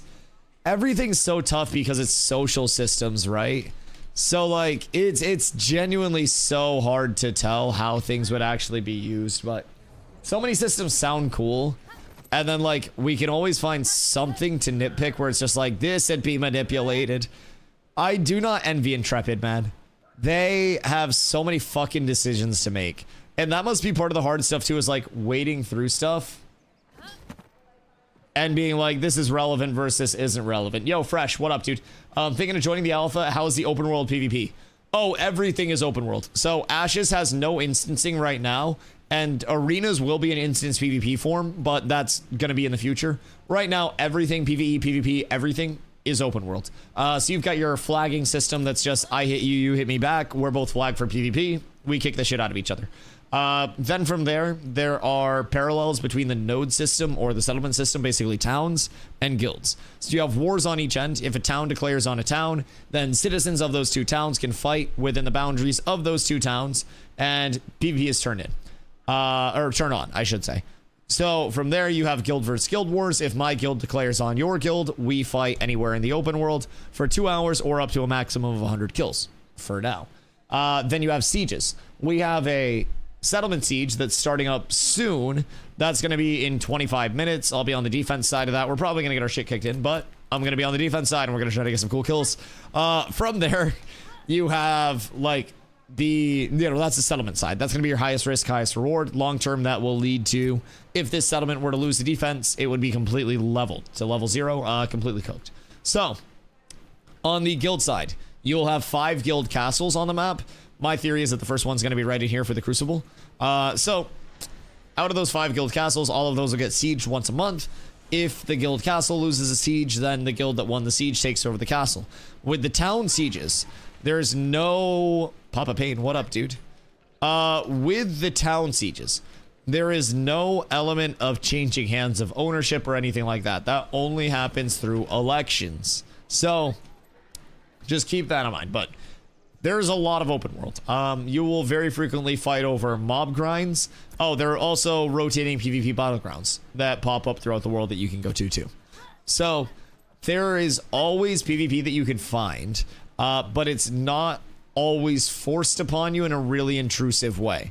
So that's cool too. Zoppington, good day, sir. So keeping that in mind, like, I think you can most definitely find as much PvP as you want to, or as little, but there's always a chance that you'll find some, no matter what you're doing. Large GDOS happening actively, or is that earlier? Sorry, the ad's over. Oh, word. Wait, you got an ad during that entire thing? God fucking damn it, I hate Twitch.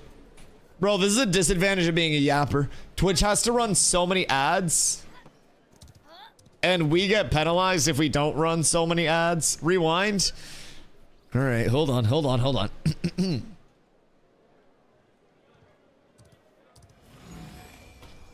Fresh. What up, dude? So, I don't know where you went into the ads, but basically everything is open world. So you have parallels between like the town and the guild system. So basically, like, guilds are a group of people. Towns, settlements are meant to be a group of guilds. So essentially with that, on the town side, you have your town versus town wars. So if my town declares on your town, our citizens can fight each other within the boundaries of our 2 towns. So like here and here, we'd be able to fight within the boundaries of these 2 towns, and PvP would be turned on. Are we supposed to join the waitlist? Yeah, join the defense side. There's a good chance that you get switched in because they probably need levels. So town versus town, settlement versus settlement wars. That's just PvP turned on like between the 2. Guild versus guild wars. My guild declares your war on your guild. We can fight each other anywhere in the open world for up to 100 kills or 2 hours. So you have that as well. With that, you go into your sieges. Town versus town sieges. You're going to see one of those here. We'll probably get our butt kicked, but that's okay. So with town versus town sieges, you try to defend the town against the attacker. Long term, this will be the large risk, large reward mode for towns. So essentially, if this settlement were to fail to defend, long term, it would be completely, taken down to rubble, de-leveled to level 0, all player storages and stuff like that. those will be lootable. Right now, that doesn't exist. It's just testing for the mode. On the guild side, there will be 5 guild castles throughout the map. There are going to be like 85 of these player-ownable towns in the full map. My theory is the first guild castle will be right here. So, with that, the guild castle side, once a month, all 5 of the guild castles will get sieged. On the guild castle side, if the guild defending loses the siege, the guild that won and claimed the throne controls the guild castle now. With towns, there's no change of hands of ownership. That only happens through the election processes. But everything is open world. You have your town and your guild side things. You also just have the open world flagging. So like if I hit Lloyd and Lloyd hits me and we start doing hot guy things, I'm gonna find you and put something so far inside you. Wait, I'll give him a heart. Oh shit! I fucked up the heart. Oh god damn it. Alright, so there is also like the open world, right? So if I hit Lloyd and I flag up for PvP, he hits me back, we would both turn purple and we would opt in for PvP and we would be combatants. So on any death in Ashes, you will lose materials and you'll get a little bit of experience stat. That's the little red bar that I have on my experience down at the bottom of the screen right now. So you have to farm off a certain amount of experience before you can actually profit experience once again. So if you die, you get some XP dat, and you drop a percentage of your materials on the ground, and a certain percentage goes to feed Fupo. He's the intrepid cat. So not an actual intrepid employee. They don't pay him a salary to be a cat. He just somehow moseys into the studio and takes naps randomly. It's really weird. I don't know. I've also applied for that role of official intrepid cat on a volunteer basis. I too would just nap in the studio all day. Apparently it's a little weirder when it's a 6'5" man wanting to nap in the studio and not a cat. So, you know, it is what it is. But I keep my applications up to date. I'll send in another cover letter soon. Basically, the only time that you would drop equipped pieces of your gear, if I hit somebody, they don't hit me back, and I kill them down to, 0%, get the last hit on them, I would then turn red instead of turning purple. That means that I corrupt. Red is bad, red is murderer. Don't be a murderer. So, if that happens, I show on the minimap, I get substantial stat dampening, I can't trade with players, I can't unequip things, I can't go into towns, I can't do any of that. The only ways for me to take my corruption off is farming either an exorbitant amount of mobs, like a whole lot of mobs, or, that's a sexy hammer, or I die. Now, there will be more ways to deal with that in the long term, but for right now, that's about it. And farming mobs is really hard when everybody knows where you are and everybody wants your loot because loot is yummy. So, essentially, you just fucking die. Corrupting is really bad. It's always going to be punished. Don't corrupt. It's not good. So, there is always an element of, like, fighting over mob grinds. Fighting over resources. Fighting over areas. Whatever it may be. There can be so much. Oh, the Void. He has returned. Sounds like a whole lot of risk for no reward. Yes, exactly. Fucking-exactly. Corrupting intentionally is, I think, the equivalent of, like, getting road rage and then drop kicking somebody's passenger side mirror off of their car because they cut you off at a stoplight. And then you get back in your car and you're like, damn, I probably shouldn't have done that shit. Probably gonna be getting a call later. Like, it's one of those things where I feel like, with the police right there, yeah. You look at the cop and you, like, point that way and then you, like, break the mirror off really quick and run away. Exactly. You're like, oh shit, somebody's robbing a bank. It's fucking crazy. Not me with 2 blight already. Yeah, I mean, most corruption is accidental. Last phase, I got kind of cooked with a deflag on a mount, but does logging out while red affect anything? No, it doesn't currently. Like, you stay in the world for a little bit, but last phase, actually, I was fighting somebody, and by fighting somebody, I mean I was harassing somebody. I was bothering them when they were just flagged up for no reason. It was when the server had like a peak of 100 players on it. I hadn't seen a soul that wasn't somebody still in my stream for fucking weeks. I couldn't even PvP because anytime I'd hit somebody, they'd be like, oh, hey, Dusty, hope you're having a good day, dude. Dude, it was awful. It's awful. So I finally find somebody in the tropics that I don't know. And when you're in the water out in the tropics, you're flagged up for PvP. So I'm out here near Shorefoot, and they're flagged up for PvP, and they're swimming off of this coast while flagged up for PvP. So I start shooting at them, and they decide they're gonna swim out to the water. And I'm like, oh, bad choice, buddy. I target his mount, and as I'm shooting at the mount's getting very, very, very low. I send out one more shot, and right around here, the arrow hits his mount. Only issue is he hadn't gone far enough out to get into the lawless part of the water. So his flag on his person, like if I were to flag up purple right now, it would then detick and it would be flashing like purple and gray. Only problem is if you're targeting a mount, it does not have that purple gray detick flag period. Oh, hello. It does not have that purple gray detick period if you're targeting the mount of somebody. It just mirrors their actual, it literally just mirrors their state. So I'm targeting the mount. Dude deflags. His mount deflags. I corrupt instantaneously. And then chat's just like, Dusty, log out, log out, log out, log out. And fortunately, I don't really get stream sniped in like a negative way very much. There's some goobers out there, but like, there really aren't many people that go out of their way to stream snipe me. I'm pretty unimportant.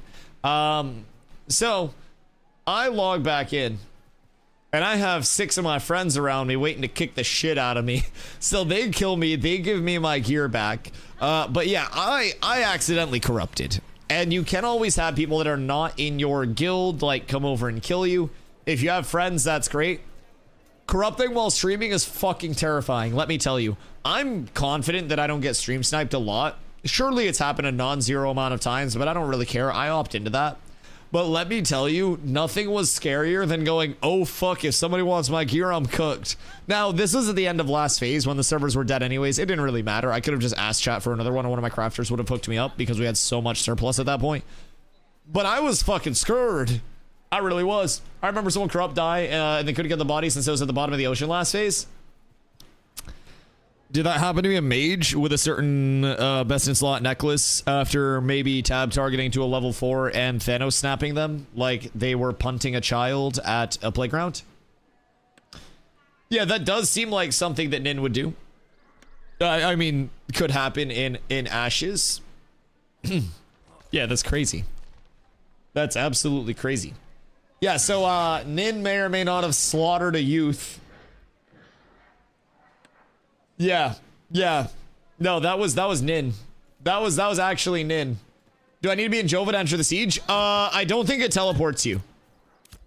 I don't think it teleports you. I would run over. Wonder how the siege is gonna go with all the DCing. Well, I'm on the streamer client, so let me tell you. One time in New World, they were having some really bad server issues. So many people DC'd, but I didn't DC in a war.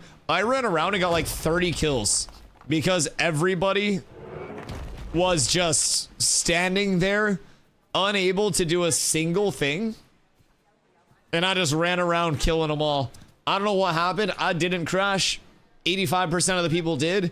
And I was just slaughtering. It felt great. Do you have any plans to power level anyone after the siege? Depends on how long it goes.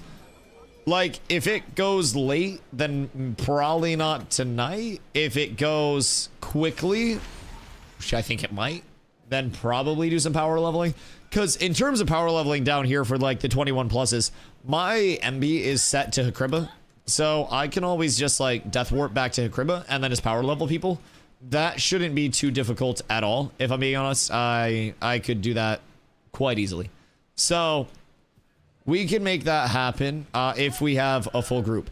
If you guys do want power level, something that you could do for me to make it easier is before the siege is done, post in the Discord and try to get a full group of 8 people together. So that way I can just be outside of the group tanking and you guys can have your healers heal me. And then you get all of the XP. That would be ideal. So that way we don't have to like scramble for a group. You know, just find a group that's like contingent on the siege being kind of quick. I don't think it'll be too long, but Who do we have? What, in the siege? I think we at least have a couple people in the siege. We might be able to get a good 8 going. That could be fun. Excuse me. Oh, shit. I need to get to the high ground and then go down that way. The towers are weird here. They're set up differently than the other side. Maybe it's over here that mirrors the other side? No, that's weird. So because of Jova having the hill here to get into the watchtower, you have to hit some weird Techington. And I always forget, but fuck me. What level power level are we aiming for? 21 preferred, because you'll get XP from everything at that point. But 20 minimum, it's 29 and 30 mobs. So you will not get experience if you're more than 9 levels outside of it. So, DustyBud, please do not do a maid stream. Are you gonna have thoughts? I'm begging you. Listen, man. What you and your wife go through as a result of my maid stream is not. It's not a concern. It's not a concern. You're doing siege? Yes, I am indeed. I am indeed. I don't know who that is racing. All I know is that I would look very cute. Now, as you could buy him out of it. Yeah, I mean, 1,500 subs, we hit the maid stream. 1,500 on an exclamation dono, we changed the sub goal to something else.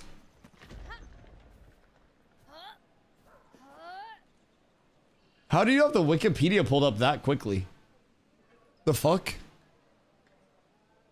In what fucking world is this? Because I can Google. Yo, that pulled up fast as shit. Brother, I bet if you're a gamer, you wear stuff on at least a monthly basis that honestly, I'd rather be seen in a maid outfit than. I'll be completely honest. I won't lie. I see how some people be dressing these days, and I don't think a maid outfit's the worst. Jeans and a t-shirt? I don't know, man. I don't know. Is it causing some internal thoughts? Is that why? It's okay if it is. Like, I'm not here to judge you. But if it's causing internal thoughts, then that's not like on me, dog. Gear check. Mostly steel bloom. Mostly steel bloom. 6-piece Rosarium guard. Oh no, 5-piece right now. And then I have blood runner legs. Then we have I'll just go through it. Rosarium guard helm, Metalborn jerkin for the power. Rosarium guard bracers. The Academus monitor gloves. These are gonna get replaced long term, but they were a nice filler drop. Rosarium guard belt, boots, shoulders. Cape is hollow shade. Steel bloom jewelry set. Flameheart mason longbow, and then Thornbound scepter, which is a shield. Which is a shield. And then blood runner pants. Yeah, we got that shit today.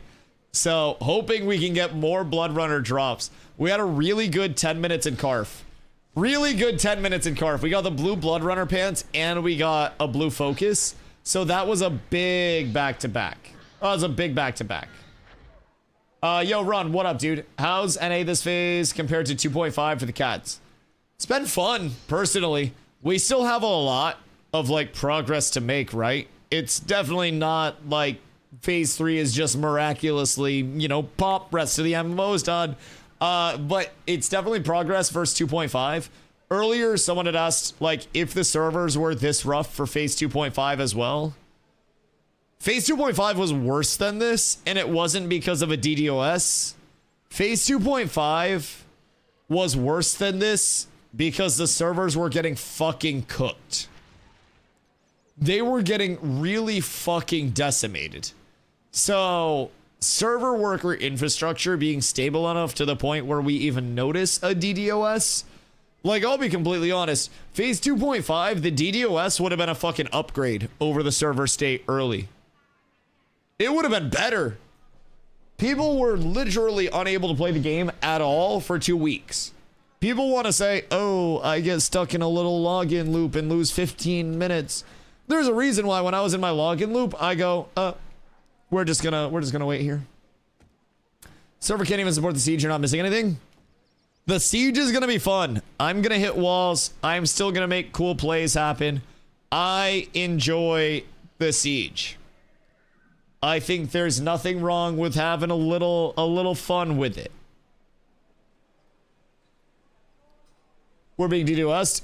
Yeah, but I mean, the server might not be able to support the siege because of the DDoS. Like, it's not like that. What town are you in? Oh, I'm in Jova right now.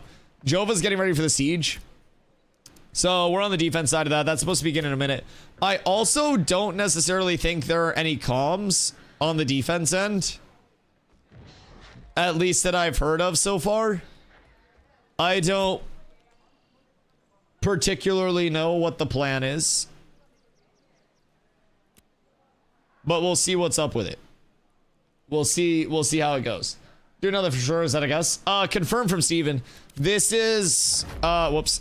This is from what we've gathered, the largest DDoS, or one of the largest DDoSs that they have. You didn't join 6 different discords for the coalition defense? Like, wait, are you talking the people that are actually defending this? Dusty, look at the guild level XP hours. Weird. 3729, what is that?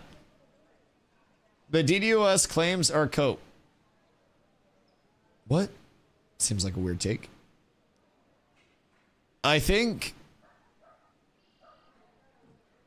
that's like made up.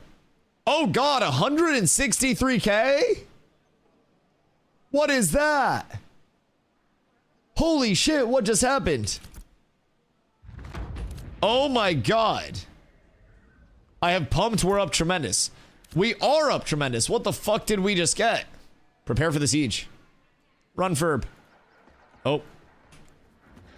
What's happening over here? Good day, Ferb. Oh shit, I have my AoE build still on. Oh, that's so down horrendous. We're actually down terrible because of that. Ferb, you're not getting out, buddy. I'm not letting you get up there, Ferb. Okay. Alright. Ferb just hit us with that shit.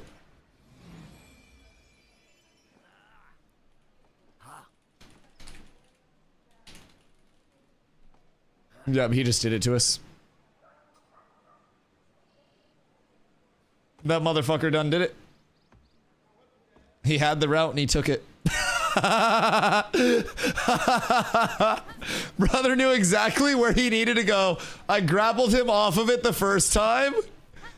And then the second time he could not be stopped.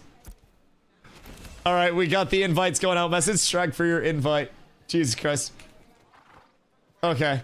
Imagine swiping in TNL, then realize you don't need to swipe, so you can afford to DOS to defend sieges instead. That's crazy. Should the gates still be open? Yeah, they close after the preparation phase. Yeah. They close after the prep phase and then they're good. No, I mean, I don't necessarily think, like, the DDoS claims are cope by any means, are, like, made up. I don't necessarily have any way to verify that they're real, but I also have no reason to distrust them. And, like, from my experience, they can hit in populated areas, not populated areas, and it starts in certain areas and then affects more areas as things continue to go, right? So, like, from that perspective, I don't really have a reason to distrust that. I'm not really, like, tinfoil hatting that shit. I personally think either thing could be possible, but it most definitely does seem like something incredibly weird. But incredibly unlikely that someone to care enough to DDoS and B are somehow unique in that regard. I mean, sure, but we also find it incredibly unlikely that somebody would care enough about a streamer to be parasocial and stalk them. Like, anything can happen, and all it takes is one bad actor to do that out of a lot of people. I think it's crazier to assume that nobody would do anything bad, if I'm being real. And you can trust or distrust, like, whatever Intrepid says, right? Yo, Rockin' Bullets, thank you for the follow, I appreciate you. You could trust or distrust whatever Intrepid says, realistically. That's, you know, I'm not here to tell you you're right or wrong on that shit. Wait, the bells are going crazy. Cute.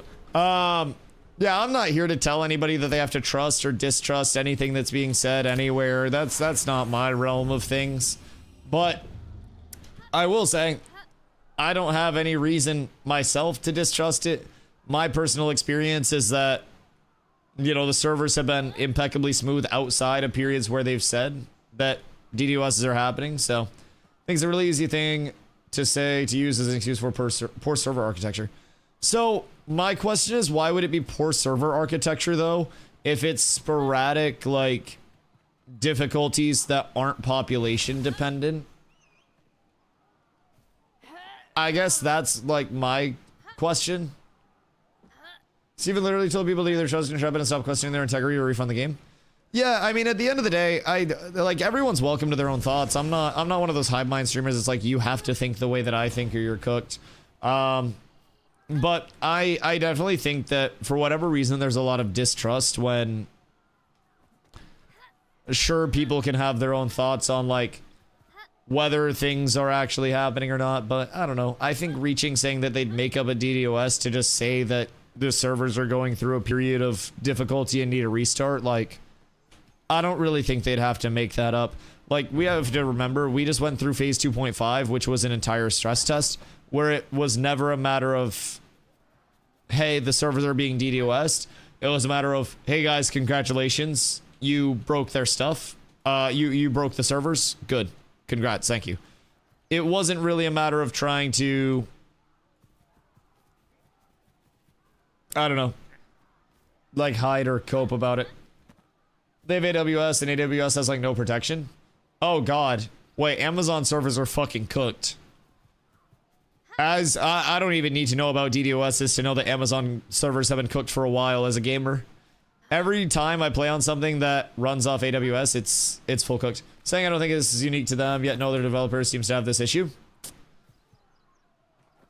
Like, no other developer seems to ever get DDoSed. I think that's completely false. I think DDoSs and server issues pop up, but if you haven't dealt with a ton of DDoSs, like, we have to realize they specifically said this was the largest DDoS that they've dealt with.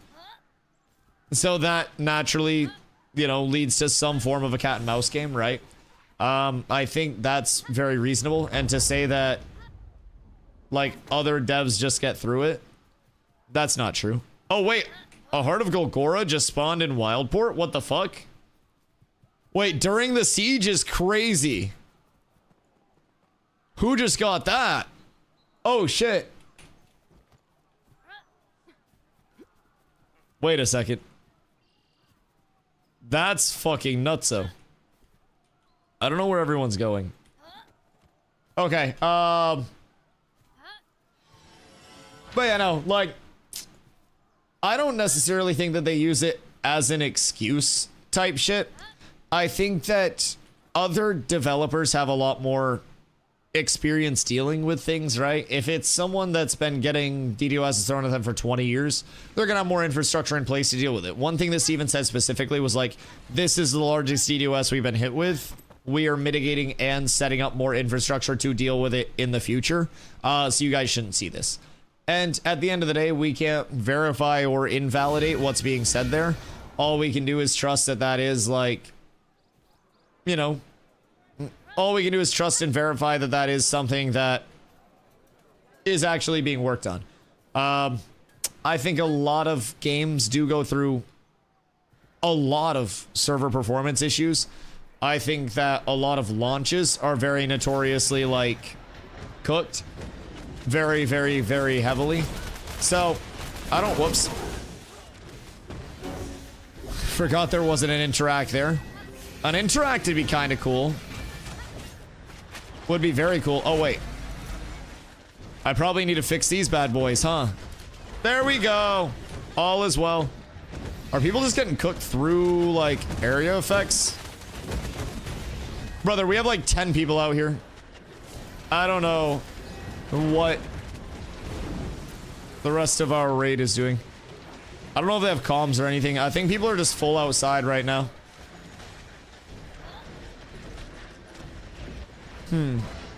So what's our best option? Maybe just like try to eat us on the back line. Maybe send some shit over the wall. We got a trebuchet on the inside. Any fucking mortars? We need more than like our 10 people here.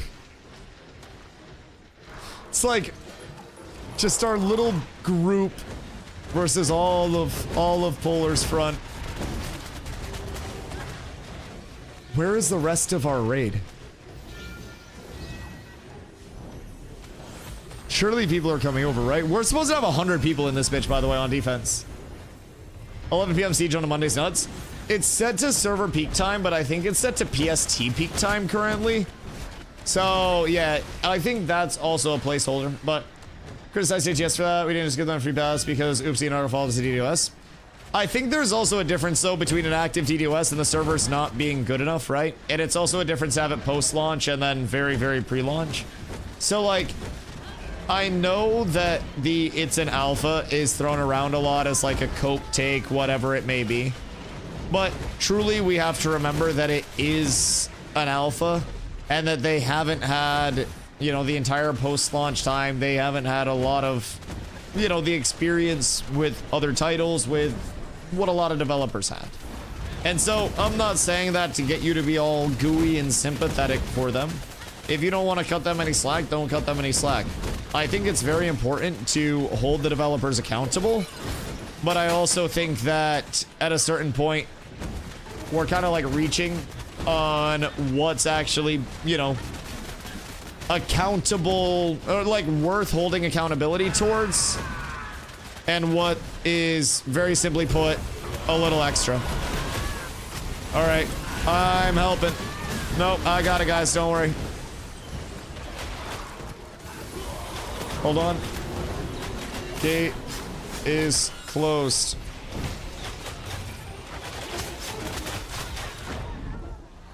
We hold it down, boys. We held it down. We fucking got him. Do you guys see that goddamn wall? I'm just throwing that out there. So, where is the rest of our 100-person defense that we joined? I'm curious. I joined this as like just seeing what's up. It's like 24v70 trying to log in. Oh shit. Are that many people cooked on logins? Oh no. Oh, that's not good. Huh. Well, good data at least. I will say that wall was a fucking wall of dreams. Absolute wall of fucking dreams. A lot of people can't log in on both sides. It's actually stupid. Hold on, I'll go end this. I'll go end this once and for all. Oh, wait. You have a bow. Can I have your bow? I'm a streamer. Surely there's a solo somewhere that wants a deep dick Dusty. Who's squishy up there? Knock! Ow. The fuck? Why are you hitting me for 300? You're not one of those geared mages, are you? The fuck was that, brother? You were most definitely not God G levels of gear. That's a rough set of affairs. Yep, nope, grapple works every time except when you want it to work. Roxy's, what are you doing over here? We got the wall on the corner there. Alright, sick. Almost held them off, boys. I got the wall on the corner into the shield assault. Fucking massive, happy to help. Where the hell is the rest of the 100 people defending? They were going to give us 100 defenders, but they figured with me putting on a performance like this, that if we had 100 people, it would actually ruin Polar's legacy. And since Steven founded Polar, they actually gave Polar the edge here, as they always do. So they really wanted to hold me down and not see me succeed and end the dynasty. You may have seen it from that massive wall. And also, fuck you, Lemon, come here. Get the fuck over here. Everybody kick the shit out of Lemon. Kick the shit out of Lemon. We got Lemon. We got Lemon. Kick the shit out of Lemon. Fuck you, Lemon. Get over here. Lemon.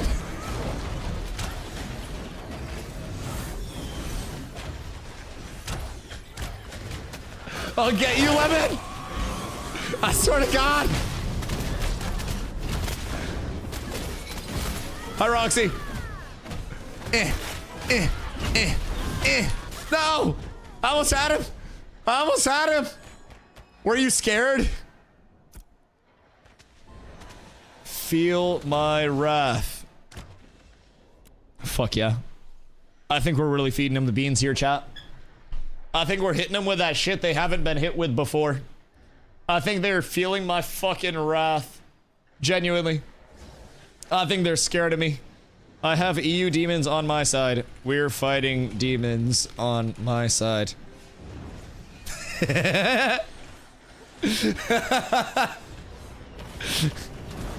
Oh god. But yeah, I mean, just genuinely, like, whether people want to believe that it is a DDoS, that it isn't a DDoS, whatever it may be, I think that historically a lot of titles do get DDoS'd, some more public, some less public about it.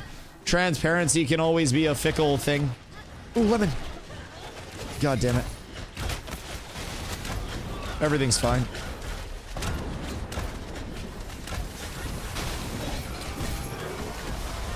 Minx. I got the block there.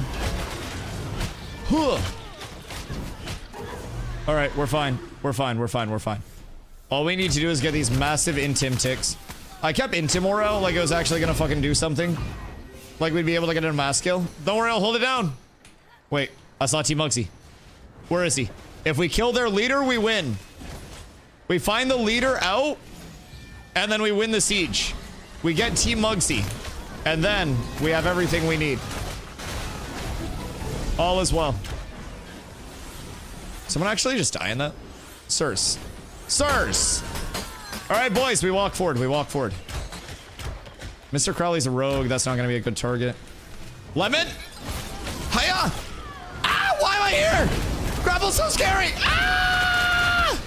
Ah! Jesus! It's way more fun using that than it is getting hit by it. Holy shit. I think it's my first time getting grappled in a sec. Jesus fucking Christ. That shit'll fucking wake you up. Just CP? Yeah! I didn't think it was that drastic. I haven't been hit with that in a minute. That was scary as shit. Holy fuck. That was scary. I have nothing else to say. Grapple good. Grapple strong. No, no, no. No, no, no. Please, no, no, no. Roxy's. Hiya. Hiya. I can't see over the fucking fence. All right, this is fine. This is what the people want. Oh, you can't frame that, huh? No! That's unfortunate. I even framed that one. Please kill Lemon for me. I can't. They're protecting the important ones. They're not letting me get the goods. I have very simple targets in mind. Wait, we need the soldiers on our side. We need everything that we can get. Lemon. What the fuck is this? Bro, grapple sucks. Grapple sucks so much. Is Wild where the majority of your people? I don't know. They're not my people. I signed up as a pub. I just signed up to see if I would get slotted. They don't even have comms. I'm not running this shit. This literally isn't even like... This wasn't even organized. I just showed up and threw a couple grapples. I did what I could for the boys. I will say, I think that was the closest this side probably came to securing kills. Alright, well that was incredibly quick. Subble has level 25's training mobs in Legacy Vaults. How lame. Yes, that is lame. Oh, are they gonna secure a kill? Oh. Alright, score one for the boys back home. Poor Lloyd. Poor Lloyd. I didn't do that. That wasn't me. That was not me. What rewards from attacking or defending? Defending if you lose, nothing. Attacking if you lose, nothing. If you win, you get some journeyman enchanting scrolls, you get some XP scrolls, some general consumes and stuff. So nothing too crazy. So basically the attacking side was Polar. Very organized guild, all level 25s. They've been working really hard to gear out their entire community through Gear Farm as well.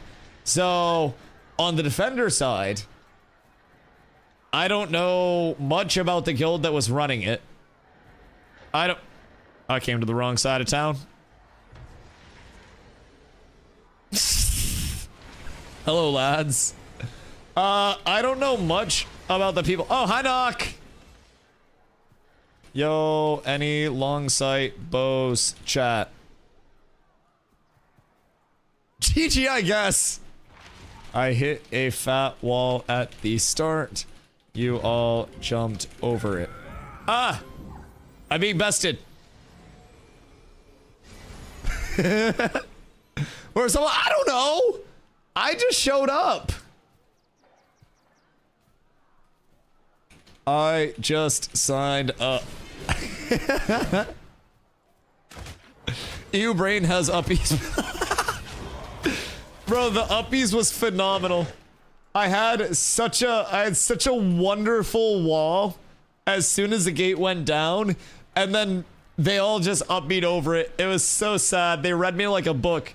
Now, what we need to do next time to counter that is we need to have 2 tanks, because if you have 2 tanks at the same time drop a wall, you can wall and then you can wall on the wall for a higher wall. So that would be enough to prevent the uppies from actually having an impact. So we could wall a wall and then they wouldn't be able to get over it like that, and it would probably be fine. But yes, I have no idea where the majority of our people were. The sign up said we had 100 people. I'm assuming, considering most of the people on the sign up were not level 25, right? Like, we had people all the way down to level 15 on this bitch. I just signed up as a pug.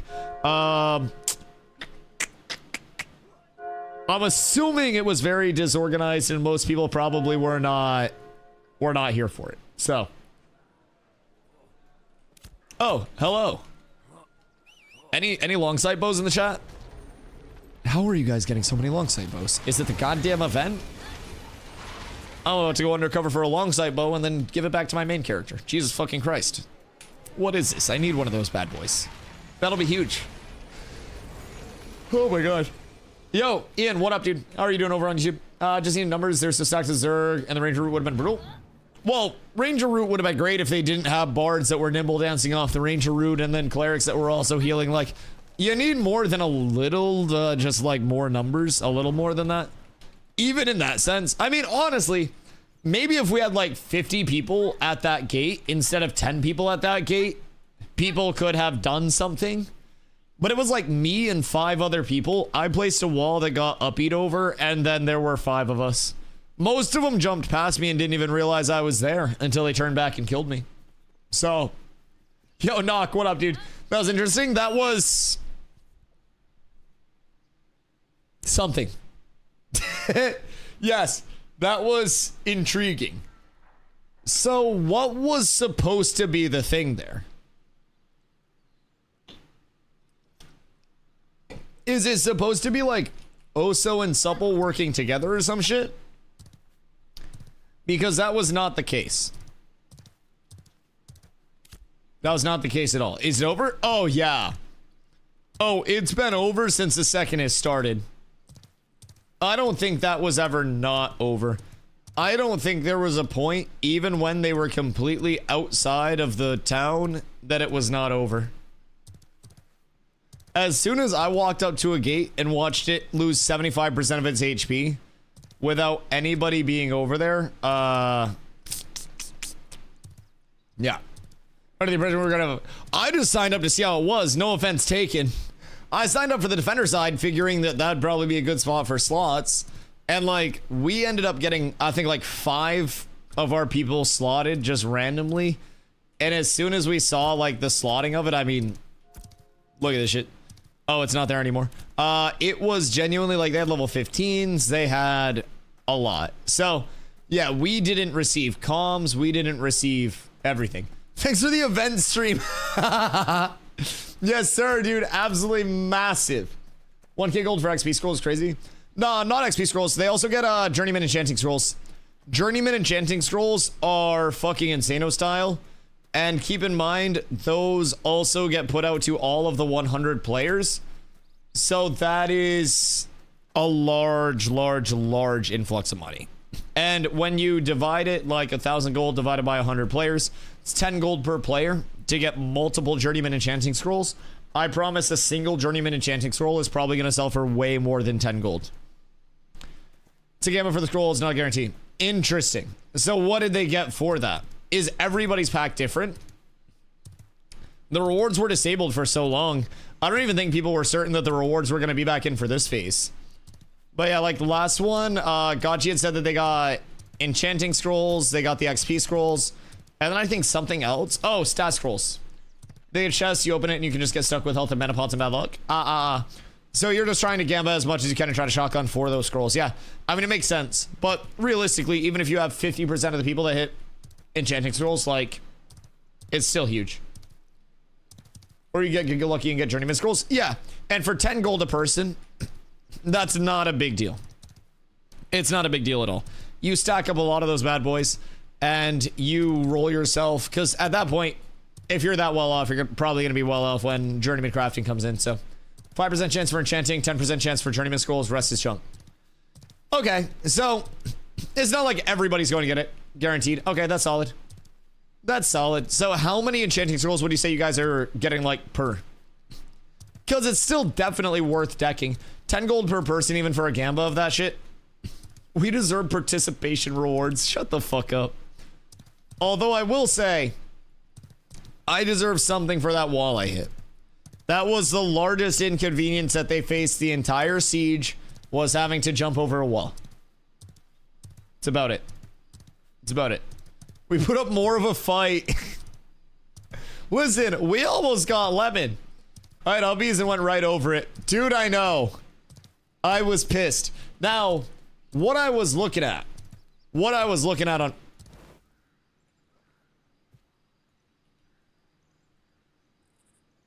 Hello, sir. What?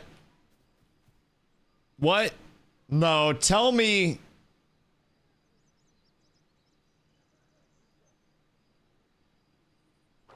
Tell me that the servers aren't ripping right now. What just happened? Why couldn't I attack that guy? Is he just auto-running? Relic! Relic!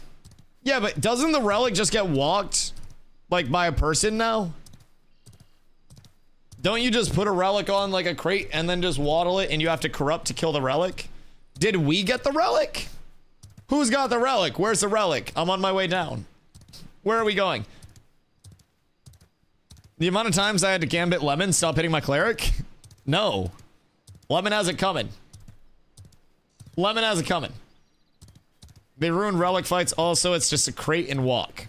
Interesting. How's the server going? I believe the server is still under effect of the DDoS. Grapply, what up, dude? Thank you for showing up. Sucks not many people are willing to attempt defense here, but I appreciate it. I just wanted a fun rep. Now, did I hope it'd be more fun than that? Yeah. But I mean, I did what I could. They didn't have comms. They didn't even have a full raid group of people. There wasn't much.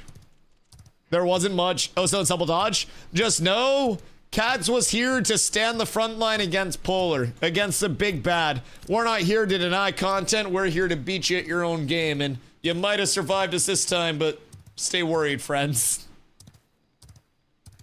I'm telling you, you take uppies out of the game, that first wall, phenomenal. Ends the whole siege right there defensively. Your entire raid smack into the wall. Zop and Nin come through with the X prismatic beams, just brrr, and then you guys just heal through it and kill us because we're only like 6 people out there. Strag would have hit a root and shit, but I gotta say, I appreciate you trying to actually fight. Listen, I wanted to get 1 kill. I wanted to fucking kill Lemon 1 time. Lemon's had it coming for a while. If you know, you know. I wanted to get a good one on Lemon. We didn't quite accomplish the task this time, but I will eventually come out on top. People just hate us, we aren't even being that toxic. Like, this is, I'll be completely honest. This is the least toxic exploitative phase that there has been in Ashes so far, with the most intrepid, like, oversight and documentation on stuff. And everybody is freaking out over nothing. I'll be completely fucking honest. People forget, and I talked about this before, but everybody is on the whole like, oh my god, like, Aura is heroes because they're standing up to the big bad Polar. not realizing that in phase 2, before Aura was Aura and they were Barcode, everybody thought Barcode was the big bad. Like, the narrative just shifts big guild to big guild to big guild. And it just shifts and evolves, man. There's always a target of it, and it's the Reddit global chat Discordian hive mind combo, where all of those people somehow miraculously share one brain cell and one hand that's used to click the fucking abilities on their spell bar. And I don't get it. I don't really get it. I understand that there's a history of this, there's a history of that, right? History is one thing, but if people aren't actively caught doing shit right now, and they're honestly watched during their leveling routes are streamed, a lot of shit's documented. Like, I just feel like people reach, man. One person will say something in global, and then somebody else says it and repeats it, and somebody else says it. And like, the MMO scene right now, I feel like is just a very soft scene in general, where so many people will see somebody that's doing something more optimally and instantly assume exploits or measures that I don't have access to. And the shit's just dumb. It's a worn out take, and I will literally call anybody out if they're being detrimental to the Ashes community, I feel. I have seen a lot worse in previous phases, and I feel like people were not that critical. So the fact that Polar has leveled the amount of 25s they have because they're so far ahead, it's crazy that people cry exploiters. Yeah, no, genuinely. And a lot of people will say Polar had to exploit to get to this point. Polar had to, you know, Polar had to exploit this, take advantage of that. I could legitimately drown my character right now. And I could go back to Hakriba and I could power level a group of people at about 2 million XP per hour. That is not a joke. That is 21 to 25 in a couple of hours. It's not hard. And that can be done as an 8-person group. It's not impossible. It's very doable. And if you're ahead of the curve and you know where these areas are, and you're the first person to know where these areas are, it makes sense. It makes sense. But when I power level people, it's like, oh, Dusty, this is so smart. If Polar power levels people, Polar's a bad guy. And again, I will criticize Polar, I'll criticize anybody. I'll criticize our own people if they're doing weird shit. But there's a weird double standard within the Ashes community where if somebody that isn't within that large hated community finds something new, it's like, oh my god, you're so smart, you're an innovator. And then the second somebody they don't like does it, it's like, this is an exploit! It's against the rules. People with no life who stream wreck average players in these MMOs. Oh yeah, absolutely. Especially with no pay to win. Yeah, 1000%. In a game like this, don't we need a bad guy? Yes, but I think the bad guy should be through, like, these guys are really mean in game and will kill anybody on sight. Not, these guys are cheating, hacking, exploiting pieces of shit, degenerates who beat their wives and kick puppies into traffic and have their friend run them over. Because that's genuinely the level that people go because Polar leveled faster and free farmed everything. It's kind of crazy. It's genuinely, it's kind of crazy. And again, I have criticized Polar a lot. I've criticized pretty much every community in Ashes that has been caught up in weird shit a lot. But the biggest thing that I hear, other than mob training is douche shit. You should not mob train. If you are mob training to kill people with mobs, you are a bitch-made ass motherfucker, and you should not mob train. That's my thought on it. But you can do it. But you can also lick my asshole. You're not going to. Choose wisely. Don't mob train. Outside of that, yo, come on, thank you for the follow. A lot of people will just say, oh, they're showing up to PvP areas with level 25s. PvP areas are intended to be shown up to looking for PvP. It makes sense.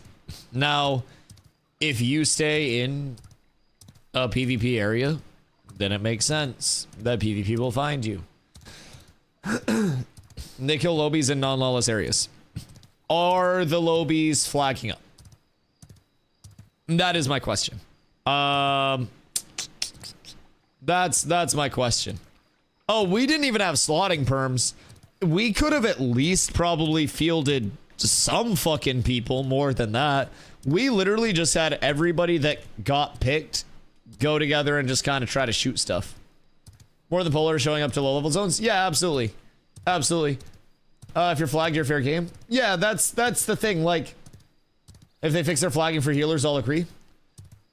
So, I don't think Polar is the one that's fixing the flagging for healers. So why is Polar the bad guy because the system is bad? That's kind of my devil's advocate question there. A system being flawed, sure. I also don't think that people should be going out of their way to lawless zones that are super low level, but there's also no other lawless zone to go to that's higher level, so therefore people are forced to go into lawless zones that are low level. If the system is bad, that's not on the player, that's on the system. Just devil's advocate. It's not fair. Well, Ashes isn't fair. I don't really think anything is fair. Showing up Diamond Hill with a group of 25s? I mean, sure, but people can go pretty much everywhere in the game. There's no instancing, there's no gating for anything, right? He says fair game. I'm saying no, it isn't fair game. If people are flagged up for PvP, yes, it's fair game. Yes. If you do flag up, then yes, it's fair game. If everybody has the same methods to get people to flag up, it is fair game. It does suck that not everything is optimal right now, but it is by definition a fair game. Don't steal for bodies if you're a lobby. Yeah, like there's a risk reward to everything. If you go to steal from a store and you've got an intercontinental ballistic missile that you can drop on the store after you leave, then you're good, no witnesses. If you go to steal from a store and you got these little fisticuffs and the security guard is fucking Bruce Lee, then you're probably not gonna steal from a store. Like, there are levels to it. If you're a super low level player, then flagging up for PvP in the first place is going to be something that you should reconsider. If somebody in your group flags up for PvP and then you heal them and then it flags you up for PvP, that's not the person's fault who's killing you. I'm just healing is my point. Right, so whose fault is it that healing flags you? Is that the people that are killing the flagged up players? Or is that the system for spreading, healing, flagging like a plague right now? That happens to a lot of people. We've had to deal with that a lot on our end. We've died to multiple guilds. You don't want to flag healing someone that's active in PvP? Right, so like, the flagging system isn't the guild's fault. They attack and people attack back, which flags, I heal and I flag. Right, so if you heal somebody that's in PvP, do you understand why you should flag? Wait, chat! We have a little cave hangout! Oh shit! This is dope as fuck! Oh my god, wait, we could declare a war on somebody and then bait him over here and then run under here and hit him with the okie doke. I agree, but they're attacking to get the other to flag back. Welcome to consensual PvP. So if they get attacked back, that's how PvP happens. When people ask me about PvP systems, my literal description is if I hit you and you attack me back, then it's consensual and we fight. That's how PvP works. If they get hit by somebody or they see somebody coming over that's flagged, you stop attacking or you change your settings. So if you have your settings correct, like this, and somebody comes over and hits you, you would have to target them and then you would have to hold alt and then you would have to swing back at them to actually flag up. Other than that, you could not flag up outside of exploits. There are bad actors, but again, if as a healer it's broken. As a healer, you are dependent on the other people in your group. They're not flagging you. Your group is getting flagged, opting into PvP, and then you are healing people that are PvP flagged, which is then opting you into PvP. That's the chain of events. So I hit somebody. I turn purple. Right? You heal me, you're now healing a combatant. If you could heal me without flagging up and I was purple, the game can't discern if I got baited or if I'm actually fighting. So you being able to heal me while I'm not purple would be while I'm purple and you not become purple would be really bad. That would be worse in terms of the priority list, right? So it's not ideal that somebody can so easily get somebody to reflag unless somebody specifically says, hey, make sure your settings are right. But that is the system. That is mitigated by your group having the right settings. When you have a group of 25s go to a 10 to 15 grind spot, they know what they're doing, and it's right to give them bad rep. Sure, is it right to say that they could probably get PvP elsewhere against higher level players? Yeah. Is it fair to say that they're exploiting, they're breaking the game, they're doing this, that, the other, whatever it may be?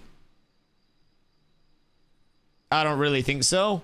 I think putting the blame on the system and not the players for using the systems is the appropriate thing, right? I think it's fair to say they're dicks for that, but what's BIS set for Ranger? Ooh, knock with the BIS. 5-piece Tide Piercer, 3-piece Blood Runner. Yeah, 5-piece Tide Piercer kind of goes fucking hard if you get that extended might uptime. It's cool how many different options there are for builds, I will say. I'm really excited to try to piece a few different things together and see how they actually play. Might's an intriguing one, though. The Tide Piercer set gives you the Might set bonus, of course, which is basically a stacking power modifier, makes you do a little bit more damage. And then from there, you have your Blood Runner set. So the Blood Runner set is going to be this sexy little thing. So you get the 3-piece, which is a Siphon proc, does damage and heals you. Abundant Siphon reduces the cooldown. So Winford, thank you for the follow, dude. So yeah. Are they exploiting? Maybe I haven't seen it. The video today look bad, but I said it might be legit, so I don't know. Fair. I think it's fair to call him a dick. Absolutely. And I also think most of them would be like, yeah, it's a dick move. I think they're pretty realistic about things. I think a lot of people that play things competitively now, whether it's Ashes, whether it's Fortnite, whether it's fucking whatever, there is always an element of someone out there going, you're exploiting because you did something I can't do. And I'm so tired of that shit. Sometimes people just have to say, you guys did it better than we did. GG's. Did Polar level better than everybody else on the server? You bet your bippy. There was going to be one guild that won the leveling race. Congratulations, Polar won the leveling race. There's going to be a guild that wins the race to fucking completely gearing out. That may be Polar, that may be someone else. It's all about the competitive aspect of it, right? This game is about being toxic to a point. Sometimes it's okay to have a game that doesn't hold your hand, and that's fair. Yeah, absolutely. Where's Blood Runner from? Blood Runner is from Carfin. From Scotland. It's in my blood to be a dick. No, I mean, that's the thing, though. In a game like this, I don't really think that there is a set standard metric where you have to be a good guy, you have to be a bad guy. It is, like, think D&D alignments for people's actions. We tend to be chaotic good. On this end of things, we want to do good for Ashes. We want to, you know, do everything that we can to help build the community and not be that bad guy. But we're down for some chaos along the way. We'll PvP. We'll get into the you know, the yap and the scrap and all of that shit. But our big goal is, you know, to be good in the community. Some people are more aligned in like a neutral or even in like an evil sense. They'll do whatever they can to get any advantage necessary, right? And I don't know, man. That's just kind of one of my takes on it. Yo, Zpar, what up, dude? If it isn't best streamer on Ashes, dude, I appreciate that. There are a lot of great streamers, though. A lot of great streamers. I appreciate the hype, though. Gotta be up in a few hours. Have a good night, everyone. Yo, Strike. Have a great night, dude. We almost fucking held it down. I swear to God. So, like, Polar was messaging me, and they were like, no, Dusty, please don't wall me and wipe me with your entire Cats group. We have to win to look good for stream. Please remember all of the bribes we sent you. And, like, we could have done it to him, man. We fucking could have. But they were being nice tonight, you know. They begged us for mercy, and we let them have the dub. So, people selling long... That's full cap. Toast especially. Toast was like, oh no, Dusty, I'm just a mage. I was so scared of the wall. Dude, imagine my disappointment. I was sitting there behind that gate watching it go down. I kept looking behind me going, all right, well, No one's here. And I'm like, fuck it. At least I can hit a wall. Dude, fattest wall placement ever. The look on my face when you all jumped over it, I felt myself frown. I want you to know. It was the fattest wall, and I felt my smile just drop when I saw the uppies. It was so sad. There were like 5 people on the back end though that didn't get uppies. They got stuck on my wall. So a few people did get stuck on the wall. It was fucking awesome. It did work. 30-minute downtime. For what? DDoS stuff? Probably just trying to mitigate that and clean it all up, if I had to guess. People selling long sight bows on EU for 22 gold is fucking ridiculous, by the way. So what would Polar sell me a long sight bow for right now? Curiosity. Like, we'll get more drops, but what I buy is one that I don't have to roll against other people for. I'm just saying, you guys got the bows. I got pretty much everything else. And Gotchi's been dodging my shit. We wouldn't. That's cap. Someone will smuggle me one. Someone will. You wouldn't. You don't know how many butthole pics I have in my DMs. It goes quite deep, not. It goes quite deep. I've got your entire organization.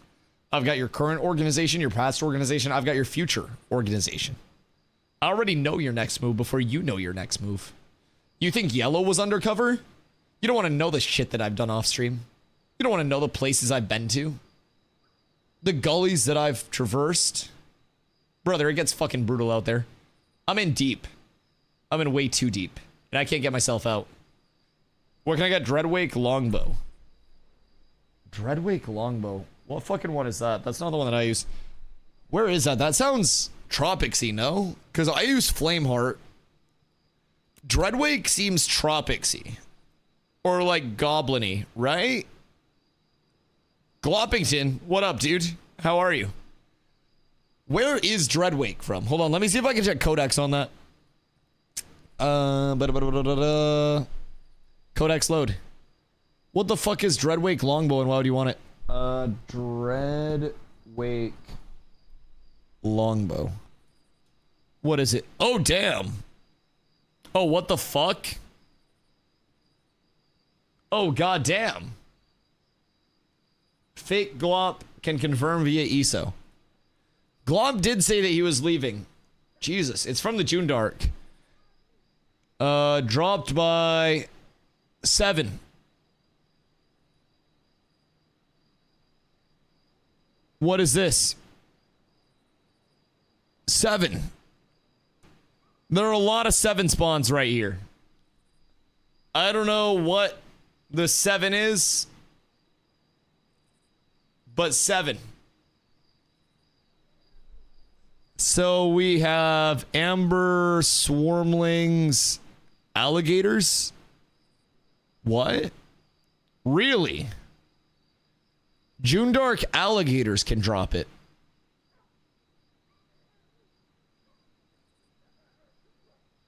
They're fucking cooked. Ni hao, ni hao, ni hao, ni hao. Yo, ni hao win. How are you, my friend? It's a world drop. Yeah. World drop in the June Dark. But it's not in the possible loot table. So alligator drop's not showing it, but it's showing from alligators. Dreadwake emblem. Animated Knight and War Mage. So you have June Dark Knights and War Mages in like a resalon, I think. Possible drops. Level requirement. 11 to 19. Weird. Loot tables are looking weird right now. Because you have in a resalon map. What are they? Elite 3? It's a hidden bow. It does seem like a little hidden bow. Can I use that clip of your wall versus uppies in a video? Yeah. Yeah, go for it. Dude, that shit would have been sick. Hold on, I want to watch it again. Accountability towards, and what is very simply put, a little extra. All right, I'm helping. No, I got it, guys. Don't worry. All right, extra. Very simply put, a little extra. All right, I'm helping. Nope, I got it, guys. Don't worry.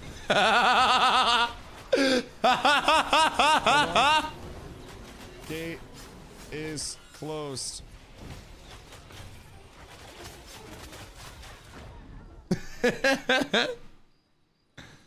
Bro, it took me so long to type. The actual moment before disaster, like, hold on. When this wall goes down, Put. if the uppies wasn't there, that cooks all of these guys. That is perfectly timed to cut the head off of the snake on that push and would have mitigated your entire push. A little extra. All right, I'm helping. Nope, I got it, guys. Don't worry. It's fucking awful. Is very simply put, a little extra. All right, I'm helping. Nope, I got it, guys. Don't worry. I mean, shout out to those guys. Hold on. We got these guys still. I did still catch a few. That is good success. Let me see the webcam. Sir, this is a Sony A7. Let's not go down that route. Worth holding accountability towards, and what is very simply put, a little extra. All right, I'm helping.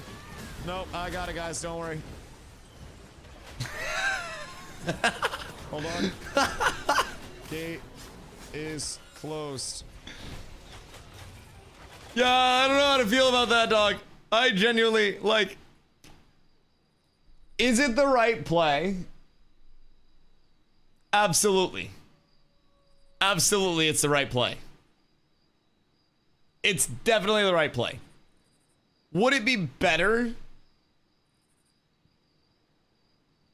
if there was another wall on top of this? Yes. Imagine 5 tanks stacking their walls. Yes! You can! You would only need a couple. You could literally just put up walls all at the same time and then boom, a second gate. This is what people don't realize. You just slot 100 tanks. You have 20 tanks at each one of the gates, and then they just stack walls in 3. That's 7 walls. That is enough time for the walls to come off of cooldown, and you restack the walls. All you need is tanks to perma wall the gates. What if you just jump the gate? Ban him. Get him the fuck out of my chat. What up, Curtis? That might be a little bit of an issue. Might be a little bit of an issue. Until you jump over the wall. That's what all the walls are for, though. Like, if they try to jump over the wall, then we wall the top of the wall. Yes. Yes. You're fucking sleeping. You've been conditioned. You're all sheep. Think for your fucking selves. Break out of the matrix, man. Rate of 100 tanks. Yes. Thank you. Jesus, Draco. You'd think as a tank you wouldn't be so fucking stupid, but there you go. Yes, 100 tanks. All walls all the time. And also, hear me out. How are they going to do AoE damage if each of our 100 tanks also puts protect on another tank? Right? And then we also Aegis each other. Right? No problems. 0 problems. It just, all the damage gets passed around, and it either makes all the damage disappear, or we're gonna find one weird, like, centrifuge particle accelerator of damage multiplication. I don't really know what happens if a line of tanks just protects the entire line, how far down that damage goes, but I actually kind of want to test it. Chat, any tanks want to get together and do like a little test tomorrow? I want to form a line of tanks and all protect each other and then see like how far down the line goes. Just rewatch my clip of the wall. I didn't even have upbeats and just jumped over it. There's no fucking shot. Wait. There's no way. You delayed me momentarily. God fucking damn it. Minus 10,000. All right, fine. Curtis gets it. Fine. The slander. Oh, well, the wall got you. The wall got you. Look, that was the wall you ran into. Yeah, you get fucked. Get absolutely outplayed. DustyWhy 1, roast 0. Then I just jumped it. Brother was mildly inconvenienced by my wall. God fucking damn it. I like how I'm gonna be targeted at least. Wait, I am literally holding it down right now. There's nobody else in the screenshot right now. What the fuck? Jesus Christ. We had the Omega positioning. How do I send an image in here? Get the link, and then you can drop links. I'll have it be known, 0 fighters. Yeah, fighters suck. Oh, wait, no, look. They have a fighter, and the fighter's fucking dead. Hold on. Look behind my camera. Hold on. They have one fighter right here, and the fighter's dead. Hold on. Let me hide my camera. Yep. One fighter, and they're literally fucking dead right now. So, I'm just saying, anybody that's excited to play fighter in mass scale, this is what you have to look forward to. Even on a simple, like, running through a gate, I don't know what happened. Maybe they, like, tripped on my fucking wall. They're dead before the gate went down. Wait, did they just get Thanos snapped? The fuck? Wait, what the hell? Did they just get killed by Jesus? The fuck hit them? A Carfin mob? Some of us didn't get teleported. That makes sense. That makes sense. Okay. I was like, how do you even die at this point? That scared me. Okay, hold on. I gotta come back. I've returned. Boys, we're back. We're back. That's so funny. It's like to do South Tier Fighter on the server. Massive, massive. Still dies to simple air. Fighter versus scary air particles, dog. The air particles win. Does this work?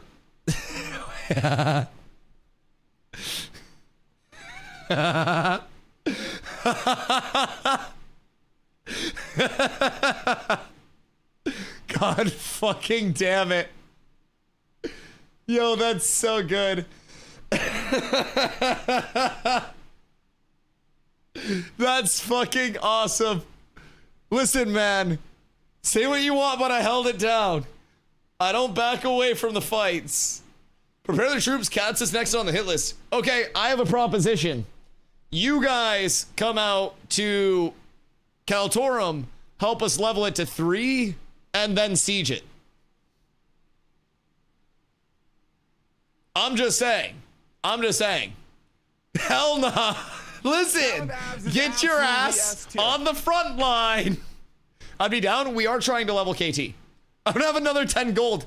Brother, just go kill people in Highwayman Hills. Yo, Cloud, thank you for the follow. I appreciate you. Pay for the siege and we level your node.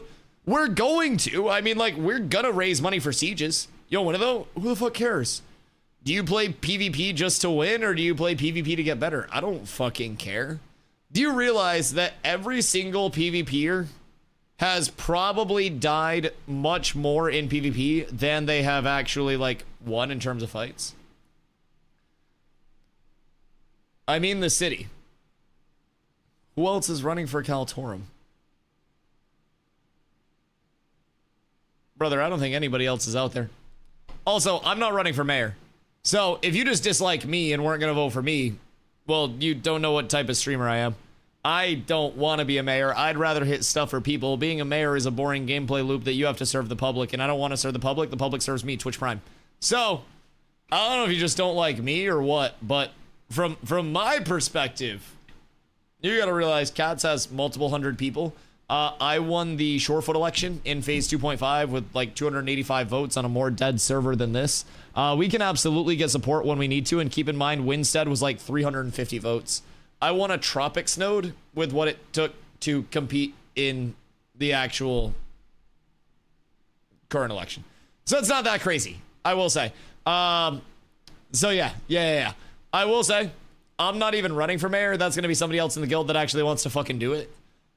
I was mayor once, and I spent the next 20 hours after winning office flying around on a goddamn pink griffin, picking up people's fucking mats and bringing it back.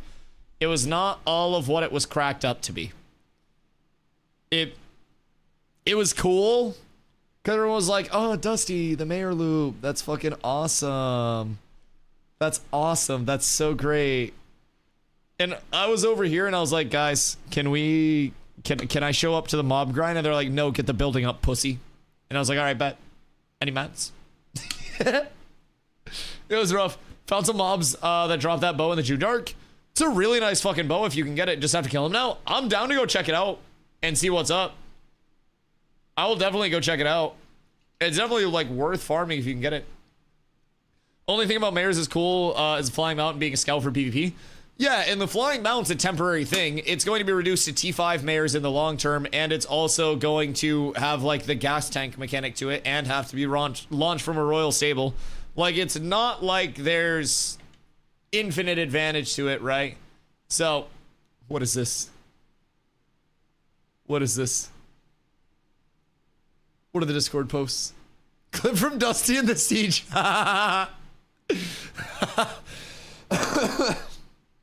Listen. Sometimes you gotta get spanked to realize that your ass really bounces a lot. And that is a W. Bog Brute, Bog Fiend, and Brinebeard. It said that some alligators were also dropping it.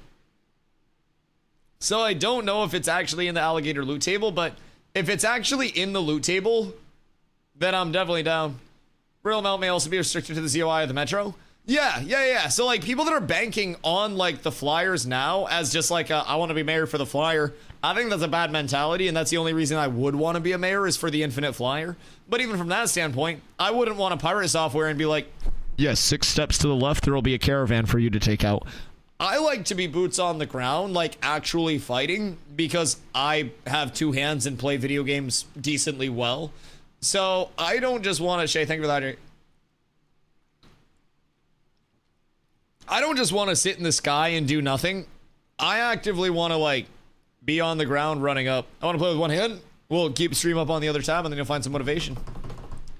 Tank doesn't gain much from Flying Mountain PvP anyways. Ranger's Biscout.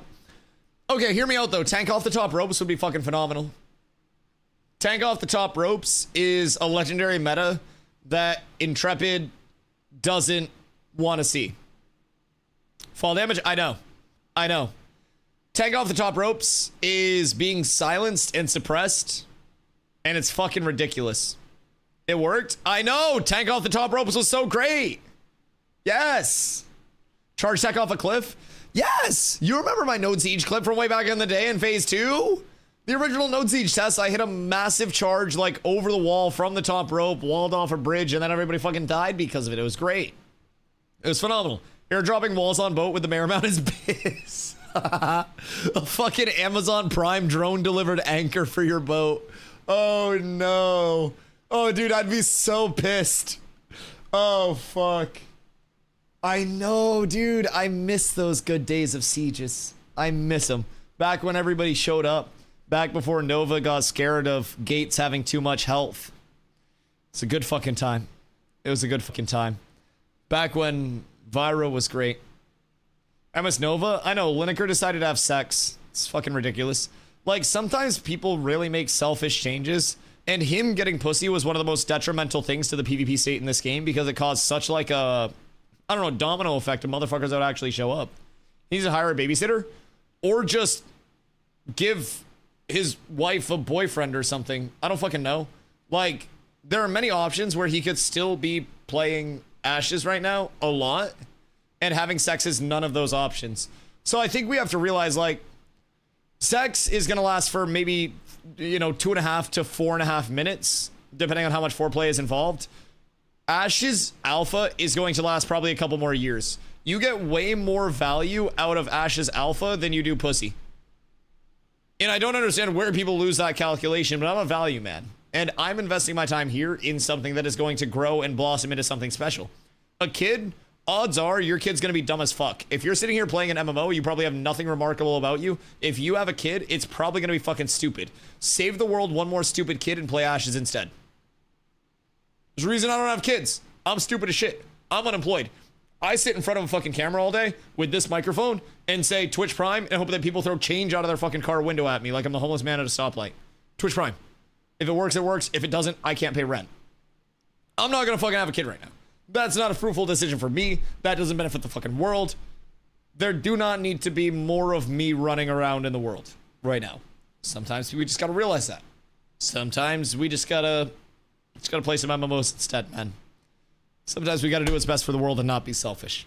I only got one clip for that siege and it's just an engaged son. Oh, I made a movie out of that siege. Genuinely. Yeah, I that shit was a goddamn movie for me. That was the most fun content I've had in Ashes in probably like 2 weeks. I had a fucking blast. I had no expectations. I got Grapply to need a new profile pic. I know we're actually in the process of a rebrand.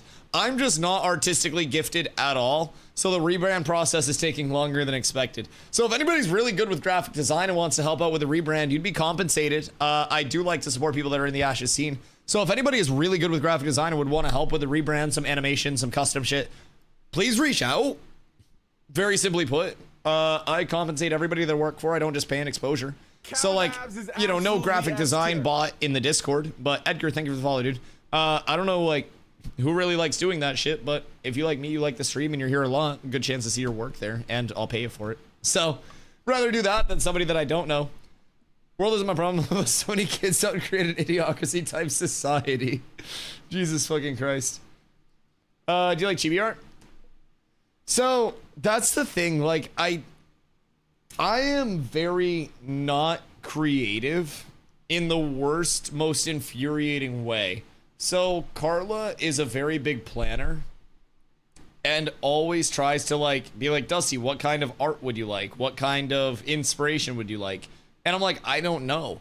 Like I can't visualize something that's not created yet in my head, but I can remember things that I've already seen extremely well.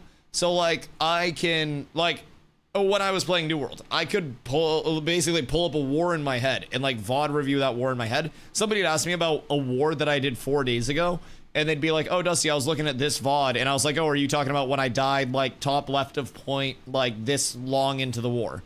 I remember that stuff really well, but I can't just like take a blank slate and be like, Dusty, what do you want for inspiration for your rebrand? What color palette? I'm like, I don't fucking know. Like I only figured out that I wanted to do yellow and blue because I was wearing a yellow hoodie and I was like, wait, yellow looks really cool. It's a super cheery color and it's not all the doom and gloom red and black that every streamer does. It'd be a nice take. So you'll probably see some nice bright colors. Yo, Amy, thank you for the follow. I appreciate you. I'm not good at math. I'm not very smart. I'm not. I don't fucking claim to be. Yo, Derek, what up, dude? Give it a shot. What do you need? Dabble in graphic design? I've dabbled. Dude, we're looking at a full rebrand, if I'm being real. Like, we want starting soon screen. Like, I don't use a be right back screen, really.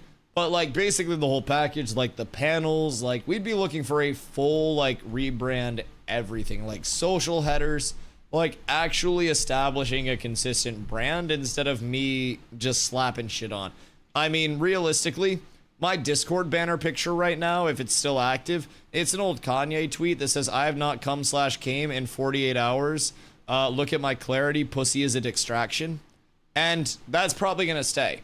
But that might not be the best for branding purposes. So I should probably have some form of consistent branding.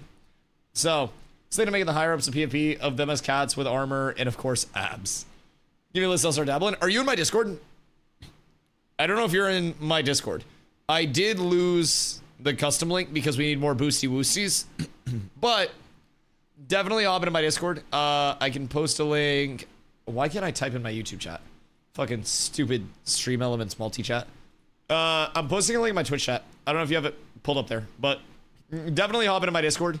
I think my link is cooked, but we need more boosts. Chat, we need all of the boosts for the custom server link.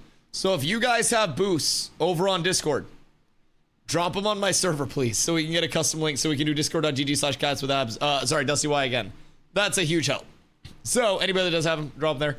I think we're only a couple away. Like, I think we are... I think we're 2 boosts away or something like that. I think we're close. Either way. If you want a profile picture like that, send me a pic and I'll work on it. Or you want me to screenshot? I'll hit you up. Are you talking like an AI thing? Hit me up in Discord. Hit me up in Discord. My Discord DMs are going to be fucking blowing up. AI art scares me. Cause like, bro, the cat's AI art contest, that shit was demented. We up? Are we up? I don't know, I haven't checked. I would assume we're probably up soonish. Hold on. Let me peep Discord. All realms are down. Estimated back online in 11 minutes. So that shit was awesome. The Grok ones were fucking cursed though. They were absolutely cursed. I don't know what else to fucking say about it.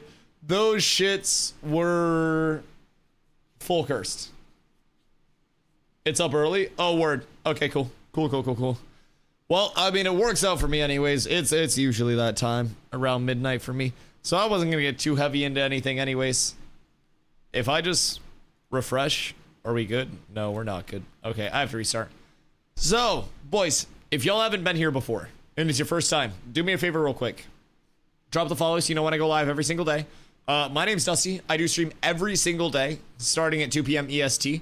Usually 10 to 12 hours a day of Ashes. Daily. I've streamed 804 days in a row now, I think. Yes, that's 804. It's a lot of fucking days. I'm quite literally here every single day. So, if you guys have any questions about Ashes at any point, please, for the love of God, feel free to hit me up. I'm more than happy to answer anything you guys may be wondering along the way. We have the Cats with Abs community here. Exclamation Guild to get into that. Discord.gg/catswithabs. It is a very good community. We got top end PvP interest, but we open it up to every single player, regardless of how competitive, casual, or indifferent you may be, and just try to give you a place to play. So, if you guys do want to join, Exclamation Guild, never feel obligated. Drop the follow, so that way you know when we are going live daily, like I mentioned. Let's see, what's going on over here? So many people are still sitting at the login screen. Poor lads. Poor lads. What are we up to? I'm probably going to send out a raid and then sleep, so that way I can get on tomorrow on time. I would like to not be exhausted all day. I slept fucking great last night, if I'm being completely real. One of the first nights in a while where I've like slept unreal good. So, we're up tremendous. I'm gonna try to hit that again. And it looks like we got a few new faces in the directory. So, we're gonna go say what's up. Boyos! Love you the message. All right, absolutely massive. I appreciate you. Once again, if you guys are new here, I do appreciate you guys coming through today. My name is Dusty. I do stream every single day starting around 2 p.m. EST, which means I will be back again tomorrow. Drop the follow so you know when I am going live. I don't miss a day. I'm quite literally always here. Other than that, join the community. I don't know what the fuck else to say. It's been a banger stream. I appreciate you guys showing up, all the support. Hopefully, better Note Siege performance soon. That was fire though. I mean, we dropped the wall of dreams. It was right there. The win was in our grasp. Unfortunately, Puller pulled out all the stops to jump over my wall, and you know, they claimed the victory tonight. It's a really close one. There was a huge back and forth. It was honestly like that Bills Ravens game. You never really knew who was going to win until the end. You were on the edge of your seat the whole time. You said, will Dusty 100v1? Will Dusty pull it off? And the answer was almost. Almost. And next time, we'll make it happen, boys. I'll play a little bit better. I'll hit another dodge. I'll not miss my cooldowns. And I'll close the gate just a little bit faster. Cats with Abs Discord. Exclamation Guild. Discord.gg/catswithabs. Go there. Boys, I will catch you guys tomorrow. 2 p.m. EST at the latest. All of y'all. I appreciate y'all. Peace. Have a good night, guys. Yo, Derek, up in my Discord.